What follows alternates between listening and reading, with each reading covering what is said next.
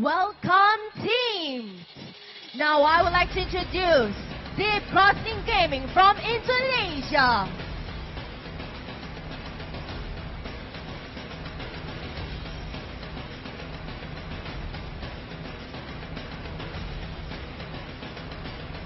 From Oceania, Ground Zero Gaming.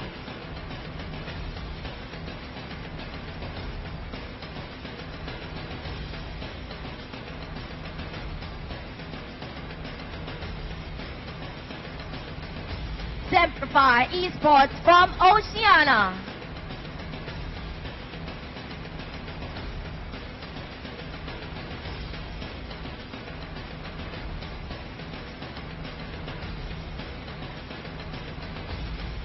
Representing Philippines, Oasis Wolfgang.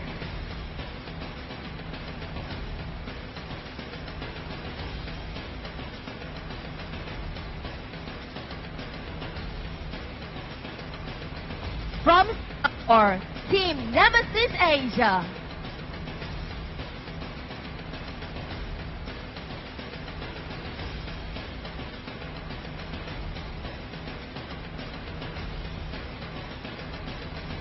Representing Thailand, made in Thailand.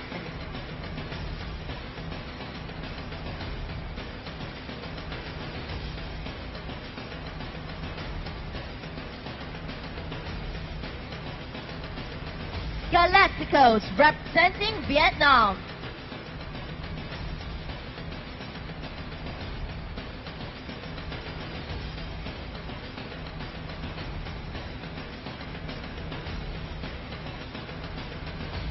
Our turn from Malaysia, Bangman Esports.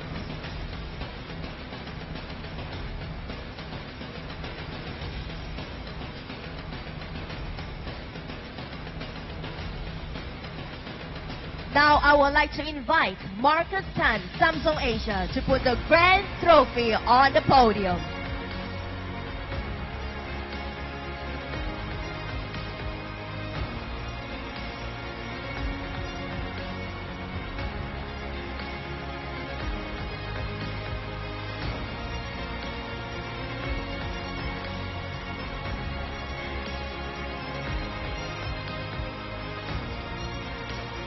Thank you, Marcus Tan, for putting the place on the podium.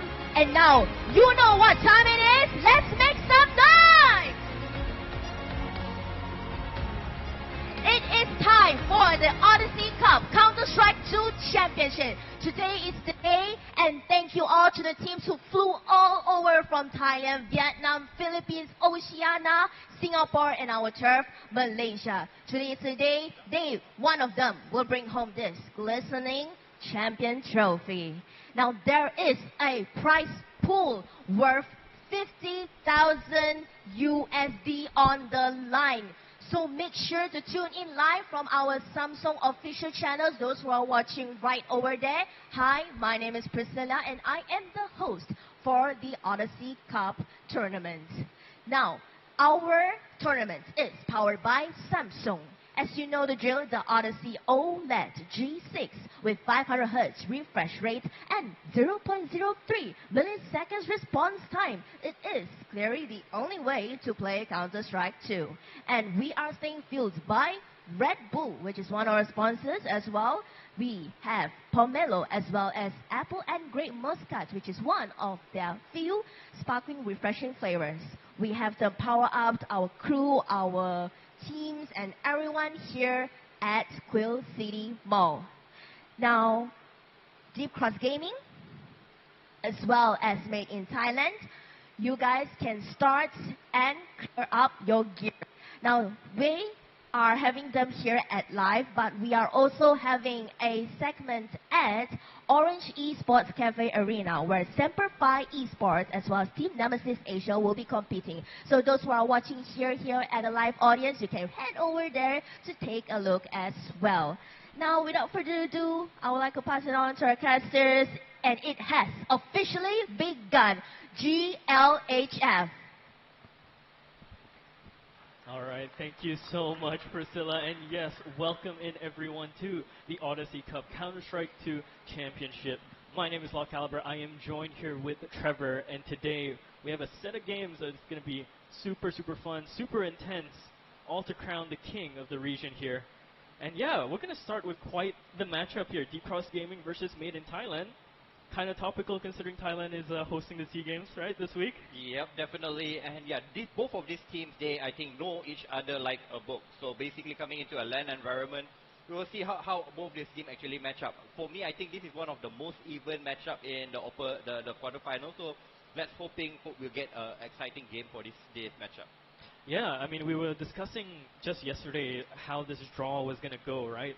What kind of teams are going to be prepped for each other? What kind of teams are going to be fighting each other? The kind of different styles that all these teams bring, right?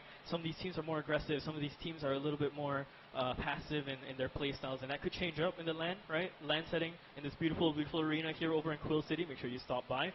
And I'm really curious to see what kind of process they have for the prep, you know, or any sort of prep that they had, because they didn't really have too much time to prep for yesterday. Yeah, maybe indeed. So this is the prize pool that all the players here are playing for. The prize pool max for the champion is $20,000 US. Meanwhile, the first runner bring home $15,000 US. The second runner bring home $8,000. The third runners up $5,000, and even the grand finals MVP walk home with $2,000 US for himself. Crazy, crazy stuff. That's so much money for all of them.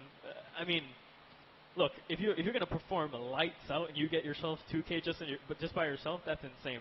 But yeah, these are your finalists here. All the teams. If you are now just tuning in: Oasis, Wolfgang, Simplify Esports, Ground Zero, Deep Cross, Bayman, Galacticos, Made in Thailand, Team Nemesis, Asia. 8 different representatives, all hungry to fight for that prize pool, for the title, and to be crowned king here in the Odyssey Cup. Yep, first stage done. I mean, winning their national and their regional qualifiers, but here they're battling out with the top dogs. They are battling out with champions of different continents and countries. So we'll see whether they can bring their A game and try to snatch the grand prize.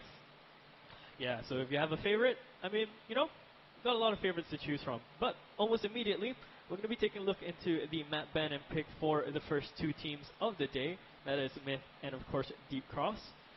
Ancient Nuke. Yep, so on the first phase, I think MITH, they actually ban out Inferno and then pick Ancient to start on.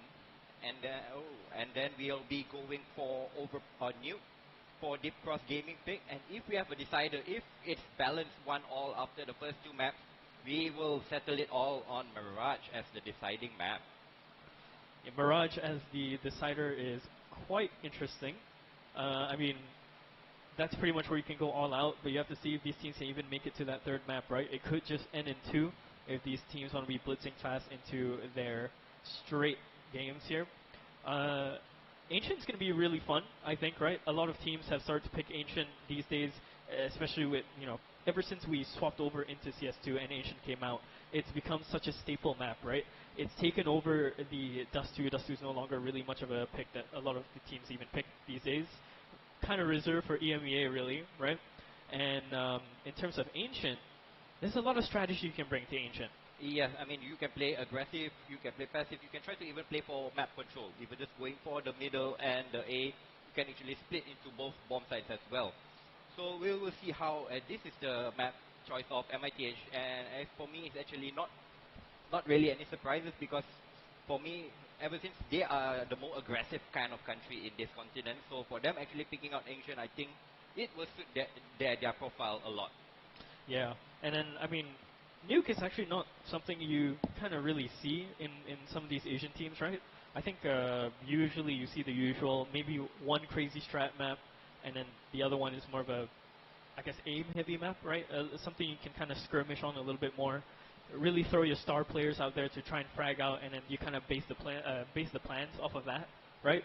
So having Nuke in here as well, I think it's really interesting, because usually Nuke, when it comes to the dynamic of Nuke, right? From what we've seen different teams pick up the CT side on Nuke. It's super, super impressive to see their defense, but then they can collapse on the T side, right? At the same time, if the T side is very, very strong, you can almost cripple the entirety of the CT side's plans, and they're going to have to just constantly save and save and save. And now, ever since we've been put into that MR12, it's so much more dire that you keep your economy alive on CT side win those 2 pistols as well if you absolutely can, and then try and really bring it home. Yep, I mean, getting the pistols and the subsequent 4 swaps will probably give you, what, 5 to 6 rounds. So there's actually a staple. That's almost like 50% of what you actually need to get to actually win the map. So having good pistol rounds, especially on a map like Nuke, that can actually guarantee you the first 5 to 6 rounds, that will be actually very beneficial, because terrorist rounds to come on full buy is really, really so hard. You know, I mean, the counter terrorists, they can just lock you out with utility after utility, and probably when the time you want to do your executes or want to hit onto the bomb site, you probably have like, what, 20 and 30 seconds left, and your play is too telegraphed, and the counter terrorists will be waiting for you to come there. So yep, you have a little bit more dynamics, especially in Nuke. I would say you throw a lot of variation towards the outer smoke, and try to make like people is going towards secret, but sometimes there's nobody at all. Sometimes the players actually go towards hell and create create an attack towards the upper bomb site. So there's a lot of dynamics instead of just taking outer and going towards secret. Yeah, so I think we'll see whether, I mean, Deep Cross Gaming can actually pull some cool terrorist rounds on the Nuke T side. Yeah, you definitely have to have a very deep playbook for Nuke. I mean, we'll have to see, right? Because we don't even know how Ancient's going to go, right? That's going to be our first mystery of the day. And should Myth really pick that up really convincingly, you know, Deep Cross are going to kind of have to sit back a bit and really think about it and rely on their map pick to push it into the decider.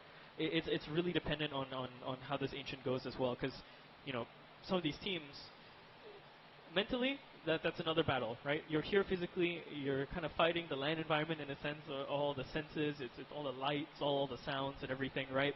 And then you kind of want to be in a proper head state as well to kind of keep yourself in the game. If you're not, you're going to be taken out. So let's say that goes extremely wrong for Deep Cross. Myth picks up their map pick, right? Mentally, you're going to be kind of maybe panicked a bit, you know, kind of checked out. You want to make sure you're kind of tightening up all the bolts and screws in the ship. You don't want it sinking. Yeah, yes, I guess so. But looking at the 2 map picks, I mean, it's Ancient and Nuke. I mean, it is not the Inferno, Mirage. So I think both of these teams having some strategy behind that picks, not just blindly picking. Maybe it's a little bit of their weakness towards the opponent side, or maybe they have extra strategies that they can actually bring out on the fly. So yes, I think both of these maps should be going the way of the pickers, and we should be ending up on Mirage. But there's one thing to take into consideration: they will both be starting on the disadvantage side.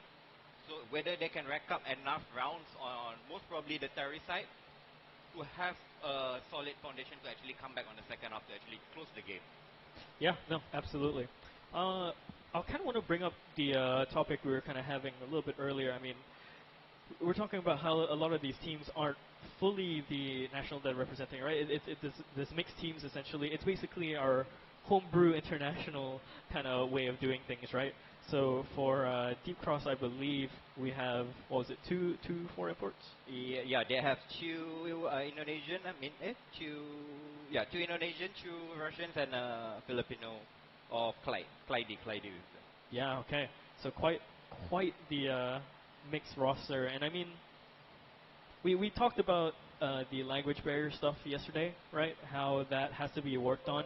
I mean, Impression in the interview that I did said that, like, with his team, you know, one of the things that they're working on and constantly scrimming about is the fact that they have to get their language barriers clean. They have to get their communications done cleanly, because if not, I mean, in the chaos of things, you can't really read out the call out. You can't say the call out. It's going to be such a huge issue. Yeah, miscommunication could actually turn out sometimes. Maybe they were, I mean, you are trying to say, but they can't actually hear you. Yeah. And then you get the instead of looking towards the right, you look towards the left, and yeah, that could cost. So this kind of things could actually lead up one to another, and hopefully they will not actually tilt the teams. So hopefully both of these teams can actually bring out their best gaming. And then basically, on looking towards both of these lineups, you have any like particular players that you can actually pick to be like the standout watchful player for either of these teams? Oh, I mean, for both of these teams, I think I kind of want to keep an eye out on Rolex on Myth, right? You've mentioned praise about him, and quite a tenured history on his side as well. For Deep Cross, I'm kind of curious just generally how the entire roster is going to work out, because they are a little bit more on the international side, right? especially with the imports coming in, I want to see if they can get their strategies done all together, really concise communication, if anything, and then see how the strategy gets put into the maps. But yeah, I think for I guess from this side, yeah, I guess I kind of want to see what Rolex has. Yeah, for me, I would feel on the deep cross side, he should be a daymake. He was like the playmaker and the reason they actually won the third map on their regional finals over there. So yeah, I'm hoping he can actually replicate that form and bring it into a regional land. And probably spark some surprises in this whole tournament as well. Go for that MVP that we actually saw earlier. There's another additional $2,000 for the MVP himself that he don't need to share with his team or coaches. He can bring it over for himself. So yeah, there's something for them to actually play out for as well. Yeah, and just just pulling up the stats on my side for Daymake himself, that's quite insane. The rating of 1.21 across the past 3 months, just 7 maps, but still, you can still maintain that kind of performance. Still, bring it over into a LAN setting. You're going to be such a killer throughout the whole thing. And I mean that's why they bring in these imports, right? Because of the just absolutely insane next level mechanics that they have that they can bring in. But even if it's not the mechanics, they're bringing in these imports because they have a lot of knowledge, right? Counter-Strike is king in the European regions as we've known for since ever, right? It's the since bread and butter for Europeans. I mean, like compared to Dota 2, it's the bread and butter for the Asians. Yeah. So yeah, it's the other way around for Counter-Strike. But if I'm not mistaken, one of the teams that is actually participating here, they do have a foreign coach, if I'm not wrong. Okay. That might change things up, yeah. We might see a bit more experience coming in from the coach, see what they can kind of input in between some of these games, and then that might change the tide of things, right? I mean, the other thing is that, these players are basically here. They might get inspired as well because while this is also happening, overseas we have the major going on for CS2, right, over in Budapest, and there's a lot of stuff that they could even pull from there, bringing here as well. It's a possibility. I've seen kind of some teams do that in different esports where there's a whole another big tournament, and all of a sudden you see a big strat come out from one side, and suddenly replicated in a home country on a home match in a smaller setting, right? Basically copy the greats. Yep. Indeed. And also want to give a small shout out to our sponsors for actually making this happen. Samsung, Red Bull, they are our two main sponsors, and we also have Logitech, Newswave, for this making happen. Look at the Logitech drinks, it's keeping us energized for the whole week. And if you're around KL, if you're around Kuala Lumpur, head down to Cool City Mall. There is beanbags, there is chairs for you to actually catch the action, and we'll be here for 3 days, maybe up to 9 o'clock p.m. So if you're around town, do head by and join us for some live action, and I think you can win some great gifts as a giveaway as well. Yeah, I was going to say, if you actually do manage to come here down into Quill, there's a chance that you might be able to go away home with something a little bit extra for yourself. I don't even know what it is yet, so I'm kind of curious to see what it's going to be. I mean, hey, if you kind of go home with a monitor, that's a win, right? Especially if you're going to come all the way out here. So, and I mean, Samsung have been going kind of crazy with their monitors, right? I kind of had this discussion with our with FaZe, which is our other caster they'll be coming in later on. You'll see him then. 500 hertz is kind of insane. It's like looking through a window. And for a game like CS, that's going to be so crazy for the riflers. The operators, I think, will feel it definitely, just staring down the angle forever. Such a smooth transition to see one guy come through. But for the riflers, the aggressive entrying, you're cleaning all these angles. You need to find these guys. OLED as well, pop out the colors, make sure you can see them. And then, we have we have like the boost settings, the NVIDIA boost settings over in CS2 now. So you can definitely see these guys not hiding in the shadows. I remember in Counter-Strike Go, that was a little bit hard to see some of the Ts or CTs sitting, especially in Mirage, and they're sitting in shadow. Yeah, so the color correction is all made much nicer, especially when they transition from Counter-Strike to Counter-Strike 2. And one more thing is, thanks to Samsung for providing us amazing monitors for making the players happy, and also, providing this for them to actually play on. Yeah, absolutely. They're going to have some good equipment for this as well because, well, I mean, LAN setting is stressful, right? You're not your home setup. You're not comfortable, you bring in some elements of your home setup, your mice, your mouse pad, maybe your keyboard. other than that, you're gonna kind of have to work with what they give you, right? Whatever screens, whatever kind of elevation. I know here, I think the tables are kind of set. Usually, you see some players are very on about their settings, especially their sitting height or anything, even the way Yeah, some of them actually bring measuring tapes and stuff to actually make the exact same placement correct. from home to land. Yeah. I've seen a few clips of Rops, I think.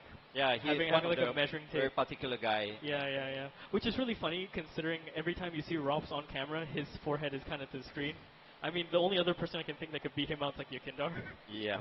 So, yeah, but you got to be very comfortable in this setting because everything around you is flashing. Everything around you is very loud, and a whole different setting, right?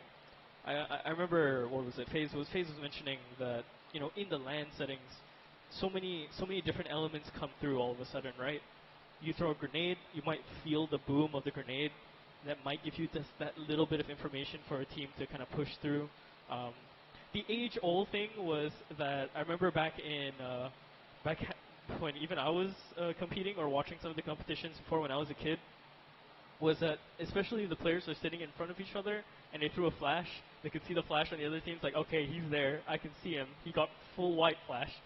Yeah, I mean that was so 2000s for the gamers. I mean that is how they actually spy on the opposing team. Yeah. So I don't know if they'll get to kind of utilize that. I know one other thing is that it's also nice to be right next to your teammates as well. I mean, just from here, I think just behind Trevor you can see some of the teams sitting there as well, and right behind me as well you can see the other team setting up.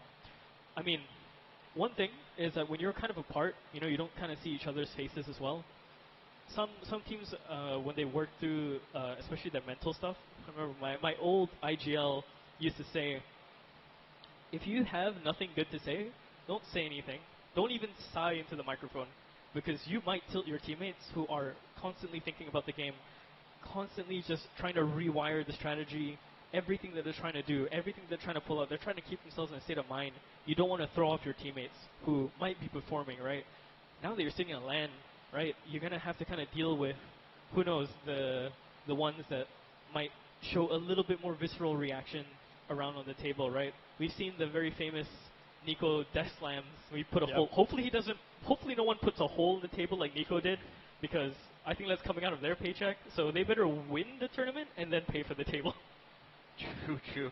Yep. So I mean, looking at the maps, looking at the players, so the stage is already set. So I mean, for me, I mean, both of these teams, they cannot really start off weak on their map pool, or they cannot really think. So for me, do you think that these players will actually like take the risk or play out of the box, or just play a little bit more safe because they do not want to make mistakes?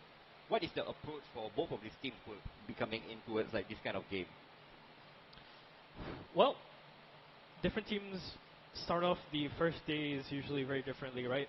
I've seen some teams kind of take it very, very easy and just like to kind of feel things out in the tournament, right? See what kind of opponents they're working with, because sometimes they might not even show their true colors until you reach deeper and deeper into the tournament. Stress starts to accumulate, the pressure starts to build, right? Because it's so much more in your grasp all of a sudden when you get closer and closer to that grand final spot. So I don't know, we might see a more lax kind of style of gameplay, but then again, you don't really want to be too relaxed, right? You really want to, you're here for a reason. You're representing your country. You've been flown out here by the orgs, and you want to be here competing at your very top form, because hey, you make it here, you're I mean, for these players, right? Even if they don't stick with some of these orgs, they're putting themselves out there. They're giving themselves the portfolio to work with some other teams across the country, right? I mean, the biggest example we can give is these imports coming in, right?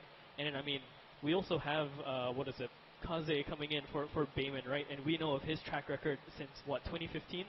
Yep. So this could probably be their ticket away to maybe America or Europe to play into a higher level of CS. Yeah. So there's a chance that they themselves can be the imports, which usually when I think for CS, if there was ever an Asian import that could come in to another foreign team, I think the last one that I could really remember was it Bentet? with that whole Genji run Yeah. and NRG, which unfortunately didn't work out too well. But he was there to bring in firepower, and for the times that he was extremely consistent, he was such a lethal weapon for that roster. Yes, indeed. I mean, unfortunately, that roster didn't really last. I mean, probably about 6 to 8 months. Yeah, but anyway, Bentet, he continued playing and he actually played this qualifier, but unfortunately, he didn't really make it because he actually lost to, yeah, Deep Cross Gaming, who is actually will be taking the server in our first match. Yeah, no. I believe you said there was a bit of a comeback situation that happened in that matchup, right? So that's kind of insane to me that they could do that. So yeah, that would have been another big team to have come in, right? Alter Ego, was it? Yeah, because I mean, yes, I mean we all know Bentet and his level, and he has actually played. They also have a couple of other players that, well, I mean, Gratification holding the AWP for them is another Aussie offer that's actually playing here. But yeah, they didn't actually make it. So yeah, the opposite side, like what I highlighted just now, Damic, he was out offing Gratification in that matchup. So we'll see whether he can pull up his weight, pull up his socks, and replicate the same form that he actually showed in his national qualifier to actually bring his team to moving into the next stage. Out-offing Gratification, I think, is it's a bit of an achievement on its own, right? Yeah, because he's kind of flashy, he's kind of good, and he's kind of proven in the international CS as correct. well. Yeah. What roster was he on? If I recall, was it the Renegades roster? Yeah, he was on the Renegades core lineup for a couple of years, I would say. A couple of years, right? Yeah. I mean, the initial Renegades roster, I remember watching as I was growing up when they made it through into the first Cologne, right? Sorry, the second Cologne, 2015 Cologne. It was such a thing to watch, all of them, right? Because we saw so many of the Aussie players start to make themselves known, right?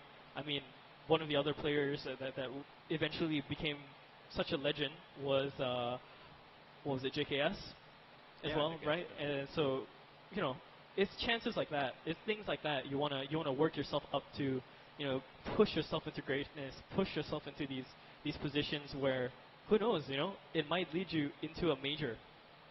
You might be traveling the world. Some of these players might have been in Budapest right now. Yep, that's definitely the end goal for all these CS players. I mean, getting the sticker with your name on it, I mean, that will be engraved for the rest of your life, basically. Really? Yeah. And then, all right.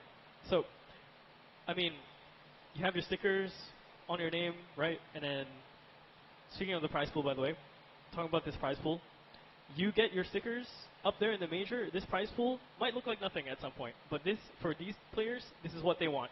Yep, this is not as good as a sticker, but it is almost as cool as a sticker. The champion walk away with USD 20,000, then second runners up $8,000 US, third runners up 5,000, and the grand finals MVP will take home $2,000 US for himself.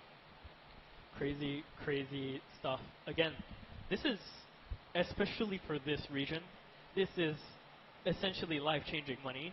Right? Yep, I mean, this is a couple of months' salary, basically, if they were to get the champion for some of these teams. Yeah. I mean, just to talk about it, right? It's converting it over.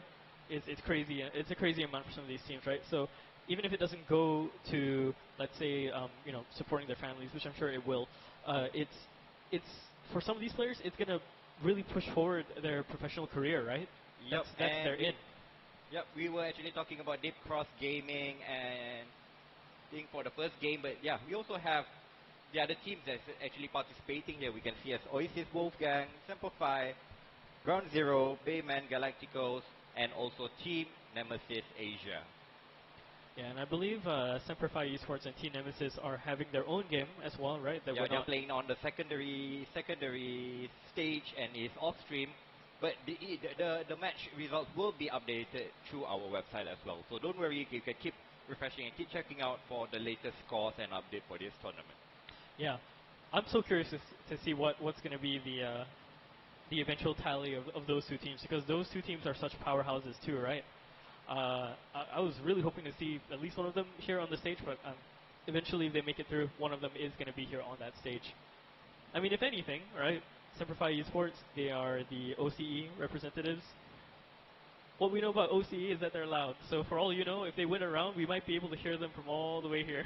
Yep, definitely. And I mean, based on the HLTV rankings, which we don't really have much data because they don't really cover much of Asia and Oceanic CS, I mean, Semper Fi is the highest rated team among all of this.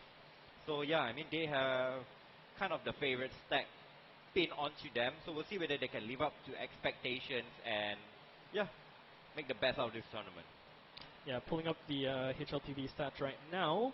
Valve ranking says they are currently 105th in the world, 104 in terms of the world ranking. Still, quite the amount of performance that they've done. Their peak was sitting at 67. Yep. So as you can see, today we'll be gauging Deep Cross Gaming and Made in Thailand for the first game on stage, and the secondary game on off-site stage will be Semper Fi Esports and Team Nemesis Asia, and it will be going live at 12 p.m. And then for the second game, which will be starting at 3:15 on stage, will be Galacticos and Ground Zero Gaming, the second representative from Oceania. Meanwhile, the side stage, it will be Bayman Esports and Oasis Wolfgang. And then to close out the day, we'll close out lower bracket round 1 with 1 game on stage and 1 game off stage. So the losers of the opening games will actually face off to see whether they can stay alive in this tournament for another day, or they will be knocked out in 7 and 8 place by today itself. So cruel tournament bracket we have, but that's the way it is. If you want to win, you got to win your matches. That is competition at its finest. It is the thrill of the rush, the thrill of winning, all the achievements that you have to chase, all the glory, but at the same time, the heartbreak is twice as hurtful when it comes to these kind of circumstances. So hopefully any of these teams, once they go through, you know, they'll be playing for their lives here as well. So just to look back over at what the Matt Bannon picks are for these two teams that are about to play. Made in Thailand is going to be picking up Ancient, and then for Deep Cross Gaming, they're going to be picking up Nuke. The decider is going to be Mirage. We already kind of talked about Nuke, kind of talked about Ancient. Mirage really hasn't changed too much in terms of dynamics over the years. It's been pretty much the same thing over and over again. That's the gentleman handshake map for, all CS players. Right. Mirage has not been removed from the active map pool for, I think, more than 10 years, since basically CSGO and CS2. He has not been replaced yet. So yeah, whoever plays CS definitely knows their way around Mirage. So yeah.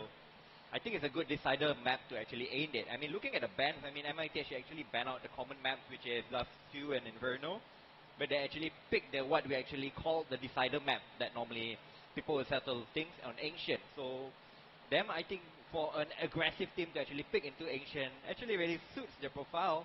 On the side of Deep Cross Gaming, yeah, you're playing on a large map of DNU where you need a lot of smokes and a lot of variation. It's not towards more firepower, it's more towards getting in the mind of your opponent. So yeah, I think these things could actually balance out, and then to end on the side of Mirage, that is a fireworks map. Yep, absolutely. We're gonna see what else some of these teams are gonna pick up right into the entire tournament.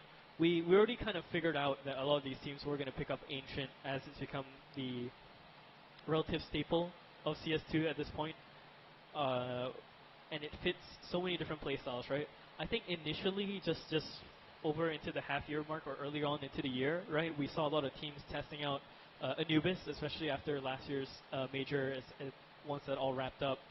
Anubis was very interesting because we started. But Anubis just got replaced out of the blue. Everyone was so confused, why did Anubis? Yeah, so that's a little shake-up that Valve did, and all the players, they kind of have to adapt. And looking at it, the Anubis change, it happened directly after the previous major. So most probably, I think next week we might get another map in the whole new map pool. Maybe Cash could come back, or maybe Cobblestone could come back. Oh, don't! If you tell me, I would love to see Cobblestone on the big stages again. I miss seeing Cobblestone. So many different maps, so many different teams fought for their lives on that map. So many different clips were hit. I recall the Cobblestone, the snacks pistol round on Cobblestone, the unfortunate whiff, I believe, from, was it Kerrigan or Yes, yes, KBP, Kerrigan, Kerrigan, yes. against Kenny when he was planting, right? It's such Against a Kenny, yes, if I'm not such mistaken, a yes. legacy map. Okay. So I'm kind of hoping Cobblestone comes in again. But actually, I kind of prefer this kind of changes that actually throw a spice into the map pools a little bit. So like, you know, like every 6 months basically, you just remove, because basically now CS we have what, like 10 or 12 competitive maps. So you just rework the map during when they are not in the active map pool, and you just slot it in.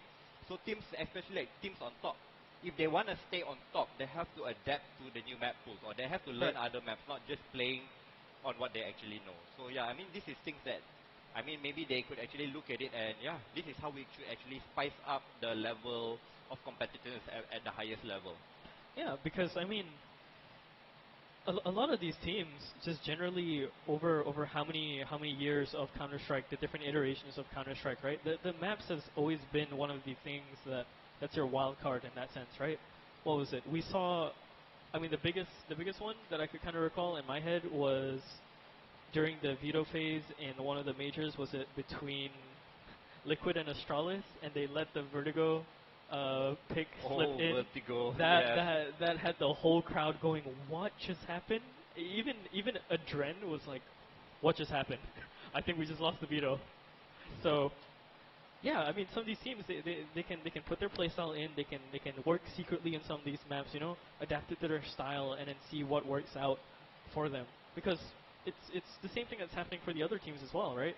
You're basically gonna clash your playstyles, you're gonna clash your heads against each other, bash horns to see who's more mechanically talented in that sense, and then which IGL is more prepped, which coach is more well read into some of the situations, right? It's a whole ball game for 12, 13 rounds into the server, not even talking about possible overtimes.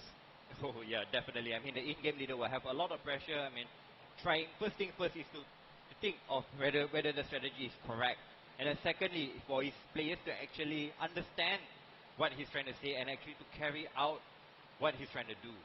So for being an in-game leader, it's not really easy as it seems. Yes, your stats will not look great, but for you to actually think, oh, my opponent has been getting these kills for easy for the past 2-3 rounds. So how do I avoid that, or how do I overcome that? So he needs to think about these kind of things that could actually play a part in for his team to change from losing the round to actually winning the round. Yeah, and I mean, these coaches, right? Some of them have quite a big hand in picking the teams, right? Because usually, when it comes to some of these teams being made, it's generally just the one IGL and the one coach. Maybe the IGL has a star player in mind, right? That they're always kind of with. They're always kind of, in a sense, mentoring all the time. And then the rest of the party is just, all right, let's see who's really good in this pickup game. Let's see who peaked the leaderboard locally in the Face It brackets. Who won this tournament? Who won that tournament? Maybe some kid from the CC, right? How many stories have we seen where they just pick up a kid from the CC that was just so insane and then make the stage forward, right? That was the story with what, Cold Zera? Yeah, I mean, yeah, he came out with the Blues, won 2 MVPs, 2 years best player, and yeah. Hit a legendary clip. Yeah. that forever scarred NA. Yeah, he even have graffiti in the game because of his play that day. Yep. So, a lot of glory, you know, possible glory for some of these players to achieve. You know, it's a very long road, and I won't play nice with it either, right? Counter-Strike is brutal. Let alone here, right? In Europe, it's already quite brutal in the sense of like you have so many roster changes, roster mania is always going on, and now ever since we have the international lineups coming in, right? A lot of these organizations don't even look into the home country unless they are, to put it really straightforward, the cheaper option, right? It's like, okay, we can't get ROPS. Let's get budget ROPS. You know, it's unfortunately kind of that scenario that we see with some of these orgs, but it's still a place for you to grow. Yeah. It's still a foundation for you to actually start. I mean, correct. I mean, ROPS didn't turn into a superstar overnight. I mean, he needed time. I mean, he went from like mouse sports to, and then mouse sports, right? It was just mouse sports for how many years? He stuck with that roster So yeah, like you could just be in one place and then eventually kind of keep growing your talent. I mean, yeah, Robs, we talk about him just because he's one of the most ideal, really cerebral, right, types of like CS players. A lot of CS players look up to, even in this region. And from that Mouse Sports organization, you start to see how, you know, a lot of the organizations here can pick up the same habits, right? All right, we pick up some of these kids, really try and push through with their talent, work with them, see how they can grow, push them into the environments, the LAN tournaments, maybe have some scrims with some teams from overseas, get them more experience, and then see where they can kind of take off from there, right? Because like, what just to think about Mouse Sports alone, right? Robs came from Mouse Sports. He's now sitting in Vitality, right next to Zaiwu, right next to Apex, going huge. They won their game yesterday against the Mongols, right? And Mongols are no joke. Yes, they're going through their roster changes right now, but Vitality, huge team. Frozen, right? Now currently Kerrigan's right-hand man after Robs left that phase core. Who else? Nico, sitting in Falcons. Very unfortunate for Falcons. I don't know what's happening there. I'm still very confused with that team sometimes, but Nico was still trying to chase. Yep, That Nico is still major. Nico. I mean, he has been the staple for The CS. crownless prince.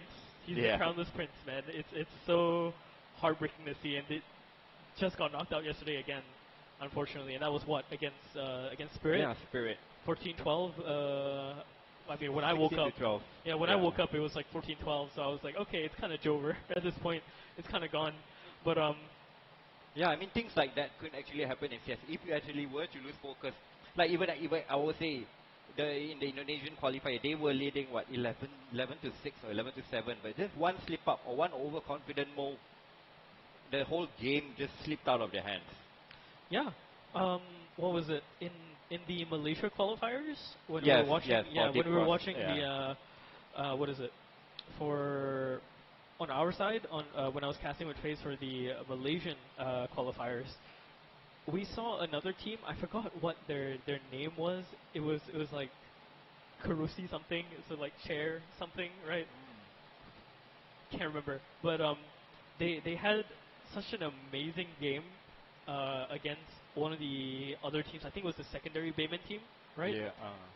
I believe on their second map, they went like triple, quadruple overtime. If what I recall, it was just so intense. It was on an ancient. It went back and forth, and initially that Bayman B team had already hit match point, and all of a sudden from like 12-4, 12-3 kind of deficit all the way up, crazy comeback. I mean, CS is such a momentum game. I mean, yes, sometimes you can look like it is 12-3, the game is over. They don't really have enough financial to actually get the best guns, but somehow, I mean, you just need like one or two changing shots, and then the whole game can actually change to your favor. The momentum comes to you, the economy comes to you, your players start feeling the shots, and yeah, it's a game of How many times have we seen these teams are on their wits' end, right? And all of a sudden, oh, it's looking so over. Economy is not favoring them. They have to go into their eco round, and then someone somewhere on the map hits 2 incredible deagle shots. Someone on the map is sitting in the corner, runs it down with a P250 or a 5.7, gets like 4 kills, and then all of a sudden, you're in overtime. And then the team that was already leading was like, okay, now we're in panic mode for a little bit. Yeah, we have our economy back in overtime, but if we had it, what just happened, right? Yeah, and over time everything just resets. I mean, we don't have to fight for economy like the earlier round. So now everyone has all the money they can actually play for. They can buy whatever they want, and yeah. So yeah, I mean, overtime definitely will change the game.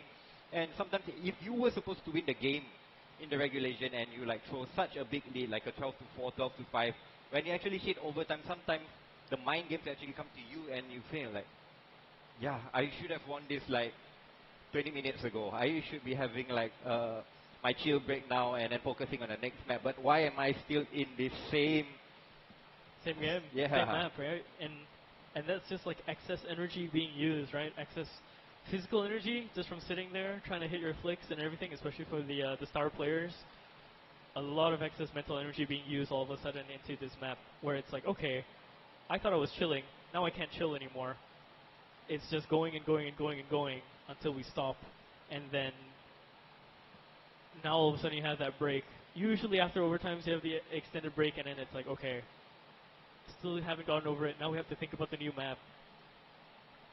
Adaptability is one of the things, one of the key components as a professional player, right? That's the one thing you kind of have to always be set for. Every single one of these players that are here that you can see behind us, you know, adaptability is one of the key traits that you need in any esports, any sport in general, to kind of overcome all those barriers.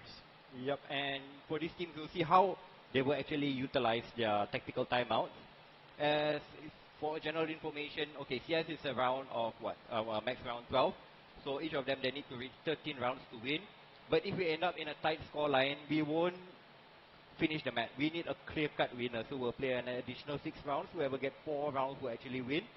And if we are tied up again, we'll go again till we get a clear-cut winner. That's why Lord said he had like 4 overtimes. And 4 overtimes could actually basically be like almost 2 maps of Counter-Strike. So it's basically 2 hours. And that's only on the first game.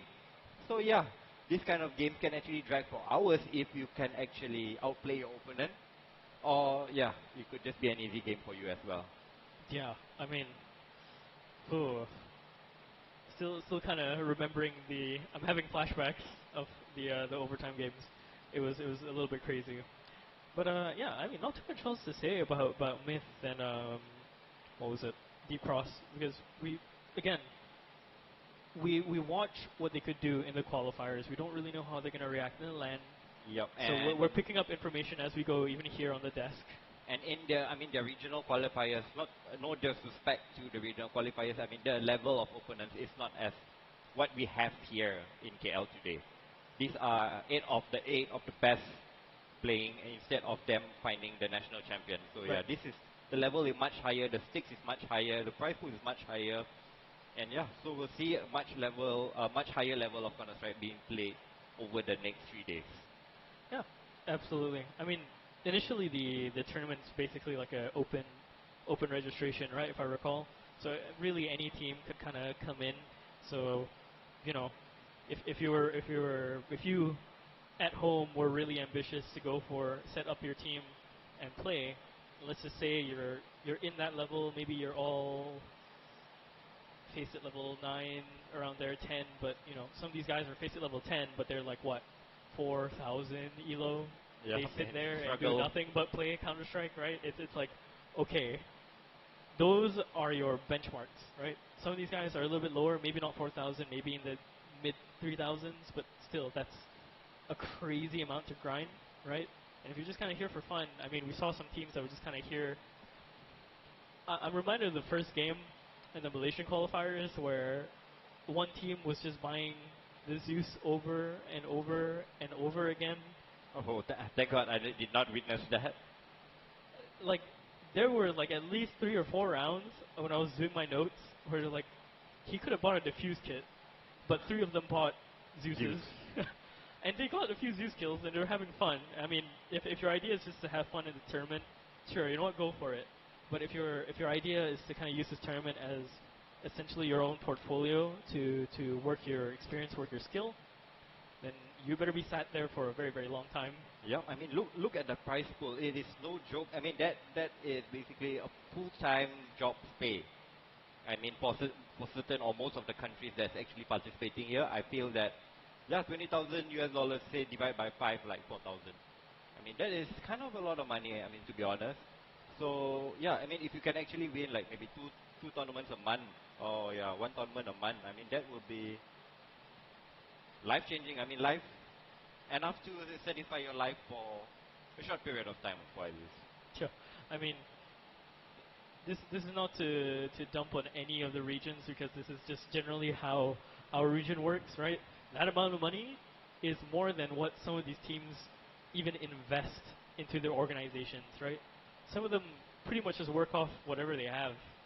Some of them are quite literally just built on dreams and hopes. Yeah, right? I mean, some of the teams here, they are basically, they don't really have sponsors. They are playing on their own passion. They are playing on their own free time, and they are grinding out whatever. And yeah, look at this. Some of the results is actually breathtaking because they actually qualified to a LAN that has a prize pool of $50,000, and they are part of it. Yeah, no, it's huge. It's absolutely big. And just because you brought that up, I want to kind of talk about the little thing with Oasis Wolfgang. So I was a little bit curious yesterday. I was walking around the Cyber Cafe side, and I ran into the Oasis boys there, the Wolfgang boys there, right? And I was curious. I was like, hey, you guys, you have Oasis in your name. Are you connected to the Oasis organization that heads a lot of the Valorant side, and also they kind of host a lot of Apex tournaments as well, right? In their downtime for the Filipino, just for the Filipino scene itself, just there, right? And they're saying, yeah, we are. We're basically kind of like on trial for them. So so if they make it through, Oasis has a CS basically team. Oasis signed them for this tournament as a Yeah, trial. I think just because it was so last minute in that sense, they couldn't really do the name changes, right? Because you kind of have to lock in your rosters in these tournaments, right? And once you've locked in your name, you've locked in your players, it's very hard to change things around. Usually impossible, especially like in the bigger tournaments. You set your roster like 2 months in advance. Like even we saw our pre-video for our interview, all the highlights was from the national qualifier itself. So it's kind of impossible for them to actually make the name change. But maybe for the following tournaments, they could be representing Oasis in the future if they actually do well or meet the certain requirements that set by their future. Yeah, employees. and I mean Oasis as an org, I've kind of seen how they work. They're very nice people as well. If I recall, what he told me was the call came in last minute. It was like, hey, do you want to represent us? And they were like, yes, absolutely. Oasis gave them shirts, some jackets already, and I believe flew them out here as well. Yep, So that is the most important. I mean, you need some kind of financial backing, especially if you're going to a foreign country. How can you just go into a foreign country? You don't know the language there. You don't know what food they eat. You don't know what do they do as a normality. So yeah, you need some kind of things to actually bring you there for them to feel comfortable. Maybe they can play their best, yes, and show the Oasis organization that they are a team to keep. Yeah. So hopefully, all the best for them, right? Because that's a huge opportunity for them to kind of push through, especially for Philippines to get another representative in such an esports where we don't really see that much of the Philippines, right? I mean, generally we don't see too much of a lot of these other countries. When it comes to CS, I think within this region we see a lot of mostly OCE, right? In the form of the old 100 Thieves team, the Renegade squad, that old Renegade squad, and then currently right now, FlyQuest.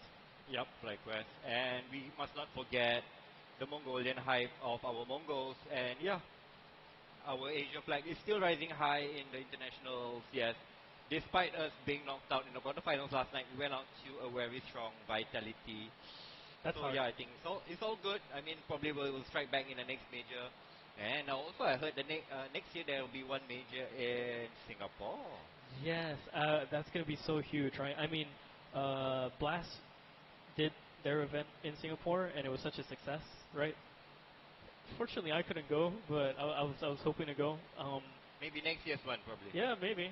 I mean, we'll finally have that train line open, right, from here to Singapore, so we can go straight there if we needed to. But yeah, major here in basically Southeast Asia grounds is going to be huge.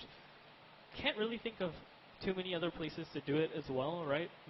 Singapore is probably a good start for them I think to probably maybe it. like Shanghai, but Shanghai we already had a major. We've had Shanghai, right? Yeah, maybe Hong Kong, but I think Singapore will be better because the language they speak there is English, so it's easy for the other, mostly the European and American countries that come there. It's easy for them to actually get along.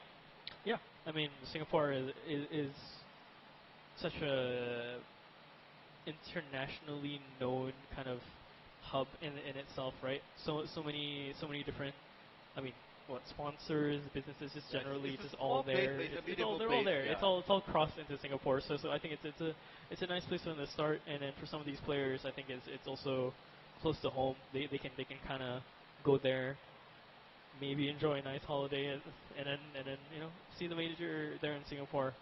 So hopefully that comes true. And yeah, we get a huge event here, right? Yep. Yeah. So we are actually still waiting for the players to actually get ready. But we already have the map, we already have the teams, we already have the players. We're just waiting for them to both to get ready, and then we can head into this best of 3. So yeah, don't worry, sit there tight, go make your hot drink, go make your cold drink, go get your snacks, because once the game starts, I think we'll be in for some good couple of hours of action, of non-stop Counter-Strike action today. Yeah.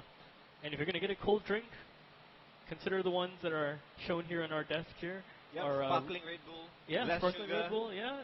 No, zero sugar, some caffeine. That's keeping me awake today, right now. Yep. I have the red one, the pomelo flavor with me, and he has the I got the apple and muscat, great flavor. So it's nice. It's cooling. It's chilling. Yep. I need it for today. For sure, it's gonna be a long day. For some of these players, it's definitely gonna be a long day. I wonder if I can move myself here, and then they could maybe see the stream. Could maybe see the. There it is. Over. Oh, this is so confusing. There we go. Under my arm here, you can see all the Red Bull cans lined up. Yep. So that's for all the spectators. And if you were to come here, yeah, the drink is all for you. Right. And this is all brought to us by our sponsor Red Bull. Thanks for making this happen. Yep.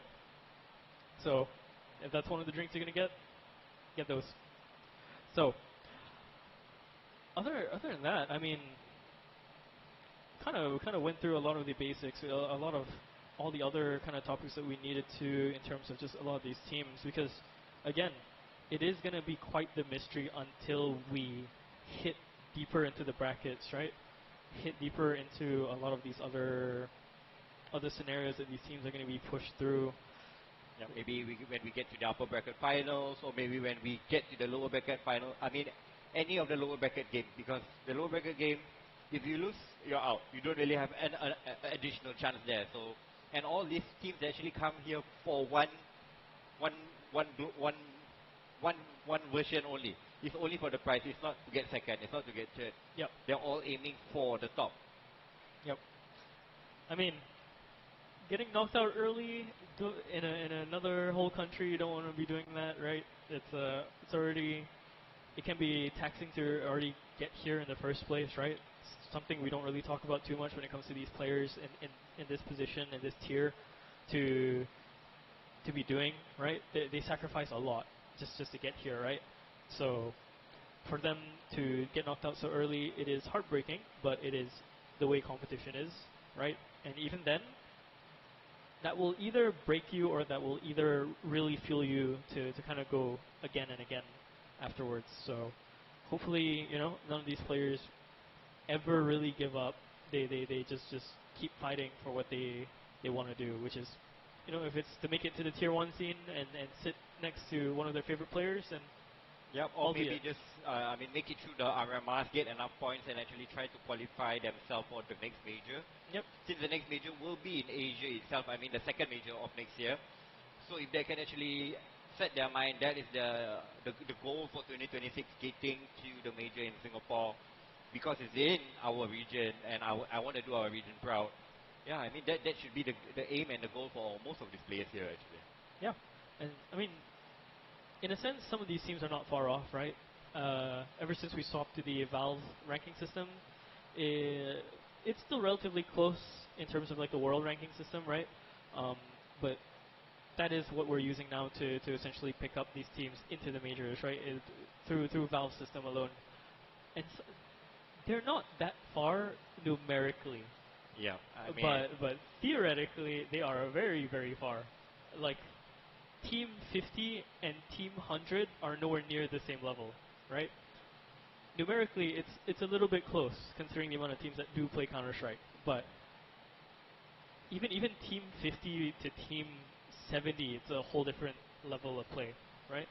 So, yeah, what's your thoughts on that? Yeah, nowadays, if you just look at the tier 2, the tier 2 is so grindy. They have maybe they play 3 tournaments a week, and sometimes their tournaments even overlap one over another. But most of these teams, they actually have to go through this phase for them to actually get enough points to go up higher in the ranking, to get direct invites to the IEMs, to the ESLs.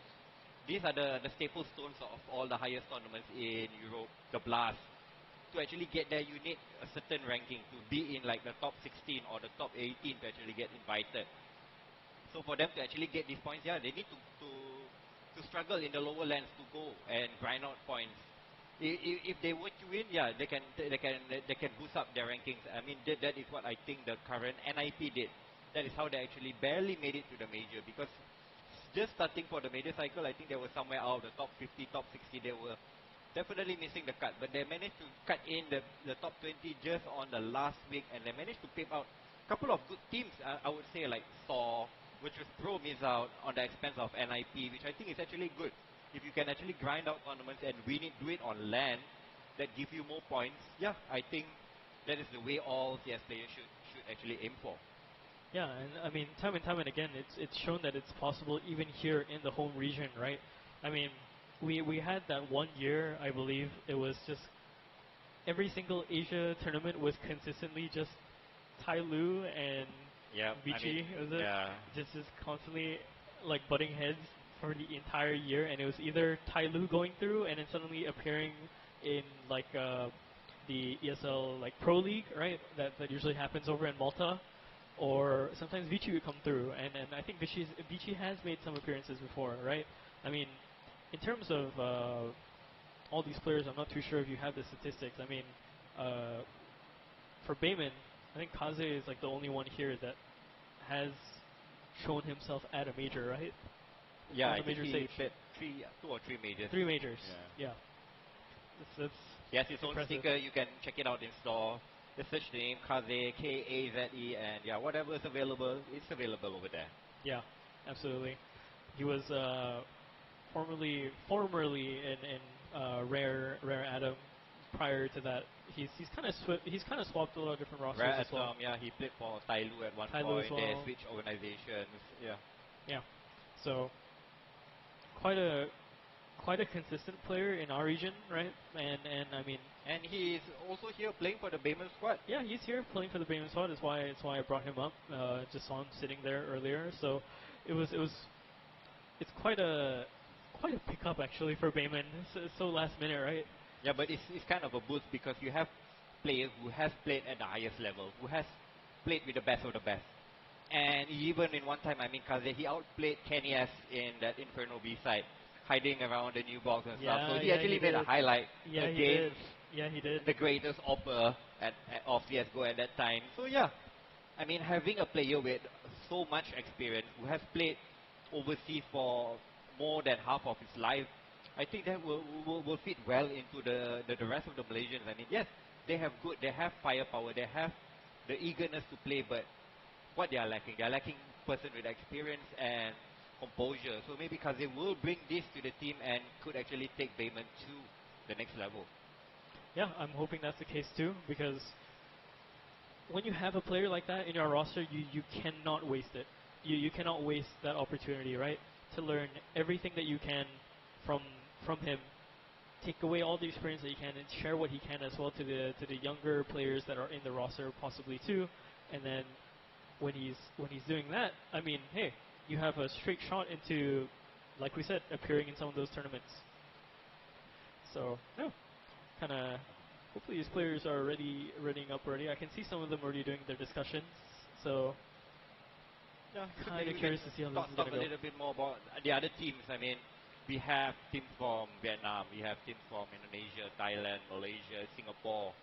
I mean, we didn't really talk about the Vietnam team, but what I know, I mean, VTM is actually the best Vietnam team. I mean, they can go head to head with this Bayman, with this Alter Ego.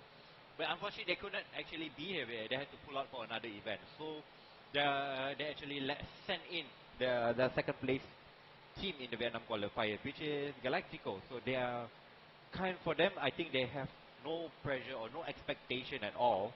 And for me, I actually look back at the matches. The matches against VTM was actually kind of close. They went to all 3 maps, and I think 2 of the maps was kind of close. So if they can actually play to that level to VTM, and VTM can actually hang in with the rest of this Bayman and stuff, so yeah, I think they can actually spring up a few upsets and maybe throw the whole bracket worldwide.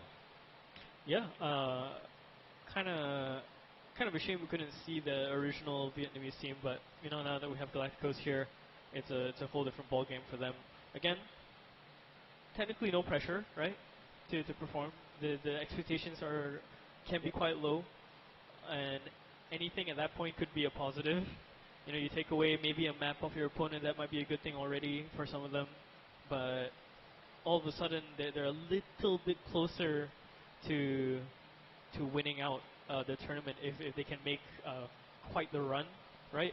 And for themselves as well, placing just that little bit higher also gets them that prize pool share too. So that's not too bad. Yep, not too bad. So basically today is day 1 of day 3 for this Odyssey Cup Samsung. I mean, all of these teams will be playing at least a game. And then we'll be having, after the first 2 games, we'll be having 2 lower bracket games. So basically, whoever that loses their opening matches, they will have to play for survival later in the evening, if I'm not mistaken, about 6:30 local time, to see whether they can actually stay on in the tournament and stay on in the lower bracket, or they will be first eliminated. And being the first eliminated in an 8-team tournament is something that you do not want, and I'm hoping all these teams would try to avoid, but unfortunately that's how the cookie crumble. We have 8 slots, and by the end of today we will be only having 6 slots for tomorrow. Yeah. So a lot to play on the line for them to actually keep themselves running and going all the way for the Samsung trophy like that we just brought out earlier this morning. Yeah. I wonder if they can see it from here, from our desk. I don't think so, because I think it's kind of dipped down. We got it there. Oh, right here. Yeah, there you go. Just the very small shape of it. Right here.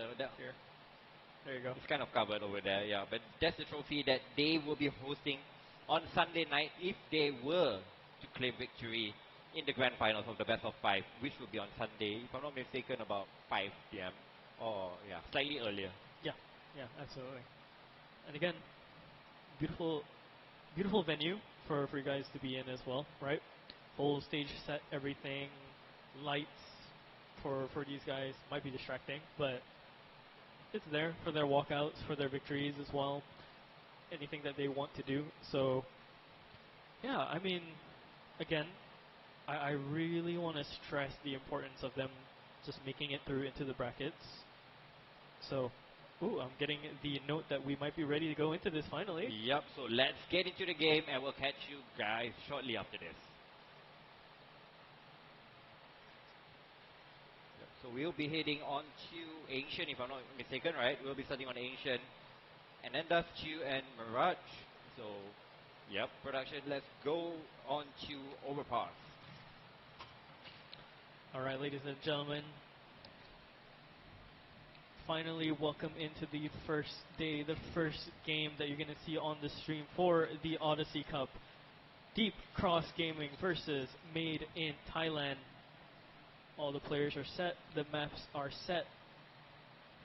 And I think you've heard us talk for way too long, but we really do have to set in the importance for these teams being here. So once these guys are fully ready, then we can get the show on the road. Yep. So for the side of Deep Cross Gaming, they are represented by Wisely, Ways of Ammo, Clyde, Randon, and Daymake. On the side of Made in Thailand, Myrals, Automoli, Z, Anony, and also Rolex. Stack roster from both sides as well. I kind of like the picture over on the side on Waste. Everyone's just kind of doing their usual headshot photo, and Waste has his arm up already ready, like with the stance to show the headshot. Yeah, I mean, kind of style of the picture itself. So Overpass MITH, this is their map ground. I mean, so we really thought it was Asian, but it's actually Overpass. So, yeah. What are your thoughts on Overpass? Again? What are your thoughts on Overpass? It's a fun map. I kind of like it a lot, but for me, I feel it's kind of sus because they actually removed the map and they didn't do much changes and then they brought it back in. So why remove the map and you're not doing anything to it? But I like the map and I do play it a lot. So yeah, hopefully I can see a good game out of both of these teams. So it looks like we have some kind of technical issue. Just hoping that our admins, our super admins, can get it sorted out before we get back into the game. Yep, looks like the round timer is live. And here we go. And look at it. Waste of Ammo. He has a flash. Full set of utilities for the side of Deep Cross. Meanwhile, on the side of Made in Thailand, just one flash, one smoke, and incendiary. And looks like they want to split this B bomb site. It's a good pickup for Rolex already, and oh, so many Ts coming in right through into the tunnel, pushing over into the site. They're not stopping, but wait, he's going to put up a defense just for the 2 before Z picks him up. So first pistol round, good for Made in Thailand. Deep Cross pretty much got blitzkrieged on. They are so ready for this. Yeah, nice setup there by Made in Thailand. I mean, sending 3 guys towards B short, 1 towards connector, and 1 towards the B long. And they just managed to crunch onto the connector guy and hit and use the numbers advantage, hit onto the B side, and then Deep Cross Gaming, despite them getting 2 kills, they'll be on a full recall and try to bring out the rifles for the next round. So we'll see. Mac 10 bought in by Rolex and Nobly to try to clear out the front clear. A flash is nicely thrown over there, but unfortunately it misses his mark. They managed to get 3 kills with the USB. Woo. And also upgrades for the counter terrorist, so it's down to Amoli and Z to try and stabilize this round back. That was such a good flash from Wisely as well. That's essentially what helped him get those 3 frags in the first place, so good stuff for him. Now all of a sudden the round's going to slow down a little bit more. See if they can kind of make the plan work here. They're going to shift around ever so slowly here. Whole squadron of CTs working together to try and bring this round back from disaster if they can. And meanwhile, Made in Thailand already passing the boundary pass into Monster. The timing should be working here. Yep, Made in Thailand, they are resetting towards B. But aside of Deep Cross Gaming, they are also resetting towards Heaven. So it will be a cat and mouse game. They're trying to clear out. They're trying to even up the numbers before making the bomb down. But they are already here. The smoke will give them some kind of cover. But unfortunately, Waze gets taken down by Z. And he's just anomaly, but he is unfortunately cannot take down. YZ will come in for the clutch. And there you go, a full eco. Won by the side of Deep Cross Gaming. And they even Scavenge and AK-47 and Khalil to bring in, to add some firepower going into round number 3. Beautiful round from the side of Deep Cross. Again, that was just Wisely and Waste doing a lot of the footwork there. And I believe Daymake as well, getting the frags as well with the USP, so good stuff as well. AK picked up, Khalil picked up as well over onto the CT side. Meanwhile, Made in Thailand gonna go for the Mac 10s and the Tech 9 rushes. Basically like a full eco, and then just one magical flash won them the round. So, yep, because getting the bomb down, they will need to force in themselves. So, a couple of Mac 10s, a couple of Tech 9s, probably a run and gun strategy here, trying to keep it fast. But look at this, they already have the boost set up as Wisely. He will go on top the height of Widow's ammo, but he gets spotted out and he'll be pushed back. The utilities and the hit will be coming in towards this B side as Deep Cross Gaming. They will be preparing counter utilities for the defense themselves. Already bodies are dropping onto the side here. The smoke wall is going to be the thing that's going to be so dangerous over onto the other side. Daymake is just there by the barrels, but peeked out a little bit too far. Waits is going to keep going through alongside with Daymake, lighting up the kill feed. And the defense is beautiful. They stop them in their tracks. Yep, Waze and Daymake holding down the B sides like champion over there, despite MITH having the utilities placed into the right position. Unfortunately, they do not have the good enough weaponry to actually take down the defending members on the B side. So it looks like a full eco will come into round number 4, and Deep Cross Gaming can actually stabilize and build some economy for themselves. Set up into the Molotov as well is quite early. I'm actually going to walk through as well, pass into the playground. They don't want to really chance any fights coming out over on the other side by Party and by the Fountain.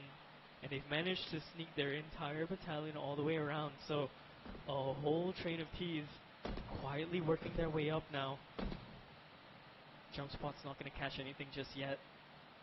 This can go so wrong if they can time this really, really well. But again, they're at such a disadvantage with just the clocks. No armor to work with. Yep, I mean, for the side of MITH, the best they could actually hope for is try to get the bomb planted. But that could be such a task, because look at, there are 2 defenders on the A side. They still have utilities, they have weaponries, and they have been spotted over here. But he's been caught out, pulling the gun.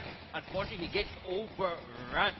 And they managed to get 2 kills, and there, The bomb should be getting planted, but they're taking too much time.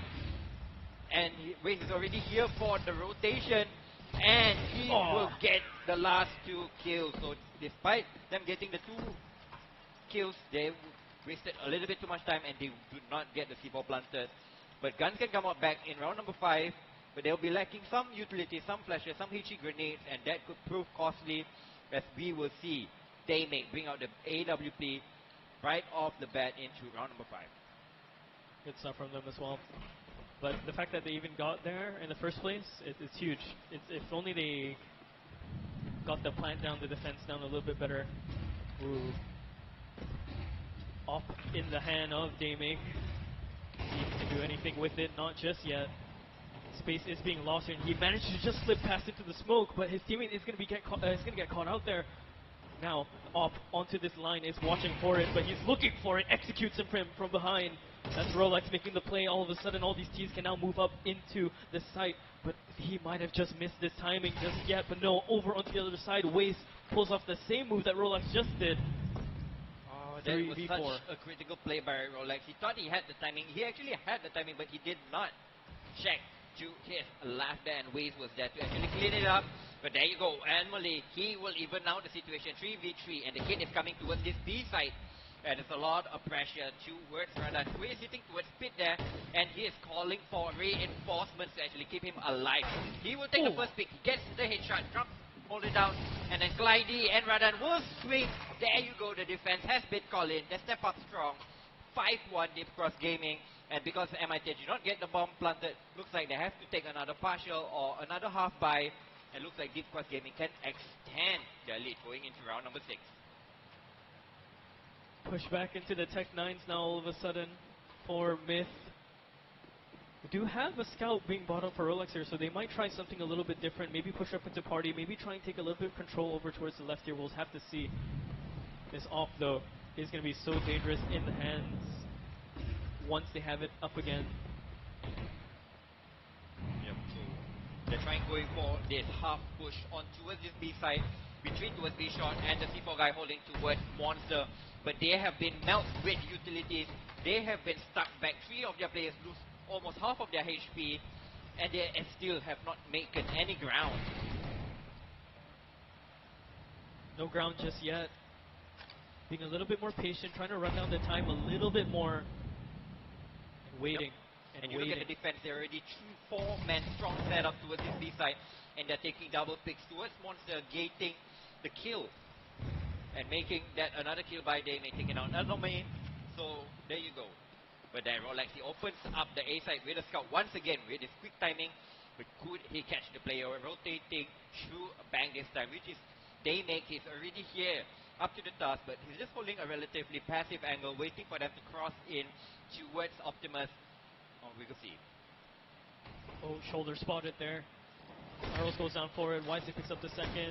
Just Rolex left to try and pick up one more, at least just one more if they can. Done damage already, so 2 of them are down and out in terms of the HP, but Daymake gonna pick up Rolex as well. 5-1.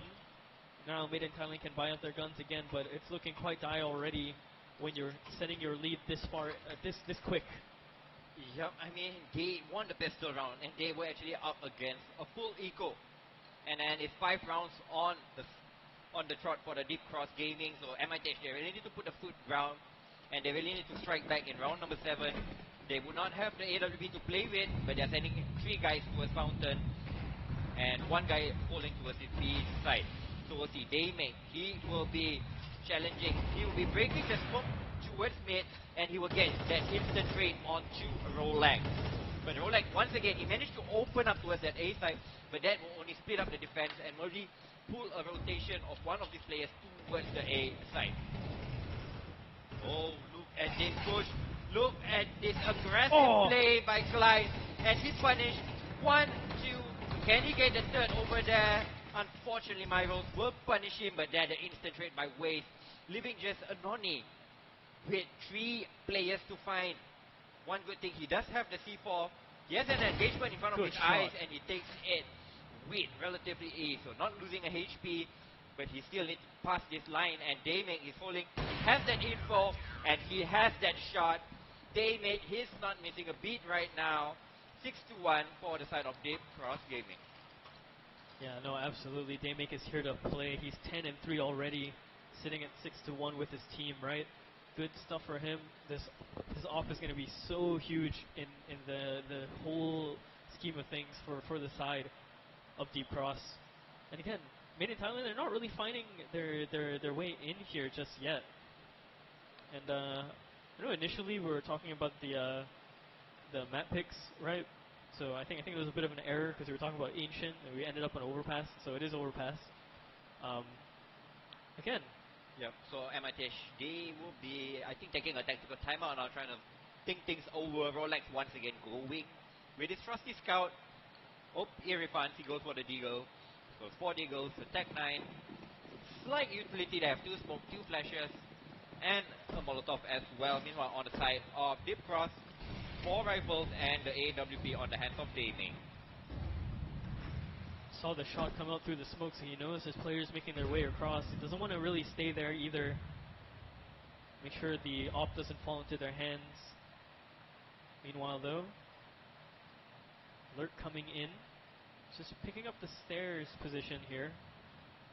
Yep. There's no contact just yet. Around, Daymake will take a slightly passive angle, but there's 2 or 3 players there will actually come to meet him here. So he could actually take a shot and fall back. Meanwhile, his teammate can actually toss in some utilities and also provide him some cover. But they're going to come in 2 towards his long and maybe 2 towards his toilet side. But they're still filtering out the map and trying to get any picks towards their side. Meanwhile, they have Z still holding towards the B side to hold for any extremity pushes by the side of Deep Cross Gaming. Trying to see what the defense is here. Ooh, shot could have rung out just nicely, but wisely finds that pickup into Amalu instead. Again, they're just going to tuck in. They don't really have to show themselves here. Have to be so careful by the bin angles, and Radon's going to pick that up alongside with Daymake, but Z makes an opener, all of a sudden just wasted into the ground by Optimus and just goes down 7-1 Deep Cross. They are making this so convincing for themselves. Yep, they're making it so light and easy for the side of Deep Cross Gaming. I mean, they know that there are no presence towards B, so they kind of have 3 players already waiting in a crossfire setup, waiting towards the A side to mow them down. And finally, MITH, Rolex will bring out the AWP. We'll see whether he can do some damage because they definitely need more than 1 round on the C side. Despite this being their map pick, being 7-1 down is not an ideal score line. Made it off the angle. Still decides to stick around. It's brave for Daymake, but he's not going to test his luck any further. Over by the side, on B side here. So far, no contact given just yet, and they've made their way across, just kind of watching over by the angles over in Monster. They're holding this deep. They don't really want to push the initiative in, so they lose so much more of their utility. They lose so much more of their defense. Now coming in, now crossing in. We'll see if this duel comes through. Z has to be so prepped for this, but his shoulders are already shown. Oh, but he goes for the crouch peek instead. Picks him up. It's going to be Clydie just over one side, but Rolex found that pick as well alongside with Myrolls. Has to win that fight, doesn't win it out. Instead, it's going to be Waste. 3-on-3 all of a sudden. Yep, finally, I mean, they had the favorable trade over there, but Myrolls could not keep that advantage. And there you go, one more time, the extremity push by Radan, pushing deep towards Con. Will get that equalizer, and Wade will provide some kind of thing, leaving just Rolex in this 1-on-3. He needs 4 players over there. There you go, 2 flicks, 1v1. He's going towards his B side. And guess who's waiting? It is Wisely. He's waiting so wisely over here, so there's still time to play with, and we'll see whether Rolex he can coach up this situation. Holding deep here, but I think he's expecting it. Rolex has to be so quick, but he looks away. Wrong timing. Could have been just that extra round that they needed for this half, but not even his heroics can pull them through just yet. Deep Cross are working so much better all together as a team right now. Made in Thailand are kind of struggling to find their drive here. Rolex really the only one kind of performing. Myrolls is picking up some steam here as well, but the rest are a little bit on the quieter side. They're still trying to figure out what their movement is here against Deep Cross. Yep, so close yet so far. This time Rolex providing 3 kills, but unfortunately just short of 1. So this time around, looks like they're gonna burst towards this B bomb side. They're sending 3 to 4 players out towards outside this monster area. Meanwhile, the basic counter utilities have been tossed down, and YZ is just gonna go in for a spam. Meanwhile, the incendiary has been tossed down. Meanwhile, on the side of MITH, they are ready. Utility has been tossed in. The signal is go, and there you go. Z, with the help of Anomaly, they will get the first drop. Oh, and they even dig Clyde, who is trying to hide towards this barrel over here. And he is raining down from heaven, and is straight back and forth, leaving just Z, and he gets taken on by waste of ammo. There you go, once again locked out of this B side. 9-1 for the side of Deep Cross Gaming. I don't know, man. It's looking so rough for this team to try and push through anything. Any sort of slow play that they do, they lose so much ground because, I mean, Deep Cross are just kind of waiting, right? Yeah. So Deep Cross is kind of playing aggressive everywhere, and they're just getting the opening kills without being traded. So you're heading into the second last round. Looks like a partial is on the way. This time it will be a fast play towards B, with the incendiary down towards B shot, and a smoke toss into itself. Well, looks again, once again, this connector position is controlled so well by the side of Deep Cross. And look at the break of smoke. Gives Clyde a free B over there. Thank you very much. 5v4. And the attack has been stopped over there. But there you go. A nice trade by Z. Not really losing too much of his health. But there you go. Once again, Daymake, he is being the difference maker of this game so far with an AWP. Managing to get his 14th frag over there. But once again, Rolex got his number, made that 2. The A side is open, but can they get the C4 in? And the side of the terrorists, they do not really have head armor, but they do have the AWP in the hands of Rolex. He has 2 stunning deagle headshots, so we'll see whether YC and Clyde, they can come in for this retake. They have all the money in the world to actually go for this last round, and there you go, a crucial miss there by Rolex. Let this retake comes on the way as YZ and Clyde, they will crumble in on this A side as Z and Anoli, they are trying to starve off this counter terrorists to hold on for dear life for their second round. Creeping in now, all of a sudden sees him around the corner, takes down Z, now left just 1-on-2. Oh, that was so close to the transfer, but it's not gonna happen. Yep. Once again, the trades are just too good and just too on point for the side of Deep Cross, gaining double digits secured on the counter terrorist side, and we still have the last round to play. 10-1. This is such a convincing scoreline for the side of Deep Cross Gaming. Good stuff for them. Again, we're starting to see now the blank pages start to fill up a little bit more, right? All these teams, we're so curious to see what kind of gameplay style they even had coming into this. Now we're starting to see the aggression. Now we're starting to see something a little bit more passive. Again, Made in Thailand are still trying to warm up here for some of these players, but Rolex, he's already warm going through. Z is going to pick up that first one onto Daymake. Spam into the wood wall, but again, no contact, no juice just yet. So finally, they have the opening pick to the name. I mean, they have 3 or 4 opening picks, but they cannot capitalize. They cannot get onto the bomb site. They cannot hold out the plant. So we'll see whether round 12 is any different for the Thailand squad over here, as they desperately need this last round to keep themselves a little bit of breathing room heading into the second half. Slow creep here into the bathrooms, making sure they can kind of retain the space. They don't really want to lose it at this man disadvantage, but the blind is so good to kind of reveal the position here, and that pool doesn't go the way of waste of ammo.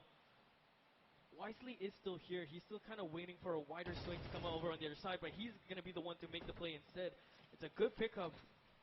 Kind of putting the numbers into their favor now, because Myrals is still just sitting at 12 HP. Coming over onto the other side is going to be Radon, and he picks up his second of the round. No, MITH, they have a 2-man advantage. It was a 5v3 at one point, and now they are down a man with this last round. But I mean, Z, he has this open position towards his B side, but he's being overlooked by Clyde, playing so passively towards ABC over here. Can he get the drop? Can he get the thing? The smoke will come in over here, and that's such a crucial shot by Z. So it is a 2v2. The counter terrorists, they have to go for it. Wisely and Radan, I mean, they have been marvelous with this retakes. Can they make one more and get up to 11? They're playing in this buddy system, but they have to deal with Z, and he runs out of bullet. He's not going in for the trade. Oh no, and there you go, Molly. Finally gets them on the board. So they close this half with a 10-2 scoreline after a 10-round streak by the Indonesian representative. And they really need a perfect City half to actually stand any chance of coming back in this game. Yeah, we might switch things up here a little bit more. They might be a little bit more defense heavy, so we'll have to see. For those at home, if you're just now tuning in, don't get too fooled by the UI just yet. They have swap sides. There we go. Yep, so this time MITH, they'll be on the defense. And we'll see whether they can put up a solid defense. So they're playing a one-man setup towards this A side. It's just Ononi, and he's playing the jumps.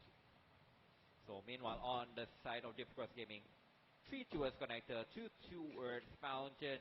So trying to pincer in towards this A side, but there are not any aggressive counter terrorists that they actually punish.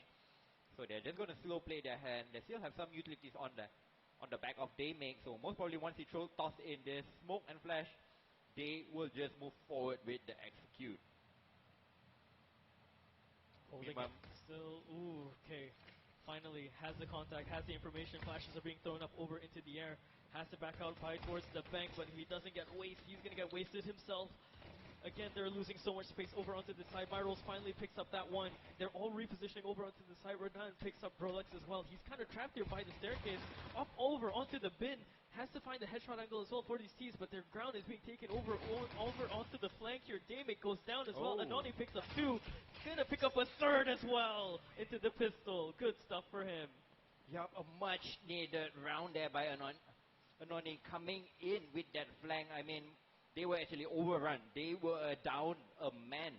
But Anoni with that crucial flank comes in with 3 crucial headshots to give MITH a chance at a comeback. So starting off on the right foot with a 3-10 scoreline, and most probably a 4th should be a freebie on the board. But remember the first half, they won the round with just 1 flash. Can Daymake's flash be magical once again? Yes, it's flashing the counter terrorists, but this time Myros and Rolex, they pull out their weapons and they take down their opponents in front of them. But Rolex, he could be under a lot of pressure if he goes down unanswered here, but he is standing strong. And he managed to finish up with a triple kill, pumps up some money because he's the oppo for the Thailand squad, and he definitely needs that extra cash in the bank to actually purchase up the big green when it matters. And there you go, straight up in the first gun round, Rolex, he brings out the green. And can he keep MITH above water and keep them in the running and deny Deep Cross Gaming an 11th round? Some semblance of some respite here for the side of main in Thailand, right? Starting to see a little bit of their gameplay shine through over onto the CT side. So T side might be their weakness here. What a shot coming up from Daymake. Rolex did not stand a chance. Saw the shoulder even. Had that duel right just for him, but it's an oppo versus oppo duel, and Daymake without an op shows what that AK can do, and wisely he will prove us one better as well. So a 5v3, Myros, Anomaly, and Anoni, they have to hold on for their life, or Deep Cross will be healing 11. They just slow down the tempo a bit, pump the brake, trying to bait out the remaining utilities to try to get the position of the remaining counter terrorists before making the execute. Whichever side they go, they will have the number advantage because they have 5 men for the setup, and they even have Clyde throwing out a lurk towards A, and that's even pulling the rotation back, front, and forth. They do not know where to go. They're so out of position, and they are just walking into an empty B side. Well played there by Deep Cross Gaming. They have just won the round basically based on utility itself. And yeah, the 3 remaining players, they're so out of position. If they were to go challenge, they're going to face so many unfavorable angles. So the best bet for them is to try to save.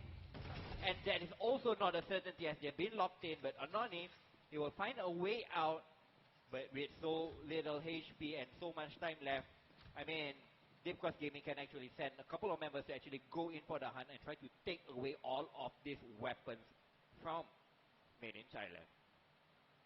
Yeah, I was a little bit worried with their crown being lost there with the flank, but Anani does get that one up, does save the AK over as well. And so the most important, they managed to scavenge the op from the body of Rolex. Yep. So that's a $5,000 investment that they don't really need, and they don't really have the cash to actually purchase it back if they did not scavenge that. So they can actually fight for another day with decent enough weapons, but can they make no mistakes? They have to play a perfect game from here right on out if they want to take their map in regulation, ladies and gentlemen. And this is the map pick of Made in Thailand. And they are just being schooled by their Indonesian counterpart over here.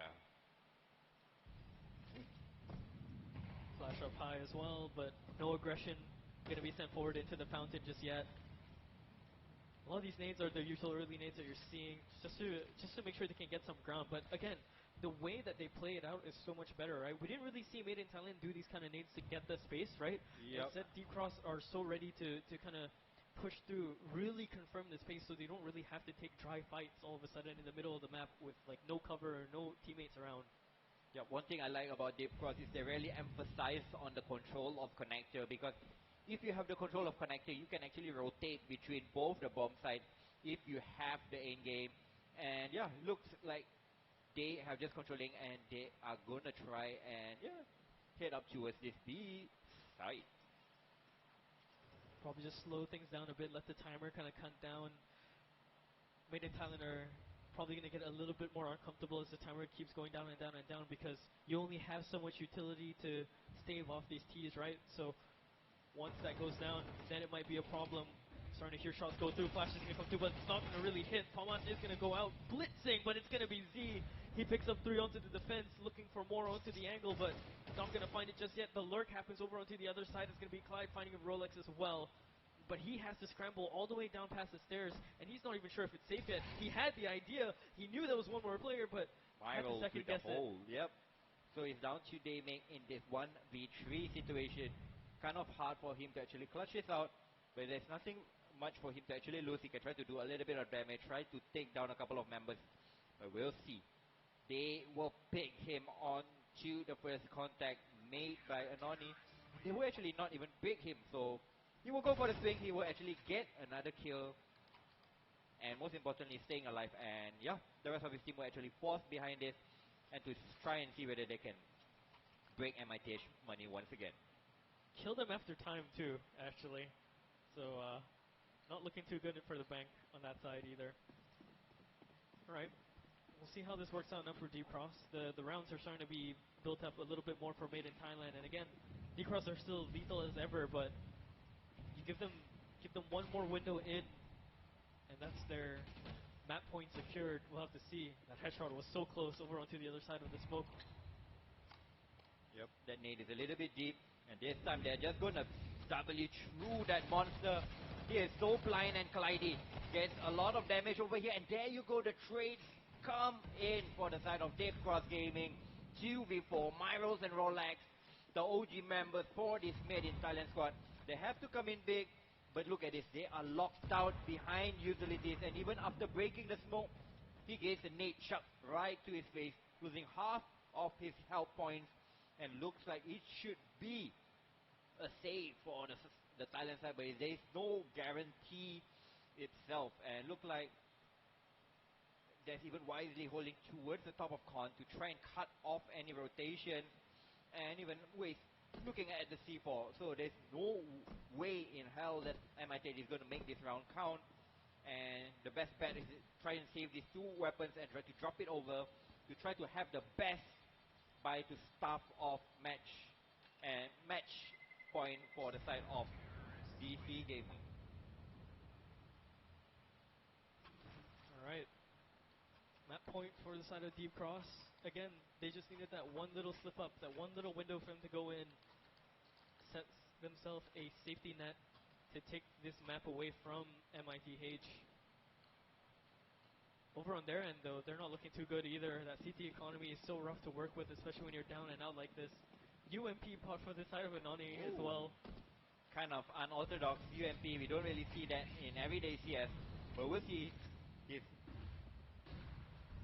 Oh, they're going aggressive. Oh, they have just crossed places. Wisely, He's not wisely, turning, he's wisely. not turning. Oh, and Anoni will come in for the trade. The UMP upgrades to an AK of 4v4. And such a crucial battle over here, but already 2k. He will get a good trade onto Radan. So a 4v3 instantly made it a 3v3 as Damien will take down Rolex. The 2A players going head to head. They're so split though. They're gonna have to try and find their way back together to try and make this work. Slow crawl up into the stairs, just try and clear angles, get rid of all the threats around the map. Yep, Damien. He could get the drop on Anoni if his crosshair is right on point, but unfortunately he could not adjust for the swing. Anoni with that good kill over there keeps the man advantage 3-1, and he even gets a spot out on 2 ways. With this incendiary, he will force him out, and he will take him down. So 1v2, Myros and Anomaly to find. But look at the position, but the 2 remaining counter-terrorists is too strong with that double pick, and Myros will take down waves. So an eco should be on the cards. Oh, the money is still there for the side of Deep Cross Gaming. They can actually force in with 3 players, but we'll see whether they go for an eco or they would just go in for a half buy as well. So they're trying to balance out the money, keeping all in the mid 2k, and even bringing some Tech 9. So I'm looking at it, this should be a fast round, and if fast rounds on B, if fast rounds on overpass, it should be ending on the B bomb side. So we'll see. The boost has been stacked up over here, and it pays dividends as Z. He will take down Wisely, and also will spot out a couple more members of the side of Deep Cross Gaming. So this comeback is definitely on the cards, and there you go, a nice double there by Anomaly, and Z keeps it in check as waste of ammo. He would do some damage towards the terrorist side, but unfortunately could not finish Anomaly. So there you go, 5 rounds the deficit. This comeback is definitely on the cards. It is not out yet, and made in Thailand, they are picking up some steam. Yeah, close but no cigar there for ways to pull off that clutch. And again, the rounds are being built up over onto the CT side for Myth. It's looking so good for them. Now with the economy to work with, all the rifles being saved up right together. Also Myro's getting that AK. We'll have to see what they can pull off now. Still the threat is going to be Deep Cross here. 2 AKs, 3 Galils to work with. Not too much utility across the board for them, but they can definitely make that work still. They have to win their duels, find their way in, and again, they are still in the advantage of sitting on map point here, so they can't slip up either. Gonna go upstairs now, gonna push up towards the toilets here, clearing every corner, making sure no one is here, but again, they're kind of giving them the space. They're a little bit too, not too scared, but they're just playing a little bit more passive. Now they're hearing the footsteps, they're gonna try and play this back into the site. Yep, once again they get connector and the front toilets control for free. Ooh. Oh, Rolex, he was on the angle, but unfortunately he just unzoomed at the worst possible moment. Meanwhile, a smoke has been dropped down, and he would not know the number or how many players of the side of Deep Cross Gaming have rotated towards the A side or the B side. Meanwhile, they're just gonna set it up for the attack. They don't really have much utility left, but decent enough utilities to make the hit a successful one on the A or the B side. But looks like B is the name of the game, and there you go. Entry is there by Radan, and he will lead the charge, but unfortunately gets taken down. A good trade over there, and he's still favoring the side of Made in Thailand over here. Ooh, jump might have been heard. They might have heard that jump. They're going to clear this ever so slowly. Nani over to the other side, swings out wide. Couldn't find a pick there. Myros picks up a headshot over onto Wisely. Left into this 1-on-2 for him to try and bring it across, but this head angle is so rough to work with. Gets the dick off, but cannot find Rolex in time past that fight. Yep, what a trade there by Rolex. If he did not hit that shot, probably DCG would have won out the round. But there you go. 6 rounds on the counter-terrorist side, and they just need another 4 more to push this into overtime. And once again, on the side of Deep Cross Gaming, the finances is not there. Despite them gating the C4 planted, there's only inject another $600 cash, and they could not really justify the full purchase behind it. So we'll see. Tech 9s, couple of smokes, couple of flashes, light armor here and there. This time they're not going for the B rush, trying to go in for some connector and mid control. We'll see whether they can get granted over here. They're in such a weird position and these flashes can actually catch them. But Rolex and Myro, they stand strong, getting 3 kills to their name, leaving just Daming and Wisely, the 2 imports for the side of Deep Cross Gaming. And they would not make any advancement, leaving just Wisely in this 1v5 situation. He has a Tech 9, he has a flash, he has a C4, but what else can he do? I mean, realistically, what he can do just for himself, maybe pick up Myros. He's low HP, right? If they have that information. But it looks like he's gonna come into the cross here. Should be his shoulder spotted. Only a dink off as well. Wisely goes down. 9-12. This is looking so doable all of a sudden for Made in Thailand. From such dire straits over onto their T side, their CT side looking so much better. Yep, so much better indeed. So there's 3 more rounds for them to tying up the game, pushing us into overtime. So if you're relatively new, if the scores end up 12-12, we'll go for another a maximum of 6 rounds in overtime, 3 rounds each, and see whether each team can find 4 rounds to actually get the victory. So this time again, Rolex is going for this aggressive, has been flashed off the angle, but we'll see. The terrorist coming in to clear this space. As Clyde, he will lead the charge, but he will face onto the waiting arms of Rolex Sniper. But a good flash over there, but unfortunately he could not connect his shot. But that's info for the side of MITH and how aggressive does Rolex want to stay. He stays, he got the second bite on the cherry, but unfortunately would not connect. But Myros with a quick spam onto the smoke will get down Daming, and that's one of the heavy hitters for the side of Deep Cross Gaming. And that's such an issue for round number 22, as they have to play on the back foot once again. Despite having advanced toilet control, they do not have any ground. Oh, long range fight, and the floor is so hard to control, but Myros, he's just going for it. 4 already for him. He could search for the ace if he wanted to. Myros is rolling, his team rolling them on towards that A side, getting 4 kills, pushing his racks up to 18-14. I mean, just trailing Daymaker on the side of Deep Cross Gaming, and this looks like, ladies and gentlemen, we might be heading to the all 24 rounds, and it should be a 12-10 scoreline, and Eco should come in the next round, and then yada yada yada, and we should heading to round number 24. It was 10-2 at one point. I thought this game was done and dusted for the side of Made in Thailand, but ladies and gentlemen, this is why they are here. This is why they brought it back, and this is why Myros is in this lineup for the Made in Thailand squad. Yeah, can't discount the side swap, right? Some teams are just so much better on their CT side. Some teams are better on their T sides. In the form of Deep Cross, you know, they were doing well over on their CT side. Clean 10-2, like you said. And all of a sudden, Made in Thailand are taking that seat away from them. Still sitting onto this map point is Deep Cross. They do have a little bit of economy to kind of work with if they wanted to kind of buy up for this. But again, at this point, you might as well just play for that final round, I mean, and then just take it away from them. Wisely would not have any money, but he has that AK. So yeah, just get a couple of Tech 9s. If that AK were to go down, they can actually shuffle that AK onto another player. The main objective for maybe this the cross gaming is try to get the C4 down. Maybe they can get the AWP on the hands of Daymake, and that could be the difference maker in them actually winning the game, or this game getting extended into overtime. Because Daymake, he's been such a difference maker with the AWP in the first half. So we'll see whether he can continue, and if given that weapon in the final round, whether he can make that difference. But looks like he's going to invest a little bit more getting into utility, so that might not be an option if he does not get kills or he does not get the C4 planted. But looks like the round timer should be cancelled off, and we should be getting back into round number 23. Second last round of regulation. Made in Thailand, it was looking dire straits for them, but they have clawed their way back, and they're just 2 rounds away from equalizing the score line.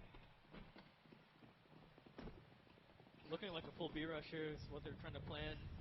Nades are going out, the setup is there as well. Early nades over on this side of CT to maybe try and just stop the push. But again, I think they want to go full gas on this one.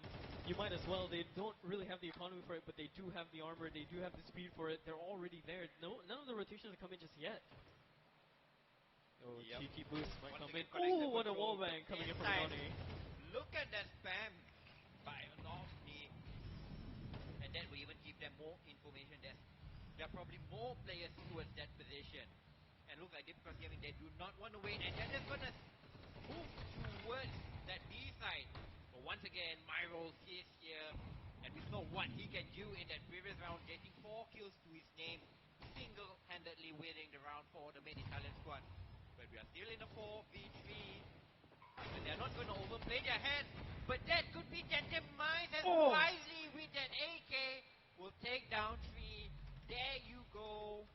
13 to 10 for the side of Deep Cross Gaming. What a round. And yeah, he was supposed to be the hero of that round, right? Everyone else had Tech 9s. He was the only one with the AK. Made it work towards the end. Crazy stuff from Wisely as well. That's what you want from your imports. Yeah, I mean, right? he really stepped up in that final round. It was heading towards overtime. It was a clear-cut overtime. They were basically, I mean, he had that AK because he saved in the previous round and all of his teammates fall. But in that round 23 where he actually took it over the line, he just played CS to the most basic. I mean, he heard the info, oh, the player was in barrels, the player was in. And he knows he has the better weapon in his team. He has to go for the trade. He managed to get the trade, managed to get the bomb down, and there you go. They finally managed to get it over the line. It was supposed to be a walk in the park for them, but my God, they sweated to the very end. Yeah, I mean, we've got to give it to MITH as well for attempting that comeback too, right? It was kind of worrying. I was in the same boat. I was like, okay, it might be over for them. 10-2 is not looking too good. They can't really pick up any rounds in their T side. Any sort of their mid strats or anything, it just was not working out. They essentially just won the start and the end of it. They won their pistol round and then they won the final round, and that's it. Yeah, I mean, but they showed that they actually could play the series. But unfortunately, even in that first half, a lot of rounds actually came down to the 2v2s, the 1v1. So the clutch really not really going into their favor. But I mean, for them, they should actually need to pick up because they will be heading into the lower bracket if they were to drop the next match. So these couple of highlights for you all to just sit back and relax. I mean, to see that how this game unfolded just now. Yeah, that flank round was also so huge for Rolex, right? But unfortunately, what he did, it essentially just got karma towards the later point, right? Someone else was just over on another angle, shot him, completely stopped any advances as well. So again, they have some ideas to kind of play the game slow and kind of play it very thorough, but Deep Cross are so much more aggressive, and not only that, from what I can see, Deep Cross are just a little bit more well put together when they were on this side, right? Their T side struggled a little bit. Maybe just both teams, their T side is not too much of their strengths. So more CT side for them.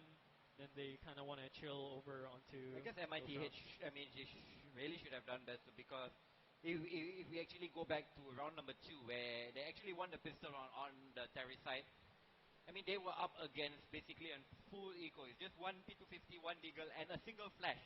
Yep. But that flash that, if I'm not mistaken, they may throw towards that party fountain area really caught 3 of the terrorists fly. I mean, in a blinded position. I mean, where is the player that is supposed to be playing anti-flash in that position? I mean, so that is a mistake that they could not repeat if they actually want to go far in this tournament. I mean, looking at it, they had all the fundamentals. They had all the strength. They had Rolex hitting shots. They had Myros hitting shots. They had everything to bring it back. But because of these silly mistakes, I mean, it fell a little bit short. So for me, I mean, not the best players will win. It's just who can minimize their mistakes and doing the less mistakes in this high level of CS. Yeah, and I mean, again, I talked about the adaptability being a factor as well, right? That round, when they got flash, 3 of them got knocked out. The next time you saw them do a save, you saw all of them go into the playground instead. Yeah. Did not want to take fountain control whatsoever. And over on the side of the CTs, they were like, okay, we did our flash.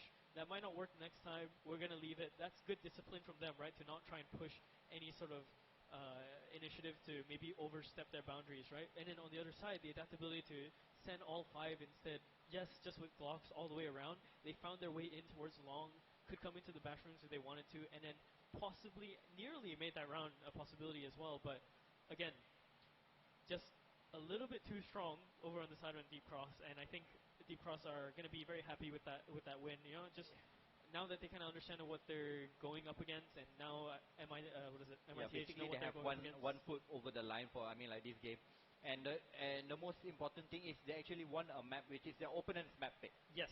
So now they can actually head into their map pick. I mean, they can be a little bit more risky. They can take a little bit more chances. They can try a little bit something more unorthodox to catch their opponents off guard, because they have that to their nameplate. I mean, they have that to their advantage. And we saw, I mean, he's been a playmaker for the side of Deep Cross Gaming. I mean, he was controlling the fountains area by himself. I mean, he was just holding one angle and then he's spotting and then he was just falling back. Yeah, I mean, it's great stuff from them as well. Some discipline is being shown as well for them. Good stuff as well. So, yeah, not too much in terms of what else we can really say about that one, because again, both teams just kind of had to adapt to each other. We were also kind of just finding out what they wanted to do.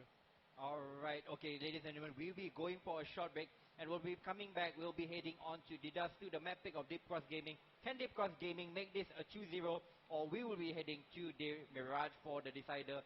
We don't know. So we'll catch you after the break to find out more, ladies and gentlemen.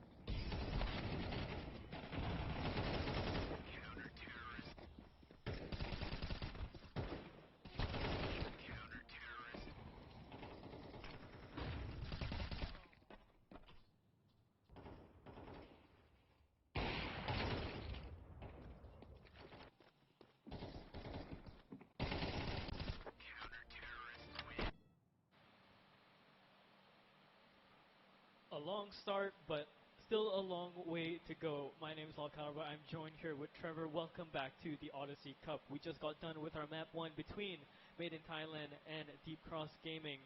Deep Cross Gaming taking it away with that first map as well. But, you know, MITH kind of made it look competitive towards the end there. I mean, he was definitely competitive. I mean, at the end of the first half, I was thinking, I mean, this should be like, it should be a fast game. We should be going to the next map. But once from the pistol round, they start pulling it back round after round. It was, what, 12 to 10. And they were actually up against a half buy. It was a partial, one AK save by Daymake, but unfortunately that was the difference maker in round number 23, where they actually managed to make a B execute, turn it into a round victory, and that actually brought them over the line. Yeah, good stuff over onto their eco rounds. Honestly, at this level of play, right, those are the most dangerous rounds. Sure, at home you can sit in your rank, it's like, guys, we got it, we'll just rush it with the SMGs, it's fine. Here, one of these players sitting with a P250 in one corner can take out 3 easily, right? Yep. And we saw that happen. Granted, not with a P250, with a USP, with a very well-timed flash. Yep, in round number 2, if I'm not mistaken, Daymake, he threw that flash from fountain, caught 3 players from the side of Made in Thailand, completely blinded. So there's 3 upgrades, 3 weapons, and they managed to convert that round into a 10-round streak. So that was the difference maker for me directly in map number 1. I mean, it was more of a 50-50 game, but unfortunately that 10-round streak, MITH could not do anything to counter it, only towards the final round, and that just proved a little bit lacking, and that proved the define of the map 1. So now heading on to map number 2, which I assume it will be Dust 2, the map pick of the side of Deep Cross Gaming. So MITH, they will be choosing the side. So normally they will be starting on the counter-terrorist side for Dust 2. So for me, I would say they would need maybe about 5 to 6 rounds to try to make it competitive, do not give themselves 2 rounds again to make a comeback in the second half. At least 5 rounds, I said. So ladies and gentlemen, looks like Dust 2 is loaded, will be heading onto the counter-terrorist side. And there you go, at Made in Thailand, they choose to stay on the defense. So Myros with the flash, and I presume it is Fuse Kit. Meanwhile, armor across the board on the side of Deep Cross Gaming. Waste of ammo with a smoke grenade and 1 flash dropped onto the hands of the flasher himself, Mr. Daymake, once again. And Oni has the dualies as well, alongside with the armor, so we've seen this dualie meta really spike up with CS2, and you can see why. You have so many bullets, and you have such the mobility to get away with it as well. He's not done yet. He doesn't even need to reload just yet. All these T's are around the corner. If there's one good time flash, or if his teammate is there to help him, he can get all of them. Oh, but it's going to be Waste and Daymake instead, opening the way up. They pick up that player in front. They pick up the second player over towards Car. Smoke is going to be there to cover their cross as well. And this should set themselves up for success here. Rolex is going to pick up 1, coming in from behind as well. Does he get this headshot? It's such a far distance, but with the USP it's possible. Wide swing coming out from Daymake. And all of a sudden, looking so dire into this 1-on-2.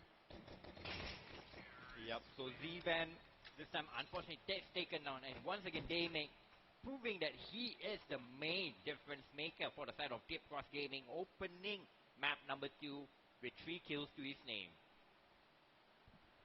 Okay. Immediately, we're going to see rifles brought up, so they're not going to go for the usual MAC-10 rush strat and everything. Yeah, even Daymake as well. So 2 AKs, 3 Galils. This is a powerhouse up around, and all the CTs are coming in towards mid. They should be spotted as well. Nades coming in. Verdun gets that first one. Should just be a cleanup. Should just be a blender towards mid. They want to get the round over with, and it's all done. Yep, and that's the shooting range over there. Verdun statting up his stats there with 3 kills, and that AK also been retrieved, so no love lost for the side of Deep Cross Gaming. Meanwhile, on the side of MITH, they can bring out the rifles once again, 4 M4A1s to be exact, and the AWP glass cannon, which is without any armor or Kevlar on the hands of Rolex. He's such a capable AWPer, as we have seen in the previous map of Overpass, getting kills with a scout and the big green himself, so we'll see whether he can do it early in Dust 2. A bit more patience this time, swapping things up instead. This is usually the way we see Dust 2 kind of play out, right? You see those blitzing fast pistol rounds, and almost immediately everything slows down. It's all about mid-rounding, right? Trying to call out the fake, maybe try and send one of your star players out for a duel, see what kind of results you can get. But at this point, everyone's kind of loaded up with all that they need, right? Op's already in play from Rolex, and we saw how much of an impact he can bring in with the big green. Yep, indeed. So basic protocols done by Deep Cross Gaming. They have the control of shot, even have City Spawn smoke. So keeping the counter terrorists guessing as they're going in for the exact towards this A side. Myros is burning, Rolex is missing his shots over there, but there you go. He connects with you, keep it into a 5v3, still alive with 4 HP. Zavan with a good trade there towards City Spawn. 2v4. Bomb has been planted and MITH, they are coming in. 2 from long, 2 from City Spawn, and it is just wisely as he can only take down 1. So good for the side of MITH, keeping majority alive, keeping the op, and most probably bringing 2 AKs into round number 4.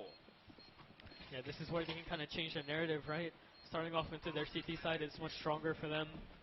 It seems like it. And with Rolex already popping off with the op so early on, maybe greener pastures, they can bring themselves into that third map. Yep, so heading into round number 4, the financial is still good for the side of Deep Cross Gaming because in round number 2 they only have lost 1 member. So despite getting the bomb down, they have 4 AKs, only a Galil on the hands of YZ. Utility is kind of lacking, but they do have enough smokes to throw in fakes and execute. So we'll see. Once again, they have been denied long entry as Anoni and Myros. They have the full control of the long. Oh, good pick out from Rolex as well. Had the angle up top. Just has to back away now. And even if this trade comes through, it's so hard for them to kind of regain that space. So instead, they're going to go for that mid to B play. It's now fully open, but Rolex has repositioned over towards this car side, towards his open side. Doesn't see him cross just yet. Now there's going to be that spam coming through. Clyde does pick up Zyva, and all of a sudden, this B side is now wide open. He's blind completely. How has he done that? What the spray transfer. That's crazy. That's insane. He's completely blind. He gets 2. That might be enough for MITH to just push through on this. It might be, but look at the position of Daymay. Oh, they tried to double pick him. He leaves us in a 1v1 situation, and wisely, he will not wait for Myros. He will go in for the pick. There you go, the round swing back in the side of Deep Cross Gaming. 3-1 MITH. The money is not really in a good shape, but looks like they're gonna put all their chips into round number 5, knowing that the previous round went down to 1v1, so the money situation on the Terry side would not be that great themselves. So it's really a scrappy battle early into Dust 2, as we can see the scout getting some tags through the hands of Zywin. As Rolex, he still is not shying away from this battle. He will use his CJ to try and break, spots out the player towards suicide, but unfortunately could not connect the shot. So once again, mid and shot control granted to the side of Deep Cross Gaming. And with this incendiary, the flash toss in Myros is taking a more defensive position towards Goose. Having the support of Rolex, trying to play the bait and switch with his scout. And there you go, he will go out for the swing, but unfortunately he would not connect. So 2 for 1. And the terrorists are still struggling, crossing on towards the A side. The way you can see, they're going in for the cover, but once again, the trade is back and forth. And Trace this time, he will take it out 2v2, but look at the health point. It's just 17 health points combined, despite it being a 2v2. Can they make it happen? As Daymay and we still finish up their low opponents. There you go, 4-1. Most probably will be a 5-1 scoreline as Made in Thailand. They have to take a bow back, and they have to take an economic save going into round number 6. You know, I'm very sure Myros could have probably stayed in that Goose position, right? He has Rolex kind of watching that cross. Yeah, Wisely is kind of there holding down these CT spawn, but they might have had a better chance instead of him swinging out. It kind of seemed like Myros wanted to take control of the situation. He does just get that 1, but it sends him to the 3. Speaking of taking control of the situation, Rolex, he's not stopping. Finds 1 more onto Daymake, and that's the big pickup that you can find into this eco round. Oh, and another thing, they're running down to 1 HP. Oh, but the Deagle has been lost over there. But will they go in for a secondary swing over here? A lot of players, almost all the players are towards this side. But unfortunately, the better weaponry for the side of Deep Cross Gaming is pushing a little bit too much for the side of Made in Thailand to handle over here. But Zyron, man, Zyron and Amoli, they are not giving this side for free. Myro, good one. There you go, Zyron. They will finish it up. They win the most unexpected round. And they managed to even pick up one AK on the back of that. And this, look at the finances for the side of Deep Cross Gaming. Because of them not getting the bomb down and the position was not that clean, they are in an economic dire themselves. So they will need to just force up, manage to salvage 2 AKs, a Deagle, Tag 9, 2 Deagles and a Tag 9 with just a smoke and a flash to play. I mean, that's what I was saying earlier, right? Eco rounds at this level of play is so unpredictable. You never know when someone's going to go for a crazy shot. Oh, no. Sitting there blind, but he has the backup that he needs. How, Michael? He stayed alive. I thought he was a dead man over there. He was so blinded, but the cover provided by Anoni is so godlike. Both of them managing to get 2 kills. And this round should be done and dusted. Okay. But Daymek, he will take down 1. There's still 4 players to find. And there's still about a minute to go for this round. Can't really retrieve the bomb either. It's over onto the other side. So he just has to think about saving this AK if he can. He has the full armor as well, so it really is President that he just gets out here, but looking like he wants to kind of regress, maybe take out 1 more, 2 more as an exit. Reward himself. Maybe 1 or 2 more would be due. Because saving the AK so early into the round, I don't think it's the best idea. And there you go, Rolex really starting the map too strong, like how he finished off map number 1. Leading the server for his side with 8 kills alongside Wisely for the side of Deep Cross Gaming. And round number 8, finally the finances for Deep Cross Gaming is gone. So most probably, Made in Thailand can tie up the score going into round number 9. Yeah, good stuff for them. They're going to push up forward as well with all these Glocks. I mean, it's a death sentence. They just want to get the round over with. Daymak's the only one with the Deagle to see if he can maybe pull something like what Rolex did, but with the op here in the middle of the doors, looking kind of impossible, just waiting for the nades to kind of burn themselves out here. Should be okay for Made in Thailand. They do not have to slip up. They do not have to overpeak. Yeah, I mean, this time they're just going up against 1 Deagle and they do not have any flash. So it should be a really straightforward round. I mean, if Deep Cross Gaming can get 1 or 2 kills, that will be bonus on top. If they can get the C4 down, I mean, that will be cherry on top of it. So, yeah. Looking at the side of MITH, they have full rifles, even the AWP, full diffuse kit.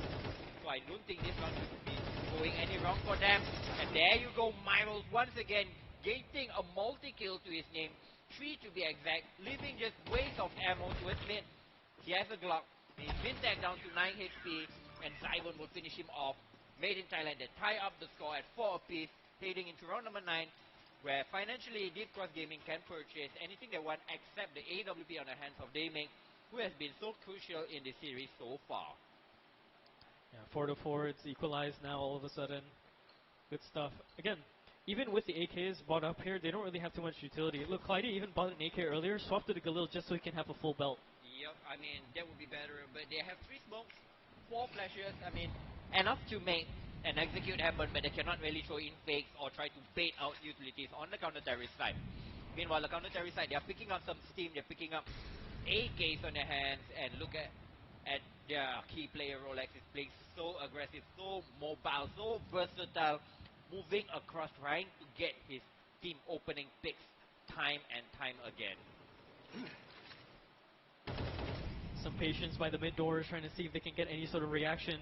They will get one. Rolex picks out Daymek. Again, he's been finding that duel over and over again. It's going to be huge for him to win these rounds, right?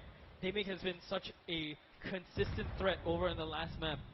The more they can take him out, the better. That's a nasty little boost angle as well, coming out from Anoni. Takes out Waste as well. He wasn't really expecting him to be up high there. Coming through the smoke, and the duel's actually going to go through for Radon here. Sitting low is going to be Rolex. Has to be so careful. Cannot show off that he's here just yet, because he can only really get 1 more shot off before a swing comes out. Over on the side along, over by Pit. We're going to see 1 more of the CTs just sitting here, waiting, eager to see if there's any heads that's going to be popped up. But again, they're going to slowly start to crunch the map.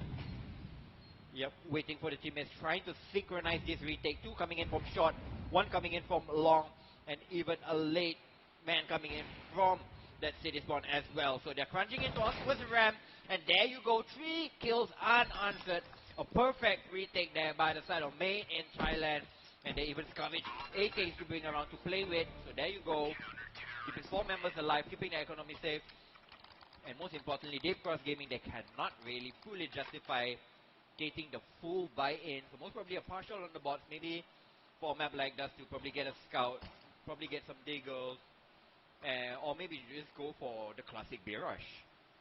Yeah, honestly, I think I would agree with the classic beer rush here. They could just do that instead. Wisely's going to pick up that deagle. They might, if they all start to buy up deagles or majority deagles, I'm thinking they maybe play this a little bit slow. Yeah, One if Tech 9 deagles maybe, I would think maybe mid or long. You know, they need the longer range areas. Yeah. Anyway, looks like a tactical timeout has been called by the side of the Cross Gaming. Yep, so 4 Tech 9s, a scout on the hands of Daming. We'll see what he can do with the budget sniper. He's jumping down to a suicide, trying to get stacks off, and he will be met by this challenge by Rolex over here. Rolex will not shy away from this kind of challenge. He lives for this kind of fights day in, day out. And there you go, Rolex once again is on point. He gets digged, he might be overrun over here, but there you go. A very important second kill over here, and that could be the rotation from Zywin to actually come out, and the C4 is dropped such in the open. So they're gonna tell him they can actually move forward, but unfortunately that flash once again is so on point, and Anomaly could not hold on onto the B side. Trades go back and forth. But he's down to Radan in this 1v2. He has an 8k, he has a flash, he has his incendiary, and he can play this to perfection. He chooses big box as his location, as he can position himself to look at the 3 possible angles coming in, but he just looks away from the door, and Anoni whistling in. There you go, Made in Thailand. They have secured at least a tie game at the half, or even the lead on the commentary side, and this is such a good thing for the Thailand squad. Okay, that's not too bad, honestly, for that round. They picked up quite a lot of CTs as well, kind of freshened up the pockets to just get a little bit more utility, got the bomb down as well, so a little bit more extra cash. Could be worse, honestly, for that round. It looked really dire when the C4 was just kind of sitting out there. So, good stuff. Looking like they want to kind of swap things out here again. Now going for the A side. Daming now onto that op. We'll see if he's going to go aggressive with it just yet. Ooh, all the blinds, all the smokes are coming in now. It's so aggressive. Molotov's coming in as well to kind of block off any sort of angles that are going to come in from the wide side. It's going to force the CT to come out as well, but Anoni doesn't really get anything there. He gets information, but dies for it. Anoni unfortunately could not get the drop onto Clyde, but he takes down Clyde onto 15 HP, but that's a lot of information, and once again Rolex is winning the battle of the snipers against Daming. He will equalize, he gets on the line, and he managed to get the second shot. He goes in for a repick. Radan will get the trade, but it's a 2v3, and the HP for the Terry side is so low. Anomaly and Anoni will need them to oblivion. There you go, 7-4 for the side of Made in Thailand, and they are not slowing down. Someone's been practicing their nades. I can see that. That's beautiful stuff from them. And again, MITH, you know, they're setting their standard here, right? Making sure they can take these fights properly. Deep Cross are looking a little bit lost here in some of their fights. They're getting their trades here and there. They're getting the idea of how to kind of punch through into mid. But anytime it comes to actually coming through and filtering themselves out, they're losing themselves to all these fights. They see Rolex for like a frame, and then he's gone. This time Rolex, he takes the fast pick to a shot, but unfortunately he would not connect. But he already has good position towards that A side, and even have some support in Myros holding down his favorite position towards that mid door. So this time he will just reposition a little bit of passive angle to a shot, but he gets flashed off that angle, and he will just pull back.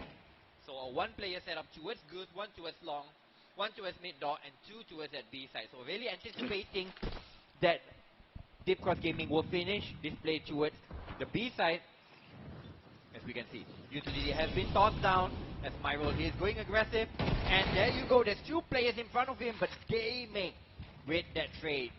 So the B split is on the cards over here, but there's still 2 players to defend for the side of Made in Thailand. So we'll see whether Anomaly and Zyvan can hold on. Unfortunately, that flash is to perfection and waste of ammo. He did not waste any ammo taking on the 2 players, leaving just Rolex. It is a 1v5 situation to retake on the B side, and unfortunately gets taken down.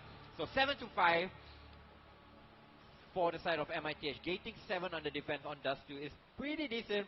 We'll see whether they can keep up and win the pistol on the terrorist side and try to push it over the line and push us into Mirage. Yeah, that's not too bad. 7-5 could be a worse score line, right? We could have been looking at another 10-2. So this is equal, all things considered. And for the side of Deep Cross, I mean, hey, you kind of start to understand how MITH set up their defenses. They're starting to look a little bit more aggressive now. You could maybe theorize some ways out of some of these duels, right? Go for double swings, go for more flashes for some of these duels. Yep, so this time we'll look at Deep Cross Gaming playing a 1B setup, 1 towards lower dark, 1 towards mid, and 2 towards short. Really emphasizing towards this lower take, and there you go, 3 kills towards that 1. So it's just Myrol and Rolex, but these 2, they have done crazy things in that pass, but he will not really make anything happen as he will take on, and Rolex gets taken on by Kaleido. So we are back to a 6-7 scoreline, and once again, Deep Cross Gaming, they have the financial advantage with them. But looks like Made in Thailand, despite not getting the bomb down, they are just going to force up straight right off the bat. They have the mixed bunch, they have a Scout, they have a Galil, a Mac 10, a Tech 9, a Diego, a couple of flashes, and a couple of smokes. Completely different setup. Oh, but Damig immediately just gets assassinated by Rolex there. Yeah, Rolex is really having Damig's number, especially in this series. But still, Deep Cross Gaming, they have the lead in this game so far. So we'll see whether Rolex, he can spice up anything. And look at him, he is likes above everyone on the server. He's 17 kills in D. And the closest to him is like 10. So he's almost doing double the input of what the second best player in the server is doing, and hopefully it's enough to carry MITH over the line in Dust 2. So they have a 5v4 situation. They have some control towards mid. Oh, but then Radan played a kicking angle, but instant trade over there. So do they speed up and go for this B hit over here? But little do they know there's still 2 players residing on this side of the map. And it's Kaleido and Wisely with an M4 and for Must. But that's not a whiff you should make, and Kaleido will go down. So it's just Wisely, and his position has been revealed. He needs to release that strong, but unfortunately Bullet has run out. What a trade there by Zywan. And it's Zywan and Rolex, 2 of the players you want alive on his clutch. Waste of ammo. He's trying to come in from that dark hole, but unfortunately Rolex, man, he takes him down 18-9, styling on the side of Deep Cross Gaming. And the finance for Deep Cross Gaming is kind of at its bin. I mean, do they force? Do they double eco? They're kind of in the worst position to be to start off the half. So it looks like the force is the best idea because they will have to double eco anyway. So this could actually spring up Made in Thailand score up to 10. So we'll see a lower dark push this time by Kaleido, trying to play aggressive. Meanwhile, we'll see Wisely pushing towards top mid, and he has the drop. But unfortunately, Myros and Zywan will come in for the trade. So 4-2, leaving just Radan over here. But Radan, he does not want to give up. So 1v4 turned into a 1v1 situation. The HP is on the side of MITH. But Radan, man, he already has 3 bullets to his name. And he already has spotted the last player over here. So we'll see. But he might still pick up the he has the trigger. He had the drop onto a Modley, but unfortunately Hyuni was holding the Galil. And that was such a close round. But MITH, they managed to bring it over the line. So 9 to 6, most probably 10 to 6 before Rifles can come up, before Deep Cross can actually make a defense case for themselves once again. Ridiculous round coming out from Radon there. Again, yeah, if he had an AK, that's all his. That's all his. Converts it over. Impressive stuff for him. Can't count them out, even in those situations whatsoever. So, for MITH, they're going to try and come back into this a little bit stronger. It's looking so good for them onto their T side. AKs galore, one M4 saved over, one Khalil.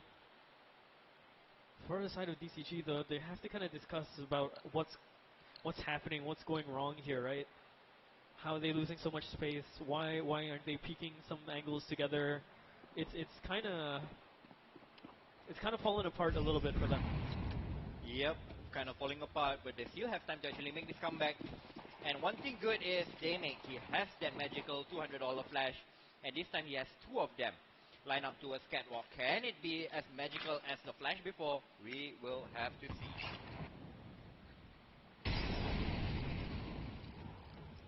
Good position to hold here, just kind of waiting, seeing if anyone's going to come out from lower dark there. With so many footsteps, all the sound is going to be heard. It's a good spray, only good for two, but again, sitting up so far out in the open, there's only so much you can do for these trades, and these pistols are looking very lethal for this round. They picked up two, they pick up one more, it looks doable, but there's Amality coming out from the other side, and again, Wisely, 3 HP this time, doesn't have the deagle in his hands, doesn't have the capability that Radon could maybe pull off. Only USP, 3 HP to work with, looking all but over. Yep, but the damage has already been done. 2 kills. They couldn't really expect 2 kills to the same, but they already have 2 kills. If he actually drop one or deny the bomb getting planted, it could be much better. But looks like the bomb will get planted, so extra 600 catch injection for each of the terrorists, and Anomaly will take down Wisely. So there you go, 10 to 6. 3 rounds away from pushing us onto a decider of Mirage.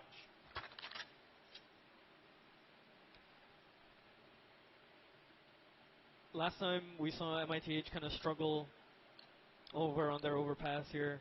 This time they're way more warmed up. The ideas are there. And again, I kind of mentioned this earlier about like how Thailand as a whole region, right, they have this whole thing with like, okay, you know, strategy-wise it might not come in, but somehow aim-wise it might come in. It's a blitz, it's a full blitz. Amality comes in with the MAC-10 already there. Head angle is so dirty, comes out from Clyde instead. So a good trade over, and that buys him time for his teammates to come in. It's going to slow down the plan a little bit, but it's still going to go through. Positions are going to be set up here for the post plant. And again, look, they're kind of still deciding on what they wanted to do. Initially, it looked like they kind of wanted to go in full, everyone through the doors. Now they're going to split up 3 into the tunnels instead. Yep. Such a difficult bomb side to retake. Just to B side. And there you go, Rolex. Will drop Damic. And there you go. The push has been shut down. They have been blocked by utilities and Collide and Waves. They are just backing out, trying to save, trying to scavenge whatever they have. Bring it into round number 18 and try to starve off match point by the side of Made in Thailand, who are playing an extremely fantastic game on Dust 2 with the leadership of Rolex, who is carrying his side to victory. 21 and 10 is Rolex. That's an insane stat line to be putting up in regulation. Ridiculous stuff. Well, I want to point out onto D-Cross. You saw how they kind of had the idea for the retake and then kind of held back a little bit, then went for that. There's a little bit of indecision there, and I don't know if that's the team not really driving well at the moment. Maybe that language barrier thing that we talked about. Hard to say. Yep, very hard to say. So heading into round number 18 could possibly be the last time that Deep was getting starved of match MITH for match point. But they have the buy, they have Rolex on the AWP, and he's been styling on them. On the side of Deep Cross Gaming, they have to play in round number 18 with downgrades. I mean, they have 2 French guns, the FOMAS on Wisely and Radan. They have M4s on Damic, Clyde and Waze, but they do not have blocking utilities. They do not have incendiaries, and it could be a little bit messy once the executes start to come in. Look on the right side. Look at the utilities, the incendiaries, the smokes, the flashes on the right side. I mean, once they start throwing it in on the side of Deep Cross Gaming, they could be isolated. They could get isolated. They could not get fair fights to their name. So looks like it will be a mid and a B split, or just trying to bait out the first set of utilities, meanwhile throwing in some defaults from that side to show presence on the side of the map. Yeah, I like the idea for them to just kind of throw off their own timing, right? They've been so aggressive these past few rounds. Let's slow things down. Let's see what they do. And you kind of immediately see Deep Cross try to adapt to it. And it almost looks like a panic play where they're just throwing smokes. Bit of a gap there into the smoke there. We can see if they can maybe pick up this one. But again, he doesn't go for that fight. Rolex over on the other side, nearly taking out his teammate. Finds Rodan instead somehow over by the door. Again, there's no more utility for these CTs to work with. They've run it all down. It's now just down to the dry gunfight. Wisely is still here. Doesn't pick up that last kill that he needs to defend himself. 12-6. Made in Thailand now on map point. Yep, what a play there by Made in Thailand. Getting shot control, getting mid control, showing that they have presence towards this A long A short side, and then making the final play towards this middle door and having a look player towards B to actually put the ice on the cake and keep the Cross Gaming on just 6 points. That's double the score of the opponents, and their 6th chance to close this out and push us to the Mirage. Rolex has been playing lights out, 22-11 in regulation. He could go for even more. His entire team as well has been picking up the pace. Myros, Amality, Anthony has some rounds as well on the impact when it was over on the CT side. And Zyvan as well being their support player in this. It's ridiculous stuff. Deep Cross sent down into the trenches with their economy. MP9, a few rifles to work with, but again, look at what Made in Thailand are doing. They're bleeding them out of their resources again. Yep, they have better resources, they have better finances, better utilities, and even better players that are actually really hitting the shots in this game, and that's what has mattered. So, but this time, Radan, he will open up his account to taking down Rolex, one of the key players for the side of Made in Thailand. But a trade could be instantly coming back their way, as only I think he got a glimpse of Wave of Ammo walking into that angle, but unfortunately he loses his battle with that MP9. Meanwhile, Myros and Zywan, they are taking extremities to the other side of the map. And even Waves of Ammo. His push has been grounded over here, but he's been supported by Clyde towards that middle door and leaving Zywan and Anomaly in such an awkward position. So Anomaly, he will actually manage to even out the trade. So they're just going to try and get up back, but it is so low that Clyde will finish out with a double kill. So 5-round the deficit. That's the first step to making this comeback happen. Can they keep up their socks, and can they get all the rounds needed to push us into overtime? I was just about to say, right? In that scenario, I think you might as well just go and play crazy, right? The more unpredictable you can be, maybe it's a little bit better. I like that Rodan was the first one to just go out, find that fight, picks up Rolex. That's the gift, right?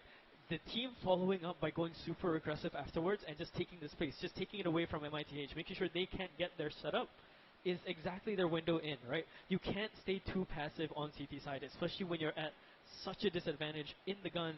Your resources are bleeding constantly. Every 15 seconds you have to throw a smoke, you have to throw a nade. This is so much better to see from DCG, just to kind of find some more pacing and make sure they can essentially herd MITH. Yep, so they still need to start off one more full buy by the side of MITH. Full AKs across the board, full decent enough utilities. On the side of Deep Cross Gaming, they have the full belt themselves. So much better than what they started the previous round. They have a deep early smoke towards tunnel, so denying any entries by the terrorists, pushing them towards the lower dark, and they do not really have cat presence. We'll see. As MITH, they are making their relatively default move towards this middle and a short position, and the standard protocols is to clear off the close position. Good pickup there from Amality. Picks up Rodan. He was the issue the last round, so can't go for a hero play this time. And again, they've been doing this kind of push every single time at MITH, and it works out well for them. We'll see if Deep Cross can kind of stave off this heavy offense. Tries out to Clyde, but Ivan is there to pick up 2, and only picks up 1 more as well. It's looking all but over. Daymake is the last one alive. Does see this one player towards the doorway, but again, has so much to work for this clutch. A 1v3 with 30 seconds on the clock for him to try and work this out. Yep, he does not have a kit. I don't really see that he has a kit. And he still has, oh, he picks up again. He has 3 players, so, but you don't really have the time for it. So he's going to throw in the flash, trying to go in. And there you go, Myros will take him down. So 13-7 scoreline. We are even once again. And we will be having Mirage as our decider to see who is the better team among these two. You couldn't ask for a better decider map, I think, between these two teams, right? You have your EMEA imports versus Thailand. You know, we know them as aimers and everything. It being on Mirage, I think it's either going to be such a crazy fiesta of just anything can go, right? Anything can happen between both of these teams. Both of these teams are trying to understand, okay, we can play aggressive, we can play passive. They can play aggressive, they can play passive. There's adaptability in between. There's some sort of evolution as it happens into the map pool. Yep, but I mean that game really was basically. I mean, the key one was the battle of the op. I mean, Rolex has Daymake's number over again on Dust 2. Yeah. And yeah, we'll be running through some kind of highlights about the previous match. And you can look, this was Deep Cross leading at 4-2, and they lost an eco round, and then Made in Thailand just made amazing comeback and just managed to pull the game across the finish line. I mean, this entire highlight reel is basically just a Rolex highlight reel. So yeah, look at that. Headshot into a collateral as well. And again, there was a little bit more life this time, especially from the side of Radon here. Could have been a crazy clutch if he had pulled this off. He needed an AK though for that last kill. Did get that dink initially. It was a slow crawl into the peak, but fortunately, a dink is enough time for someone else to get that trade off on you, especially when you're just sitting on 4 HP. Yep, so that is how the first 2 maps has played out. Both teams winning on their opponent's map pick. We had Made in Thailand picking Overpass. And losing their map, and the same. I mean they're picking Dust 2 and then losing on Dust 2 as well. So now we're gonna go into Mirage, and we know Mirage is a classic map for NECS players. So hopefully we get a good action. I think all the players are out for a break now. I think we'll be taking a short break, and we'll come back with you for some Mirage action soon. Okay. Yeah, so a little bit after, all players are leaving to go for their break yet. But I mean, we can kind of expand a little bit more on that, right? Overpass was one team's map pick, other team map pick. Because there's that level that you can always get with teams kind of winning out against each other because they can study each other, right? But yeah, we'll see you after the break. These teams are going to come back. Catch us here. There's more to come. Mirage's last map.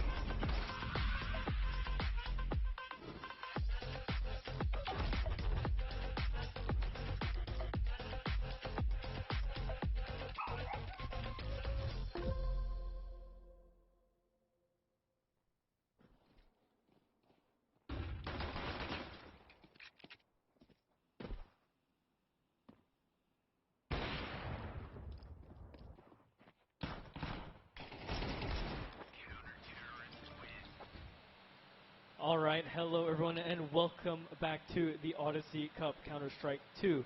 Made in Thailand, Deep Cross Gaming. Both have won out their maps, and hopefully after the break, have kind of talked about how both of those games have gone. Maybe taken a chill pill, maybe, you know, gotten your refreshments. Hopefully all you guys at home gotten your refreshments. I've got mine in my hand here. But yeah, Trevor, let's kind of break down what happened last map. What happened? Basically, last map, Rolex happened for the side of Deep Cross Gaming. He was just dominating them from the terrorist side and also the counter-terrorist side. He's basically through middle, I mean, using the scout, using the sniper, seeing where the terrorists are actually going or trying to position themselves and positioning himself at the best place to get multi-kill time and time again. Looking at the end, I think he finished up with, 22 frags, and the closest on the server next to him is like 12 or 13, so that's like miles away from anyone in the server. So if he's putting in that kind of shift, that is putting MITH in a strong position to actually win out this game as well. Okay. Yeah, I mean, that was 22 and 11 is crazy because that's also still in regulation, right? I mean, there could have been that possible overtime, and again, the numbers weren't looking too crazy for both of the teams, right? Daymake was making such huge plays, but all of a sudden kind of went quieter because Rolex was just, I mean, Rolex just had a bounty on him, I guess. Every time we saw him play the CT side or had a scout, we saw Rolex's name, a scout, a headshot, and then Daymake's name, right? So it was very hard for Daymake to make anything happen. So Radan had to kind of step up into that game as well, which he did. Nearly pulled off a miraculous clutch, but again, wrong weapon, couldn't get it. And yeah, now we've suddenly landed onto Mirage, which I think is going to be really fascinating for both teams, simply because of the imports that they have and the playstyles that they have as well. Yep, and it will be an electrifying game, and we'll be jumping into the third map, which will be Date Mirage. And for this time around, they will be, I think, knifing off our sides, so to see whoever will be choosing to start on whichever side they prefer. So normally on this side, it will be the counter-terrorist side. So we'll just walk through you the knife round. As you can see, Made in Thailand, they will be on the counter-terrorist side, and Deep Cross Gaming on the terrorist side. So whoever wins the knife round will be choosing to start on which side they will prefer, and highly likely it will be on the counter-terrorist side. I wouldn't be surprised if they kind of stick to CT side, whoever wins the knife rounds, right? Because it seems like both teams really favor their CT side so far. Yeah, so Made in Thailand, they have chosen the decision. They will be on the defense first. So we'll see armors across the board. Myros, does he purchase up with an armor, or does he get a duelist and a diffuse kit? We will see. Meanwhile, on the side of Deep Cross Gaming, 2 smokes, 2 flashes. We will see they can throw in some kind of execute, maybe a fast play towards the B side or even towards that A side. They have 2 smokes to isolate and try to make this play happen. So Myros, he will go in for the diffuse kit and the smoke grenade. So the purpose of the diffuse kit is cutting down the diffuser time from 10 seconds to 5. And in CS, 5 seconds is such a long time. Yeah, it is. It absolutely is. See how this goes though. Only Daymake having the utility bought up alongside with Waste, so 2 smokes to really make this work out. 1 smoke over onto the side for MITH. A lot of armor, so they're looking to maybe fight out for their positions instead of pulling forward here. See good shots coming in from Ziv and Animality. What a drop down coming in from Daymake as well, but it's just going to be the CT side that wins it out cleanly. All those headshots coming in. Yep, Zywin once again sitting towards Sandwich. They're gating 3 unanswered kills. Proof the difference maker in MITH, gating the perfect start in this third map. And look at them, because of not getting the C4 planted once again, it's just a single flash purchase on Daymake. It has made them win a round on Overpass, but not so lucky on Dust 2. And we'll see whether he can have any success on the Mirage as well. So the flash will be tossed out towards mid as they're waiting for any aggressors towards that connector. Yes, I think they will have a timing to catch Rolex. But there you go, Rolex. He is so ready for that angle. Even throws down a grenade. Takes about another 100 HP damage towards Clyde and Radan. And once again, he is just going to go in for the pick, knowing that he is playing against unarmored pistol, but he missed his maker there. And then M4 gets dropped towards the connector. But looks like they could not actually salvage. So there's an M4 drop on the side of Made in Thailand. and the AKs can come off for the side of Deep Cross. So we'll see the first gun round and how will this round play out. All the AKs are brought up here as well, but again, not too much utility that they have here for Deep Cross. On the side of MITH though, full belts of utility everywhere. One thing you don't really see too much is majority of a team buying incendiaries, right? Usually maybe 2 players buying incendiaries and then you kind of load up more on flashes a bit more. So each player has a job to kind of hold up to their space. I think that's why they're kind of doing this. So playing a default round early in round number 3, we'll see a 2-1-2 setup, 2 towards the B side, 1 towards that jungle connector, and then 2 towards that A side. And Anoni, despite just playing with that MP9, is playing aggressive towards the top of balcony, even has a smoke to deter any of his opposing member that's coming his way. Just gonna hold on here. There are 2 Ts in this window, so the moment the smoke plumes or the moment someone brings a shot out, this is gonna be shown. But again, some patience. They don't have to give away whatever is being put out here, but they're ready. Good shot for 1, but the second's not going to come in. Heidi gets that trade up, but the jig is up. They have to rotate for this. They have to go. There is a player still sitting up into this palace position. CT fight might happen here, and it's going to be a good one for Rolex as well. Yep, once again, Rolex proving his weight for this maiden challenge squad, getting a double kill over there, giving them a 3-on-2 retake. And Anomaly will take it down, and Rolex once again will finish off with a triple kill. There you go, 3-0. First gun round sorted by the side of Made in Thailand, and they pick up 3 AKs behind him to boost their firepower going into round number 4. First time I think we've seen 3 AKs being saved over into the CT side. So far it's just been 1 or 2. So in the hands of all the players that they have, yeah, I figured they were going to give it over to Myrols, right? He's been hitting some stellar shots today. Yep, Myrols has been such a solid rifle for the Made in Thailand squad. So we'll see. Once again, the 2-1-2 split. As Rolex this time, he will patrol through the sniper's nest with that big green. There's no sniper rifles on the terrace side to actually challenge him. No diggles in play. So looks like a contact, a fast play towards his B side is on the cards, and they are just sending Daming towards this lurk towards connector. He has a good position and good timing, but we'll see whether this explosion towards his B side can work. As Daming, he will get the drop onto Myrols, and he will try to reposition himself to a shot and try to support his teammate heading towards his B side. Have to slowly advance, now have to push all together, make sure they get through into the defense here. It's good for 1, but they have to keep finding more of these CTs, and they do. Radon just runs him down. Rolex rings out a shot over towards mid, takes out Damake, sets him down into this 2-on-2. An off an AK versus another AK and M4. We'll have to see if this can work out for Rolex there. Wide swing coming out from Radon alongside with a flash from Waste. Rolex, he's been such a key component in this roster. Can he try for this 1v2? No, swaps away to the weapon, doesn't have a chance.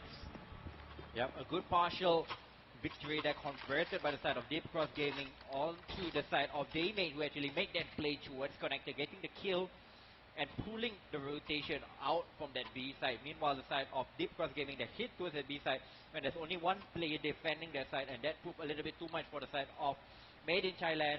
But despite of them winning the first 3 rounds, they can actually purchase it up with an AWP, 2 M4A1s and 2 MP9. A little bit lacking on the utility, but they have the AWP on the hands of Rolex, and that time and time again has proven to be more than enough. Jump up over into the box there. This is pretty much a one and done if they swing out altogether, so we'll have to see if we can get more in that position. But again, resources are being bled out. Smokes are coming in, flashes coming in, but that first shot from Rolex is good. Rodon goes down, and all of a sudden, that's kind of already stopped their pacing. They wanted to go all together. And he has to find that one, he does. Even while Flash does pick it up. Wisely is out here as well, trying to support his teammate to push through. Clyde's all the way around. He has to kind of find an opening here. There's a bit of an opening here as well in the smoke. Does pick up the one, does pick up the second as well from Myrals. Doesn't need an AK, just needs that MP9, just needs the headshots to come in. Now Wisely left into a 1-on-4. This might be doable. They all swing him one by one, but not going to be able to wrestle the AK spray. Yep, once again, Myros coming in clutch towards that A side with a double kill to his name, denying any momentum for the side of Deep Cross Gaming, gaining traction on towards that A side. And looks like round number 6, it will be a fourth buy for the side of Deep Cross Gaming, as they won the previous round with relatively a similar buy, but let's see whether they can replicate that form once again. This time around, once again, throwing out the smoke towards that nest and connector area, sending 3 players towards mid and 2 towards that B apartment, trying to get control of top, middle, and underpass. Good headshot coming in as well. Might be a second, but no. One more fight coming through as well, but Clyde is going to keep things alive. He's going to just keep running things down. Now over into the B side is going to be the defense from Mamality.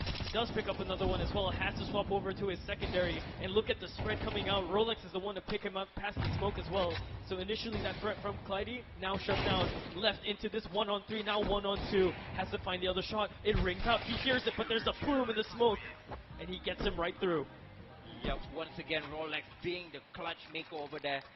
Running into that B side, getting a kill and just staying alive till the rotation comes in and make it so hard for Deep Cross Gaming to get any map control towards that B side. Cannot even get the C4 planted, and looks like they will just have to just purchase in once again, as the round loss bonus is already building up, but rounds is stacking up towards the Made in Thailand side.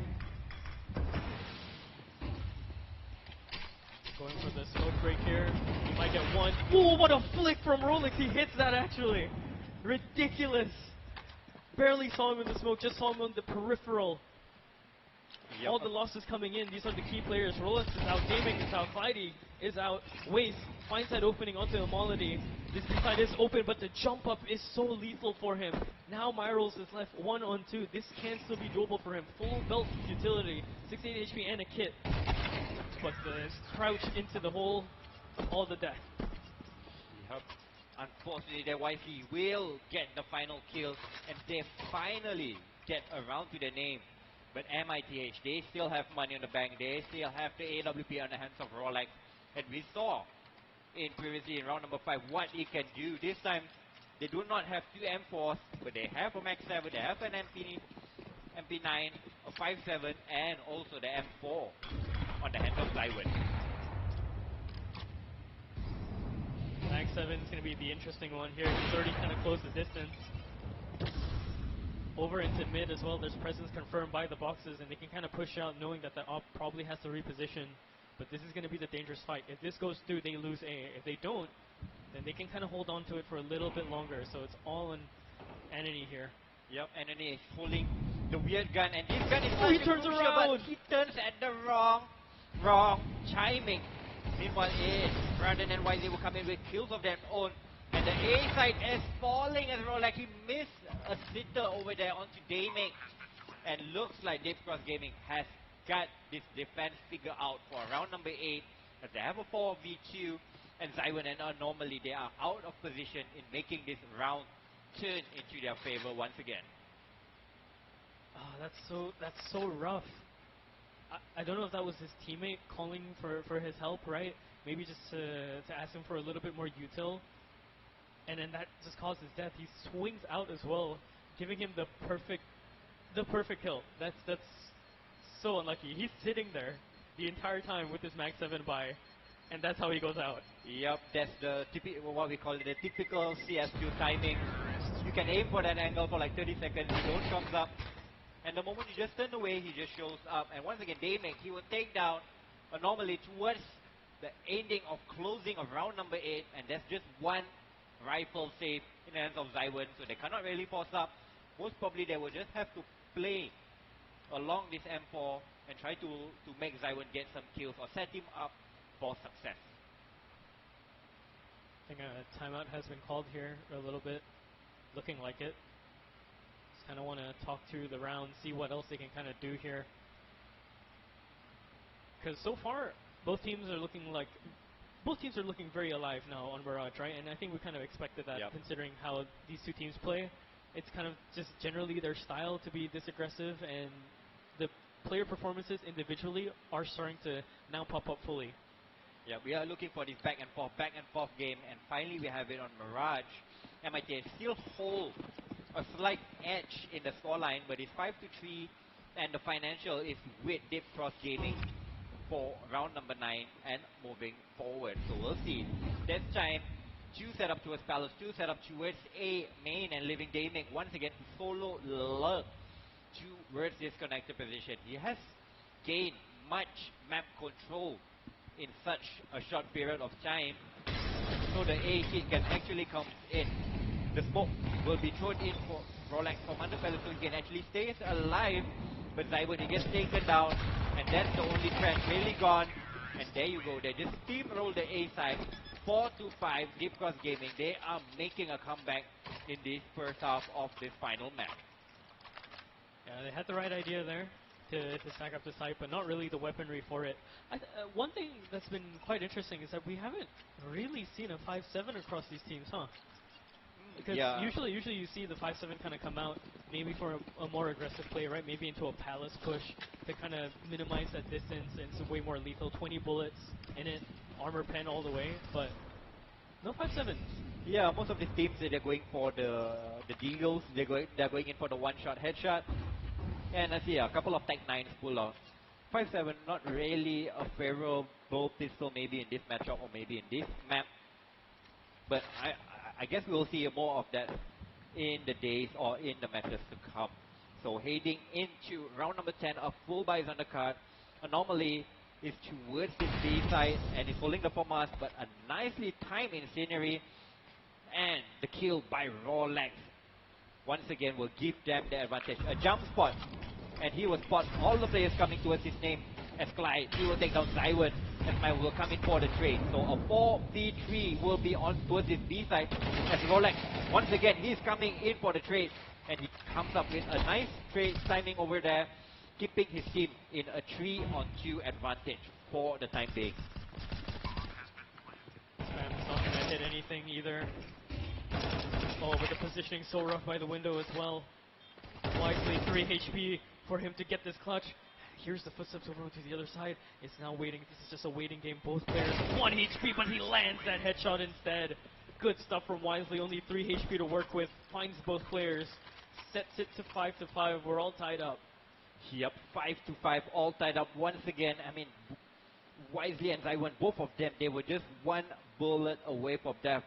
But I mean, Wisely, he knows where that Zywin was actually coming from, so he go for the preemptive spray and pick, and he managed to get that clutch to his name. 5-5. The finances is not really there for the Made in Thailand squad, despite this early blazing start. Their Indonesian counterpart of Deep Cross Gaming has managed to make this a very competitive game heading into round number 11. I'd have it no other way between these two teams, especially when we're on this third map, right? You don't want it to be such a wash in that sense, and it really makes sense that both of these teams are fighting the way that they are. Hey, my wish came through. Finally, there's the 5-7 in the hand of my rolls here, but they lose him almost immediately. They make him in there. I know he finds 2 somehow. Just tries to swap over to the weapon, but doesn't have enough time to run out the other way. Deagle in the hand of Amaladi. He hits that first one, has to find 2 more. This is so doable for him. He has the armor to kind of sustain in these fights. But he's up against these AKs. They're super deadly. Damik is still alive alongside Radan. And Damik has his name. Valiant try there by Anomaly, but unfortunately no cherry on top, as MITHD were in the lead for a majority of this half, but looks like they will be heading into the second half on the back foot if they cannot stabilize and win out round number 12. See how this goes. This might end here at 7-5, or they tie it up once more. Economy's kind of stabilized this time again, like you said. We're going to see things kind of slow down here over into apps. This mid push is a bit crazy. Waste finds 1 as well, but he's blinded past the smoke as well. Clyde just picks that up almost immediately. Zywin has to turn around for this fight later on, but Radan doesn't waste any time. Takes him out And now, bomb is going to go down. Rolex and Enemy last two alive into the CT side to make it go. And look at the artillery that just comes in over that X-ray. It's ridiculous. They don't want any CTs coming through this window. Yep, looks like a dire situation unless Nolly and Rolex can unsolve this puzzle. Just Rolex in a 1v4 situation. He misses his first shot, loses most of his HP, and Daming will take him down. 7-5, a good comeback from the Indonesian squad. Despite them being 5-1 down, they managed to string 6 rounds in a row to take the lead going into the final half of this opening best of 3 between Indonesia and Thailand. Yeah, very, very different game from both of these teams instead. So, seeing how the sides have swapped, we'll see if they kind of maintain this aggressive stance from both sides, or if they try and play it a little bit different. I mean, again, we've mentioned before, Mirage has been kind of that map that really hasn't changed over the past 10 years, right? And there's very, very little nuances. It's really down to the players to kind of make it work.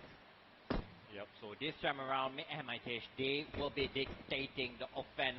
So my role with the utility is a smoke and an incendiary, which has been tossed towards jungle and Seb to support his teammate from coming out towards this A site.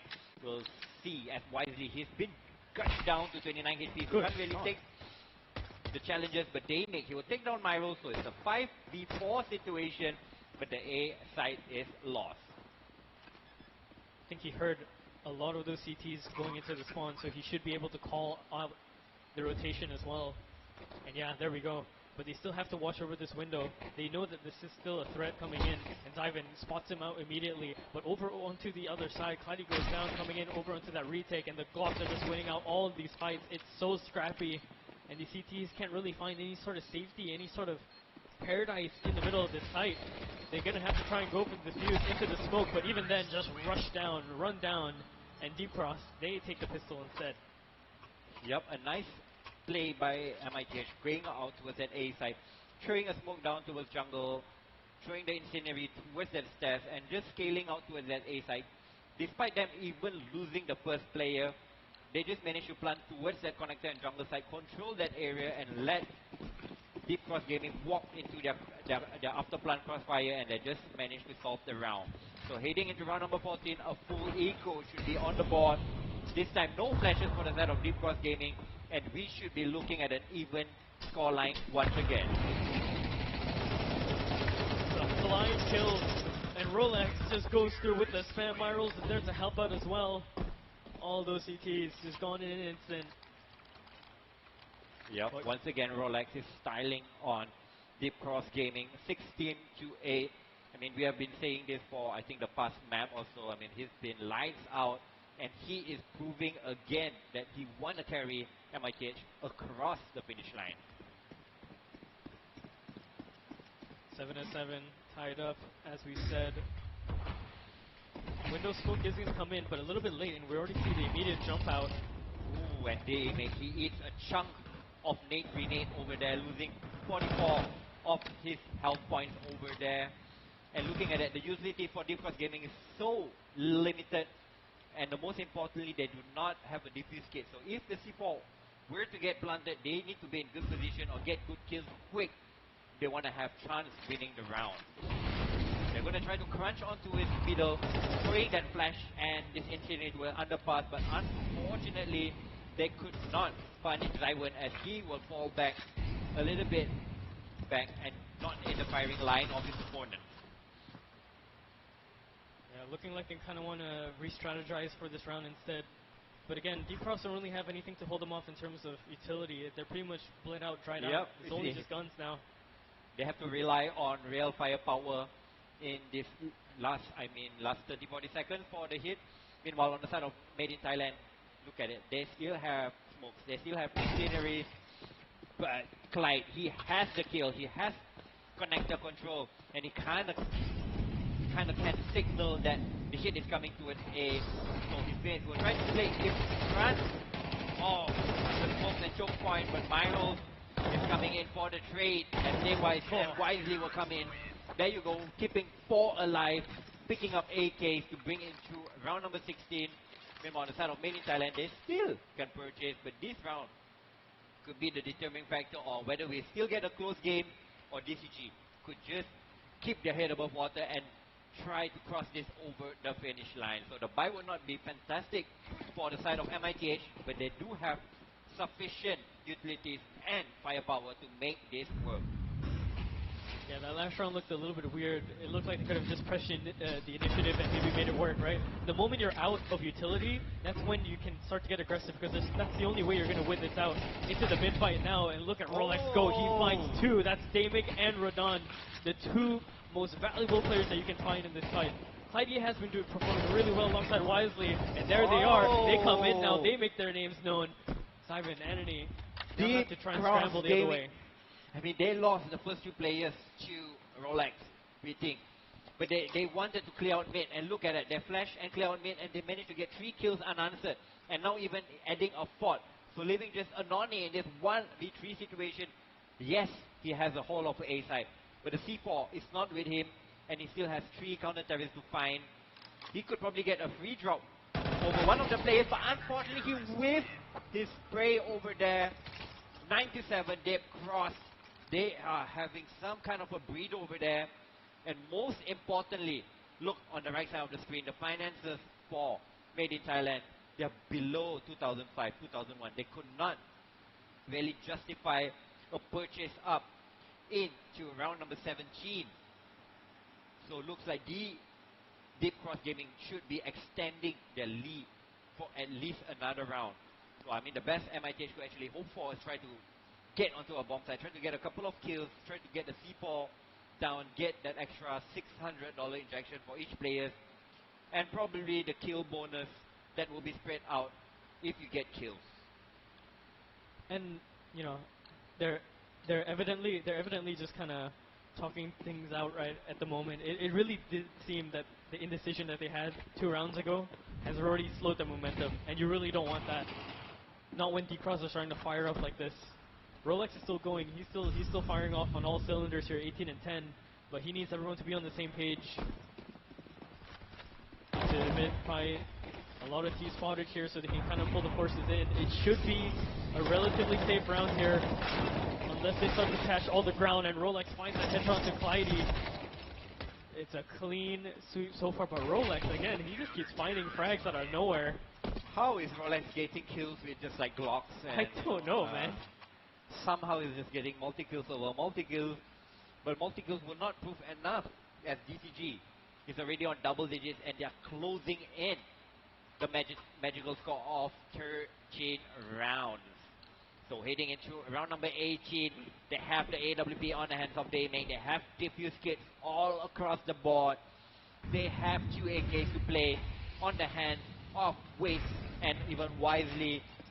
Can they close out MITH in round number 18? So far, not going to push in just yet. They're still trying to fight over for control in middle here. They're trying to sell more aggression towards mid here before they punch through into apartments, but that's an overstep coming out from Amality, and Waste doesn't waste his ammo, doesn't waste time. He controls the space, all that he needs to on B. One more shot left, and he could have landed it, but he swaps to his sidearm, is there instead of his teammate. Good stuff for the defense. Yep, what a B anchor there by Waste of Ammo, getting 3 kills to his name, and even providing the trade for Daymate to get that trade after he goes down immediately. So leaving just Myros in his 1 versus 3 clutch, he is scaling up through the map, but he needs to pass 3 angry players, and he will not even pass the first one. 11-7, Daymate is picking up steam in the final half, up to 16 frags to his name, showing us why he's been picked out to play for Deep Cross Gaming for this event. And the slowdown is a little bit worrying from MITH here.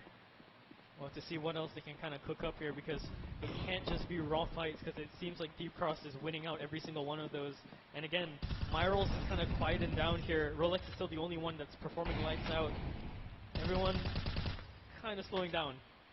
Yep, I mean, they need somebody to actually step up I mean, yeah, Zygon is playing kind of well, but they need like Anomi or maybe Myro to start picking up some steam if they want to have. They will still have to make through this partial buy, and it's not looking good as there's lost 3 members unanswered, leaving just Zygon in this 1-on-5. He's in through the smoke, and there you go, he gets taken down. So 12-7 for the side of Deep Cross Gaming. They have 5 series points to actually try to close out this game in regulation, and they have the buy. So we'll see whether MITH, do they have anything left in the tank? Can Rolex pull Made in Thailand out of this hole once again? We will have to see as round 20 will unfold, as the ops will be on the hands of Dayming and Rolex once again. This time going aggressive towards mid and in towards con. So Clyde here has information that players from Made in Thailand out towards mid, and there you go. They crunch in on the middle, gating with a 3-2 advantage, leaving Anoni and Zywan in this 2v3, a must-win round. And Rolex, the key member of players, is down. And what a spot there by Clyde, going in for that jiggle. So leaving the Zywan in this 1v3 situation. One thing good for him, he has time to play with, he has utility, he has that AK-47, but can he get the C4? Can he get onto a bomb site? And can he extend MITH's lifeline in this upper bracket a little bit longer? Pushing up now, ever so slowly. Clyde's looking for his ace if he needs to. He's hiding away, he's tucked away, he's a bit safer. Waste is going to be the first one to contact spots the barrel. Has to see if he can get here. He's going to have to get closer, but there's going to be an immediate swing. 2 headshots good for Zyvan, but it's going to be the ace to shut down the side of MITH. It's all gone. Deep Cross Gaming, take it away. How have they done that from Clyde? That's such a power up towards the late side of the game. An ace to end it off. You couldn't ask for a better ending. Yep, such a back and forth game. I mean, even at the start of this game, MITH, they were like leading like 5-1 or something, but somehow Deep Cross Gaming, they managed to pull up themselves and make the whole comeback possible. Yeah, high fives all around. You can see in the corner of the screen, he's even dancing a little bit. So he's enjoying his victory as he can. And yeah, that was really, really lights out performance from all of those players. Again, Rolex is here, still trying to just pull his team across, but at some point they kind of just lost the plot together, and it was really rough. And you can kind of see this happen towards the start of the game, right? Both teams are fighting for the space that they need. They're finding the questions easy to solve, right, with a lot of the frags that they can get. And then slowly, ever so slowly, while Rolex is still powering up, the rest slowly start to quiet down. Amaldi starts to be the side anchor, but he just doesn't have the backup. The Deep Cross keep isolating him every single time, and I think however they do that in terms of the quick decision, I mean that one was just unlucky, but however they do their quick decisions in isolating these fights is so far I think Deep Cross's main strength in this matchup. Yep, I mean Deep Cross, credit to them, I mean they did not give up. They were down 5-1, and the round that they actually managed to make the whole comeback happen, it actually happens on like a half buy. They were trying to hit towards that B side, and Daymate was looking towards that A connector side. He managed to get the kill towards connector. They kind of paused around a little bit, pulled the defenses left, right, and center, and then they finally pumped the brakes and hit towards that B side. And just once they got that round, the economy for the counter-terry side just crumbled, and for that they managed to get up to 7-5. And then once they head onto the counter-terry side, they just managed to close out the map with relatively ease. I mean, we saw towards the end, Clyde was picking up form with the rifles. He was getting the AK to play with. And Daymate, he was missing the easy shot. He was losing the duels with Rolex earlier on.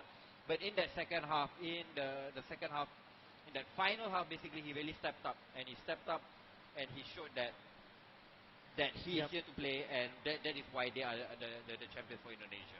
Yeah, absolutely. And I think that sums it up. I think that sums it up pretty good as well. Yeah, MITH are going to be down and out into that lower bracket essentially. DCG are going to be moving forward. I think we can show up whoever is the next game here that's going to come up. It's going to be, what was it? Galacticos versus, oh, I forgot their name. one of the OCE representatives. So yeah. Yep, so we'll be going for a short break.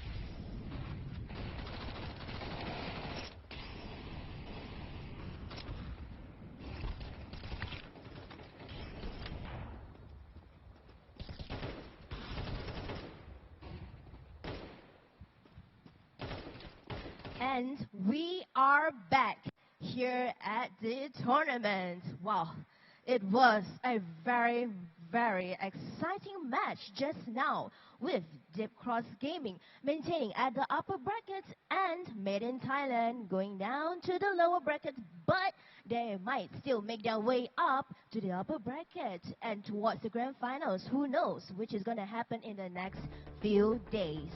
Now, all of this is powered by Samsung. We know the drill, Odyssey OLED G60 for 500 Hz refresh rate and also a 0.3 response time. And now I think you guys know what's gonna happen next. Without further ado, I would like to welcome Galacticos to the stage representing Vietnam.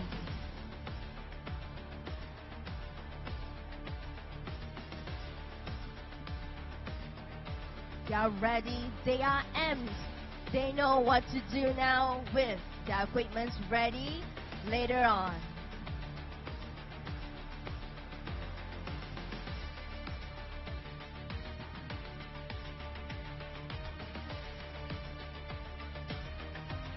Remember, they flew all the way from Vietnam just to come over here to the heart of Kuala Lumpur and in a chance to win our grand prize, which is this glistening trophy, and also our prizes worth 50,000 USD. Now there is a lot coming up.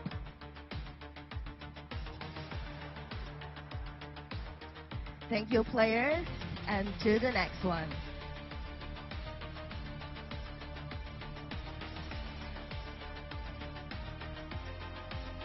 Now, speaking about players, speaking about crews, all of our crews here and our players is powered by Red Bull, which is one of our official sponsors for the Odyssey Cup Counter-Strike 2 Championship. They have the new pomelo, apple, and muscat grape flavors. So if you want to have a try it out, don't fret. Head over there to the counter right over there to check out their new flavors. And speaking about Red Bull, our sponsorships, we also have TT Racing, Logitech, Newswave, and many, many more. And guess what? Guess it. They have a Guess the Champion game going on right now here today. So if you're watching to the screen, which is hi, my name is Priscilla to the broadcast live. We are having a Guess the Champion game right now. So if you're free, feel free to come by to Pilsy Mall at level 6. Because if you try and win who's gonna be the next champion, you might able to win prizes like TT Racing gaming chairs, as well as Logitech mouse, or maybe Grand One, the Samsung OLED monitor. And now, without further ado, I would like to introduce Ground Zero Gaming, representing Oceania, to the stage.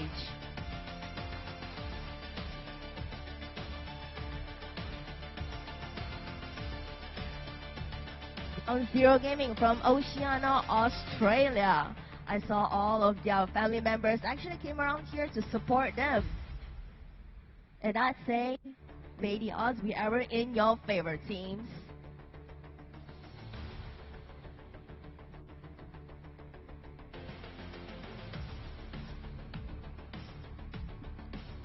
Alright, thank you so much, team. I think it's time for Team Galacticos as well as Ground Zero Gaming to go on and set up the stage.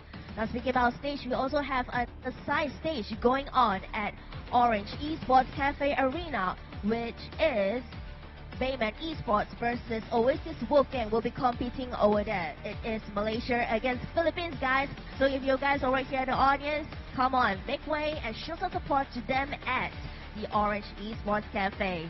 And now we will pass back to our dear panels. Alright, thank you very much, Priscilla. Guys, I'm Faith. Alongside with me is going to be Trevor, and we will be your casters here for today. And man, oh man, do we have a game here. Yep. For the second game, we'll get the Oceania representative of Ground Zero going up against the Vietnam counterparts of Galacticos in this best of 3. Yeah, definitely. I mean, it's going to be interesting to see because we don't normally get to see these players play.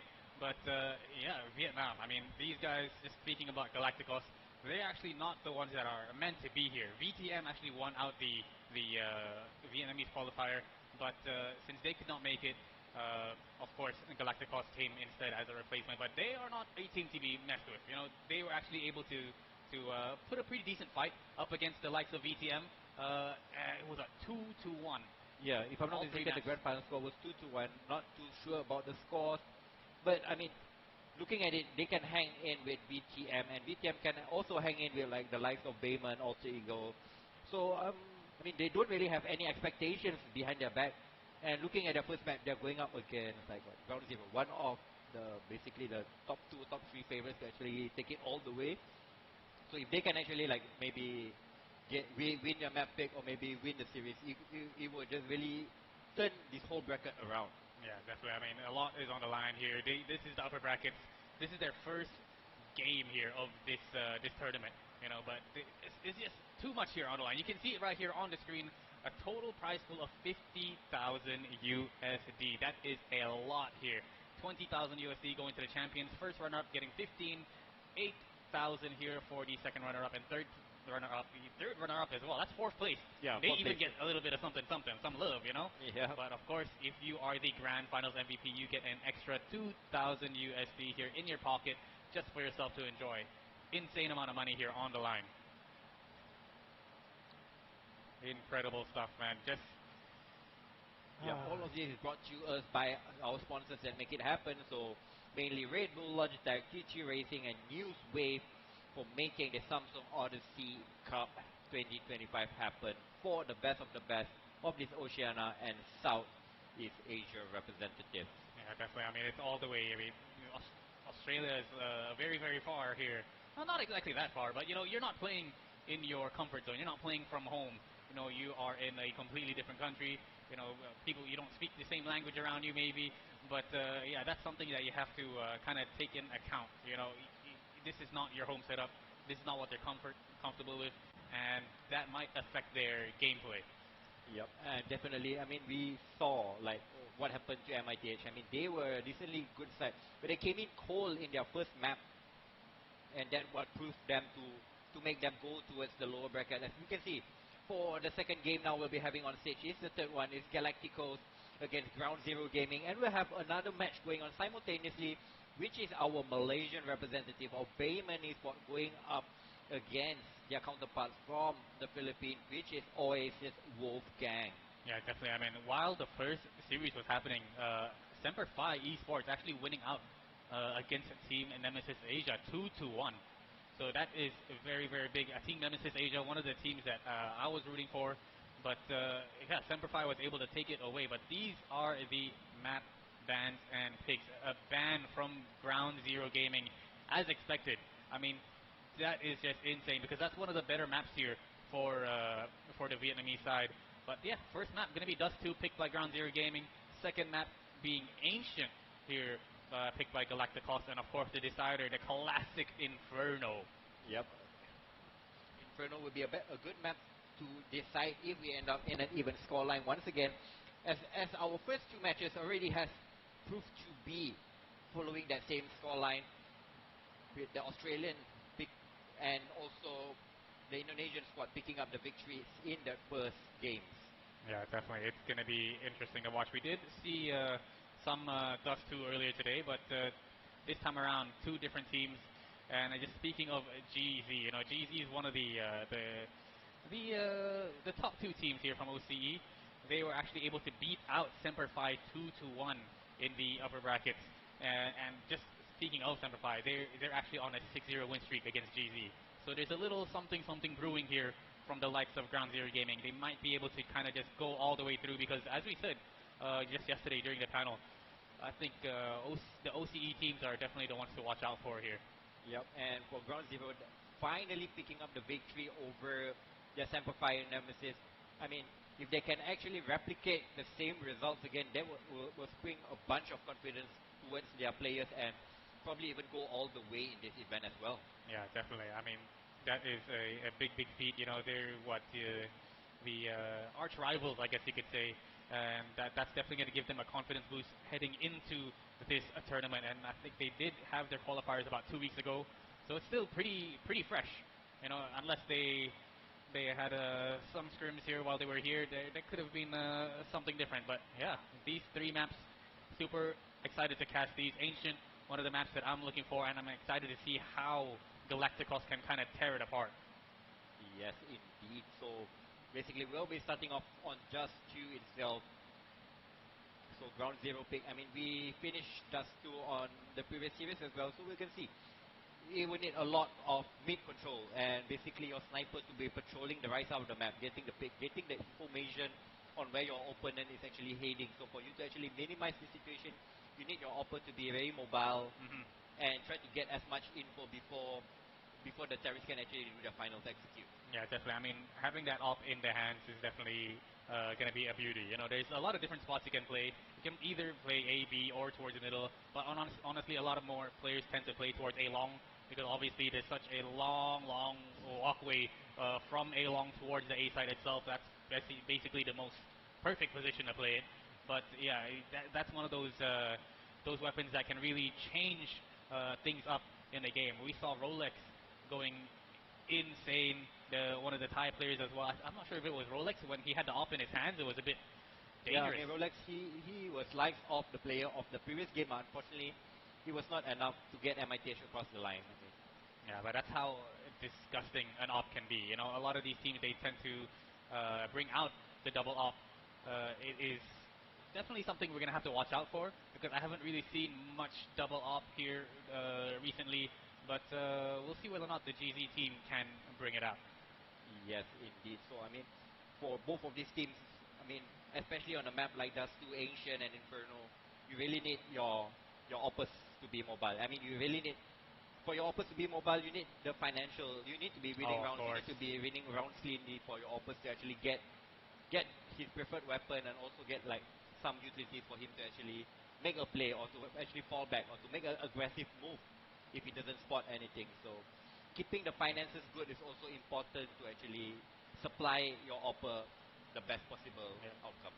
Yeah, definitely. I mean, that's the thing. You know, when you save so much throughout the early rounds, you're able to get yourself a AWP, but you know it's very risky as well. You know, you might not hit your first shot, you might not be feeling it, and it just puts a massive dent in their economy.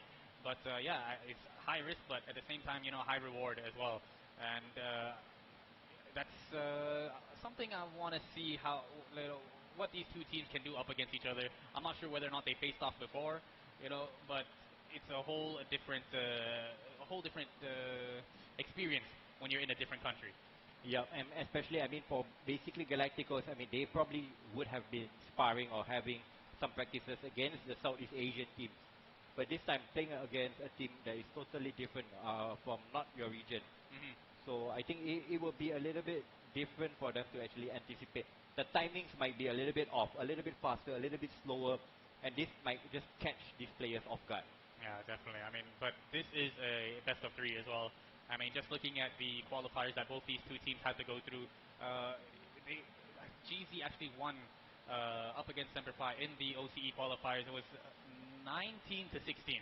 You know, I mean, that was all the way through, all the third map as well. So, you know, when it comes to going towards the third map, these two teams are not shy of it. You know, they definitely have the stamina to go through all the way. Similar with VTM, they did have to go through a couple of best of 3s throughout the qualifiers, and I think they definitely will be able to give each other quite a fight in this upper bracket. Yep, hopefully for closely contested games between both of these teams, hopefully we can actually end up on Inferno to actually decide things once again. So yeah, we'll be starting on Dust 2, heading on to Ancient for the second map. And if we get a split scoreline like the previous game, we'll be heading to Inferno to decide who actually goes into the upper bracket semifinals and who will be playing on later at 6:30 in the evening for survival, lower bracket round 1. That's the thing. We're going to be here at Quill City Mall here in KL at Cloud. So make sure you just go up to level 6. We're going to be here. If you don't watch us in the stadium area, you can always go down to the Orange Esports Cafe. They are having games happening at the same time as well. And that's how basically Semperfi and Team Nemesis Asia were able to fight it out. If I'm not mistaken, on the secondary game, we'll have the Malaysian team playing against the Philippine team. For the second game. Simultaneously with this game, unfortunately, it's not the casted game. So if you're Malaysian and if you're around Cool City Mall, you can head to Orange Esport and give your support to our local team that's participating in the Odyssey Cup 2025 Yeah. CS2 Championship. Definitely. I was having a walk around as well. I went to the cafe and I saw the two teams setting up, and I'm pretty sure I saw Kaze there.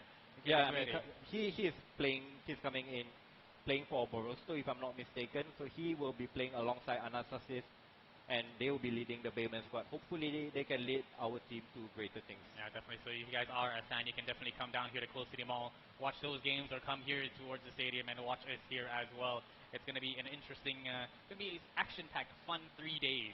You know, we're here all the way till Sunday, so if you guys are at home, do come by. But nonetheless, speaking of GZ and Galacticos, it's a long way from home, and I'm kind of wondering whether or not they can, what kind of strats will they pull up? You know, will they stick to the same kind of strats that they've been pulling back home that got them towards here, or do you think they'll change things up? For me, in this matchup, I think Ground Zero, they should be the very most favorite to win this game. So they should not be really releasing too much strategy. They should be just playing free flow. Try to just get their players feeling their aim, feeling their call outs, and feeling their communication properly. Not really playing of a stressful game. Not like the game that we witnessed before. It was back and forth, back and forth. For them, it's more about feeling out. Oh, is this PC as good as mine at home? Am I playing at my 8 p.m. timing at 10 a.m. in the morning? So yeah, they need to factor all of these criteria for them to actually play. Yeah, definitely. I mean, that's going to be something that we have to kind of take in account.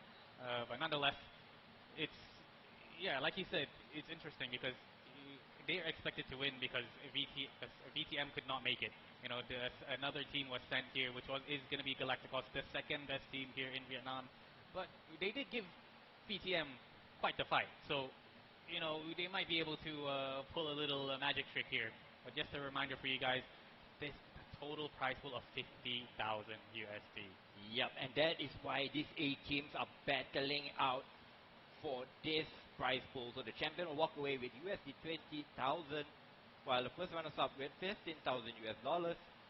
The losing second runners-up will walk away with 8,000 US dollars, and third runners-up with 5,000 US dollars. And also the grand finals MVP will walk away with $2,000 to himself.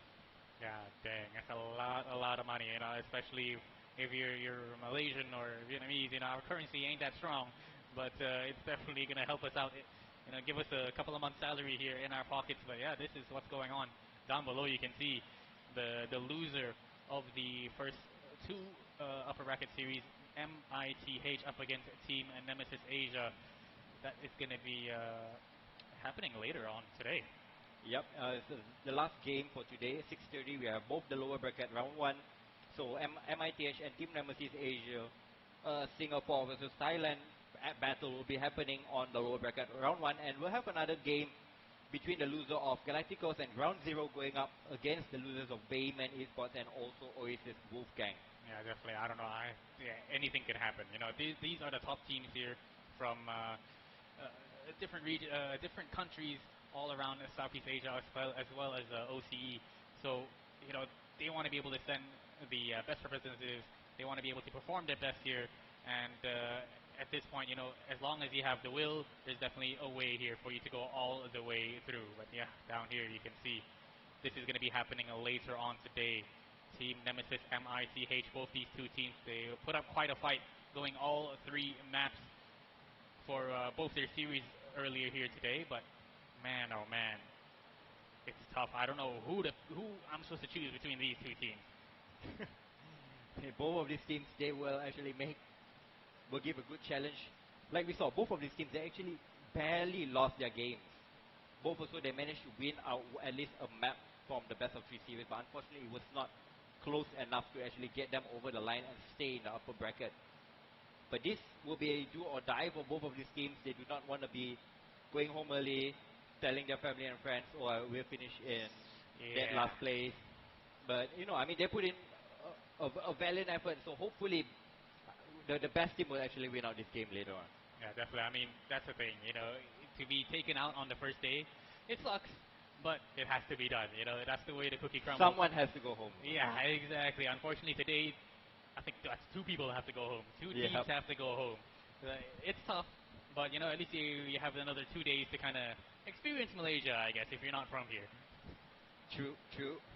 So yeah, I mean, once again, we'll just give a good shout out to our sponsors for making this happen. So we have Samsung, we have Red Bull, we have Newswave, and also Logitech. Yeah, definitely. Thank you very much to them.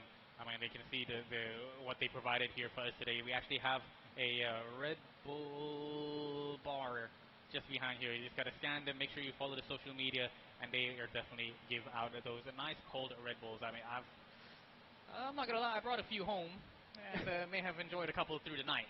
Oh, I mean, better cut down on your sugar, mate. Hey, man, zero sugar. Perfect for me. Perfect, perfect. So anyway, if you guys are around KL, do head down to KL City Mall. You can come in. We have beanbags. We have a lot of scenes to watch. You can even go into the arena and also into Orange Esports Cafe to see two matches that are going on simultaneously. Yeah, definitely. But do come by. We're gonna be here all weekend. But yeah, moving on towards this series, Dust 2, a map that has been in CS for a long time, probably as old as I have been out. Insane stuff. A lot of changes, you know, here and there, but the map relatively kind of stays at the same. Would you say it's a CT-sided or a T-sided map? For me, I would say Dust 2 is more of a momentum and financial. Yeah, sometimes City can actually win you over like 10 to 11, but sometimes the Terry side can actually reverse the favor as well. So it's down to momentum, down to economy, and also, most importantly, as we all know, Dust 2 is a real firepower map, so all of your players must be hitting their shots to definitely make it happen. I mean, if you're not gonna hit your shots in a FPS game, then you're not gonna win. Let's be honest here. So you got to make sure you're on form. You got to make sure you've washed your face, you've warmed up, and you're ready to go. And you have to bring your A game. Otherwise, you're definitely not gonna go all the way through. You might be one of the teams that go out today. Yep. Especially Dust 2, because Dust 2 is such a telegraph map. We will know that the terrorists, they will be either, for the first point of contact, is either towards this middle door or towards A shot. Yeah. Yeah. And then if towards long or towards B, it could only be at a very fast timing, or it should be at a very slow execute. Yeah, definitely. It's something not so. It's nothing that you can really hide about anything. And but that's basically hitting your shots, getting the map control, and most importantly your utility placement. Yeah, the smokes and incendiary will prove vital for you to delaying the opponents and also like getting bomb site and not letting your opponents come in back. Yeah, definitely. I mean, utility is definitely going to be a crucial thing here, especially towards that A-long cross. There's quite a long cross there from A-long towards the site itself. As it is, a lot nowadays with the new mechanic of the smoke being able to get dispersed by the grenade, you know, that's going to be something that maybe the CTs can exploit, I guess, and use to their advantage. It's going to be tough here for me because Dust 2 is one of those maps that I definitely prefer being on the CT side. You know, just holding back, holding the A side. You know, you don't exactly have to really. The only thing I realize that is kind of useful to fight for is kind of that A lobby, A long control. You know, towards bedroom. Yep, definitely. But nowadays, even if you look at the current meta, the counter terrorists are straight smoking off that A door. So even if the terrorists were to take that area, they need to expand a little bit more utilities. Meanwhile, while the terrorists are actually taking control towards A long, maybe the counter terrorists, they are already pushing up towards short, middle, lower dark. So they have cleared out other parts of the map. And yes, even if the hit is coming towards long, they have most of the players ready towards the cross, ready towards CD spawn. And once they are making their cross towards the side, they just throw in the grenades, throw in the incendiaries, and that could just damage the terrorists so much even before the bomb getting planted. My goodness, there's just so much. I mean, Dust 2 has been out for quite some time, but you know, it's a very, very kind of rinse and repeat. You see it, you know, all the way through. I'm not gonna say that it's gonna be a boring match to watch, you know, because these guys are insane aimers. They could definitely surprise us. They're the top of their region here, top of their countries, and they can, you know, come up with some crazy stuff, that's for sure. Yep, and also Dust 2 is basically the Opus paradise. So yeah, I mean, even on low buy rounds, you can actually purchase a scout, get some tags in, or even get some kill through the double doors, which is actually very possible and very doable. So we'll see whether this kind of factors, whether these teams will bring in this kind of plays to try and get rounds on board for them. Yeah, definitely. I miss the old Dust 2 where they didn't, when you're in T-spawn, they didn't add the extension of the wall, so you're just able to opt through the door, watch, see how many people cross. Unfortunately, it's been a long gone. So yeah, since they updated the skybox, even now, for example, as we all know, I mean, Dust 2 B side is basically the hardest bomb site to retake in all of CS. So basically, if you do an eco round towards that D side, from the tunnel, from behind the tunnels, you can smoke off the door and the window, and then just get a couple of flashes in, maybe throw in one Molotov towards backside or back plat, and then you can actually overwhelm the site with those Tech 9s and Mac 10. And then you can just continue re-smoking the door and that window and hold the crossfire, and it probably will be an impossible retake, even though the counter-terrorists have better weaponry if they don't play the right setup. If they are playing maybe 1B, 1 mid, and they get overrun by 4 Tech 9s, I think that could be round over. Yeah, definitely. I think something that's important to note is saving your utility for the retake. I think if you're just going in dry without any flashes, without any utility, to go for the retake is definitely going to be difficult because, just around the corner, like you said, Tech 9s, Mac 10s, extremely difficult to deal with in that B bomb site.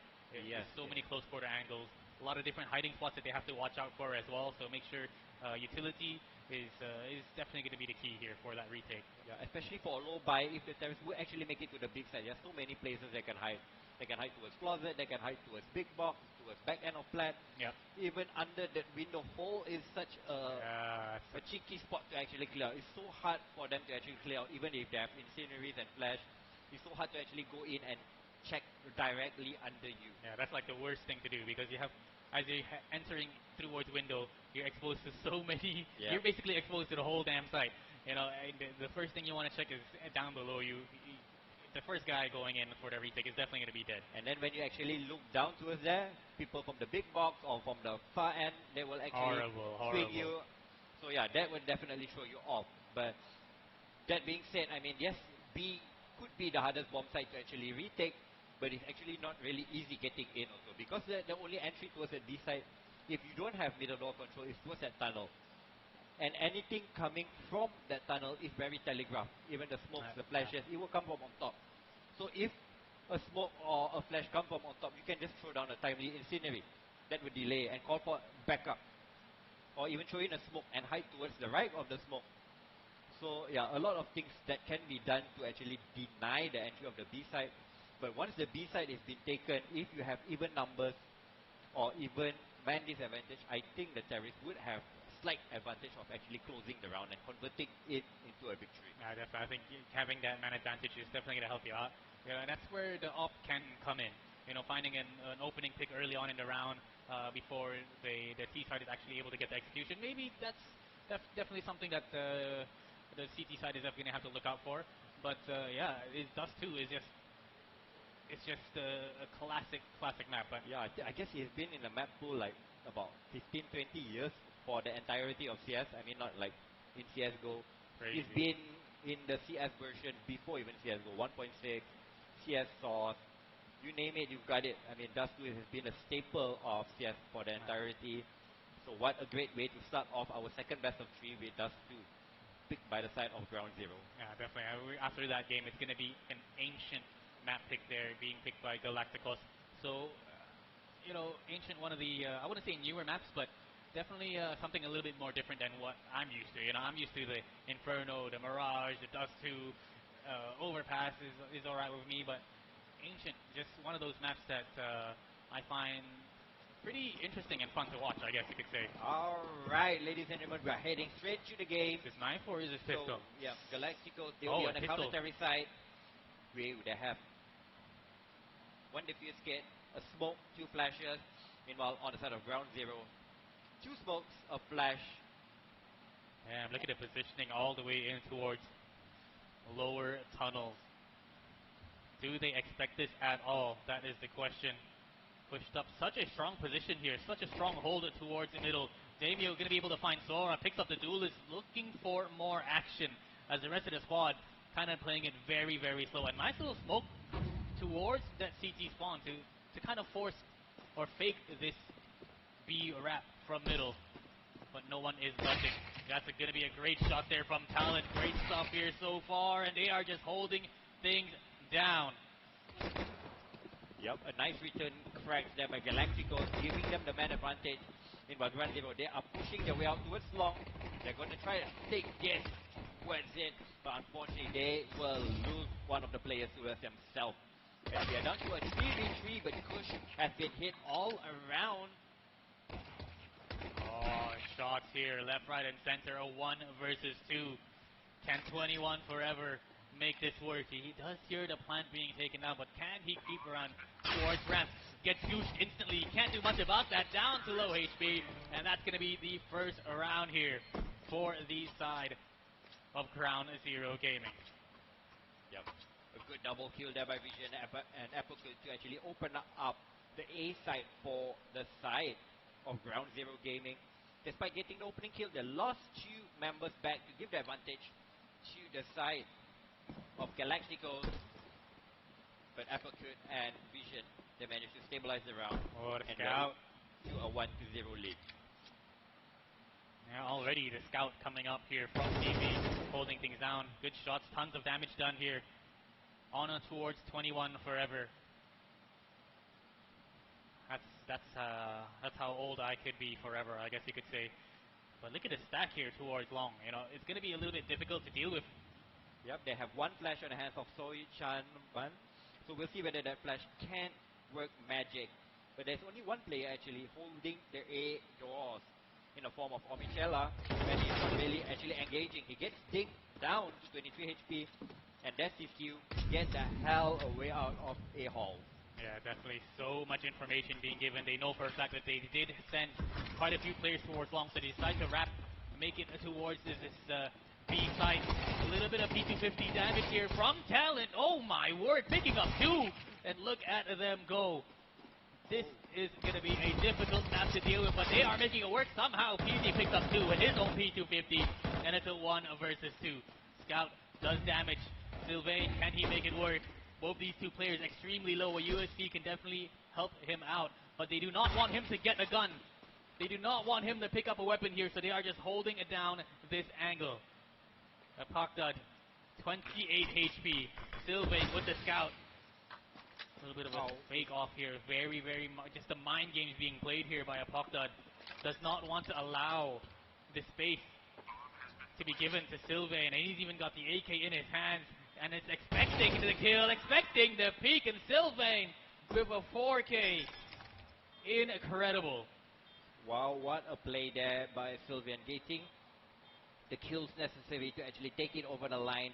And it's all down to Talent, opening with 2 P250 kills, giving Galacticos a chance in stealing that round. And God, they did it. Instant win. That is incredible. I'm not sure what happened to PZ. He had the AK in his hands, but swapped it out to the P250.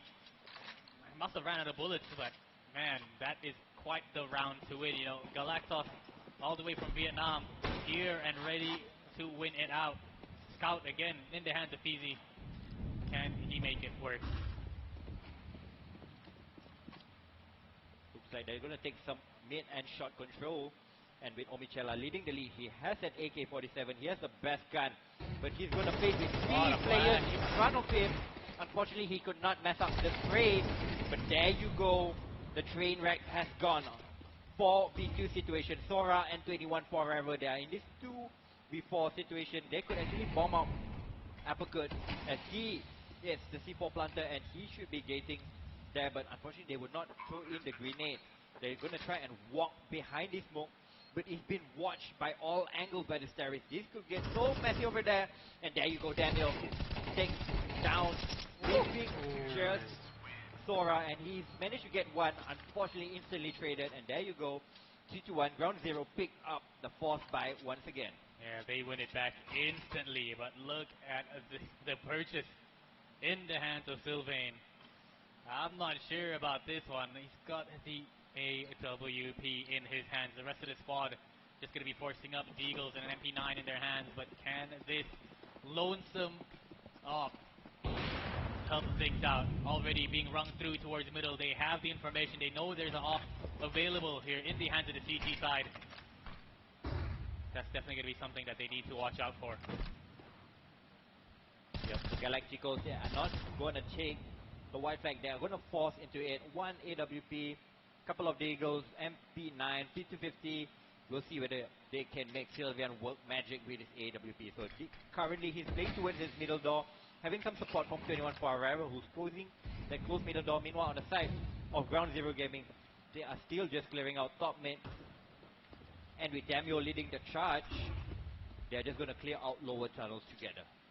Definitely no information being given. A little bit of a pop shot there towards middle, warning these players as they make their way towards short. Can they make it work? There are two players here, and MP9 and Kaobang actually has a P250 to work with as well, so it's going to be something that they have to watch out. A crossfire being set up, and Kaobang takes down two. Instantly traded here from the AK in the hands of Omi. But do they make it work? And oh, the ops is trading. Sylvain, he's good for one. Can he find multiple more? He's going to get sandwiched soon, so he's got to be very, very careful. Big frag there coming in from Apakdod. Yep, that could be the crucial round, but unfortunately Sylvain could not connect with the double kill. And there is no other player coming up towards shot.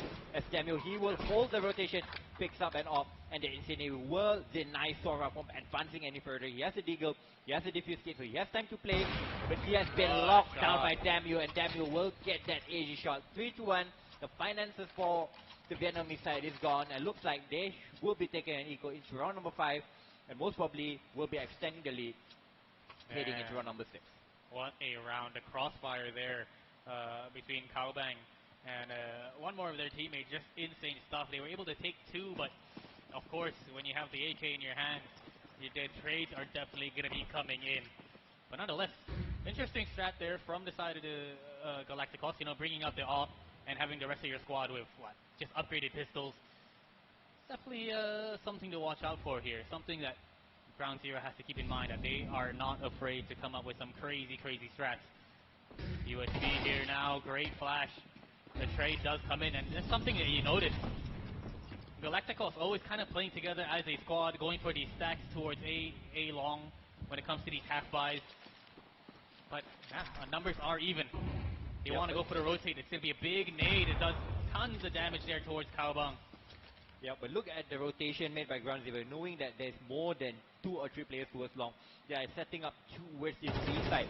With 2 towards this B side, and 2 towards that middle door, and what a shot there by Omi, taking down Challenge. And there you go, they are just all falling like flies, leaving just Sora and Sochebang in a 2v4 situation. Picks up an AK, but unfortunately they will miss this range of fire. Oh my goodness. This AK doing lots of chip damage towards Galacticos. Last 2 remaining players there towards the middle. They've got full control of this A site now here for Ground Zero Gaming. They're very, very patient. You know, we don't really see a lot of rushing, a lot of, W gaming, it's very, very tactical. It's very, very disciplined here from Ground Zero Gaming. Yep, and they even having Apokut holding to the suicide to hold for any mid push.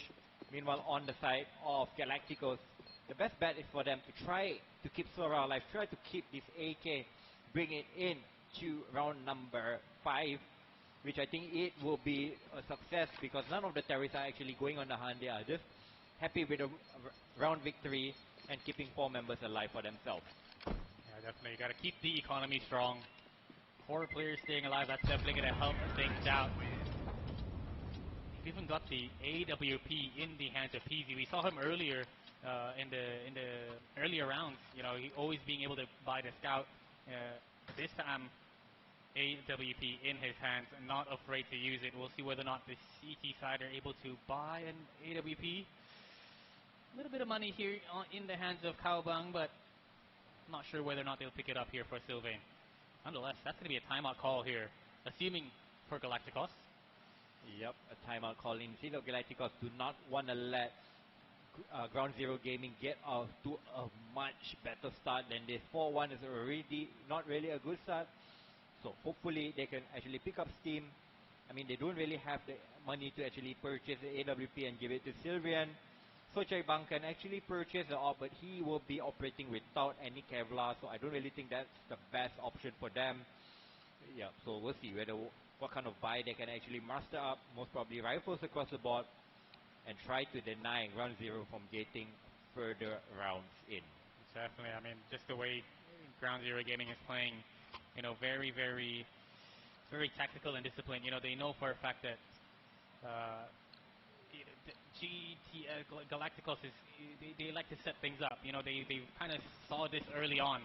They kind of go for these aggressive plays, as you can see already, just pushing up towards middle. A full buy, aggressive play towards middle. Easy was able to find one, but oh man, now Dink to Sora just has to instantly fall back. And that's exactly why Ground Zero Gaming, they have to play discipline. You know, they have to watch out for these crazy strats that Galacticos wants to pull up with. I kind of like the idea that actually Galacticos, they're trying to go in for the aggressive, trying to get the upper down, but unfortunately they did not get the trade and they evacuated without getting the trade, and I don't really think that's actually favorable. So now they have to play at a disadvantage in this round, despite it being a full buy round, and they do not really have any info on where the terrorist is moving. Slow and steady, the game plan here for Ground Zero Gaming. Yep, and look at this gamble from the side of Galacticos. I mean, if the side of Ground Zero were to go towards the A side, they would just save and try and repeat. If they were to go towards the B side, most probably they would try and fight out and win the round. So I kind of like this idea by the side of Galacticos. I mean, splitting the defense 2-2, going up 2 against 5 on one side, your odds is not really favorable. So having this kind of setup, it actually gives you a chance of actually winning the round, but unfortunately it does not play to them hands. D will get the drop onto Omi, but that should be how the round ends, and it should be a 5-1 scoreline. Should not really push any further, as he's also down to just a single point of health. Oh, hold on a second now. A big whiff there from PZ. That might just cost him this round. 4 versus 3. 1 HP in the hands of Sylvain. So, of course, Bogdan's Law going to come into effect. He's got the AWP in his hands. Spotted one player towards default. Damio would go good for one. Holding things down to 2v2 now. Hold on a second. This man is holding it down. Keeping it alive here. But Cowbang by himself. 1 versus 2. Time is of the essence. There's no time at all. He has to go for the save. And oh my word. A Pop Dud. Just incredible. Yep, once again a pop cut coming in clutch for the side of Ground Zero Gaming. Despite the round getting so close, the time just wasn't there for the side of Galacticos to make that retake happen. So looks like a partial buy with a solo rifle in the hands of Sora. We'll see whether he can try to take things aggressive and make this round fruitful for the side of Galacticos. You can see PZ is on the angle, but unfortunately he would not connect with the shot. He is still holding for the retreat of 21 Forever, as he's been burned out, but he's just repositioned himself and holding behind the barrel from that platform. Yeah, that is just very smart plays here coming in from GZ. They know for a fact that it is a bit of a eco round, I guess you could say. You know, just a couple of upgraded pistols here and there around the map. And it's something that they have to watch out for. Have to watch out for this aggressive plays, and I think this aggressive play just catches Omi out. Setting up for a smoke. They've got full information that the B site is clear. He was trying to set up a fake, and the rest of the squad will make their way towards that A site.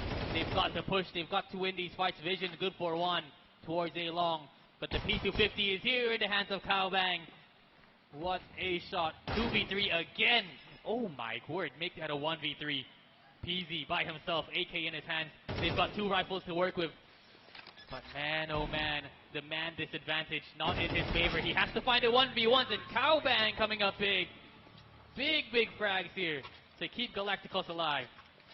Yep, so Chaibang coming in with that Deagle and picking up the AK, getting a couple of kills, really giving Galacticos a round they should not be winning, and even boost their economy.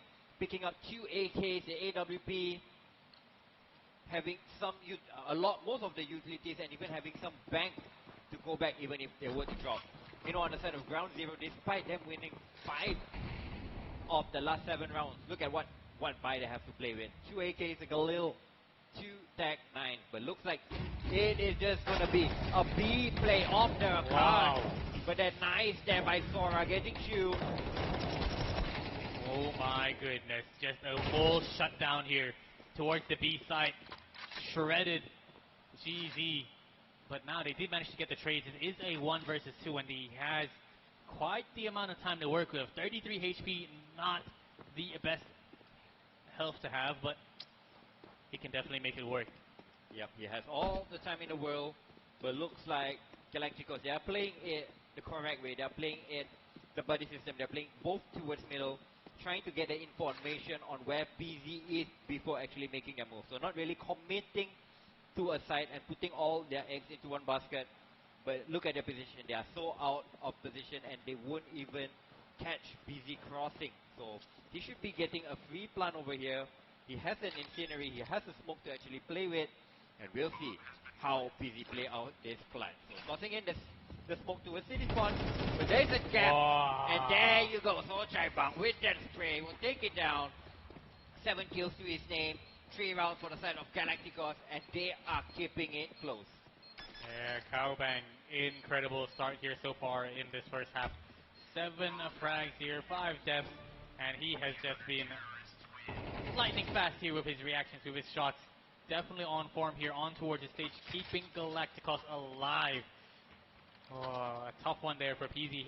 Maybe if he waited just a little bit for the smoke to fully bloom, he might have had a chance here to cross.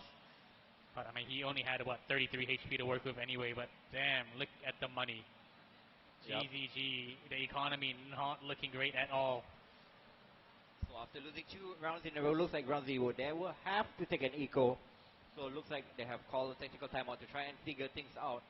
What is the best way moving forward? They kind of have some money, so they can actually purchase maybe into a scout or maybe into a Galil and try to do more damage. Because look on the left side, Team Galacticos, they're kind of building economy to them, to their name as well towards the ending of this first half. Oh man, it's going to be a tough couple of rounds here for these two teams. But now, on the CT side, you can see the off in the hands of Sylvain. They had a bit of a boost happening towards short, but just was not managed to able to connect that hit shot. It was a tough angle, a tough shot to hit. Will not pay off here for them. Oh, got quite a strong setup here towards middle. They've already planted one of the GZG players towards the middle. The rest of the squad taking it slow as they usually do. Molly just really ready and prepped as soon as he spots anybody. Definitely the Molly's going to come out. Flashes, nades, everything, and Sora will be able to help him out here on towards the site. Bit of damage done. 29 forever. Can he hold him off? And of course, Sora picks up a multi-frag. 2 for him. Great shot there from Vision, but can he hold this off? Can he hold it? No, he can't. Vision will be able to finish off 21 forever. Man, this is tough. Again, a 1v2. But the amount of HP that GZG player has just is not going to be enough. And Sylvain will shut it down as he tries to cross the door. Uh-oh. Yep. Sylvain is really hitting his shots with his AWP, keeping Galacticos relatively close with the side of round 0, with a 3-round streak to their name. And now heading into round number 10, the buy can come up once again for the side of round 0. But PZ, he will not have enough money to actually purchase the AWP, so it looks like he will operate with slightly less. Meanwhile, on the side of Galacticos, why not? Why bring in one AWP when you can afford 2 as 21 forever? He will be yielding the secondary op as well. Yeah, definitely. They always say 2 is better than 1, and they want to show exactly why here. Very, very aggressive angle here in towards that B tunnel. That's going to be a great shot there from 21 Forever finds the opening pick. And instantly, that's going to have to sting. You know, you spend the last 2 rounds kind of going for a bit of an eco, a bit of a half buy. As soon as you're able to buy up an AK, instantly just shut down by the AWP. Oh, and Sylvian, he will make his op sinks as well. So both the oppers getting opening picks. 5v3 for the side of Galacticos, looking to tie up this game after round number 10. Damn, this double op setup going to be very, very dangerous here for Ground Zero to deal with. They're going to realize that, okay, we're definitely going to need a couple of flashes. We're definitely going to need smokes. We're going to have to go for these executions. But it's not going to have to be this round. They don't really have much to work with. PZ was able to pick up the AWP that was in the hands of Daimyo. And now they are grouping up here. Want to make their way towards the A short position. Sylvain, smoke's going to be coming up with flash as well. Can he find an opening pick though? Misses the shot. That's going to be a nice little dink there. Hold on a second. PZ's going to get taken down. Cowbang comes in with a frag of his own. And man, it's just a pop that by himself. What can you do in this situation? 1 versus 4. 23 HP. We don't really have much options but to try and move forward. But there's one player on the side, and even the flank from Sora comes in.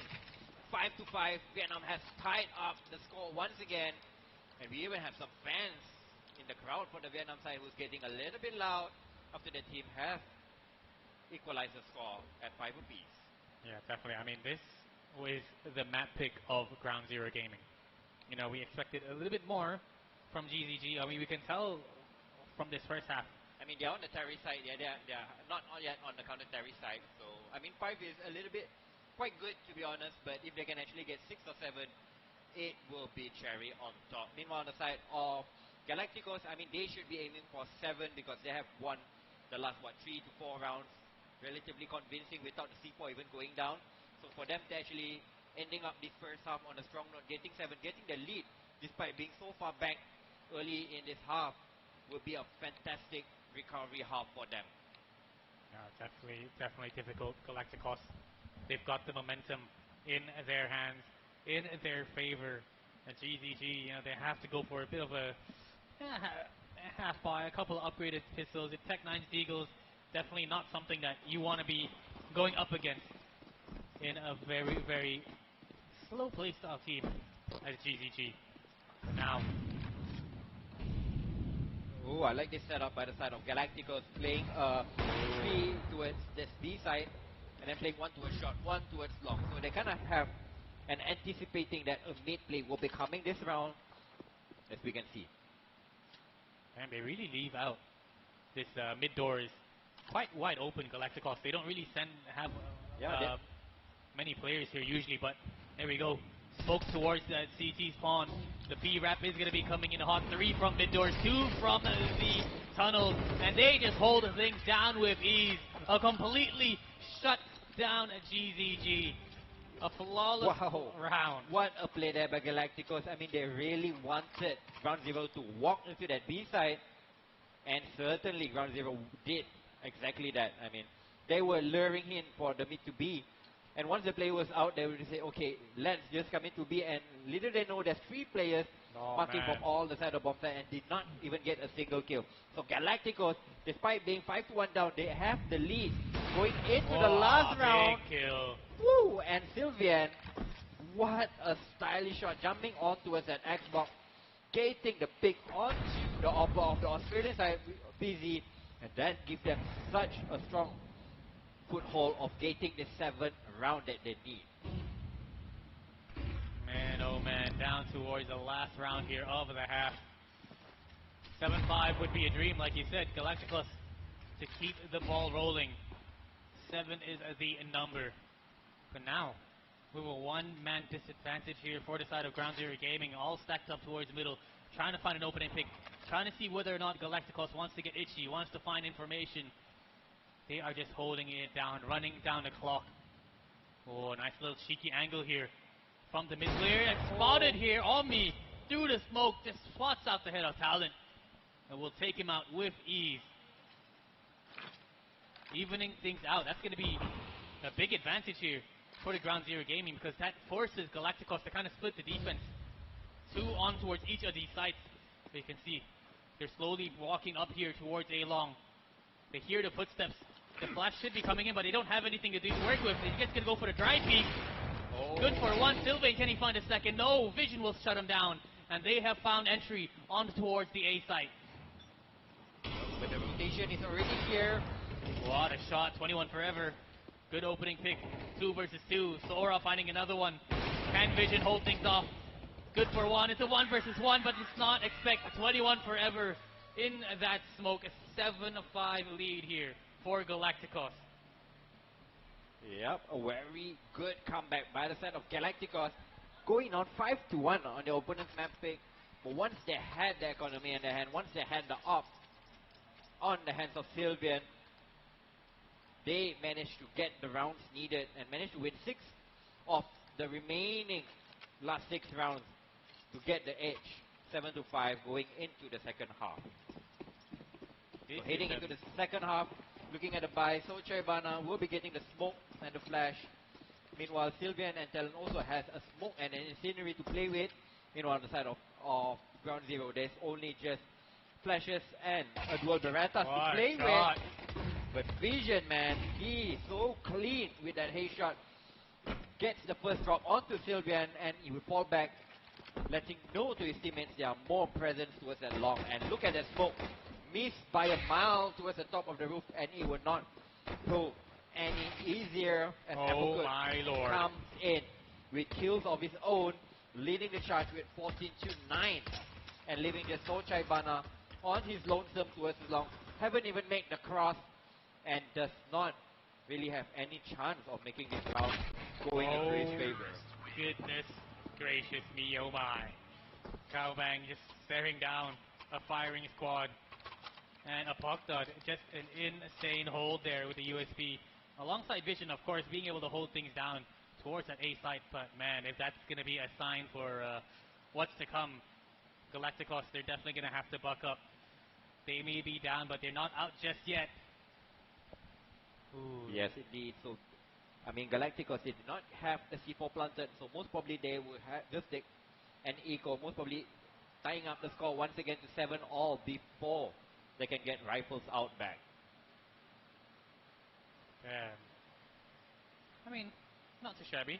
Not a bad scoreline, you know. But this is the map pick of Ground Zero Gaming. You know, they definitely will have some strats here cooked up for the CT side. Definitely going to be something that Galacticos has to kind of watch out for. But so far, from looking at how they did play during the first half while GZ was on the T side, very tactical, very, very slow paced. So I'm not sure what I'm expecting basically here from GZG on the CT side, but hey, it's their favorite map. Yep, so far so good. I mean, I didn't really expect Galacticos to actually put up this of a fight. But yeah, I mean, they have been living up to the name. I mean, they have been putting Ground Zero under a lot of pressure. And despite even the round being at a 1-round deficit, I mean, Galacticos had the chance to actually make this even a bigger lead. So, looks like an eco will be on the card. Socha Ibana just purchasing in a smoke and a flash. Most probably go to smoke towards that middle door and maybe flash out his teammates towards that long area. Yeah, I mean, you could use this time to kind of talk about what you want to do in the next round. You know, like, this is one of those rounds that you don't really have much to play for. You don't expect to kind of win. What you kind of hope for is maybe the C4 being planted. You know, getting some extra funds here for the rest of the squad. But yeah, one way to kind of talk about some strats.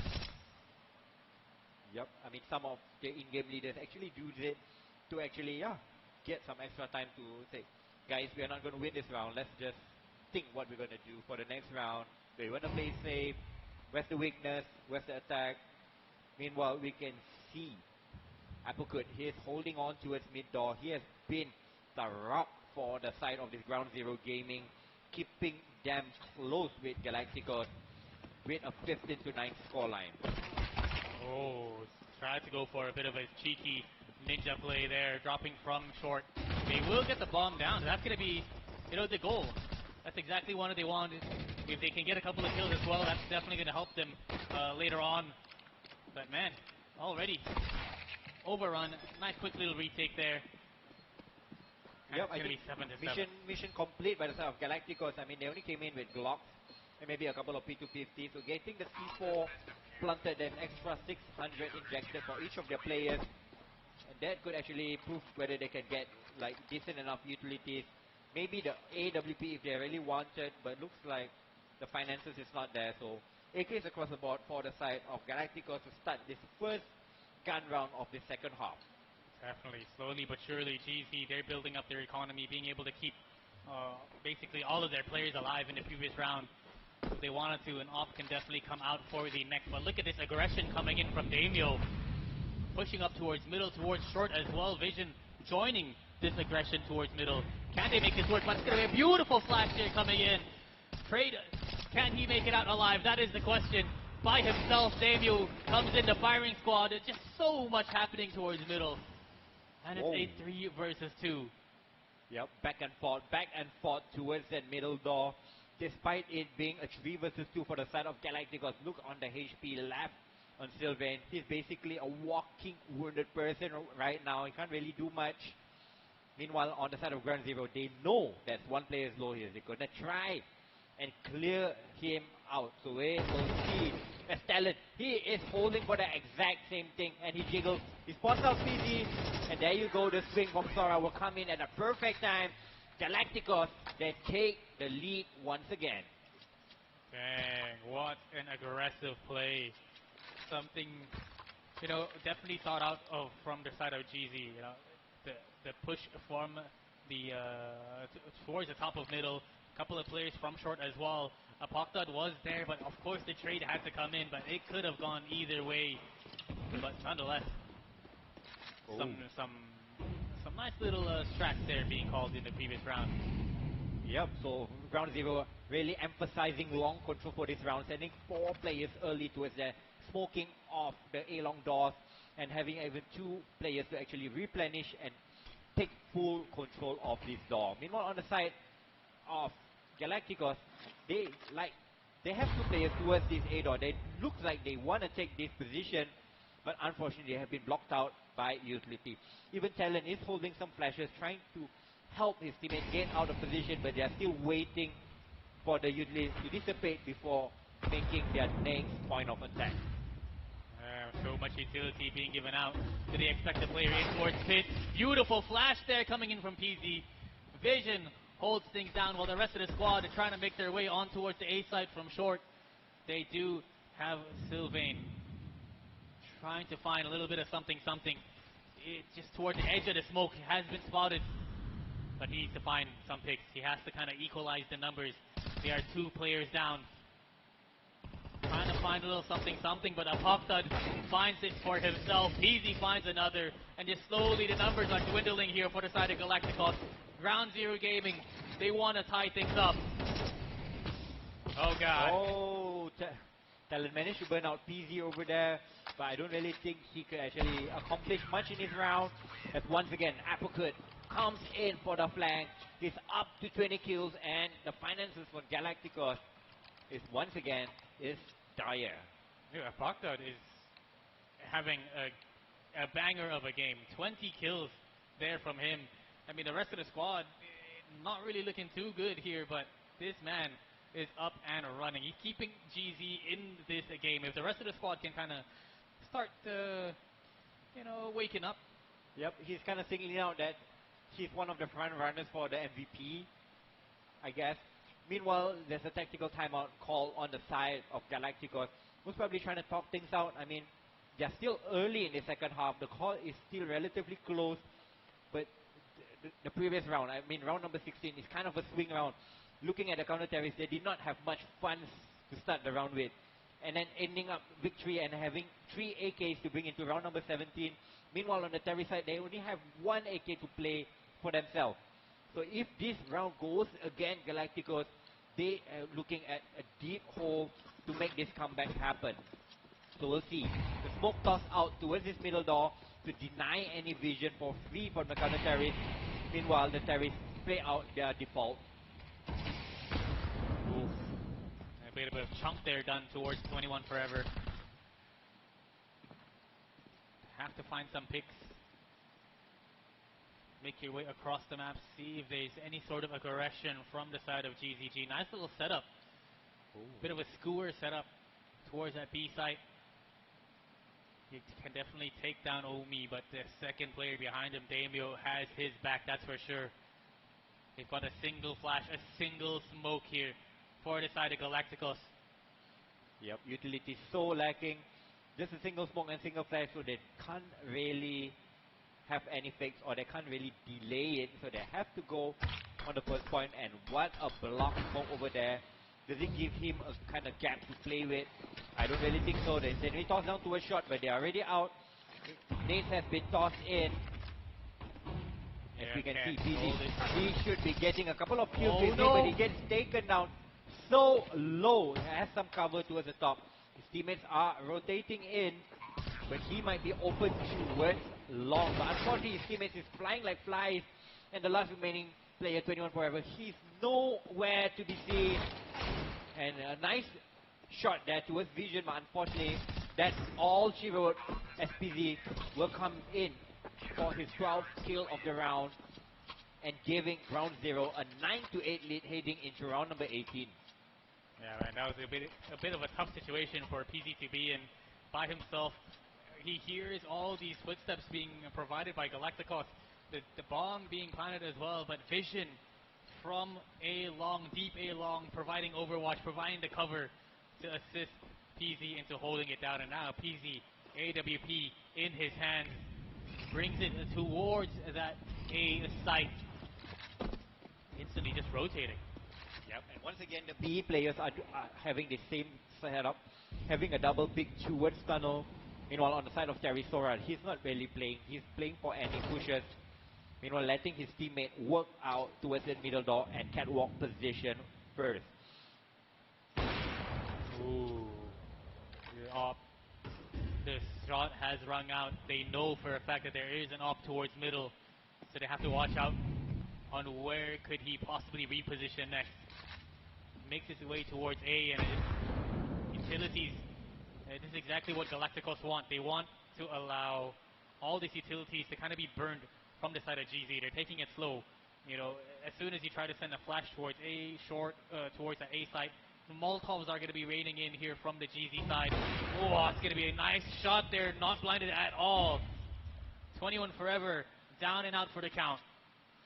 Yep, PZ hitting the shot. Even has some support from Vision, who's holding behind the door. And look what he does to Vision. He activates after that kill. He pushes, and he knows that A-long is clear. And they are so focused on maybe the middle doors and shot. And kind of Ground Zero, they kind of guess where Team Galacticos will be aiming. So we'll see whether this two-man hold towards his A side is sufficient enough. Vision though has a massive flank, but oh, there we go, he's good for one. Easy, will get taken out, but Vision from the flank picking up two of his own. Galacticos just did not know what was coming, and they're able to retrieve the op as well. What a play there by Vision. You know, gets that first opening pick towards long, just wraps all the way towards short, and just provides the necessary information towards the rest of his squad. But they could have gone anywhere for the side of Galacticos, but you know, of course, time was of the essence, and they had to make their way towards A. Aggression now. Something different, more presence there towards that B side, and look at these nades, look at the utility being given. Being pounded out. Oh, hold on a second. So this time, Ground Zero, they are playing a 2-1-2 setup. Damio and Ominchala towards that B. Apricot is scout patrolling towards that middle. And of course, Vision and PZ in the anchor towards that A side. You know, on the side of Galacticos, they are just making their way towards this middle door. Gonna try and end on this mid-to-B split. But little do they know, it is a blender as they have been mowed down. Leaving just Sochai Bang on his lonesome. He managed to get a nice parting gift over there, but I don't really think he can do anything more. Getting the bomb down or even getting another kill looks like kind of impossible, as he will try to reset this round towards A shot. Yeah, definitely. I don't think he even has the C4. It's actually dropped towards that middle position. Oh, beautiful flash Easy being able to close things out. Oh no. 11 to 8. The last gun round that, I mean, Galacticos can actually bring up.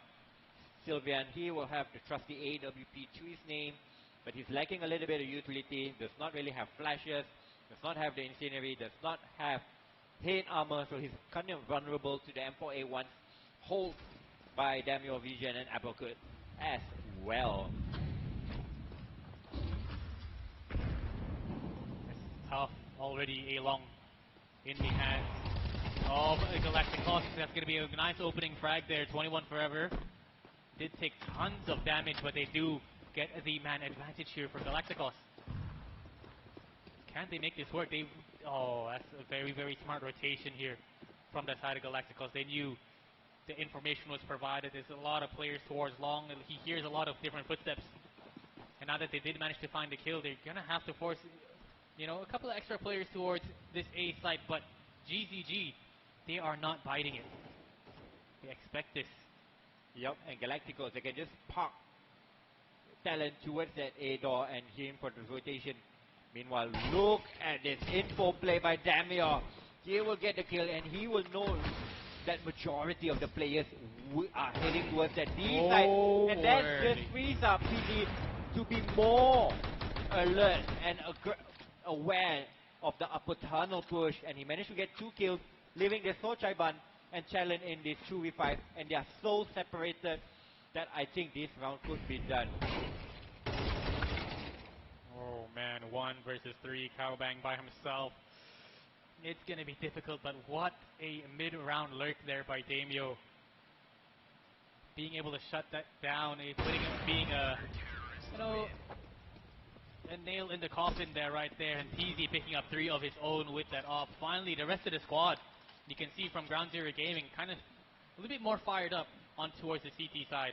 It looked a bit, it wasn't going so well on the T side here for GZG, but now they kind of know exactly what they're doing, how to play this CT side, how they take advantage of the mid-around positioning of the T side. But man, 4 match points.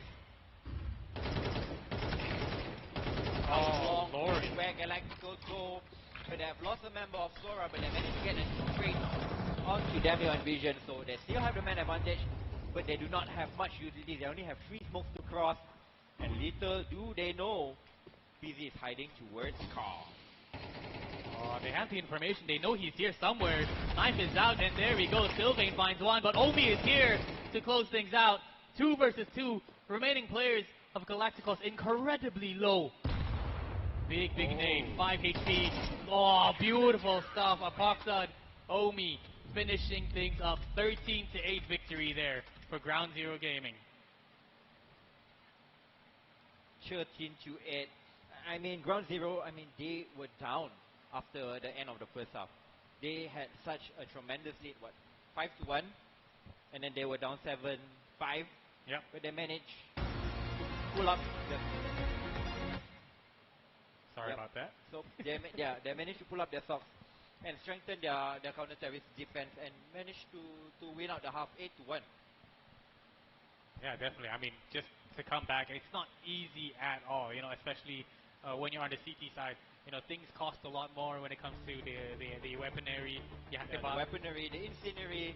You even need to buy the diffuse kit. Yeah, exactly. You know, and the weapons is like 300-400, even more. It's crazy, but you know they were able to hold things down. They were able to win out the pistol and slowly recover their economy. And I think you can see what they were able to kind of get in towards the groove.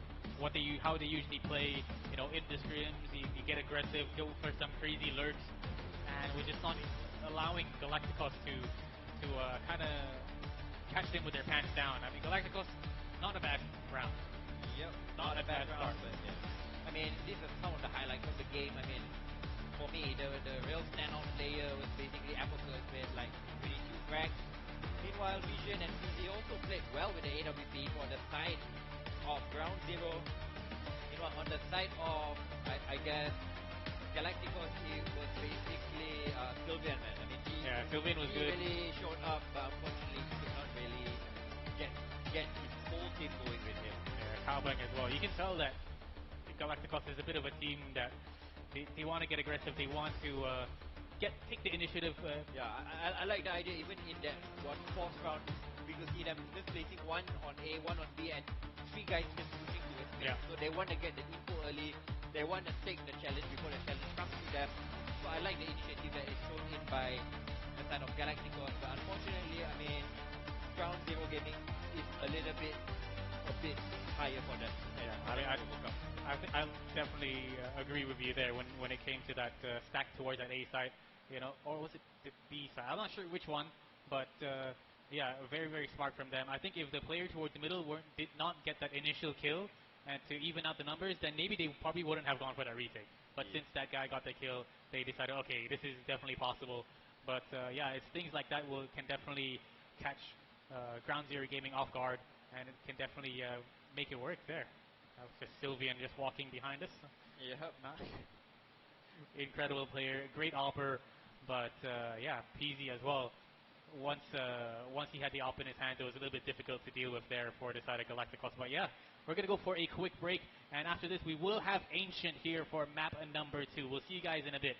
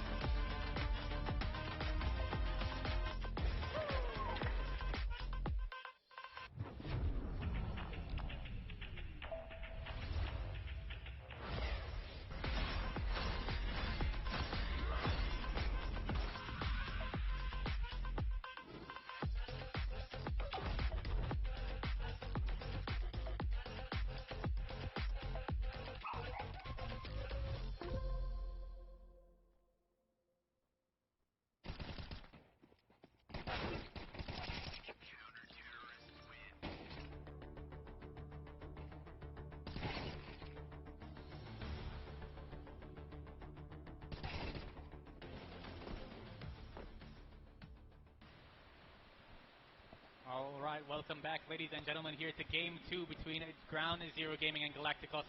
I'm your caster here. Alongside with me is going to be Trevor, this is FaZe, and well, it is map number 2, Ancient. You know, but that first map, 13-8, Ground Zero Gaming, you know, being able to win it out after losing the first half 7-5 to Galacticos. Quite a strong showing on the CT side there for GZG. Yep, I mean, really showing us why that they actually picked Dust2 into, really bringing PZ in to play with that AWP, I mean, patrolling the middle, even towards that long. And yeah, just really locking down Galacticos, not really even letting them win multiple rounds. They only have one round on the second half, and that's not good enough if you actually want to take a victory over your opponents in this kind of tournament. Yeah, definitely. I mean, that was the map pick of GZG. You know, losing out that first half. I was wondering, like, okay, what's so special? Why did they choose this map? But as soon as they swapped sides, as soon as Ground Zero Gaming was on the CT side, you know, that's when they started firing up their cylinders. You know, up in the hands of PZ, he was able to hit his shots. The way they were able to kind of retake and kind of guess and anticipate where Galacticos was going for the execution. Every time Galacticos was not really able to get the bomb down. There was just multiple players just ready and waiting for them. Backup arrives just instantly for the side of GZG. But yeah, nonetheless, in towards Ancient now. The map pick of Galacticos. Can they bring it back? Can they push this to map 3? Yep, so looking at the buy for Ground Zero, a defuse kit flash for the side of Apokut. Meanwhile, on the side of Galacticos, almost across the board, a smoke on Sachebang and also a Molotov on the hands of Jalen. So looks like they will be walking towards this A side with Omichela. He's going for the jigger spot. He spots back as he rotates into Donut. Gain first contact, but unfortunately gets taken down by D. Bomb will get down. Will definitely secure them a little bit of extra funds, but can they secure the round? That is the question. It's a 4v5 retake here on towards this B site. Whoa, look at the lurch. Sylvain from that donut position being able to find one. They do trade things out. Ooh, tons of damage here done on towards PZ. But can he get the kill? He hears the sound. He knows there's one towards Donut, but they will shut it down towards that B site. That's going to be the first round there to Galacticos. Yep, a nice split by Galacticos towards the A side, not really giving the side of Ground Zero to actually come in for the retake. And looks like Ground Zero, they will be forcing up in the second round. Getting 3-5-7, making 4-5-7 and a Deagle. Meanwhile, on the side of Galacticos, 2 AKs, a Galil, 2 Mac 10, decent enough utilities. And look at the grenade thrown in. Unfortunately, would not do any chip damage. So we are still at a stalemate with a 5-5 players alive. Yeah, I think mid is a very, very strong position, you know, for the CT side to kind of hold. And I think this map for Ground Zero Gaming, it definitely suits their play style. You know, they want to go for these mid-round pushes. They want to get aggressive and take information of a place. And you can already see lurking up, pushed up. Damio, 5-7 in his hands, not going to be able to do much here. Good for one, but instantly going to get traded out. DZ as well will get taken down, and there we go, Galacticos. Some signs of life, the fans are streaming, and well, they definitely need to keep this momentum up. A nice idea there by the side of Ground Zero Gaming that tried to crunch towards that mid, towards elbow, and also middle, but unfortunately the weaponry on the side of Galacticos with that AKs and Galil was a little bit too strong, and they didn't really load too much members to themselves. So yeah, heading into round number 3, it should be a straightforward round for the side of Galacticos. A couple of upgraded pistols bought on the side of the Aussie counterparts. Some 5-7 and P250 in the hands of Damio, Michela, and also Apokut. Slowly but surely, Galacticos, they know Ground Zero Gaming is, you know, on an eco. So they cannot get aggressive. They have to watch out. There's a chance that Ground Zero Gaming can either stack that A side or a B side, so they don't want to give away any sort of free kills. They have to find as much information as they can before they actually decide to go for an execution on either of these sides. Yep, but because of Michela having this forward position, they can rotate the remaining members towards this side. But whether they have enough firepower to actually hold this hit back, we will see. As you can see, the first engagement happens towards Cave, and Daniel making that 5-7 work magic will get the opening drop. Bag. Good opening picks there on towards the side, and of course they will clean it up. They didn't have the best weapons to deal with anyway, so it's all down to Omi. P250 in his hands, can't really do much in a situation like this. They had the right idea. They did manage to take down Sylvain towards House, but just the numbers advantage, the weapons advantage too strong for any of the GZG players to deal with on that side. Yes, indeed. So Michela trying to see how much more damage he can get. A nice shot there, taking down Chaiba, but unfortunately, 3 members is a little bit too much for them. As we are heading into the first gun round, and PZ can bring out the AWP right off the bat. Damn, okay. Wonder where he will post up. A lot of the players, they tend to play towards that A site, you know, behind the big box, see whether or not they can find an opening in towards A main. But nonetheless, here we go, aggression towards middle. Very, very aggressive indeed, and oh my word, what such movement. But the rest of the team here, Galacticos, just able to shut it down. Any sort of aggressive plays. Yeah, what a nice mid-take there by Galacticos. I mean, talent there with a triple kill to his name. Just dismantle the mid setup thrown in by their Aussie counterpart, and it's a 2v5 with Vision and Daniel so out of position, and looks like it should be a safe card call for Ground Zero Gaming. Yeah, definitely. They just bought up these rifles. They brought out a lot of utility, but instantly, you know, losing 3 of your players towards middle, it's going to be tough. They don't even have kits to work. If they got 2 flashes, you have to go for the save here. Ain't no way. But the hunt is on. Can they find anything, though? That is the question. Talent, you can see him kind of lurking, seeing whether or not he can find anybody here. Probably Talent should first try his hand. Try to play one of the angles, but do not really want to give an AK towards the counter terrorist. Is also a strong point made by the side of Galacticos. And after the first gun round, they are still perfect on the Vietnamese side with a 4-0 lead. And most importantly, building up economy. Look on the side of Sora. He has 12k to his name. Talent has almost 10,000 to his name. So that's actually 2 or 3 buys for the terrorists without needing to actually think about their finances. So that's actually good stepping ground for Galacticos to get a good half on this map. Yeah, definitely. I mean, you can see exactly why this is their map pick. They're very comfortable. They're known for the aggression there towards middle. We see time and time again, there is no ground there for Ground Zero Gaming towards middle. They can't do much about it. They do usually send a player towards the lamp room. They get aggressive. They try to go for a wrap, but it's just not able to find any sort of information or any sort of assistance or damage there. But now, something a little bit different. They've got the op in the hands of Sylvain. Very, very aggressive plays here, but they expect a push. That's going to be a massive nade. Peasy. The boost as well coming up. Vision will be able to take down one. Damio finds a second there, wraps his way towards Lamp Room. And they secure a couple of weapons here in the hands of GZG. Yep, a nice aggressive play. Getting them 2 kills, picking up even more rifles. Oh, unfortunately, Abaku could not get the drop. But Damio will come in for that instant trade, leaving just a 2v5. Make that just Talent. He has yet to dine in his map. If he wants to keep Galacticos perfect, he needs the remaining 3 kills. But if there's a player to call out, it's Talent. He strikes with it first. One player is relatively low. He gets the second. Oh, and he misses a shot, and he knows he's a play, but he jumps, and PZ will hit that flick. Whew. And what there you go. A shot. My word. Economy was not looking great at all. Oh, you can hear the Australians going ham. Oh, wow. What a round to win. Nonetheless, it's all good. Galacticos, still a lot of money in their bag.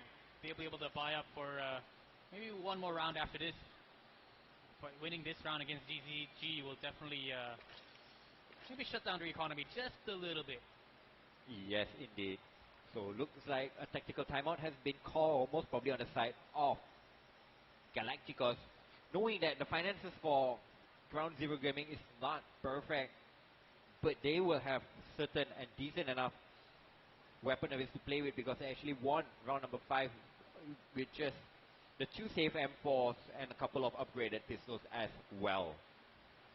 Yeah, that was a tough one to win. I mean, just that wrap towards the B main position, towards ramp and a lamp room, being able to just shut it down and sandwich the players towards the lower the doors of that B site, definitely caught Galacticos off guard. I mean, who wouldn't be? You know, the boost came in, just insane stuff. But now again, aggression, straight pressure towards Donut. Emio again, just getting aggressive towards middle. Apoc good for 1, fully blinded, but still able to get a kill there on towards 21 forever. Yep, so really Ground Zero really not really giving up this middle fight. But look at this lurk. What a lurk by Sylvain. Opening pick there. B side completely taken down. Cowbang as well for another, but it's going to be beautiful flashes there. 2 versus 2. But look at where the C4 is going. All the way towards the opposite side of the map. The rest of the squad making their way towards A. Can they get this done? Yep, so it'll be a 2v2 retake on towards his B side. Talon and So Chai Bang, they will have to defend this after plant coming against Omichel and Apricot, who will be retaking from Donut and from A main. So really splitting their resources in, and this kill could actually decide it as So Chai Bang. He will take down Omi and is just left with Apricot, and he is thinking for the long game, thinking that saving is a better option than going in and throwing all his rifle and his utility left to his name. Yeah, we were talking about their money and the economy of GZ. You know, losing this round is definitely going to put a bit of a hole here in their pockets. But nonetheless, Galacticos, they do bring it back. Very, very smart lurk, I think, from Sylvain. You know, being able to find an opening on towards that B site. PZ just did not expect it at all. Oh man. Just the way Galacticos is able to work the map. GZ, however, you know, we saw them again. They want to take control of mid time and time again. They want to get these fights going. They do. That time around, it did work out last round. But can they keep it up? Can they do it again and again? Aggression again. Quick rotations in and towards Donut. So much going on, and look at Damio already pushed up. They've got full control of the B site. So the rest of the squad is going to be rotating towards A. Yep, but the rotation has already come in. We can see Omichella and BZ, they are just trying to line up for this retake. They know, as usually has been tossed in towards this A side. They have good timing, but can they get kills to their name to actually make it count? There you go, Ome and PZ will actually get 1 kill to their name, so leaving just a 2v4. Talon and So Chai Bang, but we've seen them done this time and time again, and the Shadow has given away the position of Apricot, and he's wait for Vision to actually come in for the flank, leaving the So Chai Bang in this 1v3 situation. He strikes with the first, unfortunately could not get the transfer onto Vision, and there you go, Ground Zero will pick up the second round, and a much needed round with that defuse coming in. It's definitely doable there for Cowbang, but tough. He swung a little bit too wide, just giving his position away to 2 players. You know, if he was able to find maybe that 1v1 against Apoc, definitely could have been winnable there for Galacticos. But nonetheless, slowly but surely, this is how GZ does it.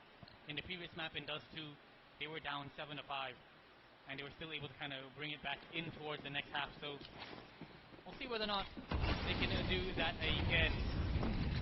Look at the aggression here coming in from Galacticos instantly. Apoc down and dusted in the grave. Oh my goodness, a little bit of a team damage there. It's okay. 21 forever, gonna get taken down from his teammate. So the numbers are evened out. Yep, 4v4 situation. They cool off the middle push, But looking at this, I mean, Sora, he has such a good position, advanced towards his middle, can hold in any rotation from the counter-terrorists. But looks like the counter-terrorists themselves, they are just playing it relatively safe. Now they are going to clear out this middle position. Wow. And Omi with a spot onto Sora gave them so much info and then even spot the player of Sol Chai Bang towards down that B ramp. But little do they know, Talon has already passed the line and two backs aim at him, but unfortunately he will not connect with his shot. Oh! Down and a duster. Talent, massive frags there towards Spawn. And that instantly, GZ, they just have to call for the save. They want to keep their economy strong, but whoa, so well played there. As soon as PT ran down the shot, he knew that was the time for him to kind of go for the kill, at least to try to take up the offer. But being able to take down two is just incredible. He is 10-2 right now. Yep, he is definitely showing us that he is a talent to be looked out for in this match. I mean, he didn't really start off well in the first map, but in map number 2, wow, oh wow, he's here to play.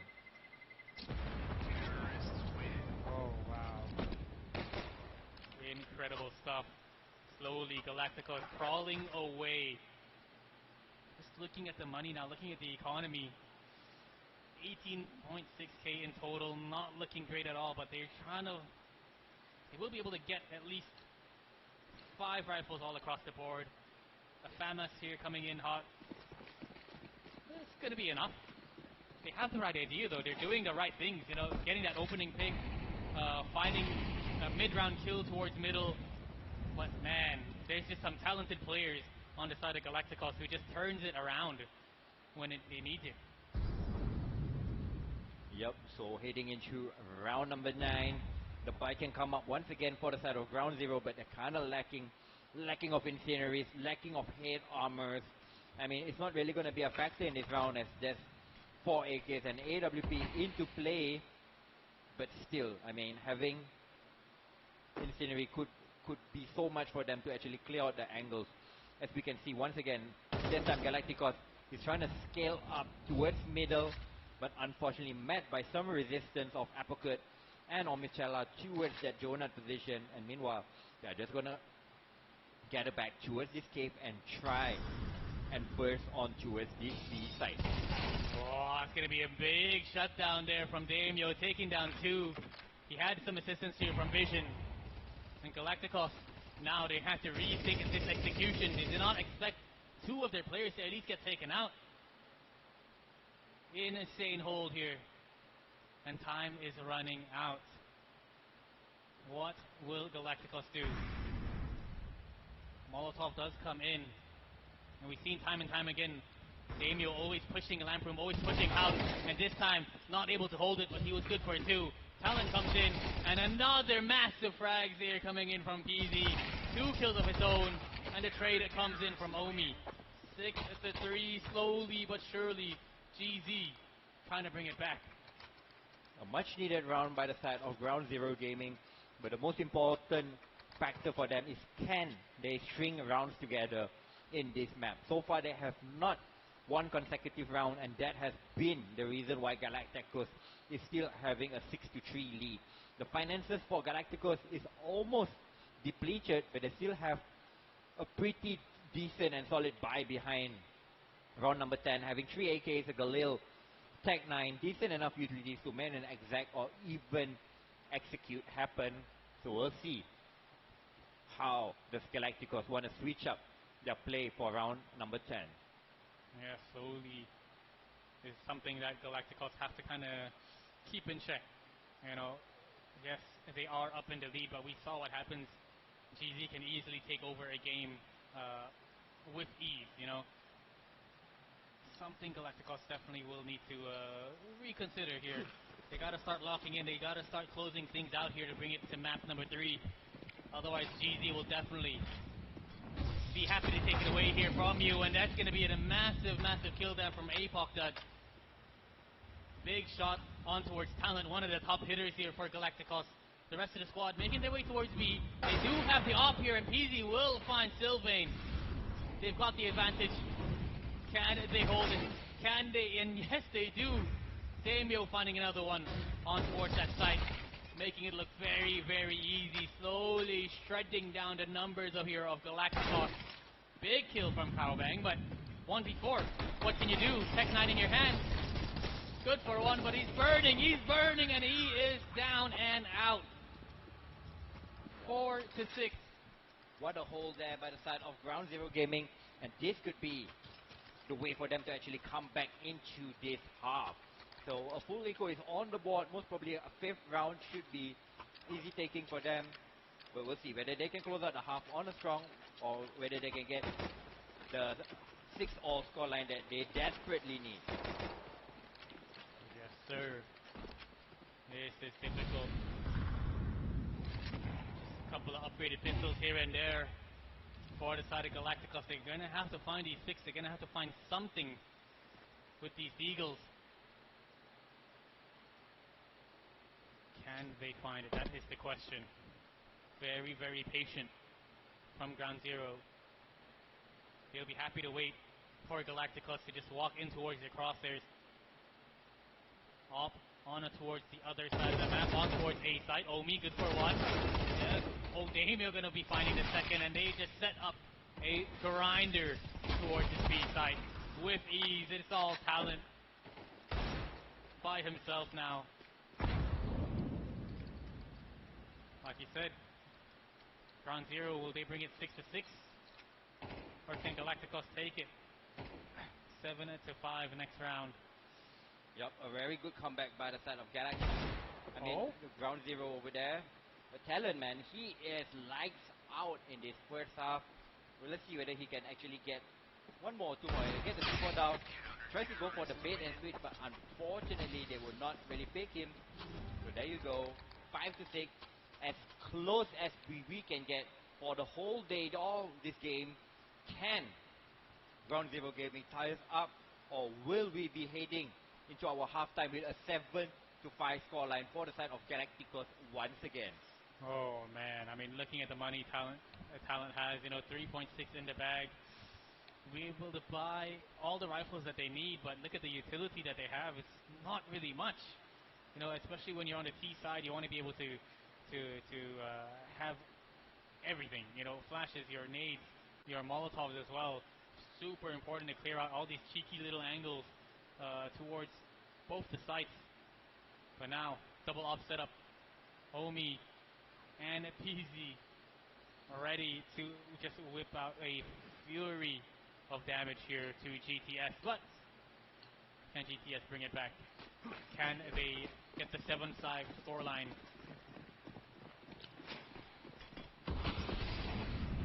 Aggression again towards middle. Rinse and repeat here for Ground Zero Gaming. The rest of the squad here from Galacticos changing things up. We've seen them time and time again. They've been hitting that B site. They left Omi here by himself. He's got the op in his hand. Flash going to be coming in. He's going to have to be forced back. He's going to have to fall back. But as he falls back into Donut, he's able to find Sylvain. Yup, Applecurtain comes in, chimes in with another kill. May get a triple, 2 kills for him. So leaving just Sora and Talon in this 2v5. The score looking likely it will be a 6 to 6 unless Sora and Talon can come up clutch. But once again, Applecurtain will come in with a triple kill. And Omi will finish off with a 5-7. So there you go. Even Steven scoreline heading into the second half of the second game. Ground Zero Gaming with some course correction, winning the last 4 rounds to make it a 6-all scoreline. That's a tough one to do there. I mean, 4 rounds in a row. It was 4 to 1 at one point. 6 to 2. And just a full-on comeback. 4 rounds in a row for the side of GZ. It's going to be tough there if you're Galacticos. Instantly the momentum shifted to GZ side. And you can tell they are just kind of late bloomers, I guess you could say. It's always they're kind of losing out the first early parts of the game, and slowly they kind of understand what the enemy is doing and able to adapt and make it look easy. But now,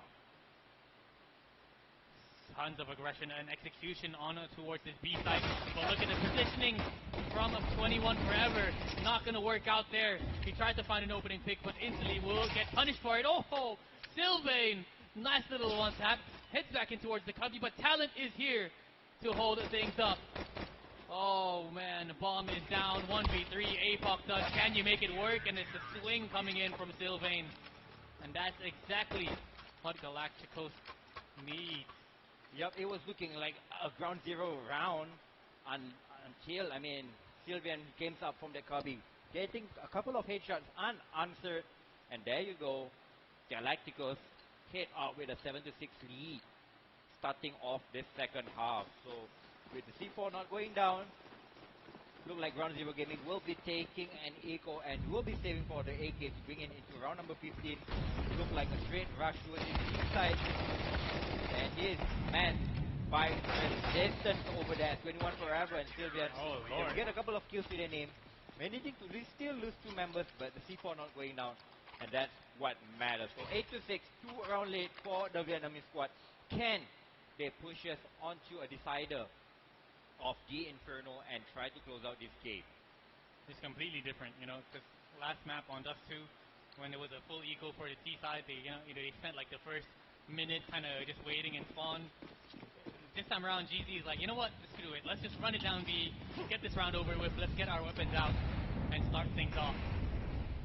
Nonetheless, Byron going to be coming out here for GZ, and just so much damage being done. We barely see anybody, just nades and utilities being thrown by Galacticos, taking them down. And aggression now, Apoc died, and look at this. The scoreboard just lights up Galacticos, instantly shutting down GZ towards middle. Nowhere to go at all. And this is exactly why Galacticos is showing that they like Ancient. You know, this is their map. This was their map pick. We're here to play. Oh man, it's going to be a little bit difficult here for Ground Zero. Yep, definitely. NPZ is not really having the best games to his name for this set. Only with just 6 kills and 11 deaths. Still have 4 players to find. The good thing about this is you only have a player to find in front of him. And yes, he has an open runway to their side. But he needs to pass Sylvain. And Sylvain is not missing a beat. Up to 12 kills and keeping and extending the lead of Galacticos to 9-6. And most importantly, the finances for Ground Zero is almost at its minimal as they are hovering around the 3,000 mark. Oh man, difficult one here. GVG have to go for these half buy. They do have Tech 9s. They did go for a very aggressive take there towards middle last round, but this time around they're splitting things up. And look at how Galacticos has taken this. Mollies, nades, everything. Full control of this B walkway. So aggressive with the positioning of 21 Forever. They've got a player there. The rest of the squad will stack up here, but look at what's going on in towards Donut. They expected his talent does find the 2. They try to pull the rotations. They try to sell a fake towards this A site, but Cowbang is here, taking down 2 of his own. Trying to find a 3rd, but Damio, 1v2. Oh, Sylvain will just shut it down. Yep, so close yet so far. I mean, that fake could definitely worked out if he managed to get that kill onto Talon. I mean, probably that round could have gotten out of hand. But nevertheless, it is 10-6. Finances is building up on the Vietnamese squad side. Talon and So Chai Bang, they have about 5,000 after the purchase. Even Sylvain, so they have at least another buy in the back.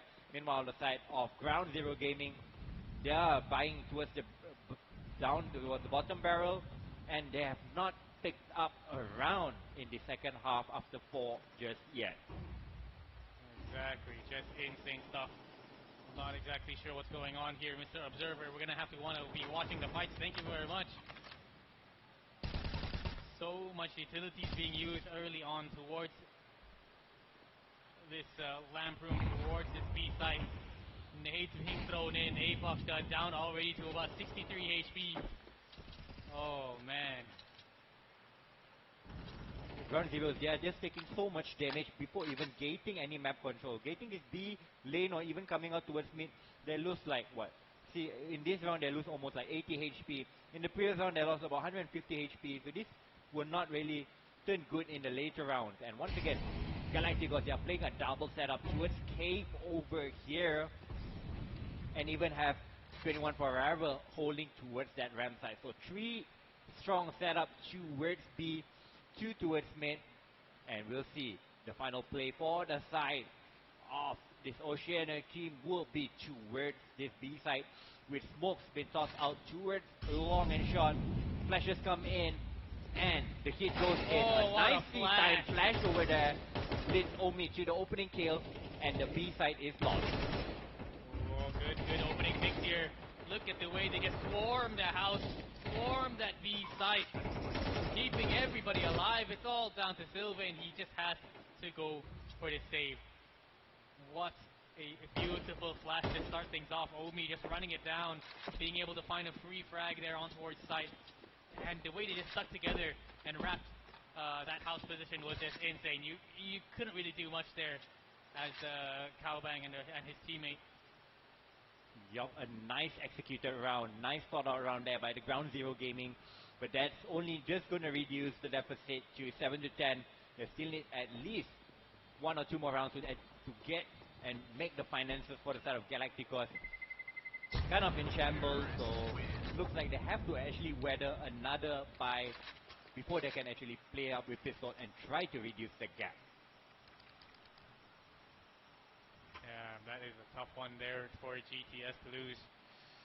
But they do have money. They do have enough economy to kind of buy up here in towards this round.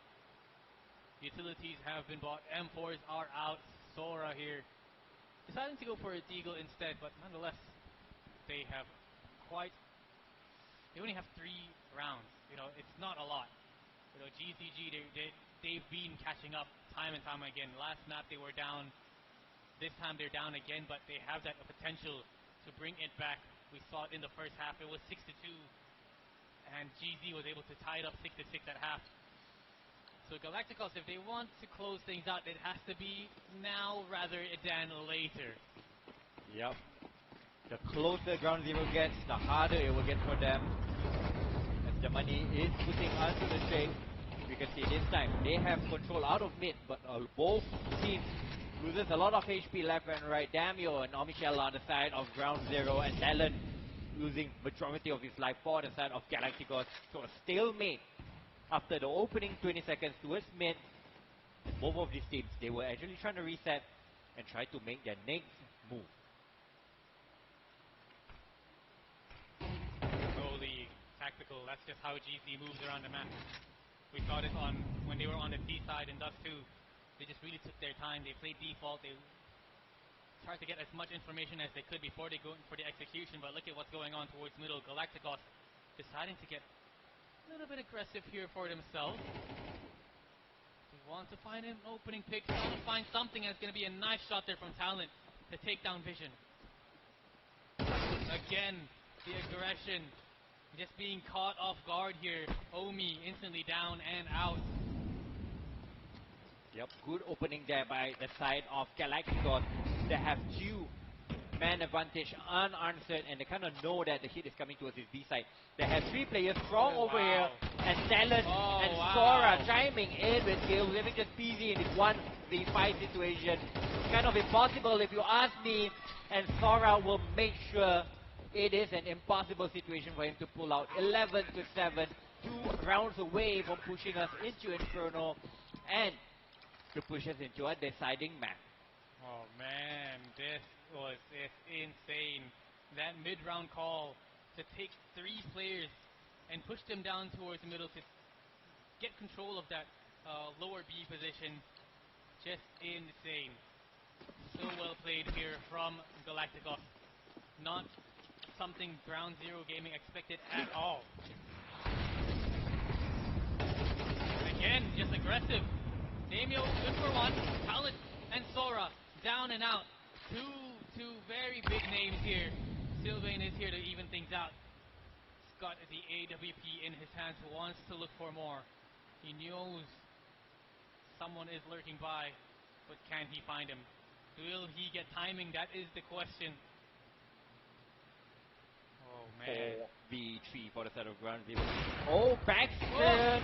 Oh, and he misses the shot, and yes, could he actually get a stepping? Oh, unfortunately he will miss it, and PZ will win the Opus battle. as they have the A side, and looks like 21 Forever and Soul Chaibang, I mean, the best bet for them is to try and save this, because they're having AKs to actually bring into the next round. Because going in with these two, I don't really think they can actually try to go in for this retake. But the confidence is high on this Vietnamese side, so they are going to try their hands onto it. As So Chaibang and 21 Forever have been playing relatively well. I mean, So Chaibang has been one of the standout players for the side of Galacticos. Maybe 21 Forever a bit off on this map, but nevertheless, they are still going for this. Yeah, they've got the kits to work with. Oh, and they have spotted out the offer. Breezy down to about 62 HP. Time is of the essence. Smoke is down, and he's just holding the defuse. Galacticos, oh! Omi will be able to hold it, get the spray down, and stop Cow Bang from going for the defuse. 11 to 8, so close yet so far. They had the right idea, but Omi was just able to shut him down with the last bullet here in the mag. Yep, so finances is pretty tight for both of these squads, but Galacticos, they still can buy up once again. So instead of Sylvian going in for the AWP, he refunds and purchases an M4A1 so he can actually drop an MP9 to So Chaibang. So really emphasizing on team play rather than individual play. We'll see whether that can actually turn this into a victory for his team. Damn, look at this again. Galacticos, information towards middle. They set up somebody here, leave him by himself while the rest of the squad will make their way towards A. There is a little bit of a resistance there on towards that A side. Sora will be able to take down Omi. It's going to be a good start here for Galacticos to slowly start to close out this game. But no, they're just kind of pulling. They're trying to pull the rotations. The bomb is slowly running away. Sylvain will be able to find APOC out as well. Just playing with their heads. Yup, a two-man advantage for the side of Galacticos. They just need to gather up their resources and try to not overplay this. Oh, and there could be a spot, but unfortunately PZ is faster than Sylvian, so he will get a 3v4 kill. So still having to filter out this defense. There's two playing towards Cave, one towards Donut, and the player towards Cave will actually lose his life. But there you go. I mean, do they have time? That's the question. They're making their way towards A side now. Oh, got spooked out by his own shadow, but that's alright, it happens. Sora is here. He was able to find that earlier pick. Smoke is going to be coming in hot, but oh, Vision turns it in time. The flash comes in as well. Talent comes in big, taking down 2 and securing match point here for Galacticos. Yep, Galacticos striking back hard, having 4 match and equalizing point to push us onto the decider of Inferno. And they're on the counter-terry side, and their finances is pretty decent. They do not have the AWP to play on the hands of Sylvian, but he is relatively efficient as well on the rifles that he's playing with. Meanwhile, on the side of Ground Zero Gaming, Applecut is down to a Tech 9, 3 AKs, and the AWP on the hands of PZ, who's not really getting much impact like the previous map of Dust 2. And we will see how round number 21 plays out. Sylvian loses majority of his hit points, but is still not giving up the middle control. Wow, meanwhile, Omi and Vision open up, tear up the B side like water, and the 3 remaining players of Galacticos, they are running for the hill. They are going for the save, as they have conceded round number 21 and giving up the 9th round to their Australian counterparts. Nice opening picks. I mean, it's when GZ just go crazy when they start attacking, executing, and not taking it slow, you know, that's when they kind of find some opening picks. I guess Galacticos is not used to that kind of pace. You know, it's been very, very slow throughout the defense, and all of a sudden the rush comes in. Not something they expected at all. Caught Galacticos off a guard for sure.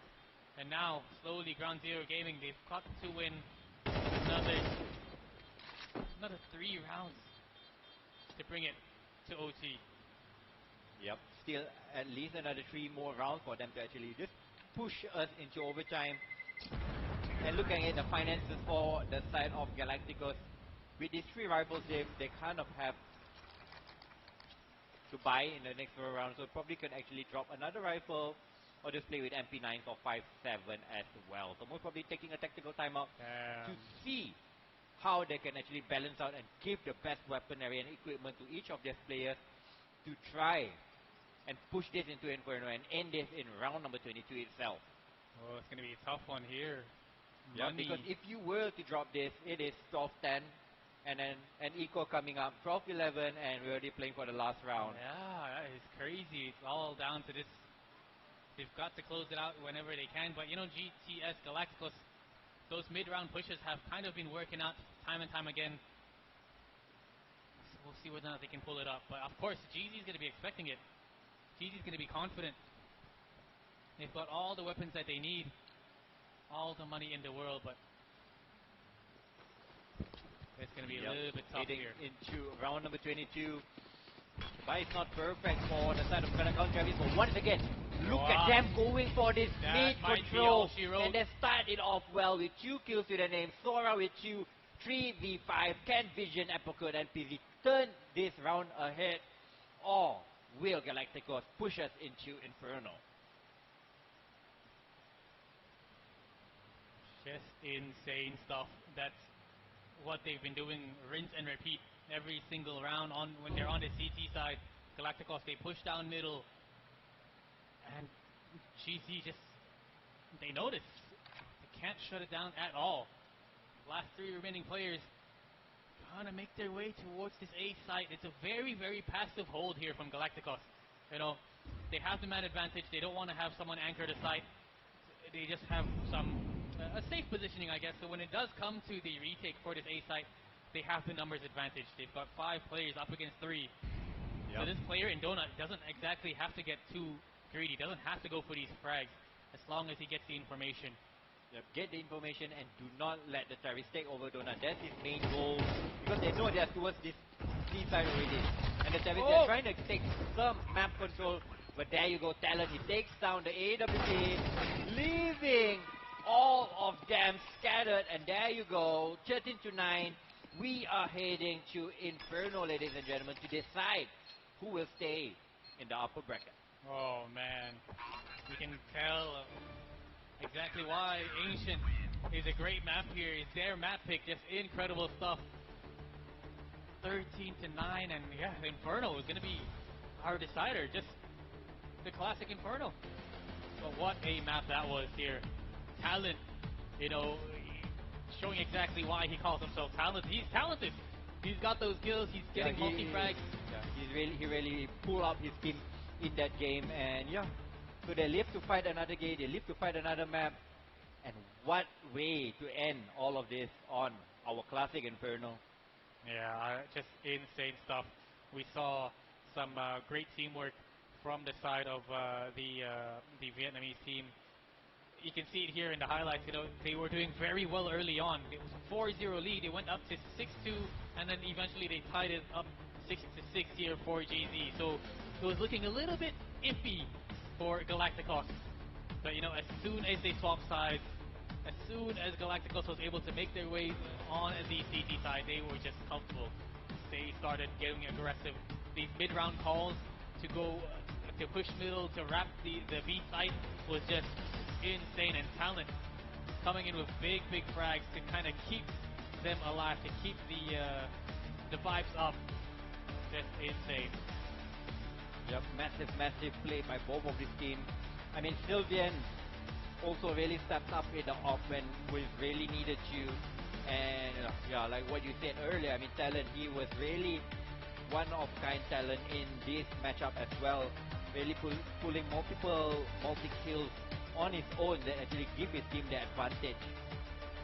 Yeah. Oh man, just insane. I was getting a little bit worried. You know, GZ, they looked like they were slowly coming back. They had the right ideas. They were kind of doing a similar plays, I guess, when they were on the CT side. You know, getting aggressive. They want to take control of mid, but you know, it just did not work out as much as it did for the side of Galacticos. But man, to bring this to the third game, that's what both series so far in the upper bracket. Both series in the upper bracket that actually live webcasted was actually going to a third map. And that's great news for all our spectators at home and even here, so they get to get more action So I think we'll be going for a short break. Yes, sir, we will, guys. Yeah, So and do we'll not come go back anywhere. and join you all for more The Inferno for the last match to see who walks into the upper bracket and who needs to come back for the lower bracket game later in the evening.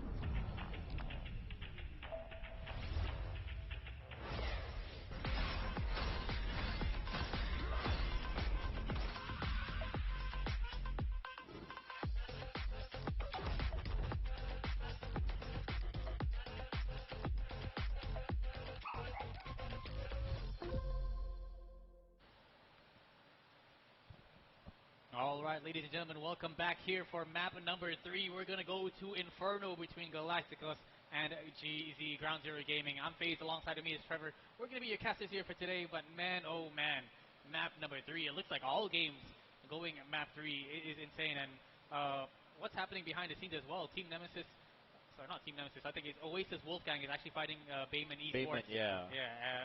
Yeah, Bayman Esports was able to win out the first map, and they're currently fighting it out here on the second. But here, focused on what we have at hand, is going to be this final decider map to see who is going to get kicked down to the lower bracket. And of course, we're going to be heading to the classic Inferno, man.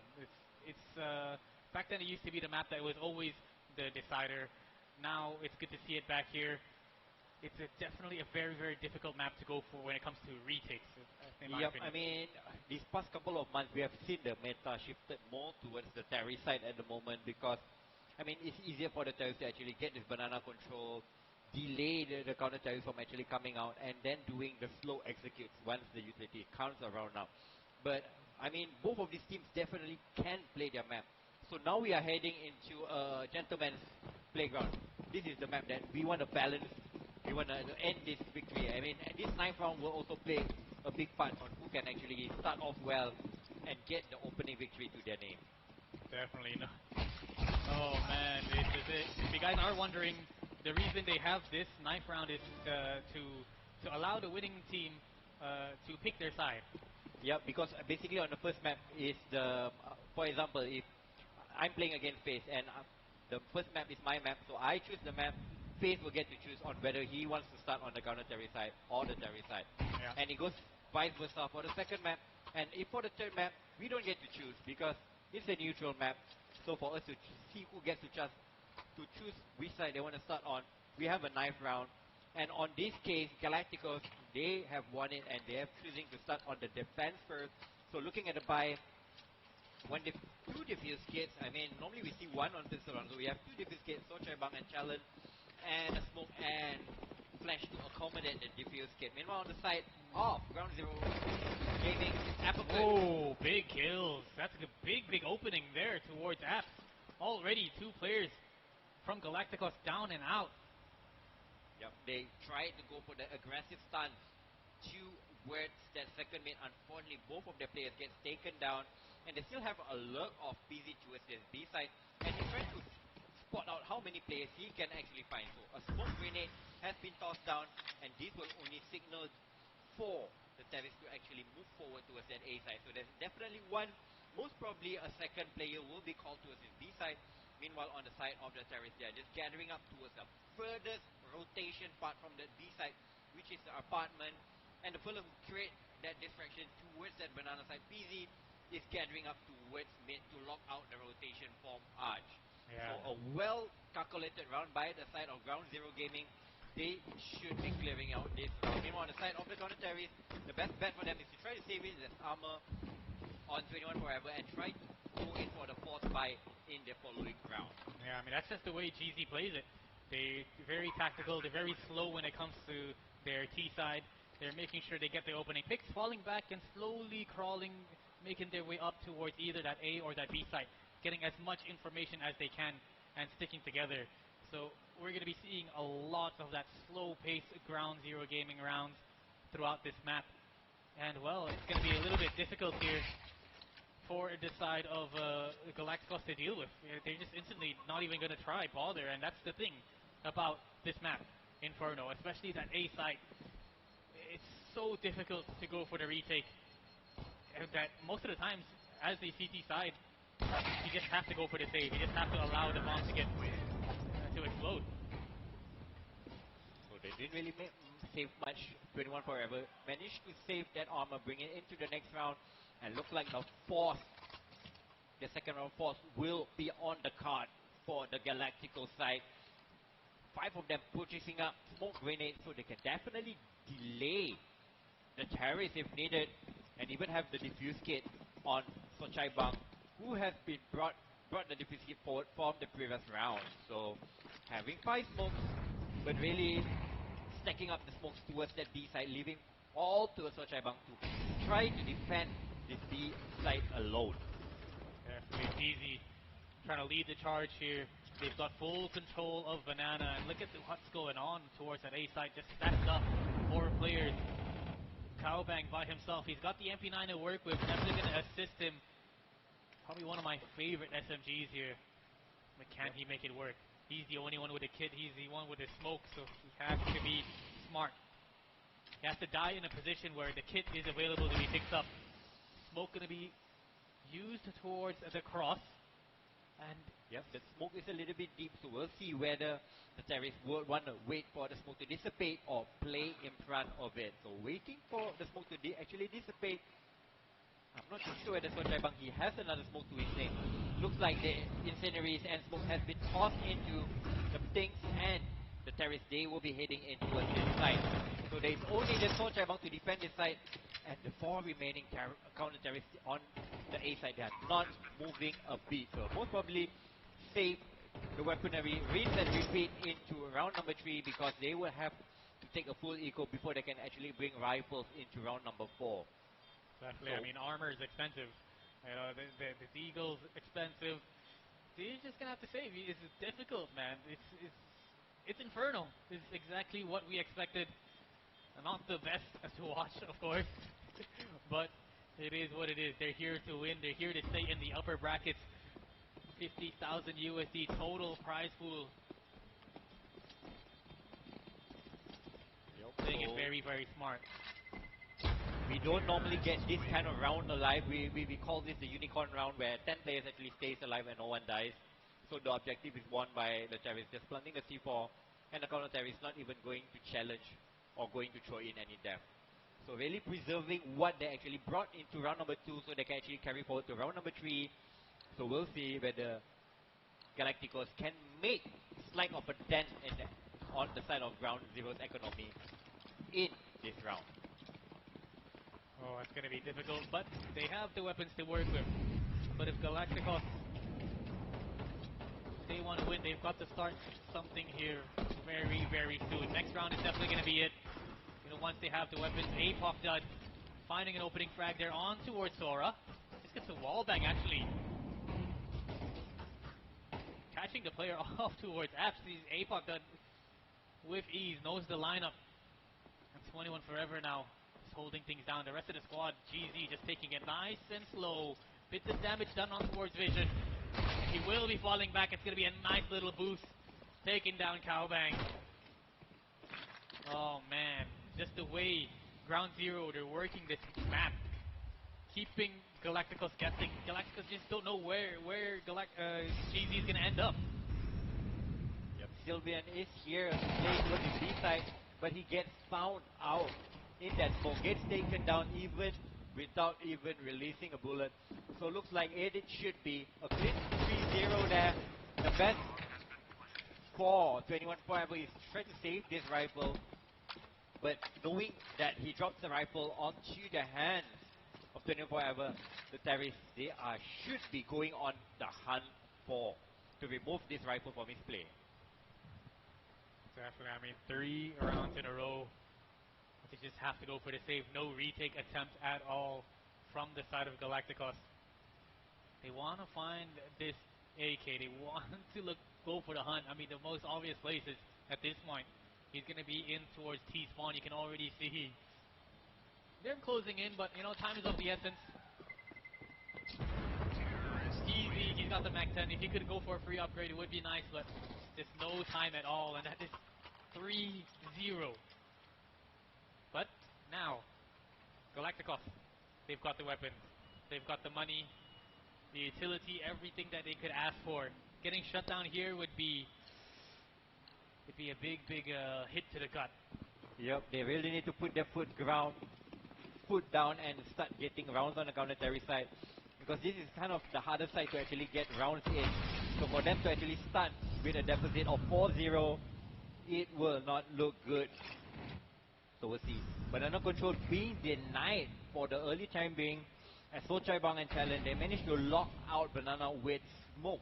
And on the side of Ground Zero, PZ and Damio, they do not really want to challenge, as the smoke once again gets replenished, and even a close incendiary towards lock for Talon and Sojaibang to really clear out Banana, but a lot of damage has been done through smokes. Talon is lucky to be alive, and he will retreat and do not give the man advantage to the side of his Aussie counterpart. Smoke being thrown towards Archers, seeing if they can get an entry here towards middle to split it up on towards his A side, but you can already see quick rotations from Galacticos. Oh, the amount of pressure being look given. at the rotation. Exactly, they just completely left that B side and completely gambling that it's going to be an A hit. Little did they know, GZ themselves don't even know where they want to end up. Oh, but looks like it could be a B split into it. What a strat. Oh, and yeah, I think this is round done and dusted. As we have Omichelas locking down the arch side, and the 3 remaining players are heading in towards an empty B side. So despite having 4 players strong towards that A side, looks like Galacticos should be conceding this round unless they can get an instant kill here or an instant trade. But there you go, damage has been done. Omi getting 2 kills and even showing that the last 2 players are rotating from the A side. And that's the easiest kill of Busy Life. Just holding down mouse 1, waiting for the player to cross into his angle. There you go, 4-0. And most probably a 5th round to follow as Galactico once again will have to take a partial, or maybe they can actually drop some rifles because 21 Forever can actually purchase and drop a rifle, and even Talon can actually purchase one himself. So we'll see what kind of decision made. Maybe a tactical timeout called in by their coach to stop Ground Zero from gaining much momentum and advantage early in this final match. Damn, that's a tough loss there. I mean, Ground Zero, so well thought out. You know, they get the aggression, they pull the rotations towards that A site, and a smoke comes to block off that arch position from Library, and just they wrap towards that B site. You don't see that often. Yep, we definitely don't see that often, but looks like they would not really force into it. Most probably they would need to prioritize weaponry, utilities, and maybe the AWP on the hands of Sylvian, because he has shown what he can do with that big green in the previous round.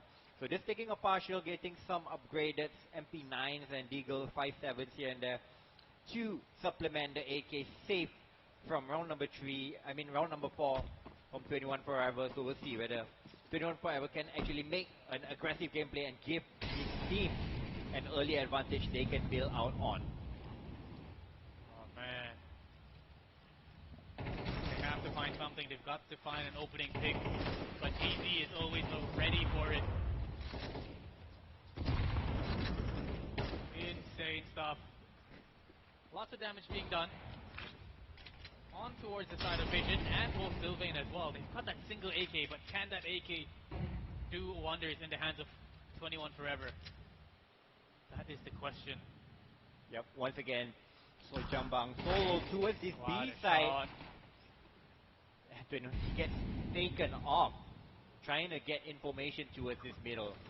And still, Team Ground Zero, they are not really pushing in, just gathering up their members before they head this execute towards this B side. The rotations will come in, but I don't think it will actually be on time for them, as the terrorists, they are breaking in the smoke and making their way to the MTB site. There we go. Slowly but surely, Kaobang is going to get taken out. They tried to get him to get flashed through that smoke, but they were just completely ready. Ground Zero Gaming making Inferno look like their home, like their map pick. What can you do? If I was a Galacticos player, I'd be frustrated. There's no answers at all. The way GZ is playing, you know, they're holding it, they're playing passive, so passive that it forces Galacticos to make mistakes. It forces them to get aggressive, and they are just ready for that aggression every single time. Omi with that first initial pick early on in the round, and I think from there it started to run away here from Galacticos. Oh man. And this time around, it's more of a team effort by the side of Ground Zero. Everyone is picking up their slack, no one is left behind, everyone is getting kills left, right and center. Meanwhile on the side of Galacticos, no one is at a positive KD, and even some of them, they have yet to open their account after 5 rounds on the defense, which is supposed to be the most favorable side on this Inferno. But it's still early days. Can they actually get up to, I think, I would say a minimum number for them to actually be competitive in the second half is 4. Okay. So yeah, I mean, they still have a lot of work to actually get to that number. And it needs to start in round number 6 because they have the bye once again. They have the op and they have the Sylvian, but they have lost 2 players unanswered, and that is not good as the B side scramble. Despite having a 3-man setup towards that B side, the defense could not hold on, and it's an open B side. The bomb getting planted, and a 4 versus 2 make that 1. And it's just Sora left, and his position has also been revealed. As we can see, Vision is already making his way up towards Arch to try and cut off this rotation and denying Galacticos to save any rifles. Yeah, I mean, they had the right idea there, Galacticos. You know, they want to get aggressive, they want to take control of Banana, but it just did not work out there for them. Sora, good for 2, but, you know, obviously, it's not going to be able to win out the round as the bomb is going to be blown up, and there we go, Apokdud finishing it up with the last fragment. Man, 6-0. So tough there. Yep, 6-0. No answers found by the Vietnam counterparts, thrown in by Ground Zero Gaming so far. And PZ doesn't really need to do much with that op. Even though he's yielding that gun for the past couple of rounds, the rest of his team is really picking up the slack, getting kills, entries left, right, and center, opening the site, and not really giving Galacticos any chance of making their way or getting rounds on the board. Look at the frags on the side of Galacticos. Oh, man. The lowest is at 1, the highest is at 2. That's so sad And to we see. are already 6 rounds in. So that is not good enough for them to actually hang in with the best and try to get this victory to their name. That's a tough, tough watch, but someone has to win, somebody has to lose. And Galacticos staring into the barrel of a gun right now. It ain't looking good at all. I think they need to get aggressive. They got to take control of something, you know, take away map control from GZ. They're giving away a little bit too much, and again, Apokdud able to find Sora in towards App, getting free wall bangs. Yep. I mean, the previous gun round, I mean, Galacticos, they tried to go for some banana take, but unfortunately they lost 3 members 2-1. So maybe not want to try to be aggressive, trying to play a relatively passive setup. But then again, they are just walking into the waiting crosshairs of the terrorists, and there you go, they are just feasting on their opponents, making a perfect scoreline after 7 rounds with a 7-0 lead. Ooh, a tough one. Tough one indeed. This time around, they do have the AWP out in the hands of Sylvain, seeing whether or not they can put a hole in this offense from GZG. Oh, they decide to sell it. Went for the M4A1S instead. And now sticking together as a team. GZG, they got their own AWP in their hands. Once again, aggression. Control instantly towards Banana, towards Car. A little change of pace. Galacticos caught off guard, and they're going in. Talent being able to find Damio. Going to be a good start here for them. They Some tried to signs go of life. aggressive towards B, but unfortunately they would just get the kill to his name. So they start off with their man advantage. Can they actually build up? As we can see, Sylvian, he's playing the rotation, going back towards A to have a 3-man setup towards his A side, as he will leave Sochai Bang and Talent to hold on towards that B side. We'll see whether or not this AWP can find anything here towards this B site, but now it's time, taking this time to kind of find anything, to see if anyone's getting a little bit too aggressive from the Galacticos side. Ooh, big nade, chunked them out. Holy damage. Nice nades thrown in there by PZ and Apokdud, showing that some presence towards his B. Will the rotation be pulled? And that's the most important, as Omni has caught the rotation, kicking on Sylvian. And now they can just bring forward and push their way towards this A site. As we can see, even Omichela is controlling the rotations with What the A in side. the world? And there you go. The A side rumbles, leaving just 21 forever. He's fighting with his life, but he does not really have too much choice to actually take the challenge, and PZ will knock him out. There you go. So Chaibang left in his 1-on-3 situation. He's towards Speedway, but he does not want to have anything to do with round number 8. He was able to find talent rotating from B towards spawn and actually took down 2 members before getting taken out himself. Pulled the rotation from that Archer's position as He well. managed to get all the way to Speedway before getting traded. My So man, goodness. that is something that Galacticos really need to look on if they want to make this comeback happen.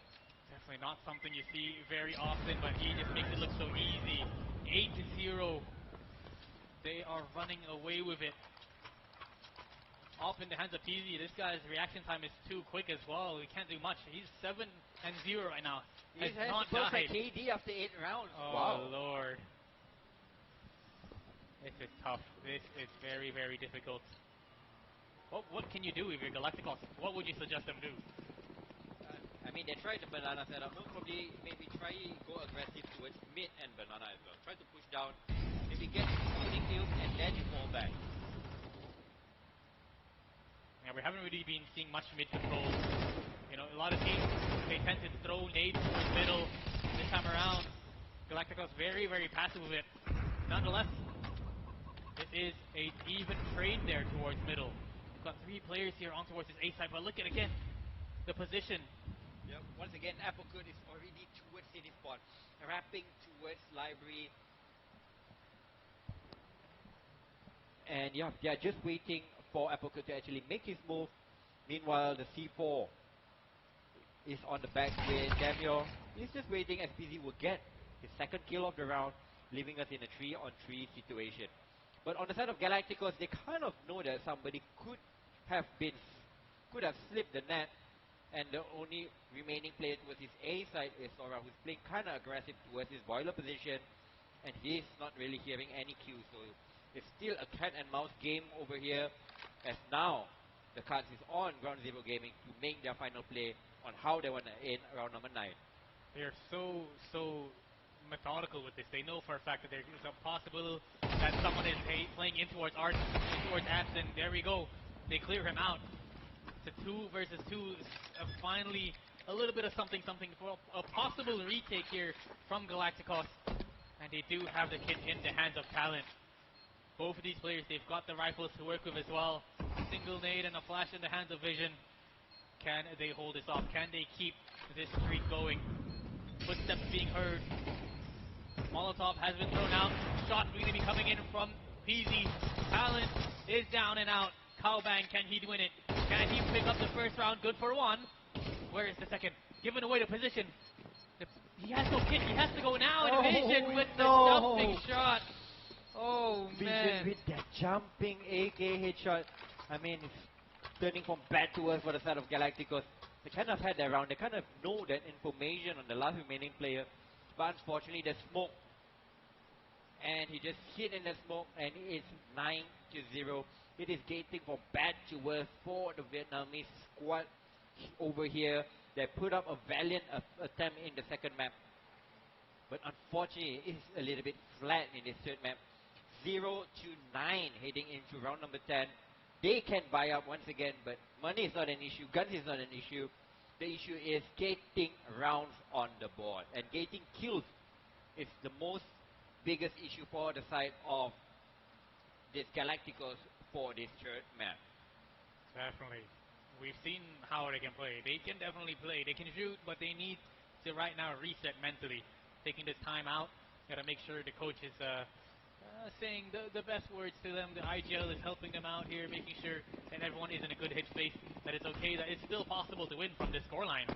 You know? I mean, it is, but it's gonna be difficult. it's kind of low. And those are the shots that you actually need to hit. But unfortunately, they get punished once again. And despite Sylvan still being alive, he has lost majority of his health and is down to just 25. And even Talent, he is even pushing, trying to play aggressive to a sandbag, trying to equalize the score. But look at it, Ground Zero do not want anything to do with Banana anymore. They have the kill. They're just resetting and waiting What a for shot. the time to actually walk into their hand, and it plays out to perfection. A 2-on-2 trade, an open B side, and they still have alert and vision. Takes down Sora. So there you go, 1v3 situation, and the position of 21 Forever has been spotted as he's thrown in his utility. And look at the full rotation thrown in by Ground Zero Gaming, running and sprinting towards this A side. Double digits might just be secured here for the side of GC. Bomb down towards A, and it's all 21 Forever by himself towards that B side. Yeah, he could save this AWP. That's going to be great for Sylvain to bring in towards the next round. But man, they had to hit that early shot. You know, we saw some banana take coming in, but Sylvain just kept missing. 21 Forever though does find one. Some consolation prizes, you know, some consolation kills, but he will not be able to save the AWP. Double digits indeed here for Ground Zero. What does Galacticos do in this kind of situation? I don't really know. Maybe call in the last tactical timeout. Maybe try to go aggressive, or maybe just hold passively and wait for them to actually plant the bomb. I don't know, man. I mean, they're trying everything, but it's just not working. As Ground Zero Gaming, they come out firing in this third map, and they really do want to stay in this upper bracket fight. Ground Zero showing exactly why they were in the top spot here from the OCE qualifiers. Remember, Galacticos is the second team from the side of the Vietnamese qualifier. We weren't even first. VTM couldn't make it, and now we're starting to see some cracks in how VTM was able to kind of win it out. But it's just right now, Ground Zero are playing a perfect game. They're positioning the utility, the shots, just beautiful coming in from everybody here on the team. Yep, and even Vision before that, Smoke Bloom here spots out the player towards pit, and look at BZ go with an AWP, man.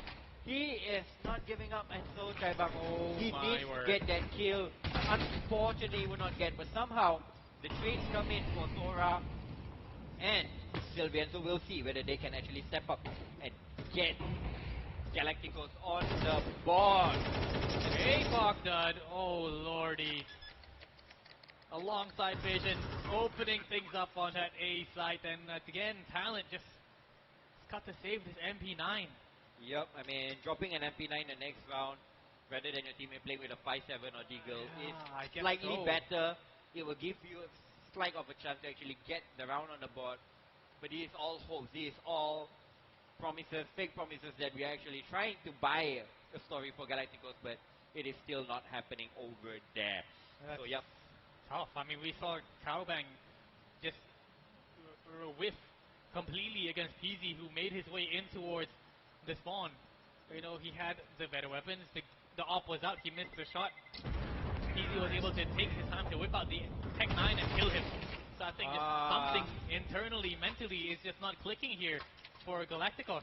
Yep, and Talent, he can't even hold on to that MP9, and looks like he just have to repurchase another MP9 and play out round number 12, which is the last round of this first half. This is one of the most one-sided half we've seen throughout 6 maps today on our live stream so far. But trust me, this is not the final twist of the tail. We still have more things that might happen in this series, and we are just hoping that Galacticos, they can actually gain on the board.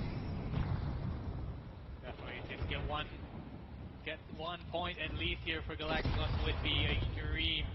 But now you can see they're getting aggressive. They want to find the fights. There we go. A crossfire has been set up towards the top of mid. Some signs of life here coming in. And finally, Ground Zero starting things off with a disadvantage, but they are so aware. Cowbang able to hit a shot this time. Finally, a 1v4 for Apricot. Could this be the round? But Apricot still has something to say. He takes down the first player relatively easy. 2 players are relatively just 1 bullet away from death. This crush is definitely a possibility, but unfortunately, they double swing him. And there you go, Galacticos they are on the board. Oh my word. It took a while, but they made it. A 1-11 scoreline, not exactly what you want, but It is something to work on. It's something to build. It is better than zero. Yeah, It's better than going into the second half knowing that the best outcome for you is a draw. yeah, At least you go into the second half. If you make a perfect half, you can still win this game outright. definitely. I mean, it's just, yeah, they have to take it round by round at this point, and not just forget about the fact that, you know, it's 11-1. You know, just win slowly but surely.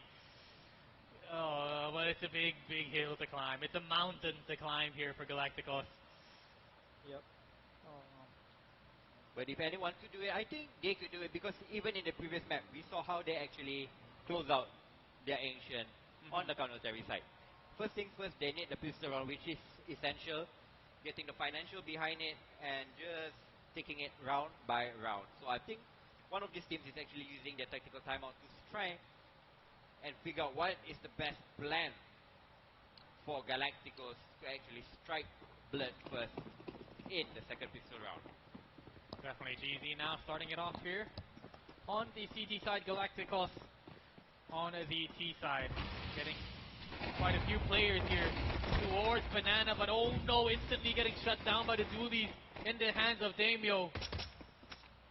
I'm not sure if they even spotted anyone or the Doolies were just being spammed there towards Banana, making it work. So this is the Ray boss on the counter-terry side, and Damiel, he gets 2 kills, shut down the banana aggression, and not even giving Galacticos some map control. So they kind of have to go all in towards this B side because they do not have any presence elsewhere on the map. They still have a flash, and this flash must be magical for them to actually try to get onto the side. Most importantly, try to get kills and get the C4 planted. Yeah, definitely a nice little boost there. Oh, they spotted out the Doolies player, Damio, on towards that side, but do they expect a boosted position? They do, but Damio coming in hot, getting another 2, trying to find the ace here in this round. Oh, not like this. Let him get the ace. Come on, give Damio the ace. Let him ace. And there you go. Perfect by Damio. 5 kills to his name. With the Julius, that's why we call it the Ray Boss for the pistol round. And there you go, 11 match and series point for the side of Ground Zero Gaming. Oh my lord. A tough one. You know, Galacticos, they were able to win it out on map number 2, go all the way to map 3, but to get stumped like this. Oh man, it is a tough one to lose, but they are still in the tournament. Even if they lose this map, they're going to be going down to the lower bracket. And they will still have a chance, still have another game. Let's see whether or not they can survive the day. That is the question now. So APOC dodge just through the smoke, finding Cow Bang. Such a menace Epoch in this series so far. It's been one of the lights of performance for the Ground Zero Gaming side. And they're just 4 kills away from progressing to the upper bracket semifinals. They have full banana control. They have the terrorist locked out behind utilities. And looks like they are trying to reset their way towards this middle. But little do they know, their utilities already tossed down to the ground. So they're just going to try and burn with that. But then, okay, he will come in with a trade. And PZ will get Sora down through the smoke. And Vision will take it. The last 2 remaining players. So there's a 13-1. The most whitewash scoreline in our A-stream so far for today. Wow, just insane. All the way through. 11 to 1 half. Managed to close it out. A tough loss, but okay, it is what it is. You can see Ground Zero definitely happy with that win. Just insane overall. Going all the way to map 3, but to win it out like that, you've got to be happy. Ground Zero, they wouldn't really feel happy, but they managed to get it over the line. And the most importantly, it was convincing at the end. Yeah, definitely. You can definitely tell exactly why they were able to beat out Semper Fi in their qualifiers. And just made it look so easy. They had full control of the map. The way they played together, there's always, even if there's a lot of players stacked up towards the B side of the map, someone is lurking towards A. Someone's trying to find the rotation early on. And they're just able to create chaos all around the map here for Galacticos, and Galacticos couldn't do anything about it. Yep, and looking at the highlights, I think mostly it will be on the side of Ground Zero, because I mean Galacticos, they only managed to win one round. Yeah. In this first map. I mean, they did really put up a good showing in this whole series. I mean, looking at the first map, I mean, we started off with just 2, right? Yep. I mean, they were like what, leading 7-5, but they cannot really hold on their counter-terry side. Meanwhile, on the second map, it was what, 7-5 on Ancient, but they managed to make the full comeback. But ladies and gentlemen, look at your screen. The next game is lit. We will have Battle of Survival between Thailand and Singapore. MITH against Team Nemesis Asia. Team Nemesis Asia. That is up next for you guys at 6:30 p.m. So roughly about half an hour from now. So letting the players go, get ready, get their gear, get their food, and then we'll head in for more CS2 action today. Definitely. I mean, that's going to be the final game here for today, but we are going to be having more games tomorrow and the day after. So do make sure we are here at Cool City Mall. You guys can drop by, hit up to level 6. We are going to be at Cloud. But for now, we're going to take our break. We're going to allow the teams set up here for the next series. I'm FaZe. Alongside of me is Trevor. We'll see you guys after this.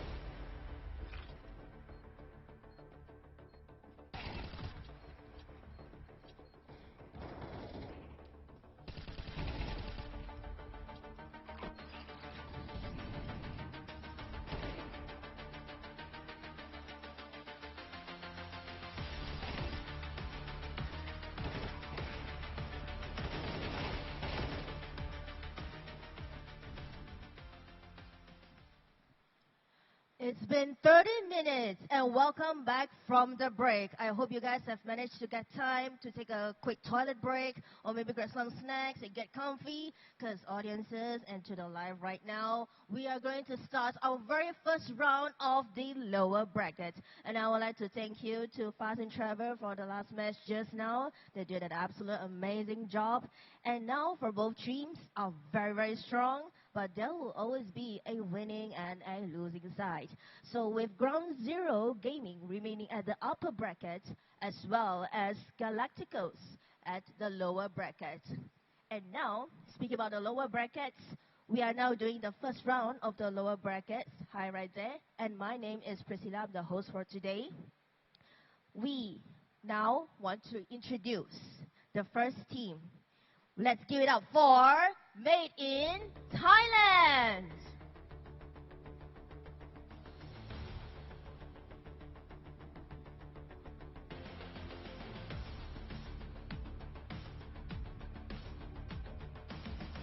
Let's make some noise.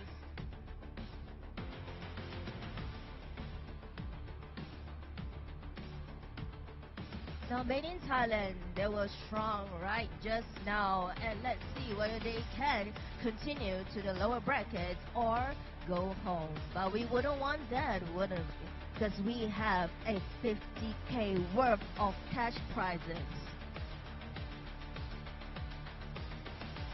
While the team Made in Thailand is going to go set up, next, I would like to introduce Team Nemesis from Singapore.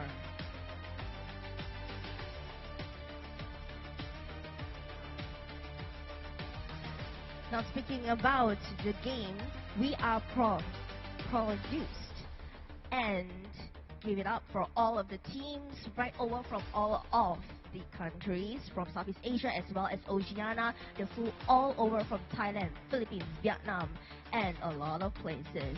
Now, right just now, we have just witnessed a very strong game, and now it's going to be even stronger because one of them is going home tonight. Now, once again, let's give it up for Team Nemesis.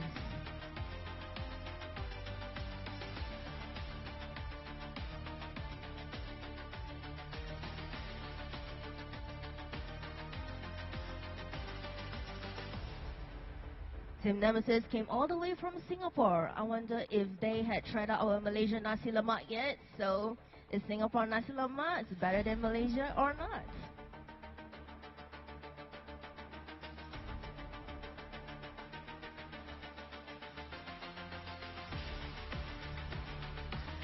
Alright, thank you so much, Team Nemesis Asia.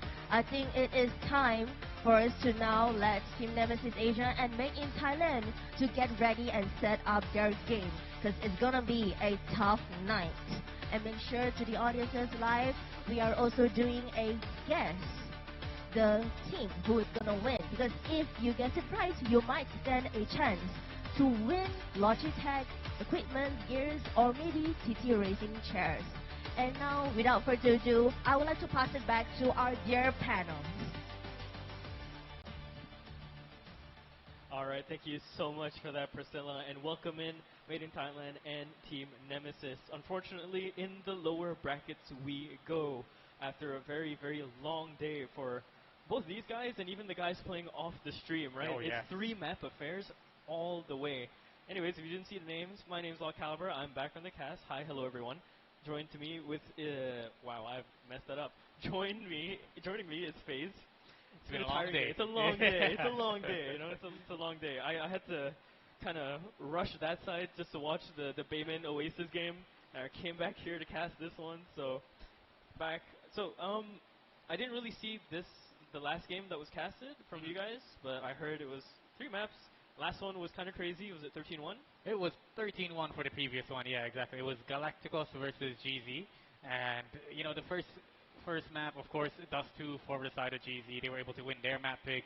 Galacticos winning their own map pick, which is Ancient. And then when it came down to the decider Inferno, it was safe to say it was pretty one-sided. You know, I felt pretty bad. You know, Galacticos, they tried everything. They wanted to get aggressive. They wanted to play passive, but everything was just not working for them. But yeah, we're going to have a quick look at the brackets here of what has happened here throughout the day for you guys to at least understand, and you can see all across the board, 2-1, all 3 maps, every single upper bracket game, and also Bayman Esports was able to win it out earlier today as well. Yeah, They were having quite the series.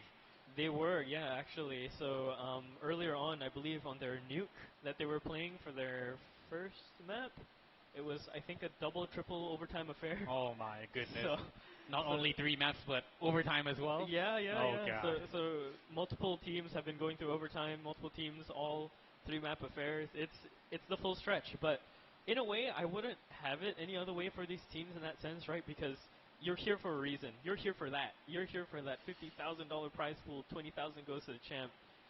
15,000 first runner-up, second, 8,000, 5,000 for third, $2,000 for whoever pops off. Yeah, lots of moolah here on the line, and they travel a long way from home to fight up for this prize pool, and it'd be nice to at least bring some home with you. So it's nice that fourth place also gets 5,000 USD split up against 5 players. If you don't have an organization backing you up, that's 1,000 each USD. Now I'll take those, but yeah, this is down to the lower brackets now. Unfortunately, 2 teams have to go home today. Yeah, that's gonna be so rough, right? I mean, you're already here. I mean, if anything, like I said, at least they spent the day to do the full 3 map affair. As painful as it is to be maybe on the losing side, but you're still here to gain that experience as well in the LAN. You're still here to kind of experience what it is to kind of get the mental working with your teammates, everything in a physical environment, in a very overstimulating environment, right? Oh, yeah, 100%. Because it's loud in here, right? When I was over there by the other booth, I was talking to what's his name, Anthony, and he said it was really loud. I couldn't hear anything, and I think it makes sense because at one point when Trevor and I were casting, we watched a fight happen by Monster down an overpass, and there was a CT and a T right next to each other. One got a pick, and they didn't turn around to deal with Oh, the CT. my They just kind of goodness. walked past each other. It's like he's not turning around. That's LAN for you. That's That's that's offline land. tournament. It's so loud. It's so messy. But speaking of messy, speaking of overpass again, look at this Inferno pick 1 map, overpass 2nd map between this team, Nemesis and Myth. Yeah, Nemesis going to be going for that Inferno map. Myth picking up Overpass, and of course ending things off on towards Mirage. Going to be a nice, safe playing field, I guess, if we were to go to the decider. Everybody knows how to play Mirage. Nothing really too crazy about it, but starting things off on Inferno, very, very interesting. I mean, the only Inferno that I've casted today was that 13-1 Yeah. stomp from GZ up against Galacticos, but it's one of those maps where going for a retake is just nearly impossible. There was like 4 or 5 rounds in a row. GZ was able to go for a plant in either A or the B site, and Galacticos just didn't even want to bother going for the retake. They had 4 people alive. There was one round last game where all 10 players were still alive in the lobby. Bomb was down. Nobody died. Just full on 10-man game time. Yeah. Cool. So Very that's cool. kind of what we're walking into here. Inferno, incredibly difficult when it comes to post plants. For retakes. So I think for me, I guess I would start things off on the T side. Would be a lot easier in my opinion. Yeah, I think so. But then again, it seems that the T side has been a struggling issue for a lot of the teams I've been watching today. I mean, I don't blame them, right? We had this kind of shift into CS2 where initially the T side was really, really strong. And now, ever since the kind of slight tuning to the economy and what rewards you can get on the CT side, that alone can kind of shift your plans and your ideas. So it's hard for some of these teams to kind of adapt forward past that update. So maybe that's the case. I don't know. Maybe all of them are just really good on CT side and very few of them are good on T side. But we've heard it from multiple different Tier 1 pros over how many years. T side is generally very hard. Yeah, of course. I mean, as a CT side, you kind of have to just hold your angle. You're there waiting for anyone to kind of walk in towards your crosshairs. So T side, you're going to have to think like, oh, where could we go next? What's the possible, is there going to be a possible push from the CT side? There's just so much more to think about. But here on Inferno, as long as you get the bomb down and play it smart, you're surely going to be able to win that round. So I don't know. It's tough. because it's up to the teams here to fight it out. Yeah. I mean, you could do the classic Alexi B strat, the infamous Alexi B strat, where it's, guys, we're gonna rush B, and then you type in team chat, rush A. Yeah. Rush the other side. Don't go that way. Oh my God, that is the classic. Yeah. So, yeah, okay. I'm kind of happy to see Nemesis on stage, to be honest, because initially I actually really wanted to see both Semperfi and Nemesis on the stage, and I mean, we might still get that, right? Semperfi already went through, and I heard it was a really, really rough game for Nemesis, at least from what I heard. So maybe Nemesis can kind of gain some form back here, fight against Myth. But again, Myth, when I was here earlier, Myth was devastating still to watch, right? Rolex was on fire. He ended one of those maps in regulation 22-11. Ooh, my goodness. I think if he can bring the same form here in towards this series, then Team Nemesis Asia might have a bit of a problem here on their hands. But I'm sure they would kind of figure out a way to shut him down. There's a lot of things you can do together as a team. But yeah, I guess we have to see how these guys go. And just looking at the roster, the lineup from the side of Team Nemesis, it's a little bit different. You know, there's a couple of nationalities. It's not just a Singaporean team. Yes, they come from Singapore. They won the Singaporean qualifiers. But you just introduce them a little bit here and where they're from. Right, so yeah, Team Nemesis, the main guy in there, of course, is Impression. He's Singaporean. Alongside his buddy is going to be Kuma, is also Singaporean. Now, the other three that are there are the different ones, right? You have 2 Philippine players here as well. So that's in the form of Derek and Zooms. Okay. And then Winter is their Kazakhstan import. Someone from Kazakhstan. Yeah. And again, I've seen one sniper from Kazakhstan who's doing really well right now, last I recall, in a major that's happening across the world. We'll see how this one handles it, right? True. Also, I've been told, I don't know if Zooms can hear me right now, but Impression told me to tell Zooms, hey Zooms, hit your hard shots, don't just hit the easy shots. So that's on your captain, I think. But sometimes the easiest shots are the hardest ones to hit. No, that's true. That's true. We did see that a few times, right? Someone's looking away, you have the crosshair lined up, and he turns around. Yeah, it happens. It happens to the best of us. It even happens to us at home, as casual players. But yeah, everyone has to make sure they are on form today. This is do or die, basically, what's going on behind us. This might be their very last series here, and I'm sure none of these teams want to go out on the first day. But yeah, that's the Nemesis Asia team.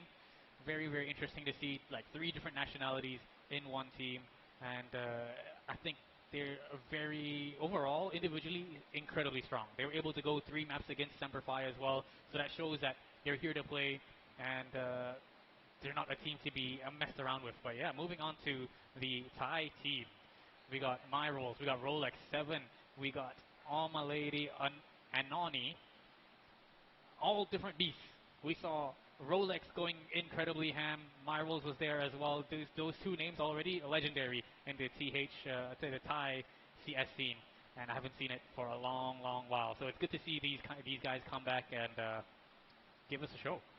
That's honestly my formal impression first impressions with Rolex. Actually, I hadn't really seen him play before. That was my first time watching him. I can see why. Yeah. I can see why he's such a legend. Yeah, back in the days, so it's like 2018, 2019,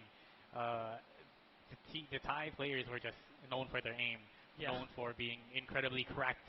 They'll one-tap your head easily out of nowhere. They'll go for a crazy flick of the wrist op shot.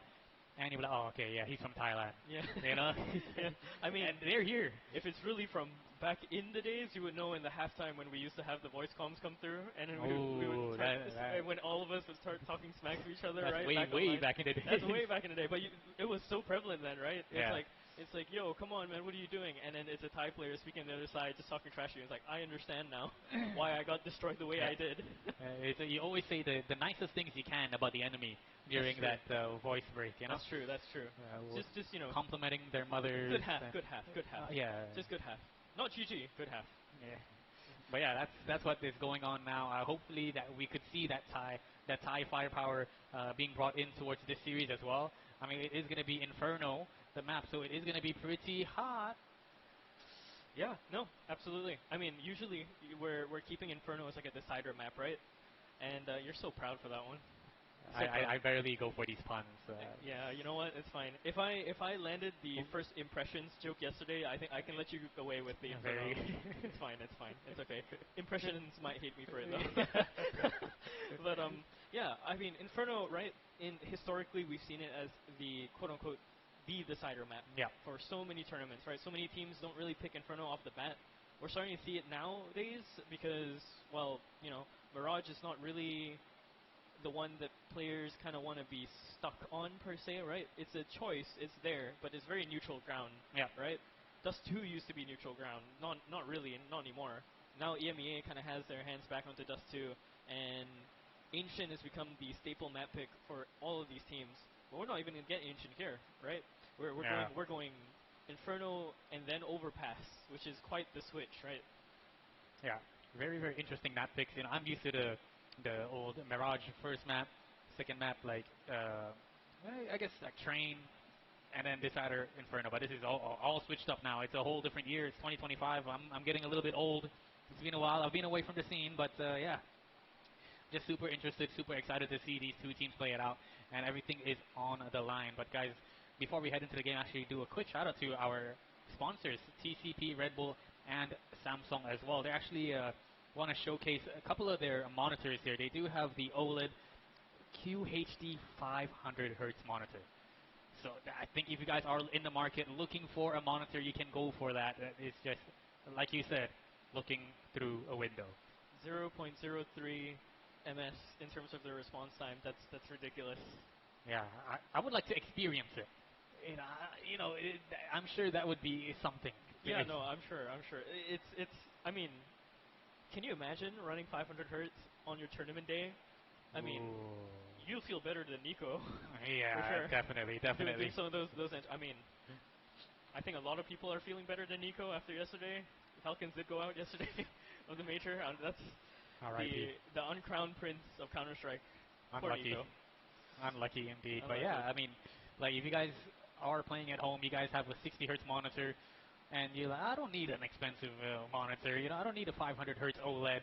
Well, you gotta give it a shot. You have to wait until you give it a try. Because when I was on 60, I didn't care for 144. I didn't care for 240. And nowadays they got 500, and once I went 240, I'm never going back below 240. Yeah, I mean, we've pretty much standardized early on. 144 was going to be it after 60, but now 240, 320 is starting to become the standard, right? And for people playing on this level of competition, it's just what you need, right? And I mean, yeah, you're mentioning some people might not need it or might not have it in their budget to get that 500 hertz monitor. Hey, Odyssey OLED G5? G5. That's just a bit more down in terms of hertz. That's about 180 hertz, I believe. But it still retains at 0.03, so... Just hold it up, man, here. Nah, it's okay. This is our card here. We gotta make sure. You know? Yeah. But yeah. I mean, look, if you need gear, you know where to find it. And if you're going to be here as well up in Quill, on the way in, you can see a small little display box filled with Logitech gear as well, because they're also sponsoring us for this tournament. So if you're a fan of your Logitech gear or you want some very hardy gear as well, you know, go take a look at that. I believe the new iteration of the Superlight has been brought out as well into the world, and we saw the amount of players that shifted over into the Superlight. Yep. And it kind of lost traction for a little bit, but I think with this new iteration, they know what to fix. So, hey, give it a shot if you're looking for a new mouse. Yeah, definitely. So guys, make sure you come here. We're going to be here until Sunday. So we got this final map, and then tomorrow and the next day here. So we're going to be here in KL, Quill City Mall, Cloud. So level 6, we're going to be here, guys. There's going to be some booths as well, if I'm not mistaken. And just come and support. I'm pretty sure that this weekend it's going to be a lot of fun, that's for sure. Yeah, and multitudes of Red Bulls to go and get. Yes, there's like 5 fridges filled with Red Bull just in the entrance, and they also have a Red Bull bar there. Over my head. Yeah. Yeah, it's fully stacked. Why not come? Yeah, why not? Just grab some, go home, energize, then you're all good. But yeah, so sponsors aside, I kind of want to talk about the teams and initially just how they got here, right? All their qualifiers went through. All these teams came here. I think really the only odd one out was Galanticos, right? Because initially there was another team that was supposed to come in for the Vietnam side, and then they came in. Yep. Instead, right? Yeah. Sorry, So I couldn't hear you. yeah, no worries. So, yeah, they've all had their storylines coming up here, and now all of a sudden, made in Thailand, Nemesis are suddenly stuck in this lower bracket, and someone is going to go out. That is rough. Yeah, I mean, it is what it is. At the end of the day, it's a competition. Like somebody has to go home. I mean, I guess you could say for Galacticos, it doesn't sting as much, because in the Vietnamese qualifiers, like you said, VTM was supposed to be here, and since Galacticos was the second place winning, they came here, so they don't exactly, I won't say deserve, but like it just doesn't feel right, So it's less of a sting for them when they do get taken out, but I'm sure they still want to be fighting for. Your expectations can be set very low, Yeah, right? yeah. I mean, even then, if you manage to finish anywhere higher than the place that you got in, I guess if you are in Galanticos, I think you can be quite happy, right? Because if anything, you're taking away the experience from this tournament. You get to fight all these other teams as well that sometimes, just because of ping issues, right, in the region, might just be an impossibility. Yeah. And it's not too common that you see a land like this exist anywhere for Asia, just in general, right? Definitely. So it's a good thing, even if you're here for a short time. I'd rather they be here, show up, play their hearts out, get all the experience that they need, and then push forward into their careers, whatever it may be, right? Yeah, and they do look like a very happy, fun bunch to be around. I mean, I could hear them. I could hear the Yeah, supporters screaming, right? even Here, though every time they were wander around, I could, like, even hear though them they were scream. down 11-0, as soon as Galacticos won their first round, They had their support team. I was like, yeah, that's good. They weren't tilted. They weren't that tilted, I guess. Yeah. They're just happy to be here, and I like that energy from them. Mm. And I think if you guys do see them around, you can definitely say hello, because they're very nice people. Yeah. And then over on the other side for Nemesis, their bracket was a little bit more weird, right? It was basically just them and another team, and then they went through no issues whatsoever. But I think for Impression and his team, they really do have to kind of work through everything that they can and get through as much as they can into this entire bracket, right? Again, they're a very, very young team, right? This core has only existed for, I believe, about 4 months. Mm-hmm. And like he said, the thing that he's been trying to work on with this team is the language barrier and all the communication issues that can kind of come with it, right? If it's not just outwardly speaking different words, it's just the accents that can come through. Yeah, everyone has different accents. It's 3 different nationalities, 3 different accents. Difficult to deal with, but now, ladies and gents, we're going to be ending into the first map here, Inferno, between MITH and Team Nemesis Asia. You can see Nemesis here going to be on the T side, starting it off hot. Can we make it work? Already very, very slow pace, nothing too crazy, no B rush, just a clear, precise play. You can see the duelist in the hands of Rolex. Going to be very difficult to deal with. Hiding here, doing a little bit of baiting for the side of him. But can he? Oh, he does get checked. Zoom's Impressions make their way in towards Banana, opening things up hot. Has to hold the angle now. But they're not going to advance just yet. They know this is very dangerous. They don't exactly have the smoke to cover this off just yet, too. Impression is holding on to it, but until they clear this is not really that safe. Goes for the throw anyways. Now it's going to sit here. Oh, but he still hits a blinder of a shot. He hits a second and third! What is that from Irolls? How has he done that? He's pulled off the Alamo, completely blind in the smoke. Okay, what in the world? Just all skill, no luck, The way he timed his taps, like he knew, that's experience right there. I'm sorry, I didn't realize we got Flusher on the server. Oh, Excuse lordy. me. So clean. Gosh. And it's all down to Keen by himself. 1v3. What do you do? As Team Nemesis, I'm sure they're shocked. Not exactly sure what they just walked into, but perfectly timed clicks there by my rolls. Oh lordy. Yeah, just has to survive now. I mean, he had his whole team. I'm sure they were ready. The columns were probably like, all right, I'm going to throw the smoke. We're going to get in. We're going to go in all together. And now Winter tries his might. See if you can. Ooh, does get him off. a little bit too there's relaxed. no time. Yeah, no time. So couldn't even get the bomb down. Couldn't even get that extra bit of money. Only saves up the dual Berettas. That's a rough way to start the round at such an advantage as well. Yeah, look at his money. Left down to 450. Ooh, That's a tough one. That's what happens if you stay alive. As the T side, if you don't get the bomb down, you stay alive, you try to save your weapons, you don't get any sort of basically economy here for the next. So it's very important you go and die. In the nicest way possible. Yeah, yeah. Of course. Yeah, I mean, they're not really going to be able to do much either. I think they would give themselves a chance to maybe buy up something here and then go for something, right? Maybe a Deagle here to P250, something. Yeah. But with the money the way it is, and I think this is an immediate timeout already, so they're probably talking about how that round just went. Mm-hmm. I mean, what can you do? What do you even talk about? It's like I mean I got rolled by my rolls. Round. Yeah, it's like I got rolled by my rolls. He rolled me. I think Nemesis Asia instantly called like a technical timeout. Like check his CC. What the heck was that? Maybe right. I was saying, who brought Flusha in here? You kidding? Kidding me, man. Oh man. Nonetheless, here we go. Round number 2. Got a couple of upgraded pistols here and there from the side of Team Nemesis Asia. The Eagles, the Tech 9's definitely going to be very, very difficult to deal with. But will they be able to find an opening pick? Will they be able to hold off this aggression towards Banana? They do have flashes, the utilities to make their way through, but I'm not sure if they expect someone to be this close. No, they don't. He stood for one, but instantly he will get traded out. But Myrals is here, starting things off hot. Derek will be able to find an opening. He will be able to get the free real estate towards his B site and make his way in. 2 versus 3 though. Look at the amount of HP that they have. Kuma and Derek together, they barely make even 70 HP.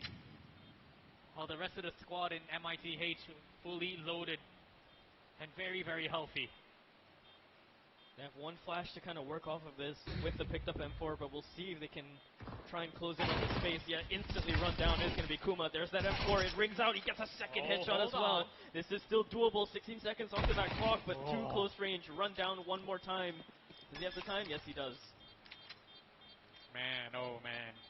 What a close round. I mean, to be missed and to lose 4 players is definitely going to be a bit of a kick in your economy, but damn, what a round that was from a Team Nemesis Asia.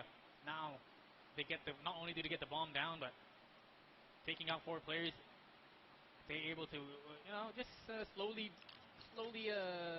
gain the bonus over time. The more damage you do to how many players you take out early on, eventually the money is going to go against them. Oh, okay. And all right. Rolex is online. Yep. I think you gotta fear some iteration of whatever god he puts on the server, because the moment you see Rolex and the op sign in the kill feed, things are changing. Yeah, 100%. Well, with that kill, Zombs is out. It is a 5 versus 4 situation. They do have still 2 smokes to deal with here, so they can do a little bit of execution towards either of these 2 sites. But which do they choose? They've still got quite a decent amount of time left. You can see 7 just chilling towards that B site. He's got full control of Banana. He has the information. As soon as he spots someone, that smoke is going down, and he may be calling in for rotations. Oh, there it is. Spotted the shoulder. Instant fallback. I'll see whether or not he can pick up a couple of kills here as they swarm that B site. Rotation's coming in now, but it's going to be a little bit late. We'll have to see. They haven't really run down the timing just yet, so... Oh, maybe a bit of a fake here. We're seeing ground being taken. Look at where the positioning Derek has. He has to get that pick, though. There's the fight coming in as well over into the city spawn, but it's going to be Rolex that picks that one up instead. So now Myrals left in that same position in the smoke. He's still just as deadly with another silent weapon. But now that they hear the reload, they're going to go and push through. Limit has to be so careful around the corner. He peeks out through the smoke. Myrals goes down. There's one player over in the backside. They're not checking for him, but no, his teammates do. Just gonna get this plant down. We're gonna go into this post. We'll have to see if they can actually do this. 2 on 3. Yeah, look at the HP on the side of Team Nemesis Asia, not looking healthy at all. They have the kit in the hands of Rolex here, so it's definitely possible. He's I like this. all the way down deep. Can they find it? That is the question. And look, that's going to be a nice opening shot there from Rolex, and oh my lady, will be able to take out the last remaining player. 3-0 here. Made in Thailand. I mean, we were talking in the break a little bit about this matchup, right?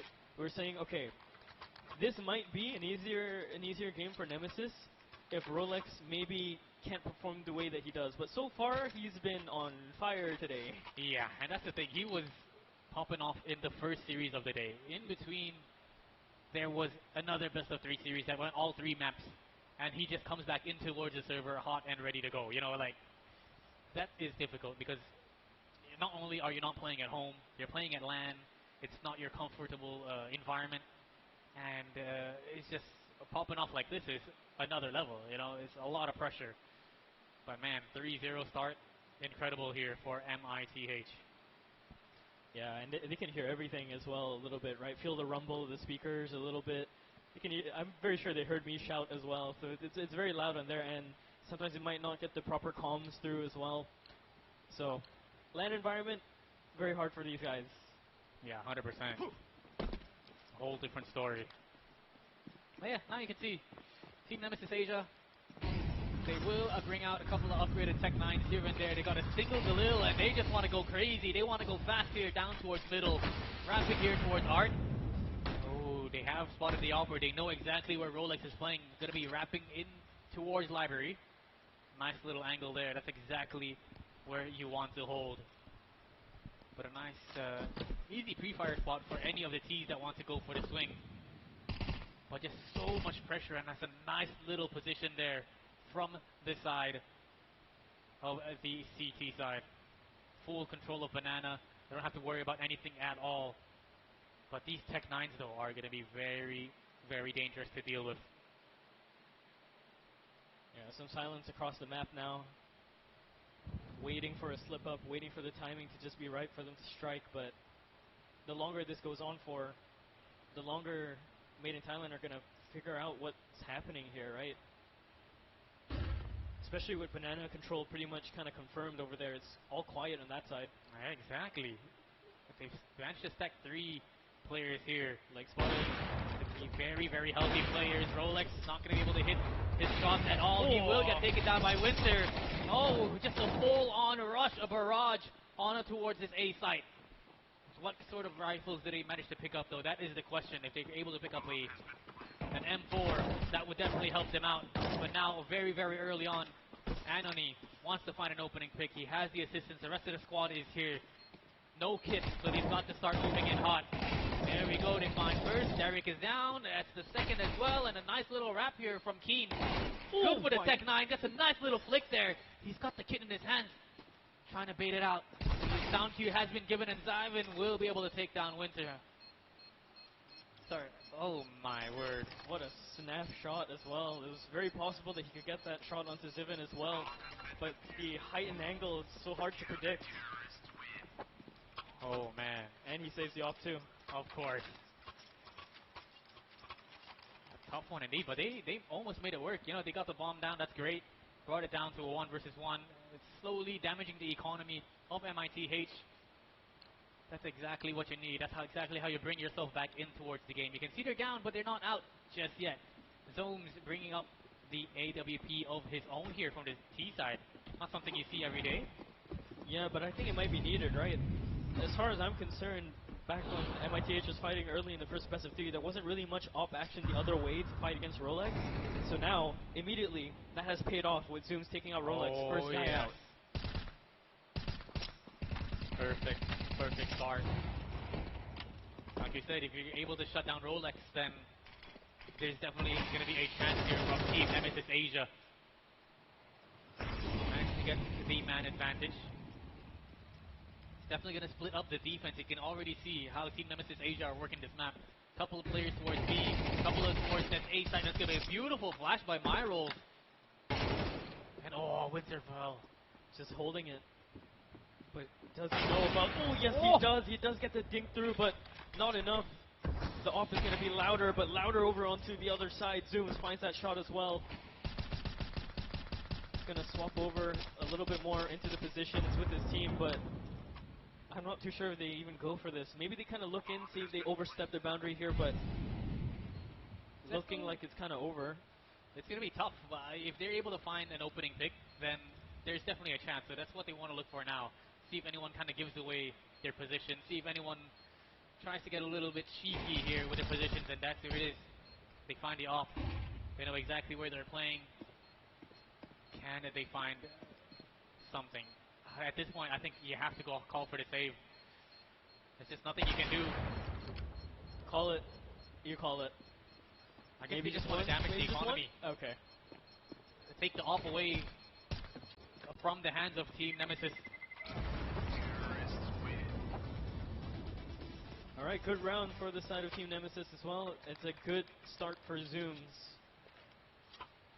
Because, yeah, like I was saying, Rolex was pretty much uncontested with an AWP in the first best of 3. I don't know. There just wasn't too much that Rolex could really do, even with his rifling, and he was really rifling as much as he can. Even with the op, it was just, there was too many gaps, I think, in their defense and in their attack when they were trying to fight against their first opponents of the day, right, which was Deep Cross.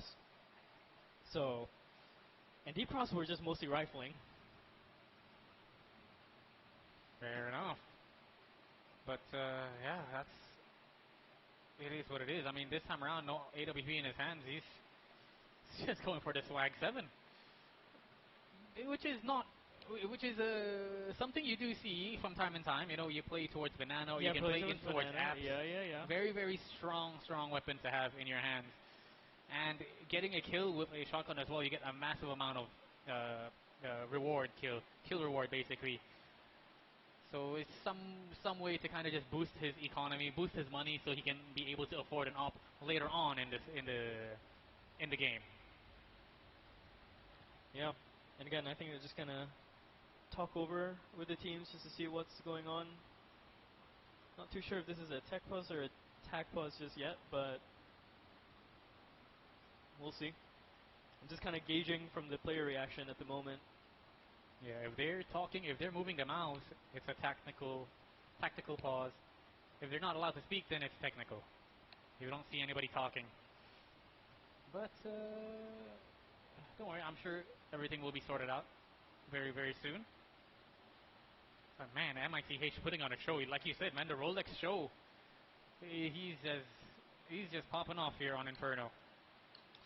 Well, if you're gonna have someone watch over your team, that's gonna be Rolex. If you're getting a watch, gotta make sure it's luxury.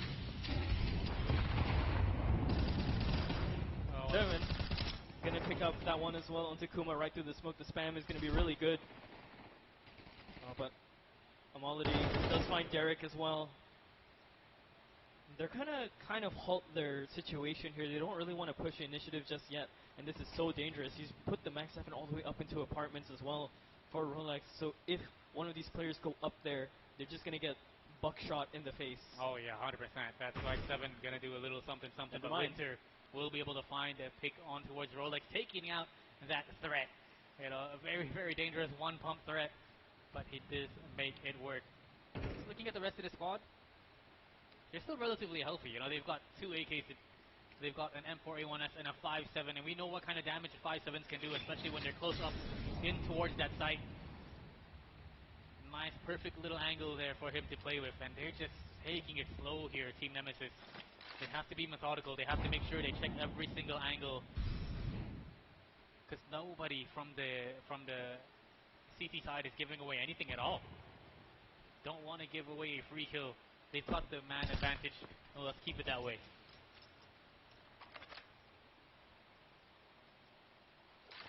Okay, a bit of a silent walk up here through the smoke. Gonna pass the archway, gonna go peek into library. Malady has to be so careful with the Molotov burning behind him. Tries to go for the spray, but it's not gonna land it. Zoom's gonna clear it out as well. Oh, what a shot from Winter. He's just online. The savior. If he can keep doing that against my rolls and Zooms can deal with Rolex, they have such a clean chance in just shutting down this team. Oh yeah, 100%. It's all Anani now. Caught player towards Graveyard. They set up a crossfire between this site, and it's going to be almost impossible here for Anani to go for this retake. Good for one. Oh, does get a couple of shots off, but Zooms will close it out. That is 2 rounds in a row here from Team Nemesis Asia, and you can hear them in the background screaming as they won that round. So slowly they're building up the momentum. They're building up the chemistry. They're building up the hype and getting each other motivated here throughout the later stages of the first half. Yeah, that momentum is going to be really important too. Oh, hang on. Made in Thailand, they're going to go for the nuclear option. Okay.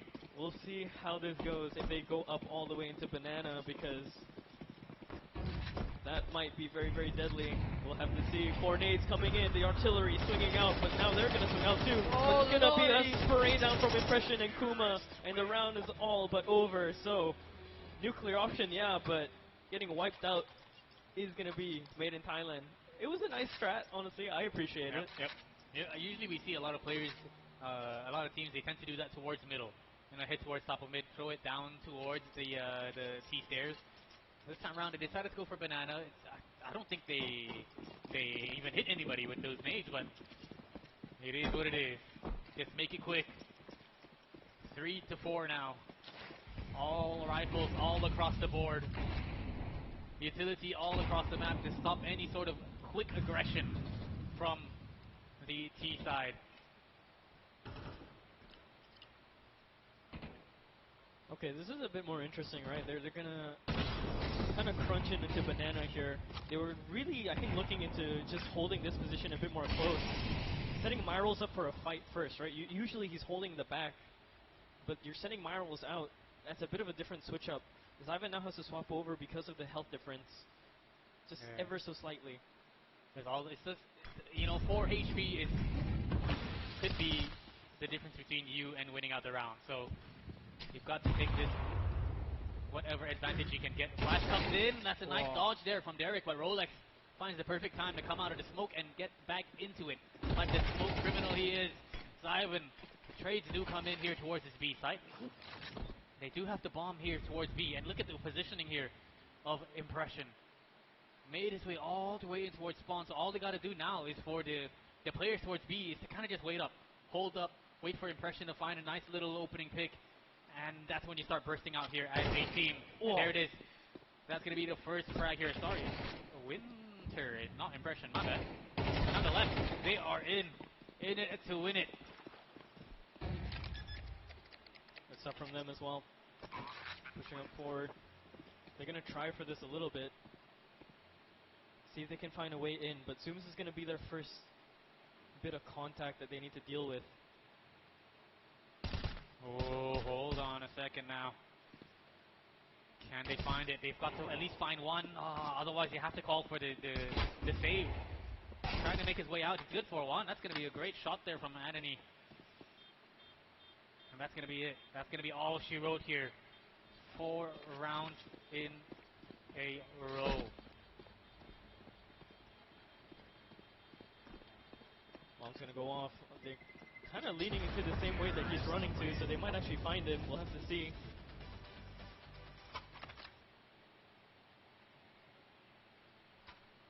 Four. Man, this is just a tough one. I mean, to be MITH, you were leading, you had the right idea, but slowly but surely, Team Nemesis Asia are just able to come back.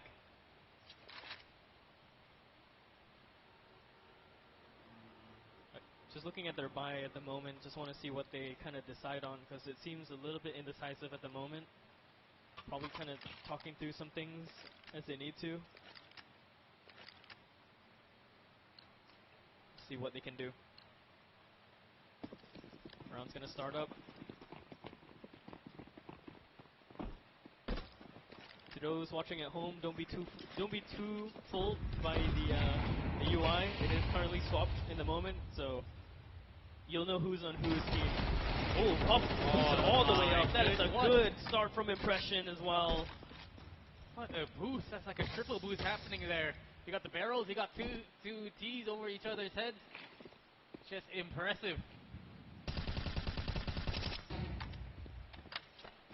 What can you do now? Yeah, instantly. As soon as that happens, you can already tell. MITH just did not want anything to do with that. It's instantly falling back, waiting for any other sort of aggression to come in, but nobody is going ham. The rest of the squad just taking it nice and slow. They want to go for the hunt. Oh my lord, these guys are crazy.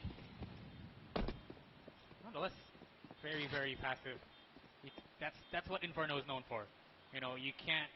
As soon as the bomb is down, you just kind of have to wait it out. Just wait out the timer. Talk about what to do in the next round coming up. I mean, when you lose your players in that fashion at the start of the round, it's a bit ridiculous. So, and it's a surprising, it's a surprise tactic, right? Yeah. You won't expect the guy to be boosted all the way up over logs, taking the fight like that. But hey, you know what? That's a call that Impression made. He went for it, stuck with it, rewarded his team with the round. That's good stuff for Team Nemesis. All right. Couple of rounds left here in towards the first half. Of course, still in the hands of Rolex. Zoomed as well, holding out. Oh, but he's a bit late. I just saw him buy up a smoke, so that means he was still sitting in the spawn. Look, he's late up towards mid. That means they have all the banana control that they need because he wasn't watching. Definitely a chance here. My rolls though, good opening pick. Trying to stop the offense here. The take on towards Banana, on towards Car. Instantly just falling back. Full car control now in the hands of a Team Nemesis Asia. While all that was happening, Winter got very aggressive towards the top of mid and actually got taken out. So now 3 versus 4. It might have been a tactic to maybe just try and sell some aggression over onto the other side, but again, I think somehow Rolex being late to that position might have just gifted them that defense as well. Definitely, that's possible. It's those little things that make such a difference. Nice little swing there coming in from Kuma. Ooh, Derek. Okay, the 2 Filipinos popping off here. Starting things off hot here in towards his B side. And again, bomb down. Nothing from the CT side. This is exactly what we saw in the previous series for Galactical and GZ. You know, as soon as GZ got the bomb down, save. Keep the economy healthy.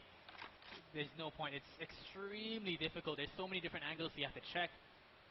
You gotta make sure you have the utility to flash your teammates in and everything. It's just tough. But of course, they want to keep this off. They want to keep it in the hands of Rolex here, bring it in towards the next round because we've got 2 more rounds after this. Let's see whether or not Made in Thailand can tie things back up. You heard of James time. Have you heard of Rolex time? Hey, that's a possibility. Yeah, this might be the new James time, I guess. It's quite expensive. Way more luxurious, some would say. It's Inferno, man. You know, we gotta allow them to James time here. Oh, man. We'll see. Economy 4 myth is almost broken. So if they lose this round, it's going to be very devastating for the last one. We'll see if Nemesis can kind of continue this streak because it's looking really good for them so far. They found their way into this by having these fights straight up with Impression and Kuma, finding these openings every single time. It kind of seems like MITH want to force an issue because they're lacking answers here. Yeah, that's exactly what you kind of have to do. You got to figure out what you can do against this team, you know. And it's all the server is live. You kind of just have to go with it. YOLO, see how it goes. Try get aggressive. Try get passive. If passive doesn't work, get aggressive. If aggressive doesn't work, get passive. Just do some crazy mid-round stuff to try to find an opening. Try to find an answer. But yeah, nonetheless, bomb gonna be down on towards this B site. And look at where these players are playing. There's still 2 players trying to lurking towards A site, setting up a little bit of an execution to pick up these kills, and that's gonna be the off gone from Rolex. Something that they're not gonna have in the next round. They're just playing hunting right now. They're hunting for these players. I mean, you might as well, right? Look at the economy on Team Nemesis. Oh god. They can just buy up anytime that they want to. Instantly just hits the shot. Ridiculous stuff from Derek, and yeah, and then he couldn't even do anything to leave the second site. 7-4, so they were down and out, Nemesis, starting this, but immediately just found their way in over and over and over and over again, streaking those rounds up all the way up to 7. It would be a gift if Myth can end this at 5, but we have to see. Nemesis are looking like they want to go on a hot streak here. Yeah, definitely. Keep the ball rolling here for the side of Team Nemesis Asia. They have the momentum on their side. Their shots are definitely hitting, and they are very, very aggressive. They want to find something here in this car position. Good for none, actually. Zyvan going to be able to get a kill there on towards Kuma as he gets blinded. They do have one more. M4A1S tucked in towards the corner, and then he finds another. Derek finds one towards the other side of the map, trying to find some opening picks towards A, and you can see the bomb instantly. Hasn't made up its mind yet. To go to A, to go to B, Rolex with that FAMAS will take down Derek as well. Slowly but surely trying to secure MITH their 5th round after losing 7 in a row. This would be a gift, like I said. Health values are really low. This is still doable if they want to push the issue, and they really do have to. This is the last round of this half. Winter and Zooms, last two alive.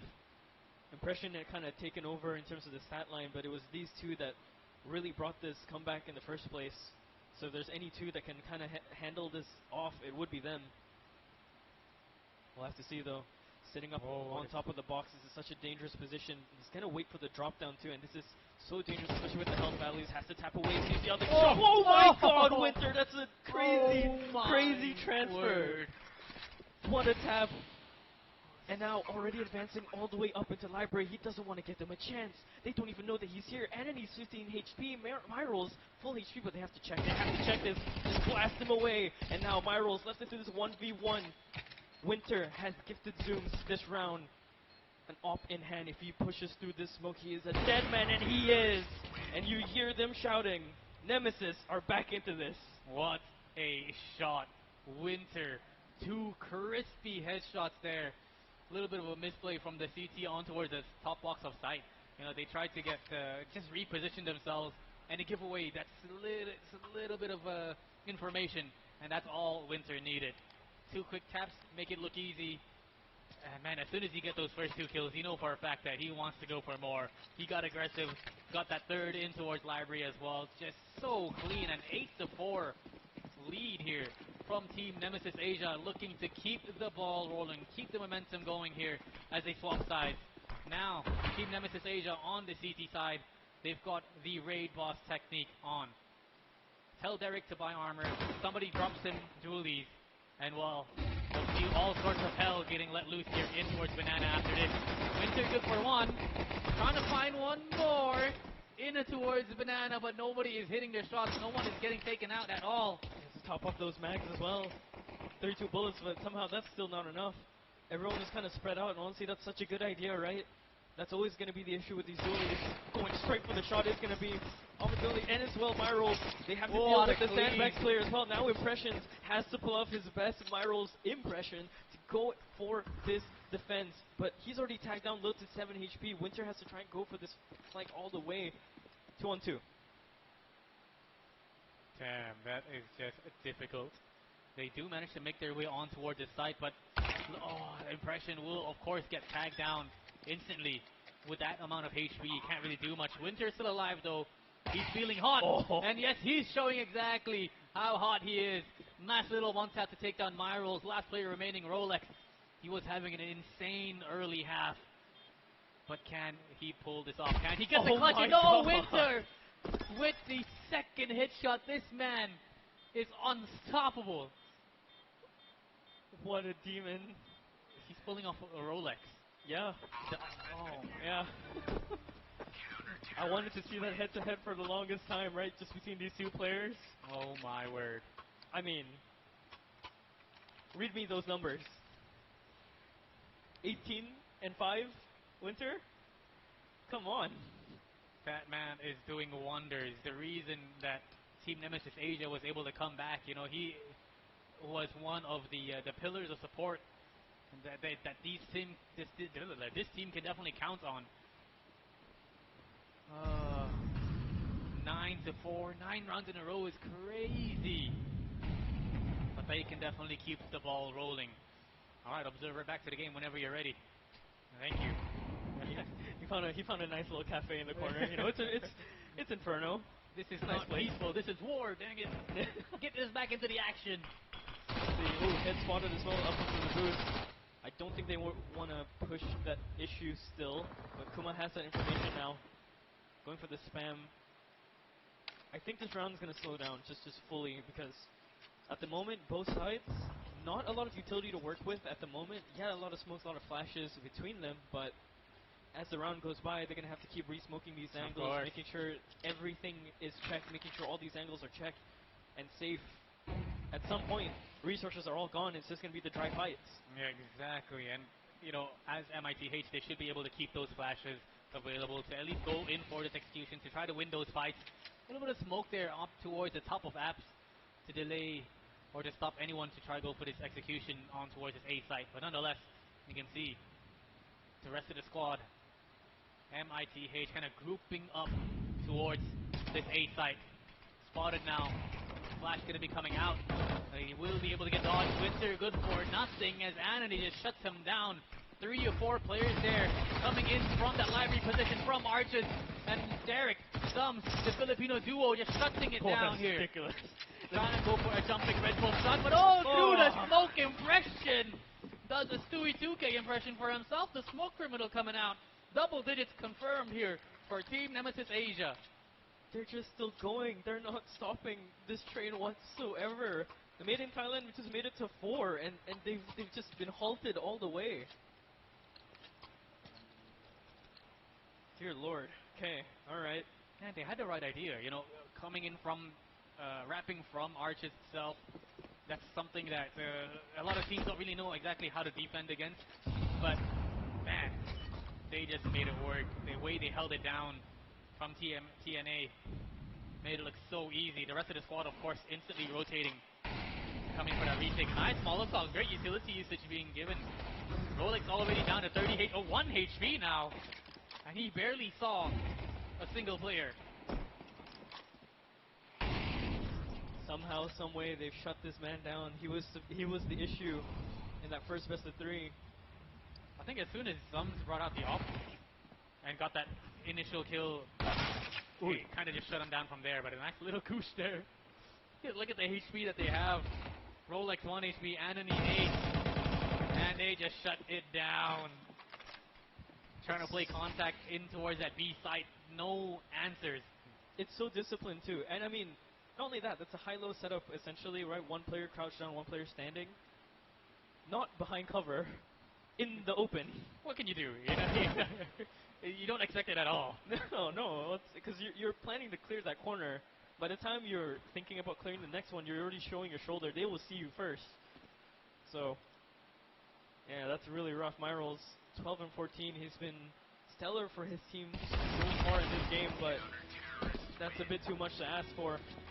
11-4, Team Nemesis. They've thrown them into the blender. Oh man,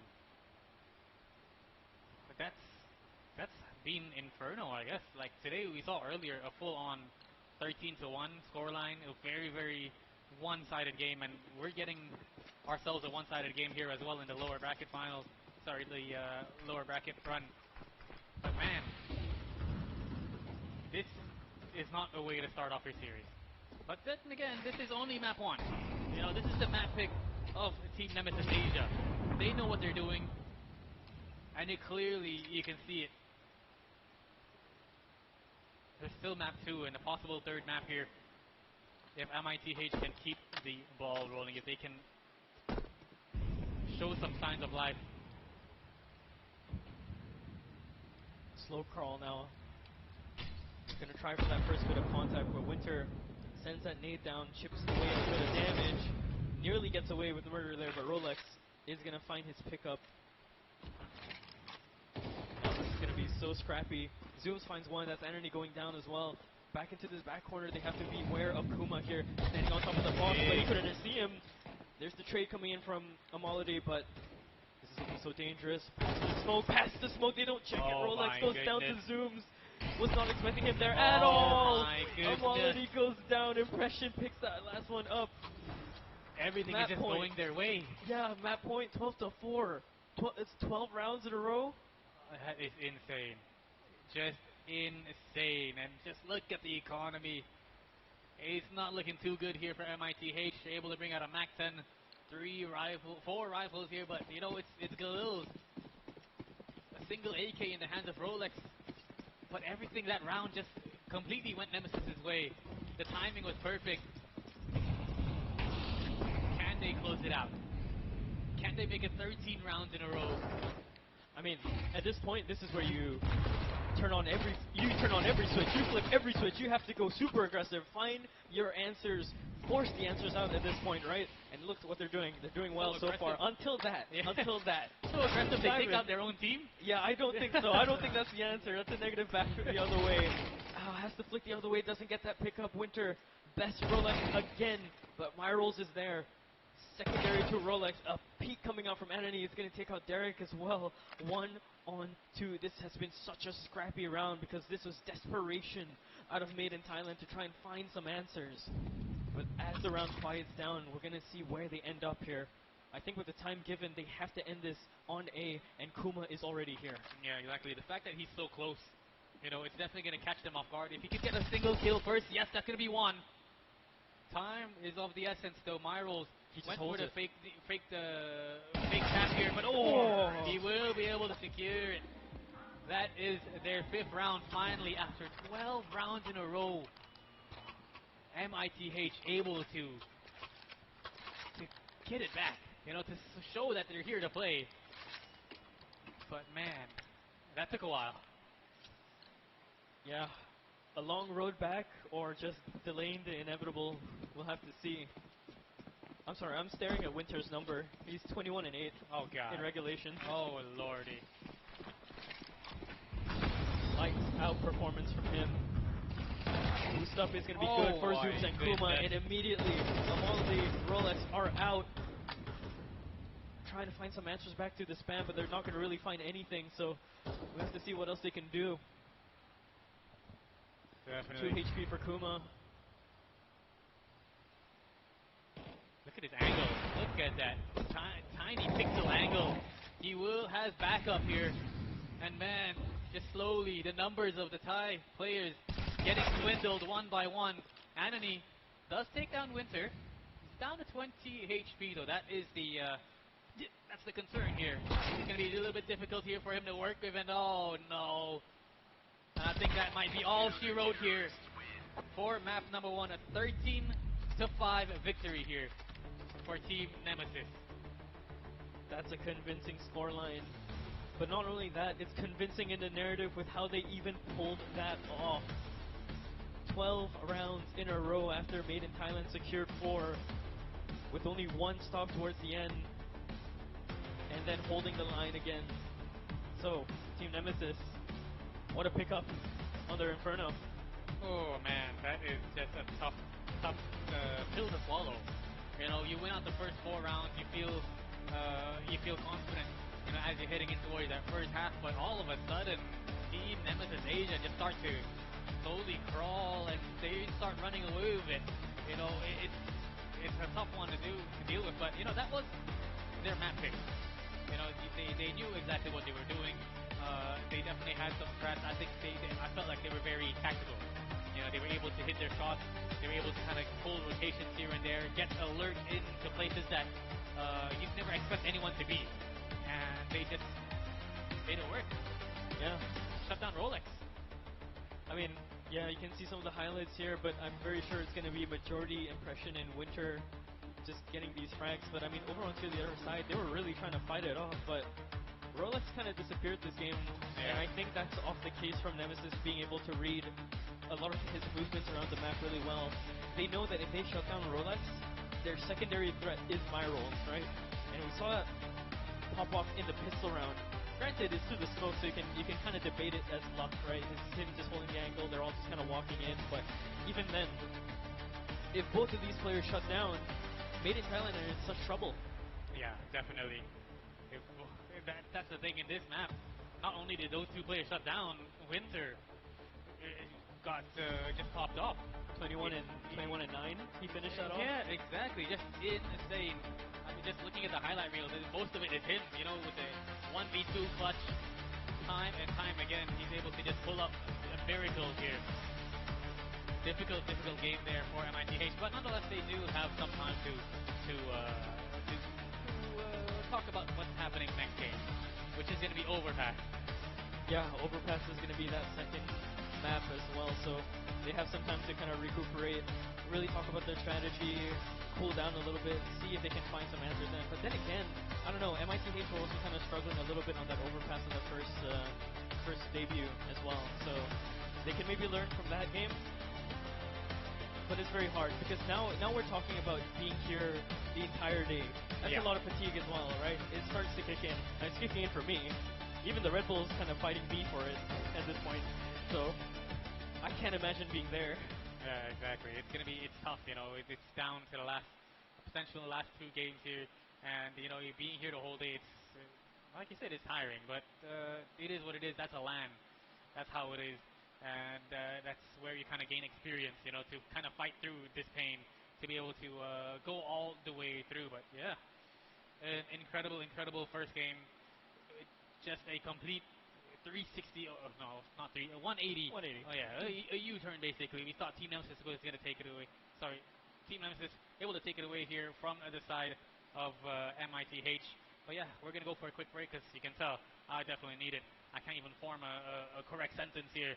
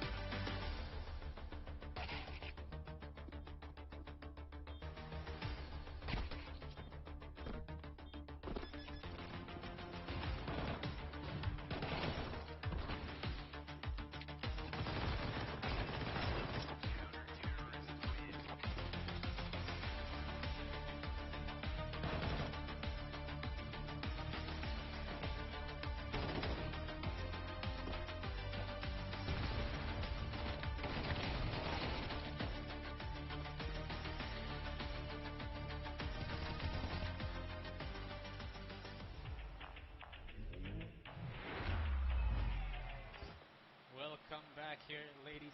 Welcome back, ladies and gentlemen. Here, this is the second game here. MITH up against the likes of Team Nemesis Asia. We just saw a, I guess you could say a reverse sweep here coming in from Team Nemesis Asia, winning 13-5 after losing 4 in a row against Myth. Just incredible game here. But we're going to be moving on to the second map of Overpass. That's going to be the map pick of MITH. I'm FaZe, and alongside of me is going to be a lot Caliber, and we are going to be your casters here for this series. But guys, they have to win this one. Whoever loses this series is gone. They're out of here. Yeah, and they really don't want to do that. Now, MITH did play Overpass earlier. It didn't go too well for their T side specifically. Okay. Their CT side, they kind of made an issue back. So essentially what had happened was that Deep Cross started CT side, and I believe MITH could only really get about like 2 rounds out. Mm-hmm. So it was 10-2, and then side swapped. They made it all the way back to 10 before Deep Cross kind of won those last 3 rounds. Okay. So that's something we can take into account. But ladies and gents, this is it already, starting it off pretty quickly. We're going to be heading into Overpass. We'll see whether or not they can bring in something special here for us today here from the side of MITH. You know, it's a tough loss there for earlier there against Deep Cross Gaming. They're a big team, a very experienced team. They were able to take down Alter Ego. So MITH, you know, I think they are still definitely here in it to win it, to see whether or not they can push it to map number 3, because all games here today so far, 3 maps all across the board here.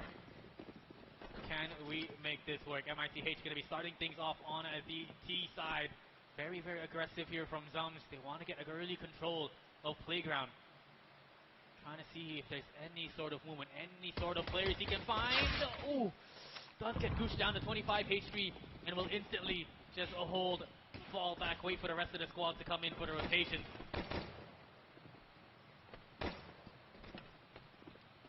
Some space taken there by the stairs, but it's going to be an issue all the way up on the top side here. The USB handle here over by Optimus. It's going to be Winter. It's a good first shot. He has 4 more to try and pick up. He wants to try and deal with this, but he's going to get overrun by Zivin. And now his teammates as well trying to fight the issue, but there's so many Ts just rushing down the stairs. A waterfall of terrorists running it down, just overwhelming that site completely.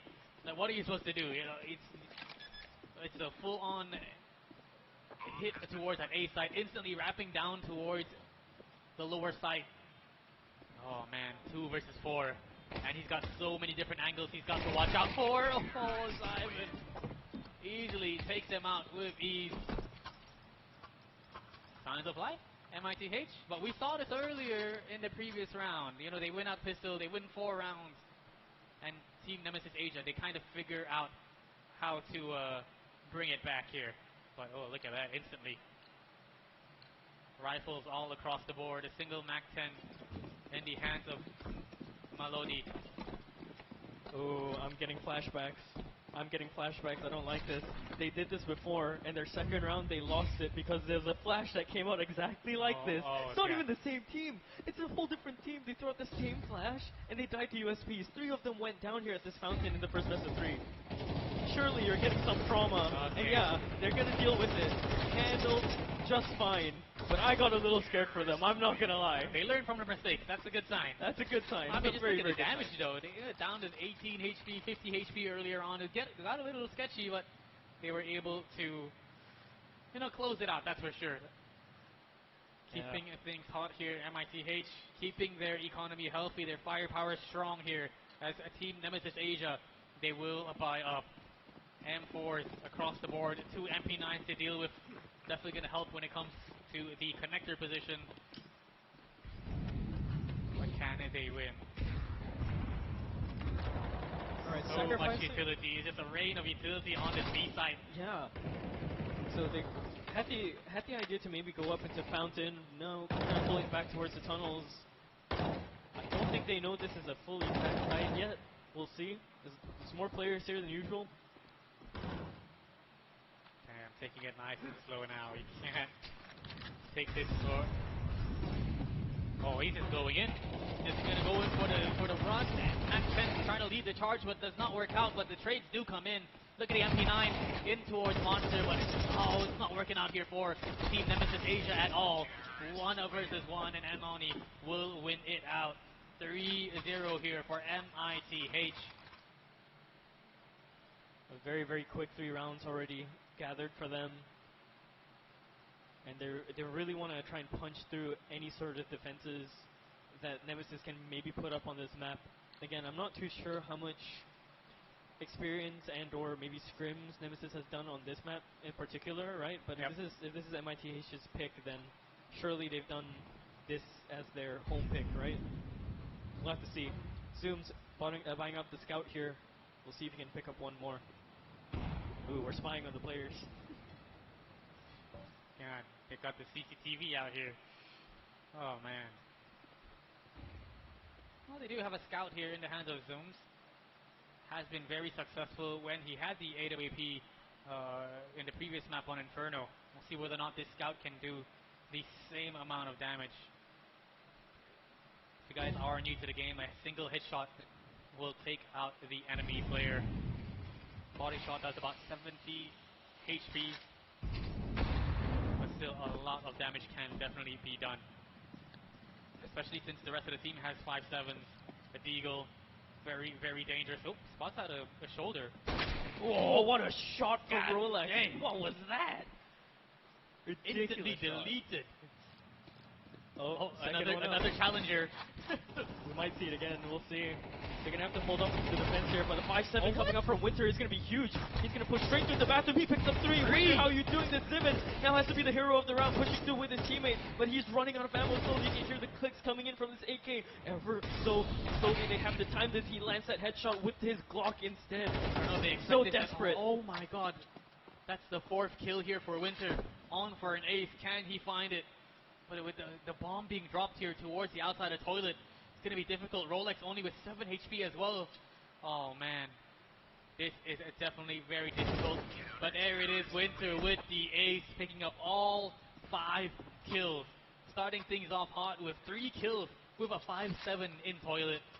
Wrapped around towards long, got that AK in his hands, and just shut those last 2 remaining players out. Incredible, and it is just a Winter show. Yeah, Winter show indeed. Christmas hasn't even reached yet. Oh my goodness. I was saying earlier to Trevor, more teams need to really utilize the 5.7, right? It's so strong for a pistol. When you go blitzing in like that, you can just headshot. It doesn't matter if they have armor if you're that close. You'll just completely annihilate them. It's been so strong for so many years.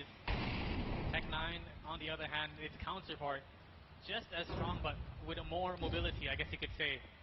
And that is what they have here in the hands of Melody and Rolex. We'll see whether or not they can use these close range weapons to entry on and towards this lower bomb site. And it's just a full-on shutdown here from Team Nemesis Asia.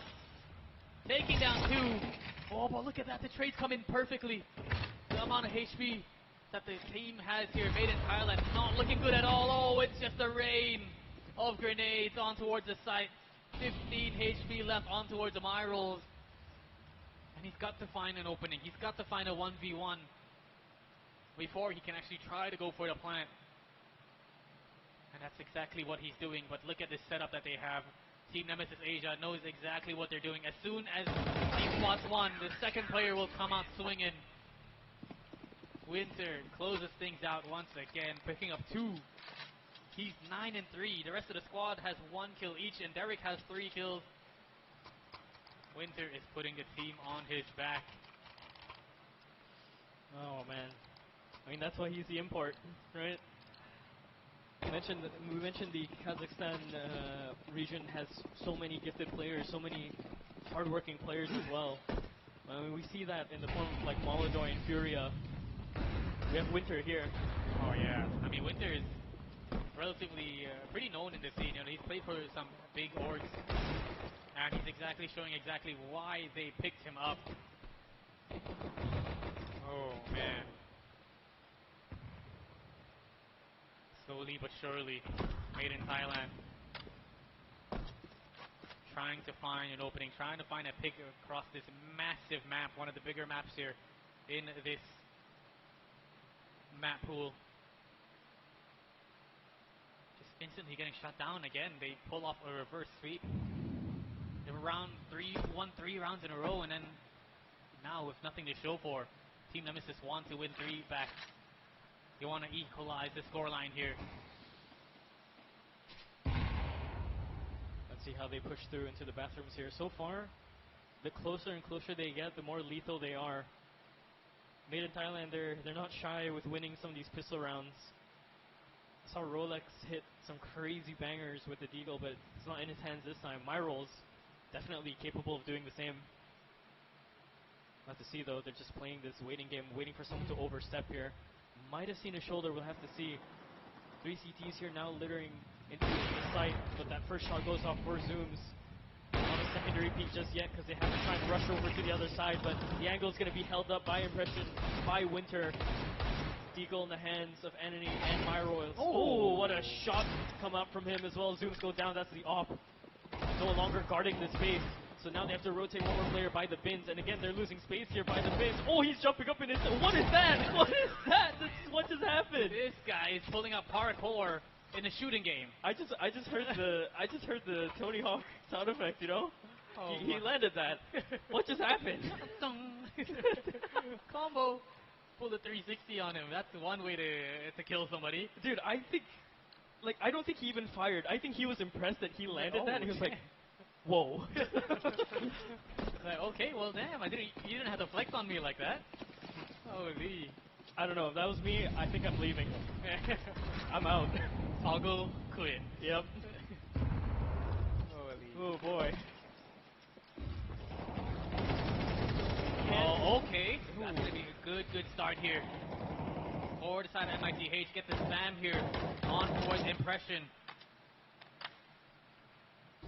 But it's tough. We haven't really seen much plays here in connectors. They're making it work. Oh my word. The scoreboard just lighting up blue. Those players are cornered too, technically, right? 2 players holding that monster angle. Oh, good shot from Rolex. It will always be Rolex. But 2 players are over towards the back in Monster, right? If you crunch in the space with the right timing, the right flashes, they are essentially trapped out in the open. They're still hitting their shots. It's ridiculous. Oh, it could have been one more, but sent into low HP. 10 HP for Kuma now. This is very, very doable for Rolex. Yeah, depends where the bomb is. It actually dropped towards short. Has to rush for it. So he has to be very, very careful. And the fact that he's running, time is probably going to be running out fairly soon. You're hearing all these sound cues, all the information is going to be given away. And Zombs ready and waiting with that AWP. What a quick shot there from Rolex. Wants to find an opening pick at least. Wants to turn it into a 1 versus 1 before he gets the bomb down. But nobody's giving anything. Yeah. They are not giving him a chance to even try to find these kills. Spam's coming through. He's locked onto down 5 to 5. HP. Around the other side of the pillar, he finds Kuma. Has to find the offer, but Zooms hits the shot instead. And a breather. Kinda nearly got her out of control there, but handled. My word, I mean, what can you do? Zombs, I mean, if anyone is gonna shut down Rolex, it's Zombs. Yeah, he's been doing it from the previous map all the way till now. And they are up once again. Oh man, very, very close. But I like the discipline coming in from Team Nemesis Asia. You know, they knew it was a 1 versus 1. They knew he had to go for a plant. They didn't want to force anything. They just allowed him to get that bomb down and try to get that 1v2 retake to happen. Okay, looking like a full B rush now. Gonna be stopped by the Molotov here, sending one player here as well to go for the spam. Checking the smoke actually, you can see how disciplined he is by firing through it. He's looking for players on the other side of the gap. Oh, foot spotted, I think. Oh, what a shot. What a shot from Time Anony. and time again, he keeps playing the same spot and he keeps getting punished for it. Big nades, big utility going to be sent towards that sandbag, but not really much damage being given away. But execution is on. Rifles are out. Tech 9s and upgraded pistols just running in towards the site, just rolling them down. That's exactly what you need. Bomb down in the lower side. Can they find one pick? Does anybody want to get aggressive? Does anybody want to give away their life? to start off this retake. Go for the boost here. Does he find anyone at all? Oh, Rolex shifts again, but head spotted, going for the jump shot. It's so dangerous, Yeah, and they know they have to give it. That might be the save here. Yeah. There it is. 4-4. MITH, they tie it back. Oh, man. They're reading the map a little bit better this time. MITH, right? They were struggling on Inferno so much to kind of get a plan through. Here you can tell this is where they've been practicing. Yeah, definitely. There's a bit more protocols here. There's a few more things they're way more prepped for. You can tell they're rolling together as a squad. You know, like they're peeking out together. They've got the flashes coming in, and as soon as they swarm a site, they just go all in together, grouped up, man. It's just so difficult to deal with if you're Team Nemesis Asia. Once again, after winning that round, will put a little bit of a dent in the economy here of Team Nemesis Asia, but they are still able to buy up the AWP. Nice little flash, and nade comes in perfect. Nade as well, doing so much damage. No, but the spray down doesn't come in at all. Rolex picking up 2. Derek and Almalady, his teammate. 3 versus 3 now, but look at Kuma. Trying to find his way in towards the smoke, trying to be a criminal, but Rolex picks him up as well. This man is not only taking out the enemy, he's taking out his teammates as well. That's why nobody can stop him. Oh man, that's impressive stuff from Rolex. Mix it up as well. Wow. For taking out his teammate, but Zooms and Winter, again, this is a dynamic duo over on the side of Nemesis. They can make dreams happen. They just have to be patient. They just have to play off each other. And it's so beautiful when they do. Oh, wide swing coming up from Rolex, and he's given a chance. And what a nade as well. He has to go for the push. He has to try, and yes, he gets the shot. Does he have enough time? Yeah, he does. He has the kit. Oh, he has a kit. What in the world? I don't think he expected that at all. Sums making the right decision to just whip out the 5-7. And I think in that position, the 5-7 is definitely the best weapon to have that you could ask for as your side piece. The best pistol in the game. Don't at me. I know that Deagle exists, but that's just for satisfactory reasons. It's very, yeah. A Tech 9 though. Yeah, that's also a bit ridiculous. Yeah. Let's be real. We had a whole meta at one point just for that, right? All right, over into mid now. It is smoked off, so they're going to be able to kind of take this position early. The only other way they can kind of fight this off is by going through playground, so this is why this angle is being watched here. But if he's not too careful, he can get wrapped by Fountain, but the timing is so good. He finds Rolex as well, swapping their weapons. Now they have to try and either fight forward or run back through the smoke. Oh my goodness. What a molly there from Anauni to force Windsor off of that position. They do have the op again in the hands of Zums. Can he find an opening pick? He's been very, very strong with that AWP. They're just trying to stop. You know, every time he just falls back to a new position every single time. Now in towards connector, they actually have a very, very cheeky spot here. You can see Kuma in towards waters. They're not sure they're gonna expect it at all. He's good for one, but what a swing coming in there from Myroll. Went for a bit of a pop-in swing there, for lack of better terms. I mean, he might as well. He was so prepped to fire for the second guy, but a little bit too soon. Into the site now. We'll see if this causes any issues. Derek is still there to cause some chaos. And oh my gosh, this is so aggressive from Zeus. What is he doing? Oh This smoke with the knife. Has blocked the 5-7. They heard that knife go through, but Myrolls can breathe a little bit calmly knowing that there was no murderer in the smoke. Very ambitious effort. Yeah. Yeah. Hey, it's something you could have not done. You know, you could have waited for the rest of your squad maybe, but I think he saw the opportunity to go for a knife. He had the right timing, I guess. He thought he had it. But nope, he just did not have the right position. Oh man, and there we go. They've broken the economy of Team Nemesis Asia. Just insane stuff. They've got to keep this one rolling. MITH, they've been very, very back and forth, I guess you could say. They won the first 3 rounds and allowed Team Nemesis Asia to bring it back. And now, finally, they're showing some signs of life here in towards this map.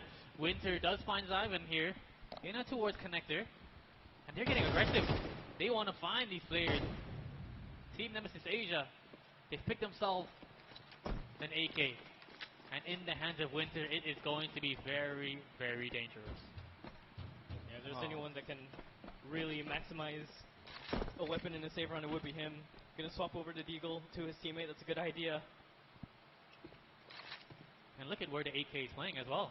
He picked the correct positioning, and he got a nice little boost here, just towards Dumpster. Does spot Nanoni. Misses the shot, but does tag him down to about 21 HP. And now that they know where this AK is, the rest of the squad can slowly, confidently walk up towards this B site. Selling a massive, massive fake here. If he can find one here, that's going to be massive. Does give away some sound cues. Hello, guys? You did not hear this. A spray down coming in, but they will get the trade. Could have been good for two. I think they thought that was Winter. Because of the AK, I think they thought Winter was still behind them. Maybe, I thought they, okay. But because of that, they picked themselves up another AK. It's 2 rifles, 4 players up against 3 players from MITH. Rolex has picked up the AWP. Can he find these shots? No, he can't. Malady gets the kill. Myros finds another one as well. It's a 1 versus 3. Impression by himself. Oh, time is of the essence, and I think at this point, he's got to go for the save, but Kobe comes in from the heavens. Says goodbye, but man, 6-5. Will it be 6-6 or 7-5? That is the question. MITH, they've got to win it out here. What a messy round. Yeah. What a messy round. Yeah, I think they thought that was Winter, maybe just spamming through the smoke. They were like, it's just Winter.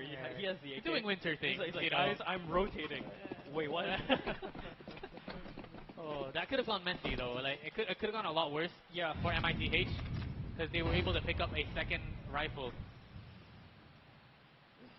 But dang, the amount of boost that you can do in overpass, you can get really, really creative. I was gonna make that comment when I saw the boost happen in the save round with Winter and the AK. A bit ridiculous. So Zyvan has to be so careful. Gonna get rushed down. This is something new. So far, we've seen Nemesis kind of give Myth that area of the map, right? The staircase area hasn't really been fought for. Most of the time, they can kind of walk in here slowly. This time, though, way more aggressive. Definitely changing things up. The flash coming in from the lower side. And oh my goodness, they just get completely wrapped here in towards this party position.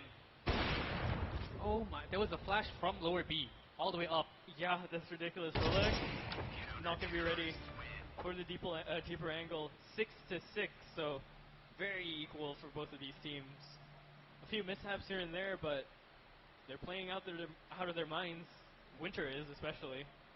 Oh yeah, 90. That is just next level. This guy is not stopping. Oh, our observer's having fun in the slide. Oh yeah. Yeah. Go again. Go one more time. Aw. Alright, so into the pistol round. We're seeing a bit more utility here over on Nemesis, right? 1 flash, 2 smokes, Molotov. No utility on that side besides the 1 flash on my roll. Yeah, no kit as well, so they have to make sure they win out these fights. But can they do it though? They do have some strong weapons here. I'm not sure if these are dualies or not. Yeah. And the 2 dually players, they actually have the weapon, so they're going for the raid boss technique. Just like we saw previously in the previous map. Shots though coming in. Anony, beautiful tap here early on. Gets the second as well. Trying to show off his high firepower. It did not work out here in his favor as they do get the trade, but 2 for 1. They will definitely take those. They're definitely going to need it. Winter is down and out for the count.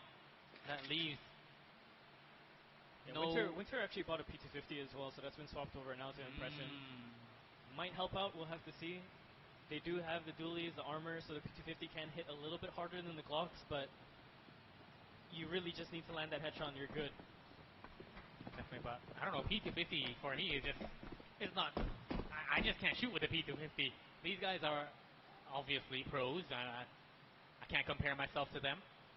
That's why I use the 5-7. That's my crutch. Just go for the simple taps, controlled, and now they're controlling and making their way towards this B side. I'm not sure whether or not he hears these. Oh, the flash does come in, does get goosed, but he's down to 91. Hold on a second. Kuma with the Glock, making it work. And there we go. They just continue raining these shots, headshot after headshot. They had the man advantage here, MITH, but instantly just caught off guard. Contact play towards that B site, and it's all my rolls by himself. Can he make it work? No. Impression will get the last headshot. What in the world? How did they turn that one around?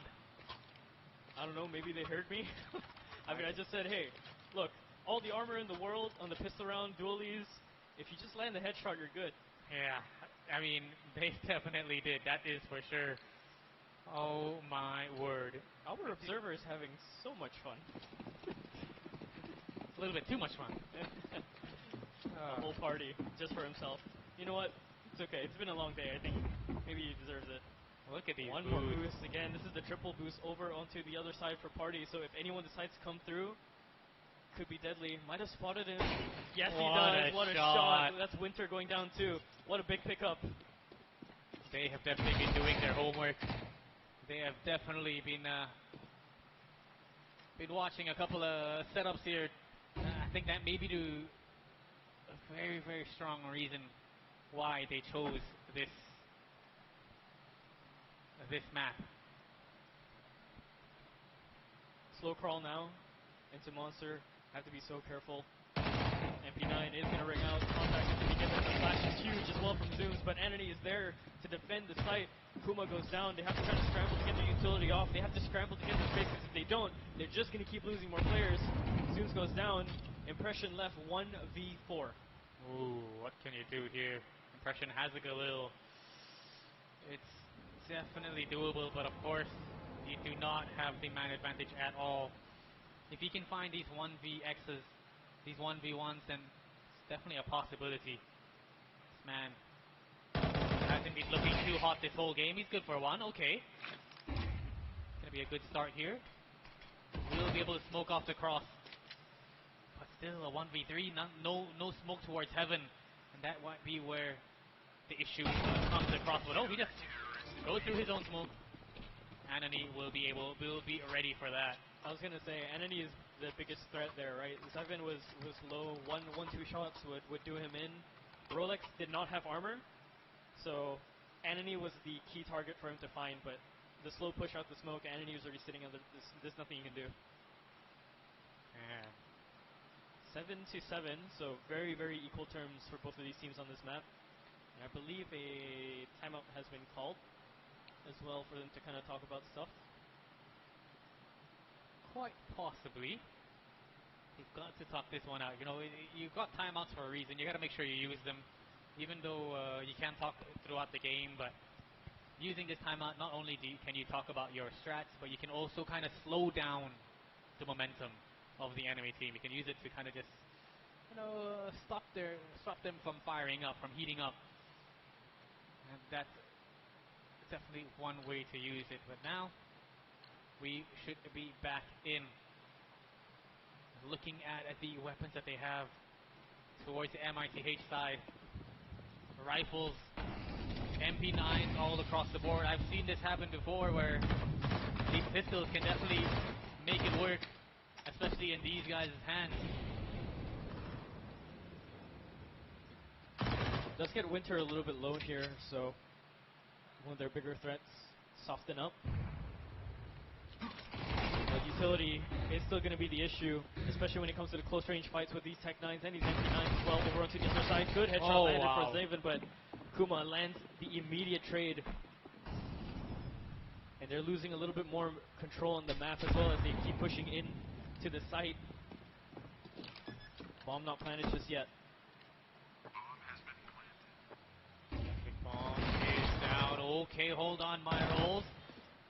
Finds one.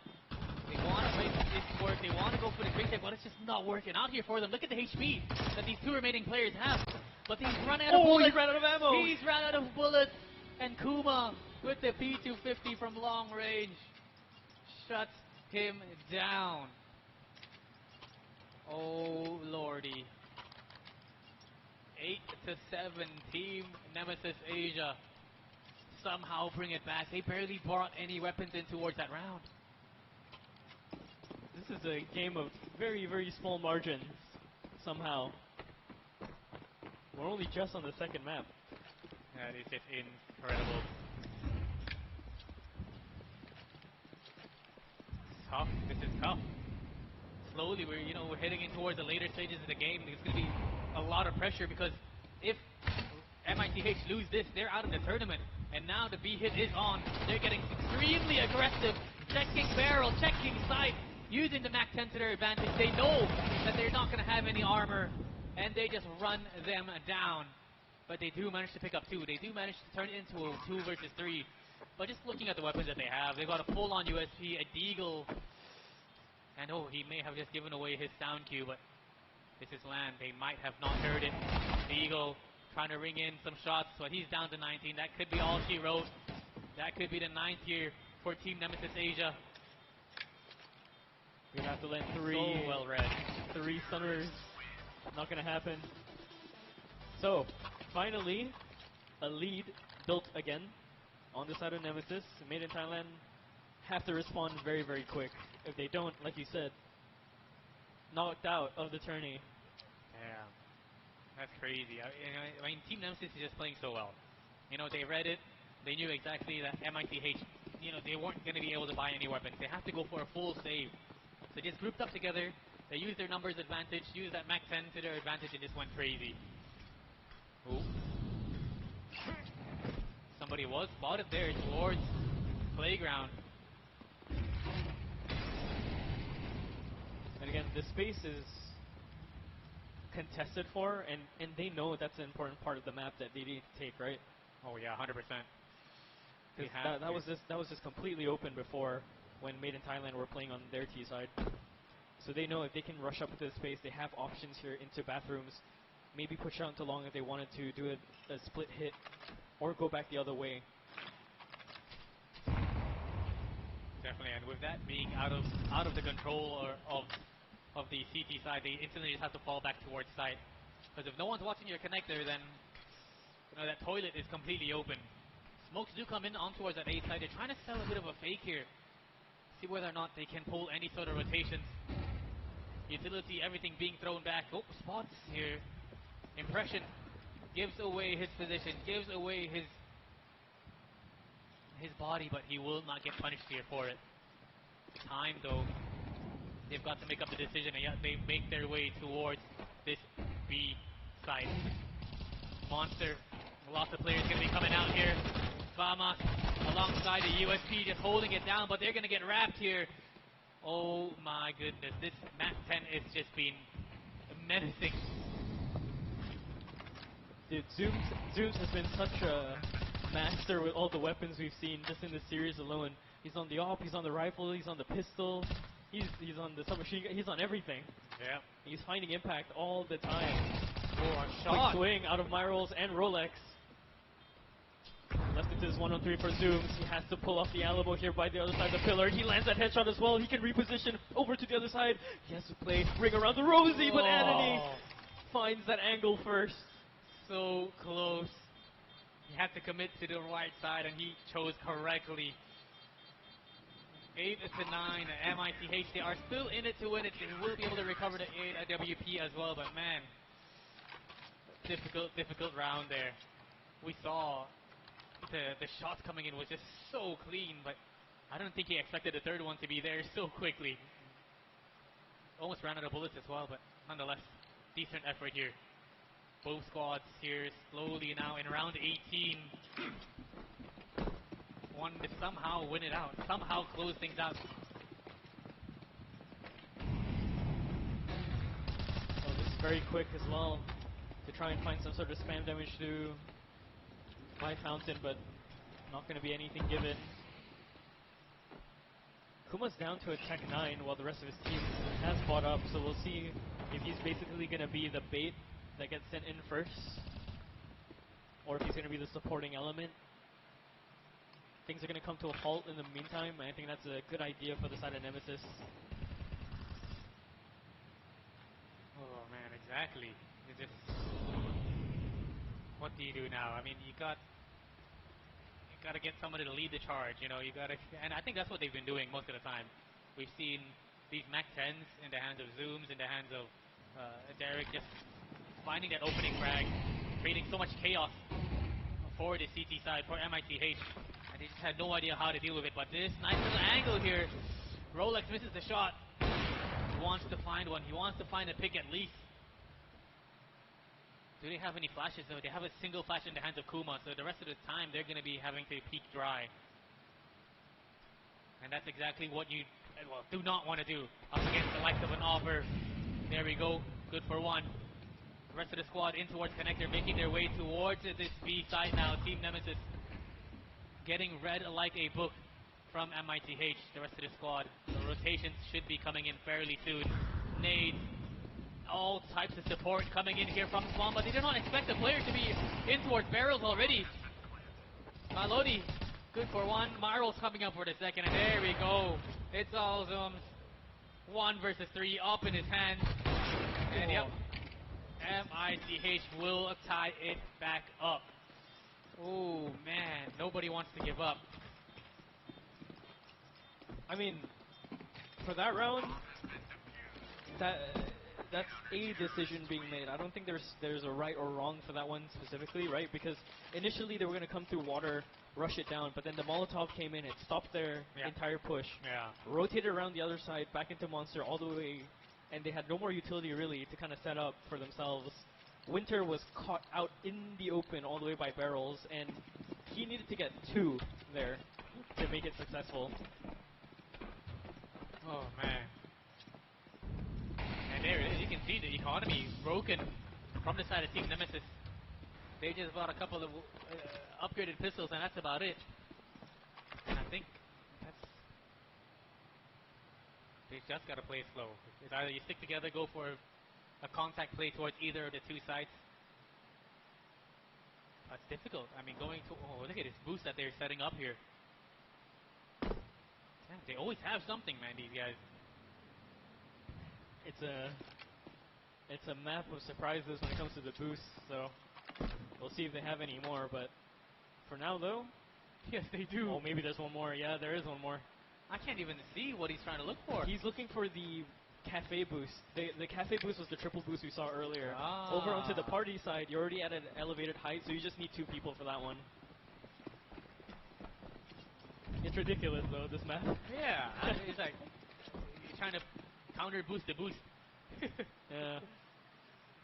Oh, yeah. Fnatic that's really, what it's known for. Yeah, Fnatic really changed the map after that Olaf boost. Yeah, Alright. Still 5 players together. They were able to find Sivan in towards connector, if I'm mistaken. If they can keep up this crazy push in and towards B together, then it's going to be a whole different story. But they got Malodi. Recently, he has been having a couple of rounds here, hitting his shots, making it look easy. Anoni's here as well. And yep, Malodi starting to heat up. And these is exactly the kind of eco frags you need to build back your confidence. And Winter's not even going to test it. He doesn't have armor to fight for that, even if he wanted to go for it. To save the AK, go for the next round. This is going all the way for both of these teams. Double digits for MITH. They were here before. Let's see if they can actually close it out. Yep. That's a lot of the problems with the Asian teams nowadays. You know, you always have a lead, but there's always a chance for a possible comeback. You know, we tend to joke a lot. Yep. We love the art. Alright. I'm seeing the off on Rolex again one more time, but he's posted up all the way up at the long. So no aggressive position. Usually you might see him push up into Fountain to try and get an early pick, but he's not going to test it this time. I think with the scoreline so close, he doesn't want to risk it closing in. So playing a little bit more safer, letting his team handle all the security over on the side. But again, another boost comes out. This time from Impression. Takes out Anony over by the other side of the site. And they're not even going to test it. They're going to make them panic, use up all the utility that they have, reposition, let them scramble to find an answer. Yeah, that's a big kill as well. Taking down Anoni. He's one of those players that have been popping off on that on the B side with Melody. But slowly, like you said, just try to diminish the enemy team's, the CT's utilities. There we go. Molotov going to be used. They have a single flash and 2 nades left in the hands of Rolex and Myros. And the rest of the squad just slowly walking up. They're filled with utility. Flash going to be coming in though. Does he go for the peak? That's the question. The nade does come in from long.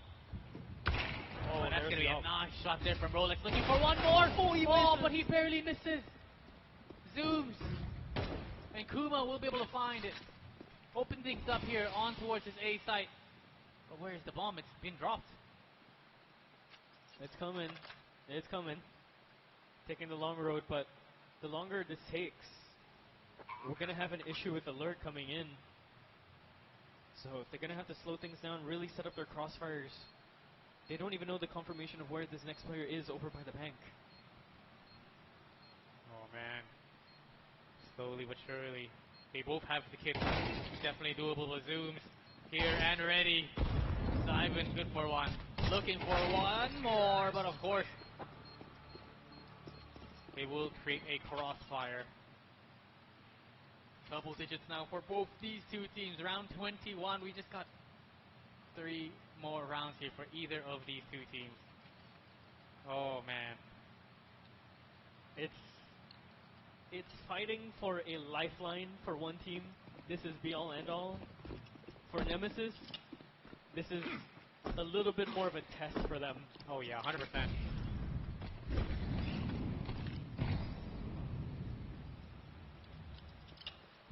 Smoke setups as well.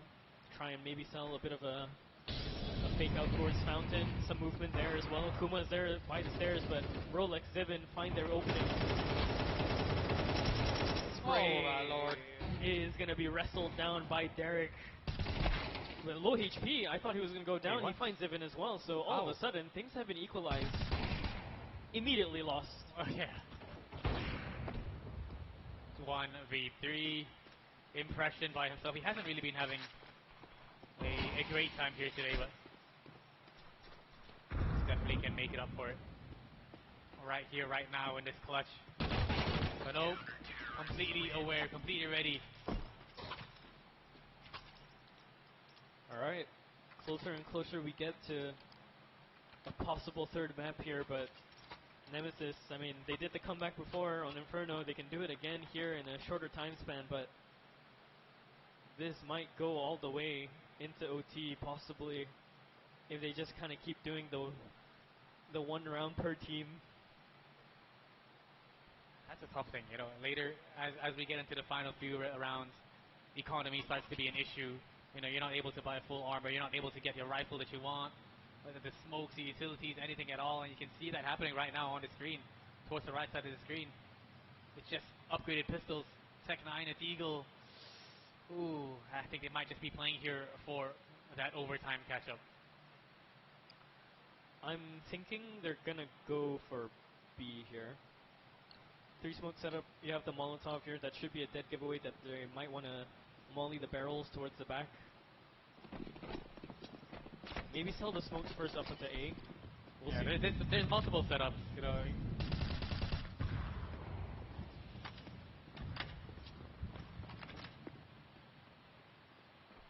Okay, utility all gone. Now we'll see if they can land the shots needed.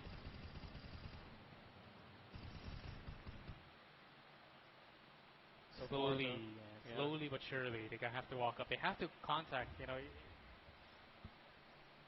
I hope the Deagle is leading the charge as well. It's definitely going to be helpful. Yeah, Winter is seeing find a headshot here. Shadow has been spotted, but nope. Good for 1, good for 2, but that's going to be all she wrote here for the rest of them. Rolex is here. He's got the op in his hand, and we know how dangerous this man can be when there's an op in his hand. 12 rounds, 2 match points here for Made in Thailand. This is their way back into this. Force it into a third map affair, essentially, is what they need. For Nemesis, though, it seems like the fire has been put out a little bit. We'll see if they can maybe find something left in the tank to push it all the way and secure a 2-0 for themselves, but this is it. This is all they have for this round. That is not looking great. Not looking great at all for Team Nemesis Asia. But MITH showing exactly why they deserve to be here, exactly why they chose this map. They're calm, they're controlled. Oh man, tons of damage done to Maladi. Got to use their utilities. The flash does come in and oh, somehow gets a long range spray through the smoke. That's the first step needed. Derek's already low as well. Oh, hold on. And they find Derek back the other Oh. way. That's so rough as well. Nearly getting his head taken off there by the boost. Oh. But Myrolls just comes in swinging from the stair side. Tries to go for a little bit more, but Zooms is going to have that handled, but he's been knocked down to 12 HP. Impression is the healthiest player here against 4 CTs that are very, very still strongly suited for their jobs here. Amaladi taking the deeper angle by the Greats here. Backed up by Zivin, so even if he goes down, there's going to be a re-swing over to the other side, but shoulder spotted already, made in Thailand. They are doing this, and Impression my goodness. gets executed. MITH avenge themselves, essentially, for their own overpass after the first best of 3 of the day. 13-10. A reversal of what happened to them. Yeah, I mean, I think Team Nemesis Asia almost picked up a reverse sweep of their own. It was 3-0 for MITH, and they were able to kind of bring it up. And then MITH we kind of just kept challenging them, and it just made it work. Insane stuff here from MITH. We will be heading in towards the final decider map. I mean, it is just going to be difficult here. They've been here the whole day. Yeah. 3 maps for every single team on the broadcast and even off the broadcast. I'm not too sure about the Galantigos match though, so we're gonna have to check in on that one. But as far as I know, every single team that has played today, just on the day 1, yeah, they're going through it. They're either going through it or they are fighting their absolute butts off to be here. Every single team, 2-1, 2-1. It's a best of 3. They want to go all 3 maps. We're gonna see like 17 different booths in the highlights alone. It's just the way this map is like designed. It's the way the map has kind of been treated by the players, right? The evolution of the boosts being allowed, stacking onto your shoulders as well. The triple boost on the side of Cafe, double boost on the side of the ply wall here. That's your opening frags usually. And there's still probably like 5 more boosts that exist that we didn't even see. Yeah, exactly. I mean, those boosts I haven't seen before, and I was so shocked because back then boosts were quite the thing in Overpass. I think there was one team. I think it was Fnatic or the Olaf Meister boost, right? The Olaf boost, yeah, the Fnatic boost. That's the one. That was insane stuff. So everything kind of just came back to me like, oh yeah, the Overpass. Yeah, is that map? Oh man. Yeah. So, yep, that is going to be that map 2 wrapped up. Made in Thailand have given themselves a lifeline back into this tournament. 1 more map for the broadcast for the day. We'll catch you after the break. Stick around. You won't want to miss it.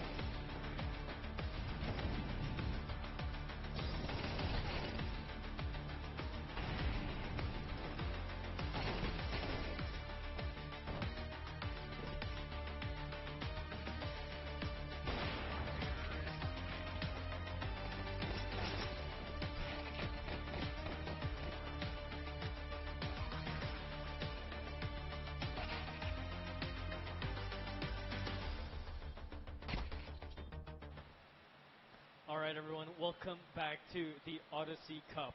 One last map, one last match, and boy, it has been a very stressful affair for all the teams that have joined us today. Every single one of them have fought tooth and nail on stream and off stream to get where they are in the brackets, but unfortunately someone does have to go home today, and it's either going to be Nemesis or it's either going to be Made in Thailand. I'm Lord Caliber, joined with me is FaZe. We'll run you through the final map, but first we'll give you a little bit of a recap of what happened in the first two. So, what happened in that first map in Inferno? Inferno, basically, it was basically MITH winning out the first 4 rounds, and after that, it was just a complete 180 here from Team Nemesis Asia. They were able to show exactly why they chose that map and just went completely nuts, winning it 13-5.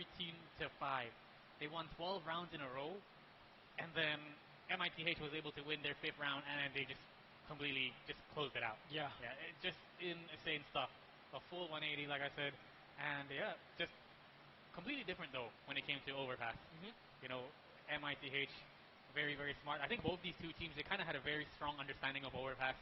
We saw some boosts coming up all across the map from that A side to B side, and it even caught me off guard.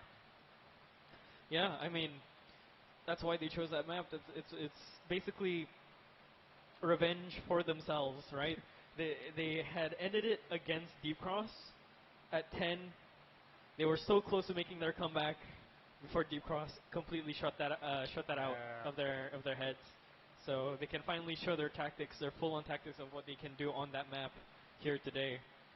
Over on the other side, it seems that Galacticos and Oasis are somehow still ongoing. Yeah, that's crazy. That must be a long, long map. I mean, OT or probably something. OT. Yeah, that's crazy because we've already finished 2 maps and they haven't even finished their second. So it must be quite the affair that they're having. So if you guys are interested to see what is going on over there, it's definitely, you're going to have to come here to Cool City Mall and visit the Orange Esports Cafe. But don't worry, even though it is our final match today, we're going to be here tomorrow and the next day as well. So we got 2 more action-packed games.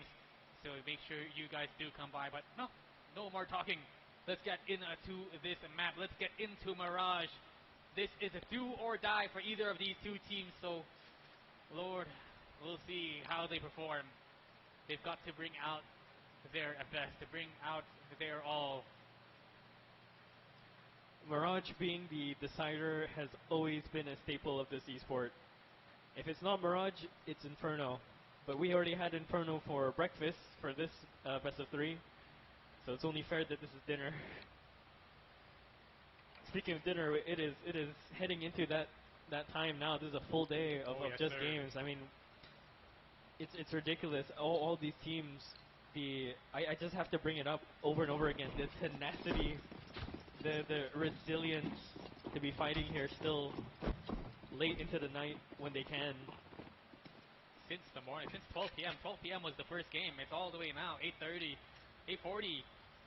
It's been 8 hours, 8.5 hours, almost 9 hours, and they are starting it off here towards this B side. Team Nemesis Asia heading in with ease with the Eagle, but they are just getting shut down by MITH. They do manage to even things out. The equalizer does come in, and it's a 3 versus 3 on this B side. Oh, hold on a second. Look at the positioning that they have here in towards Apps. I'm not sure whether or not they expect this, or whether or not they realize they're facing each other in towards the smoke. Shots now, left, right, and center. They do even, it's still a 2 versus 2, and there we go. Finally, he will get wrapped. Man, Impression by himself, just delaying as much as he can. He has another 6 seconds to delay. Can he make it work? Duel in his hands with Myrals. They go for a smart peek together. 2 versus 1. Instant push, take him out, go for the defuse, and MITH again win out the first round. That's been the narrative for the past 2 matches.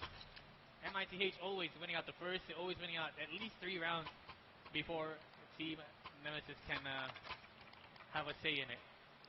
Yeah, it's a very scary game coming out from Nemesis in that sense, right? It's like a chess master just kind of watching, seeing what you're gonna do, and then they're gonna adapt forward, learn everything that you've thrown at them for just the 3-4 rounds, and then go ahead and play out. But again, Mirage is a bit more of a neutral map, right?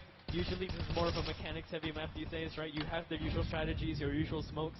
There's not too much innovation in this map anymore. Yeah. We've been here for 10 years.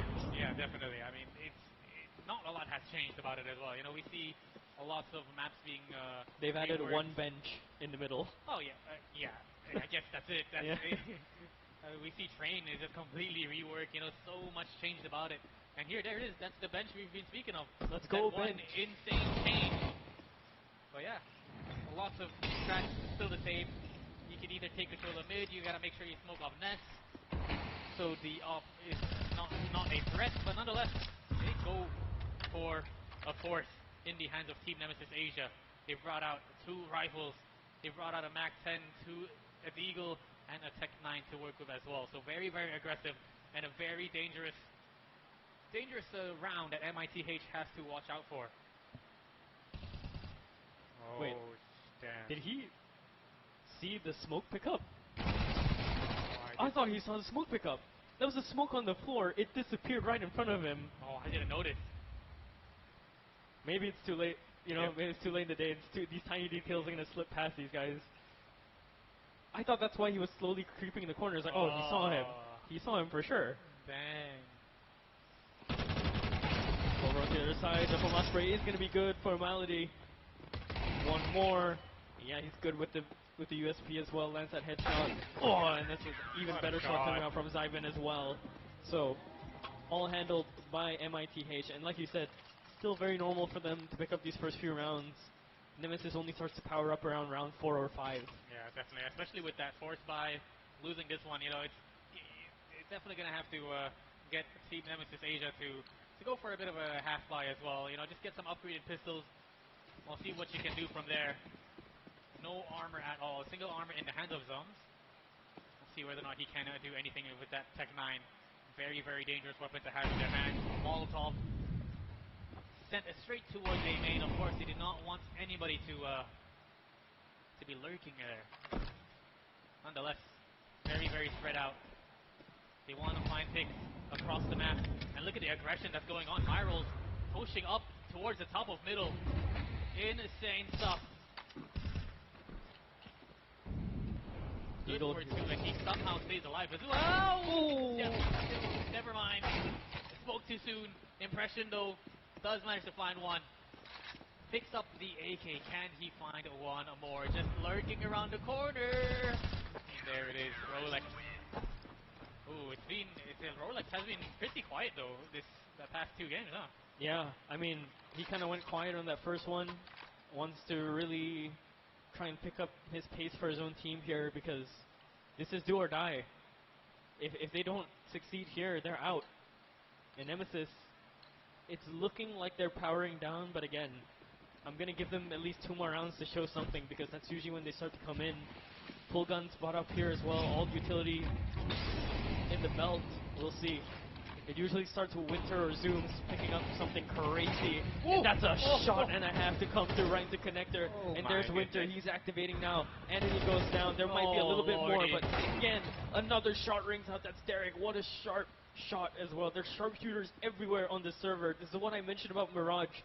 There's only so many smokes and nades and flashes you can throw in the 10 years we've been here. It's just going to be straight down to the mechanics at some point. Yeah, definitely, and you can see the firepower of Thailand. The Thailand players, they are just super incredible when it comes to these crispy shots, these flicks, making it look so easy. But yeah, it's all impression by himself. 1 versus 3, and it's a very, very passive angle from the side of Zeven, and he will get taken out. 4-0. If they can keep this momentum up, they can definitely break through this curse. This 180 curse that they've been pulling off for the past 2 maps. We'll have to see. We will have to see. Because it kind of just seems that Nemesis was just really, really prepped on that map. They were just reading it really, really well. Now all of a sudden, Made in Thailand have just kind of activated in all cylinders when they can. It's hard to deal with them when they power up this late. Indeed, here we go. Execution on towards this A site, the classic smoke towards Fauna, towards Triple, towards stairs, and here we go. That's going to be a nice opening pick there from Kuma, showing exactly how dangerous this Tech-9s are. Straight up, right in front of you, close quarter combat. One shot, headshot is a kill. Bomb is down, and nades are going to be coming in. We'll see whether or not they decide to swarm spawn, and yes they do! Zums and Kuma finding some picks of their own. They just brought a couple of Tech-9s in. And these M4s, the op did not have anything to answer with. MITH have a 4-round curse. Yeah. They have a 4-round buffer before everything starts going wrong. Maximum 4 rounds. Alright guys, we'll get our 4, and then we'll see what happens. Oh man, that is just tough. Maybe they can call a timeout now and then rethink everything, you know? Maybe. The timeout was called quite early on last time, and I think that helped them a lot. Ooh. If Impression had gone down there, that would have been rough. Alright, so weapon saves over as well. 2 M4s, 2 AKs now being bought up. Off in the hands of Zooms. Rolex is going to have an answer to that as well. Anony is going to have to play supporting element here with the MP9, so he's probably going to be off on B. Ooh, and they make it work with this though. Looking at the money, you can see Team Nemesis Asia, they've got quite a lot of money here in the board, and they have something similar. They want to go for a rinse and repeat. If it worked once, we can definitely do it again. Smoke towards top of middle, smoke towards Ness as well. Trying to push, trying to pull anybody here towards middle. And look at this. They do have the molly. They put the nade as well to disperse anyone from getting close. So they have an idea of that someone is in the smoke. And oh my goodness. Good for one. Finding another one here, Rolex. But my Rolls is here, and they are holding it down at the fort. Holding it down. None of these players can make their way on towards the path. This A side. Good opening kick. Good shot though coming in from Impression. Definitely going to show some signs of life. They thin down the numbers. And look at this, the rotation already coming in hot. This is all the way around the world that they have to go through. And they have to be so careful as well, because they've already stacked this site. There's a health issue with Rolex. They're 11 HP. Bogdan's Law, sure. Granted, he was the one with the op in the first place, so it's not swapped to him. But he can hold the tightest angles. You should be fine. Zooms has to wait for Impression too. So the longer they stay here in Abs, the longer it will give them the idea for MITH to say, okay, they might not be coming here. Yeah, definitely not. But I like what they did there in Palace. Team Nemesis Asia, they threw the Molotov towards balcony and threw a nade inside the smoke that was there to see if anyone got forced in towards that Palace position. So just those small little things are kind of what separates us noobs against those pros up there on the stage. So incredible. Hey now, we're retired on the caster. Yeah. We had our time. Us retired pro players, you know. All right. Old histories aside, let's see if any new parchment of events can be made in Thailand here. Nice little boost up here, and we've already left overpass, so we have a little bit more left. No, he doesn't.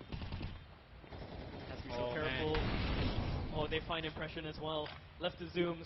1v3 with the off. Time is running down. That's going to be tough. 2 HP for Amality. He has to find it. Swings out with the Tech-9. I think the defuse is just going to be held. Yeah, there's nothing you can do. So well placed. Those mollies just forcing him back. He did not have an angle to play with at all. Could not go for the peak. And well, instantly, MITH, they win it back. Their money was in a bit of trouble there, so thank goodness that they were able to keep at least a couple of players alive here to help boost it up slowly but surely, because CT side, you know, you spend a lot more money for weapons, for utility, for the kit as well. And now Nemesis have to bank on Winter coming online. Zooms is already doing as much as he can, but CT side off, you know, it can be very tricky to find those angles first, because CT side off, you can just sit there at the angle first and just kind of wait. It's very difficult. You have to pull off some crazy flicks, some crazy peaks and timings. And there's only very few offers nowadays that can even pull it off, especially in this format with the rounds being so close down with MR12, right? So the off is even more expensive. it's even more of a luxury. Yes, definitely. Oh man. Still dwindling. The bomb though has made, they did send some pressure towards this B side, but now they've come back. They want to change things up a little bit. They sent the pressure towards short as well, so they're thinking they've got to stack a couple of more players towards that B side, thinking it's going to be a wrap from that apps position plus that B short. But here we go, the execution on towards this A side. Can they find those picks? Spotted. Going for a jumping play there. Very, very smart to keep himself alive, but off still in his hands. Derek will find Anoni on towards side. And look at that. One player in towards jungle, a player in towards that B short position. What can you do? Completely safe from this CT. I mean, oh, they do actually get the bomb planner. And oh my goodness, Rolex Spirals. These guys are not stopping. Can they keep the ball rolling? 1 versus 3. Impression by himself. Loss of HP, but oh, Myros will keep this streak going. That was pretty impressive. I mean, Myros getting the spam through the box, through triple, to be able to stop the plant. And Rolex following up with that kill in towards A main. Just insane stuff. Grouped up together, and I really thought Team Nemesis Asia would have had that. You know, their positioning is just insane. They would have. They absolutely would have if Zooms didn't let go of that position. He had to let go of that line down to ticket booth to smoke another angle. Oh man. If he held that for 3 more seconds, Rolex peeks out. And speaking of peeking out, Winter, he's done. If he wants to try and bring this back for his team, he has to get super aggressive. Zooms is setting him up with the flash as well, but being knocked down, Derek being knocked down now as well. That's too easy for Rolex. You have to go for the flash. You have to help your team with the utilities, and look at what's happening in towards connector. Already 2 players in towards connector, and they did not expect this at all. It's going to be smoked off. There is a player towards stairs, but of course the trade will come in instantly. And Malodi can't really do much at that point. You're stuck by yourself. Just run and save. CT economy. Very, very unfriendly when you're down in the dumps like this. So maybe they found a loophole. Maybe they found something a little bit here on mid. Maybe some pressure there. Because so far we've only really seen Nemesis go into apartments or go for a straight palace hit alongside with a split coming in from ramp.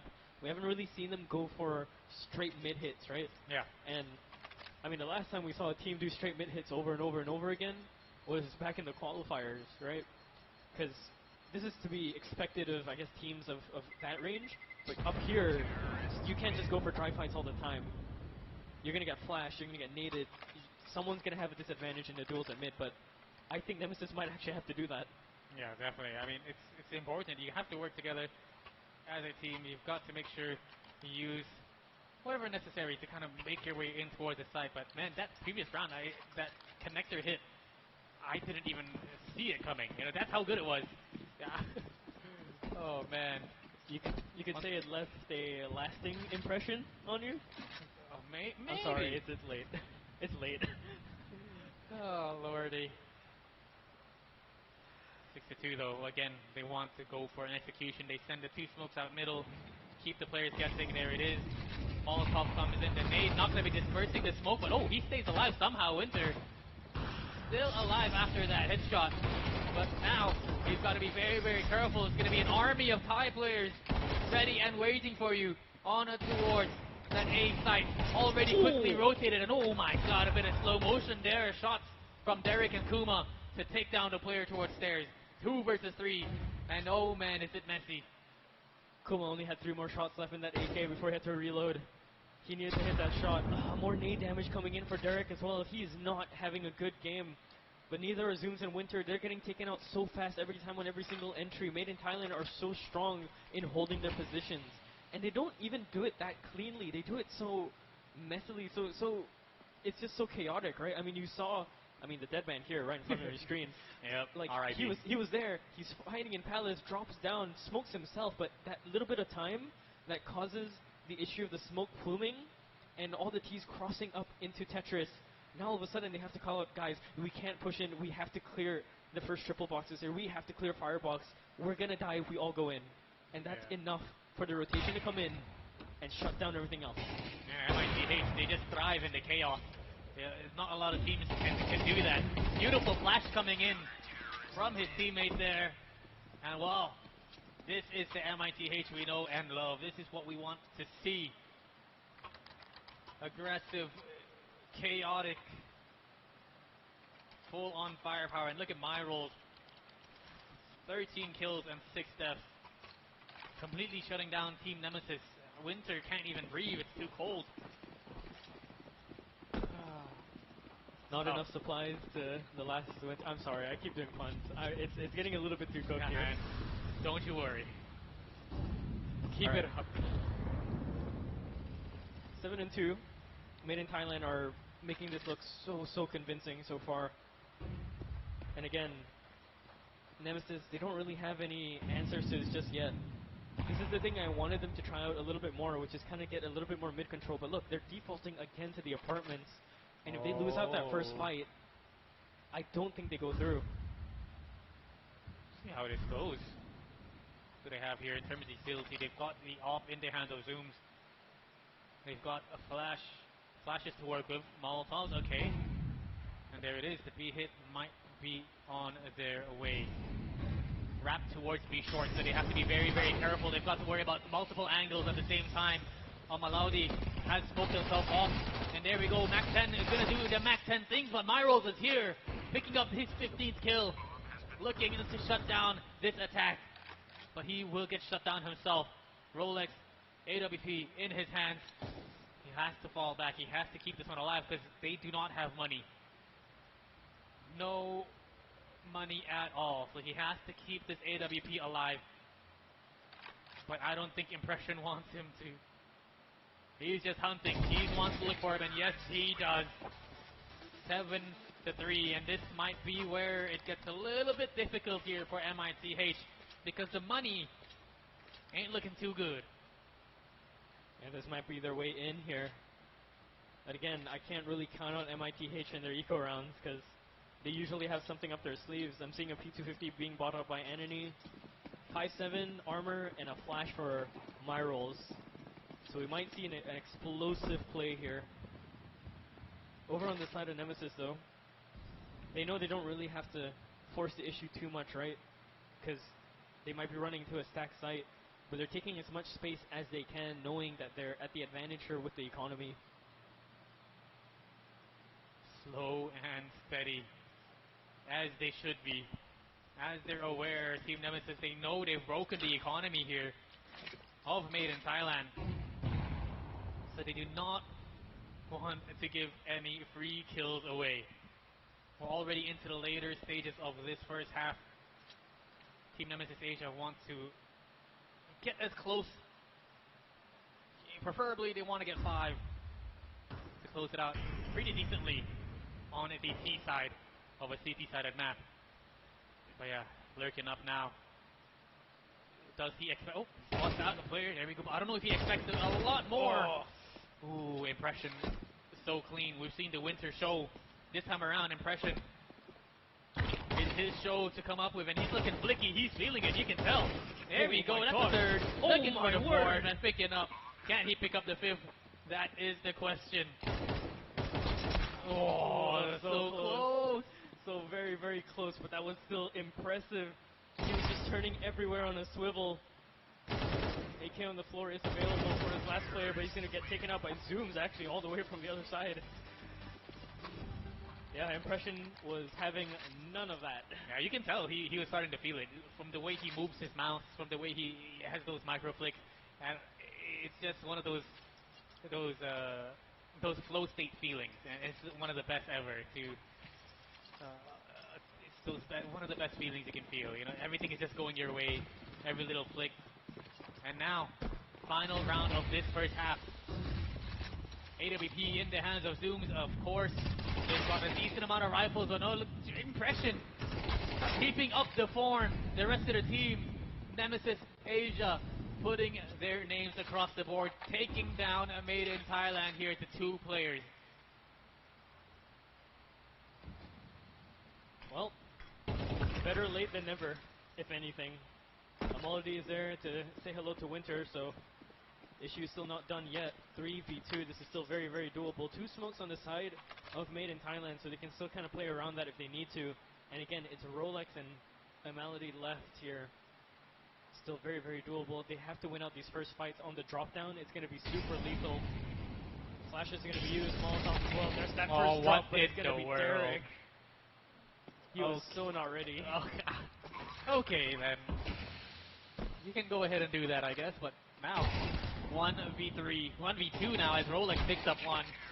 Ooh, there we go, 7-5. Decent half there for both these two teams. We really thought Made in Thailand was going to be running away with it, you know, but of course, Team Nemesis Asia, once they're able to adapt and understand how Myth plays, they will slowly come back. And now the sides have been swapped. CT side here for Team Nemesis Asia. A lot of people would prefer it. We'll see whether or not Nemesis Asia can bring this back, can make things a little bit more interesting. Kind of similar strategy as well. We're seeing double dualies, armor up as well. It's flash. Mid contact made. Already. Lots of these players making their way towards middle. Full control given. And that's something you have to be very, very careful for because he's going to get wrapped. Coming in from connector, coming in from next. He's good for one. Oh, no. Don't let him get away. Don't let him get away with murder. That's crazy. He stayed alive for so long somehow. Way too long. Because now all of a sudden the CTs are going to come in and start flushing in. They had the window there. They had to get those kills super fast. If not, that's exactly what happens. A game of seconds. In Counter-Strike, it's microseconds. And like we said, the easiest shots are usually the hardest ones to hit when they're right in front of you. But man, my roles now, he has been playing so well. 16 and 9 here. But gets shut down by Impression, who is 15 and 9. And I just heard someone shout over on that side of Nemesis table, so you're letting them back into the game. Suddenly, that 7-2 scoreline shifts into a 7-6 scoreline. It's something may or may not happen. That's the thing. But I mean, Impression is doing such a good job. He's leading the team the way that he has to, by example. Impressive, man. Impressive by Impression and the rest of the squad. But now, MITH, they want to get this done and dusted. It is a bit of a half fight here for them. They want to go crazy towards short. Rolex does find one, but look at this. Not expecting Winter to make his way in towards underpass. And again, Myrol's by himself in towards that B side. Tech 9 in his hands, trying to get these taps at long range, but eventually he does get it. I'll give Myrol's that one. I mean, I don't think even I would hit that. That's too far. Yeah, at some point, I think I stopped giving a darn at some point. I just turn around, throw my Tech 9 over there. I'm just like, no, I'm just going to go next round, man. So props to him for fighting all the way. I mean, he's fighting. 17 and 11 for him. Crazy. But Impression is catching up. He's 17 and 10 at the moment. He's leading the way that he needs to. But, okay, now we have the 2 MP9s over this side. And you're starting to see this pattern come up now. All of a sudden, Nemesis are activating in all cylinders. They're trying to be more aggressive. They need to, I think, disrespect the space that Made in Thailand are trying to keep for themselves. And the moment they find that window in, they take more fights. They use the chaos and keep re-peeking, keep smoking, keep peeking everything. Run MITH down. What can they do, man? I mean, just look at what they have here. They all are stacked again, time and time again, towards middle. And they are just getting slowed down. Instantly just deleted like that. And it's been mid quite a few rounds in a row now. Maybe it could change things up now, but it is the buy round. Op is out in the hands of Rolex. Everybody will be able to buy up their rifles. They will have their utilities. Something can be changed. But Team Nemesis, again, another 180-degree turn from being down to now being up in the lead. Just incredible. It just catches up just like that. Yeah, this would be a heartbreaking way to lose it for Made in Thailand. Holding such a confident lead only to lose it like this. At this point, Nemesis are... I don't even think they're running on adrenaline. I think they're running on cortisol, whatever is left in their tank, man. They're just running on fumes, but it might be enough to carry them over the line. We'll have to see. Smoke's coming out. He's going to break it open with a nade, I think. No, he's just going to check it deep. Does give him the chance to reposition over by the stairs, so if he wants to hold it, he could, but Winter's going to go back the other way, because I think he gave a step. For the sound cue that he's making his way towards stairs, instantly making his way back towards jungle. But look at this positioning by Impression. Made it towards ladder room. Just instantly just shut down Al Malari. No idea at all. The rest of the squad, you can see what's happening in towards the map. Such a massive, massive flank coming in from Derek. They have no idea. That is a counter-terrorist chasing a suspect. If Look at you're Derek. looking at the map. Look at Derek. Look, he's just going. Derek finds the two. Impressive stuff for him. Yeah, Nemesis. They're getting louder and louder every round. Yes, sir. You can tell they have the momentum. They have it in their favor. And they are vibing as a team. As they're completely just shutting down MITH here. That was missed by round. You know, they had the utility, they had the smokes, but they just weren't hitting their shots at all. You've got to call a timeout at this point. Yeah, no, absolutely. It's spiraled so far out of control for MITH. You had such a good lead, now all of a sudden it's just being taken for... It's literally being ripped away from you right now with the way Nemesis is playing, and it's just Impression kind of just... I don't know, for them, it must be terrifying. We have the privilege of seeing this on X-Ray and seeing where he's going. For them, over the past few rounds, think about it, right? He's just appeared in, like, the most random of places, and he just gets one or two. Oh, man. Down, but not out just yet completely. For Myth. Got some upgraded pistols, and okay, they're going for the mid play again. It hasn't been working. The Zombies as well takes down Rolex towards A main, and it's just slowly shutting it down. I think they were trying to do what Nemesis were doing. Nemesis did that. It worked. They tried to do it. Zooms was already watching that angle. True. There we go. B hit comes in anyway. They want to go ham. They've got the Tech 9s, but they got the Deagles. But on the other hand, hold on a second. I was going to say they had the rifles, but they're making it work here. They don't know with those here. upgraded pistols. Oh, he lands that headshot right through the smoke. That's all they need. He has to pivot around, runs out of ammo. Virals and Anony find their pick as well. All of a sudden, hold on a it's second up now. to Derek for this. Here's the footsteps coming in. Has to stay a little bit quiet. Has to play this a little bit stealthily. The other player has kind of shifted over, and they're not here together. They can't get that trade, but they do. Anony rings out the op all the way from the other side and made in Thailand. Big round there by Anony. He was pretty quiet all throughout this whole game. I think he just picked up a 4K or maybe 2 or 3K there, because last I saw he was 2 and something, you know, just completely shut down, but he is back. And maybe that might have been the missing piece of the Myth puzzle. Getting one more player to power up at this stage, this late, might be the key for Myth to really just push this and grab this for themselves. Meanwhile, though, Nemesis, they're all slowly powering up. Winter is technically not even in the game yet. He's performing well, right? He's a supporting element at this point for this match. But if he wakes up, then all of a sudden, made in Thailand, they're going to have to scramble for more answers, but the fights are coming through so cleanly. Derek finds one more. He's going to spray right through the smoke. Sees Anony right there as well. Oh my goodness. Ivan goes down as well. Rolex flicks upwards by the stairs, takes out Derek. That was the issue. That was the turret down. But he's surrounded all in front of him. Oh man, Derek. Just insane. Just slowly already. Couple of rounds later, he's slowly catching up. He's got 17 kills. And you can see that he is powered up.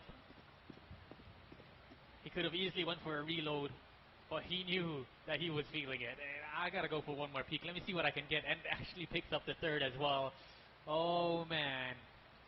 The age-old lesson every single FPS gamer knows. Swap to your secondary. It's way faster in reloading. He said, nope, I got this. I got it. Dies to Rolex though, but it's okay. It's the statement. It's the practice. It's the theory. Rolex just has to save this off, try and carry it over into the next round.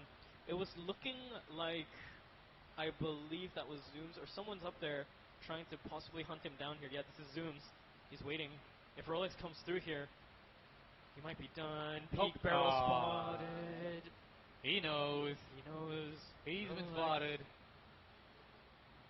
Slowly clearing, slowly clearing. Oh, but he misses the shot and Rolex hits the no-scope instead. That's Ooh. unfortunate. Yeah. But they do have a lot of money here. You know, Derek, 10K in the bag. He easily drops Zooms if he wanted to. But yeah, just insane stuff here. And that was really close to a disaster too, because if Zooms had timed that correctly, Rolex goes down, he loses the op, he dies after time. That's a good point. That would have been insane. That would have been a big, big hit to his economy. Oh yeah, hit control once again. Nades, smokes, utilities, mollies just being thrown everywhere. Do they want to go for a run boost? Yes, they do. Oh no, not a run boost, sorry, just a regular boost. In towards connected, that's a very, very nice angle, and I might just catch Winter. Nope, not gonna fall for it. He's feeling it. He felt something wrong. Oh, but Kuma though, yeah, takes down Zyvan in towards Apps. This is getting a little bit dicey because double digits have already been confirmed here for the side of Team Nemesis Asia. That's such a dangerous flash. If Winter was still there, he could have really just played off of it, maybe get one, and that's the off done and out, but they're not going to test it just yet. They know with the way that they have this man advantage, they're forcing Made in Thailand to make a step here. They have to overstep and get a refrag, a trade somewhere else on the map, and there it is. Rolex finds it over into Zooms. That's the op down as well, so they're going to have to scramble with the rifles. Again, 3 deagles and an op. It's nothing but precision asked for Made in Thailand. Yeah, definitely. And you know, precision is something that they can bring to the game when it comes to shooting people in the head. Definitely not something that they're afraid of doing. Still, 4 versus 4. Can they find a player in towards Palace? That's going to be a big key to this hit. But oh my goodness. Just sandwiched. So what can you do now? Kuma, Winter, and Derek just holding it down. It's 11 points. I'm starting to see some nervous ticks coming through the faces of the Myth Boys there. I mean, yeah, you're leading this a little bit. Only 1 round, you've really gone past the 7. Nemesis are bringing this back. Not as crazy as the Inferno one, but this is still crazy considering this is going all the way. What was it, 5-7 at the end of the first half? Oh man, that is tough.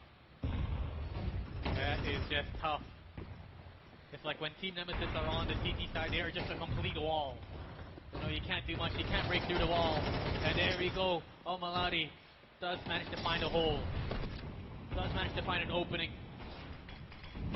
And wants to look for more. I don't know, I'm sure if they're going to expect 2 players in towards the underpass position though. Winter does fall back, but to be able to find that second. Zooms with the op. Do they expect it? So much smoke's being used, they only have a single smoke left for an actual execution. In the hands of Zyvan. 1 more smoke in Zyvan's hands, but that might not be enough, and he's passed it over to Rolex as well, so that means, what, is Zyvan going to go and entry frag this? Where will you smoke? That is the question. No, now it's being passed to Merrill. What is happening? They're playing hot potato with that smoke. Yeah, they've thrown the Molotov and smokes over to 2 different players. Okay. We'll have to see. Slowly creeping up. This might be doubt. I don't know. Or this might be the greatest decision that they can pull off here. There's still a bit of an angle left. It's been blown open. Oh, the flick upwards was a nice attempt, but not going to land. Not going to hit it just yet. We might be going into this post plan. And yes, we are. 5 men alive still for Made in Thailand, but only a singular flash. Oh, man. Can they make it work? Here it is. Flash comes out. Nobody blinded at all. Impression is going to be able to find one. The trade does come in. 3 versus 4. Off. Rolling in, but it's not going to be able to connect this shot at all as the rest of the squad just chimes in. tries to flood that site. They do manage to find one as they make their way in. But time is of the essence. They've got the kit to work with as well, and nobody's covering him at all.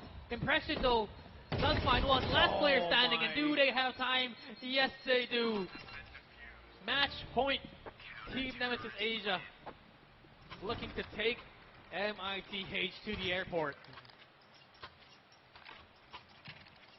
Series point for Nemesis. Comeback after comeback seems to be the way they like to play. 22-11. Impression, Wow. living up to his name, Yeah. is just copying playstyles at this point. He's showing that he studied Rolex at least. I mean, he's one of the players that have a lot of experience. Yeah. You know, especially when it comes to LAN, he can definitely prove that he's still got it. You know, LAN doesn't affect him at all. He's not just an onliner. He's here to win. He's here to play.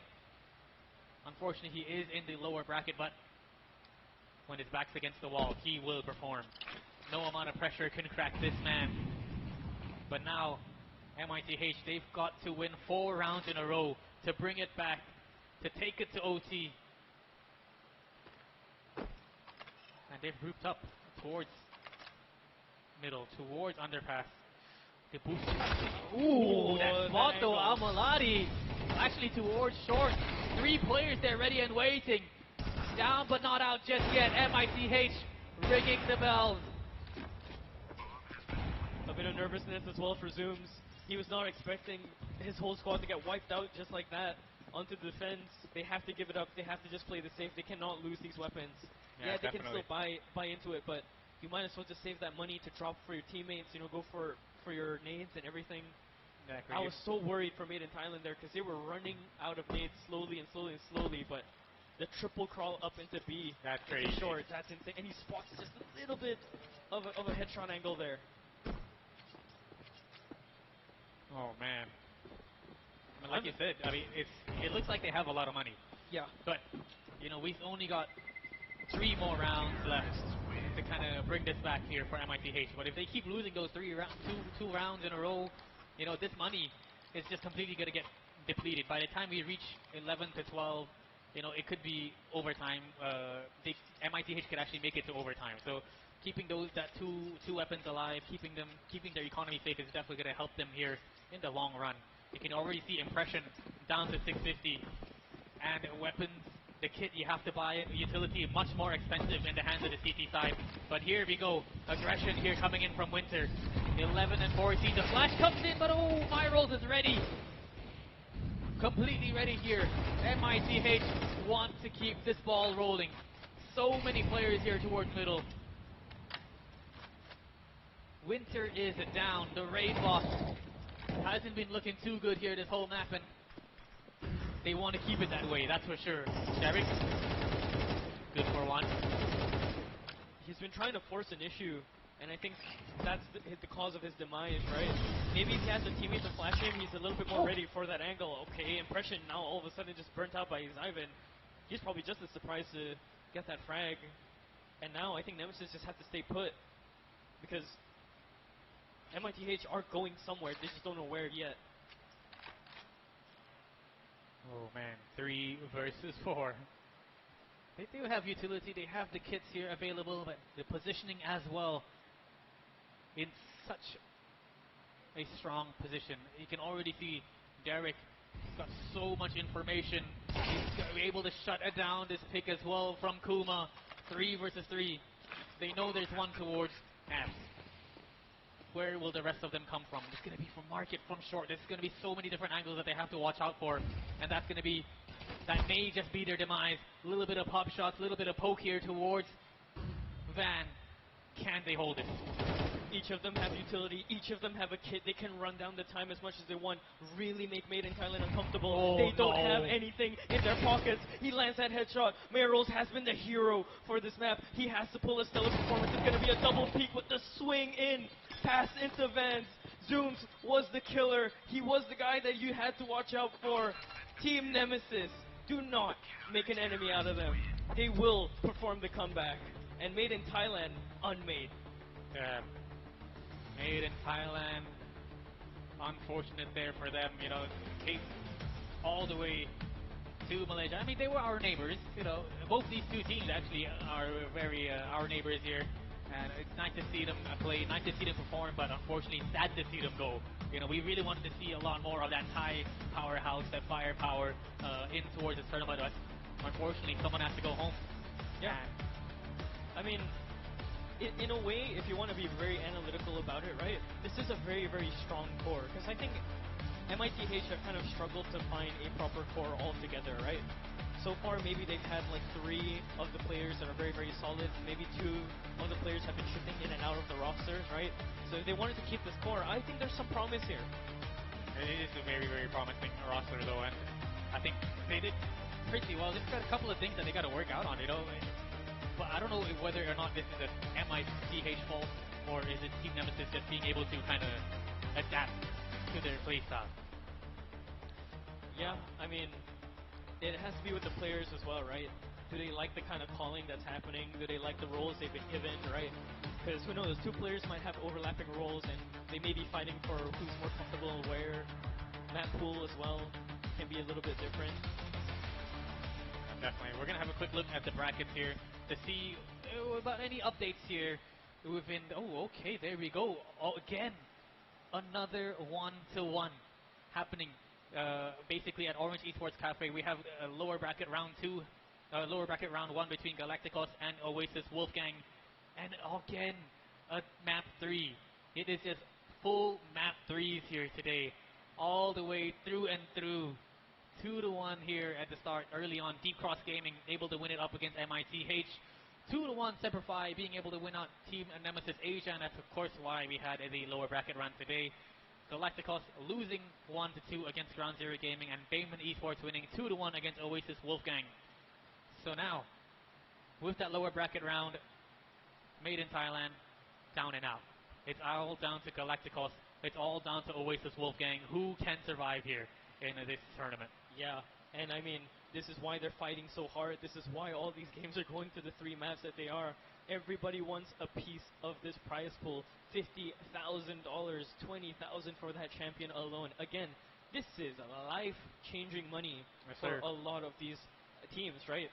I mean, just the conversion over, right? If we're talking realistically in terms of our economical financials here in Asia, that conversion over will continue some of these players' career playing pro. And if not, I mean, hey, that's support for their family, that you can tell them that, hey, look, I can make real money out of this game.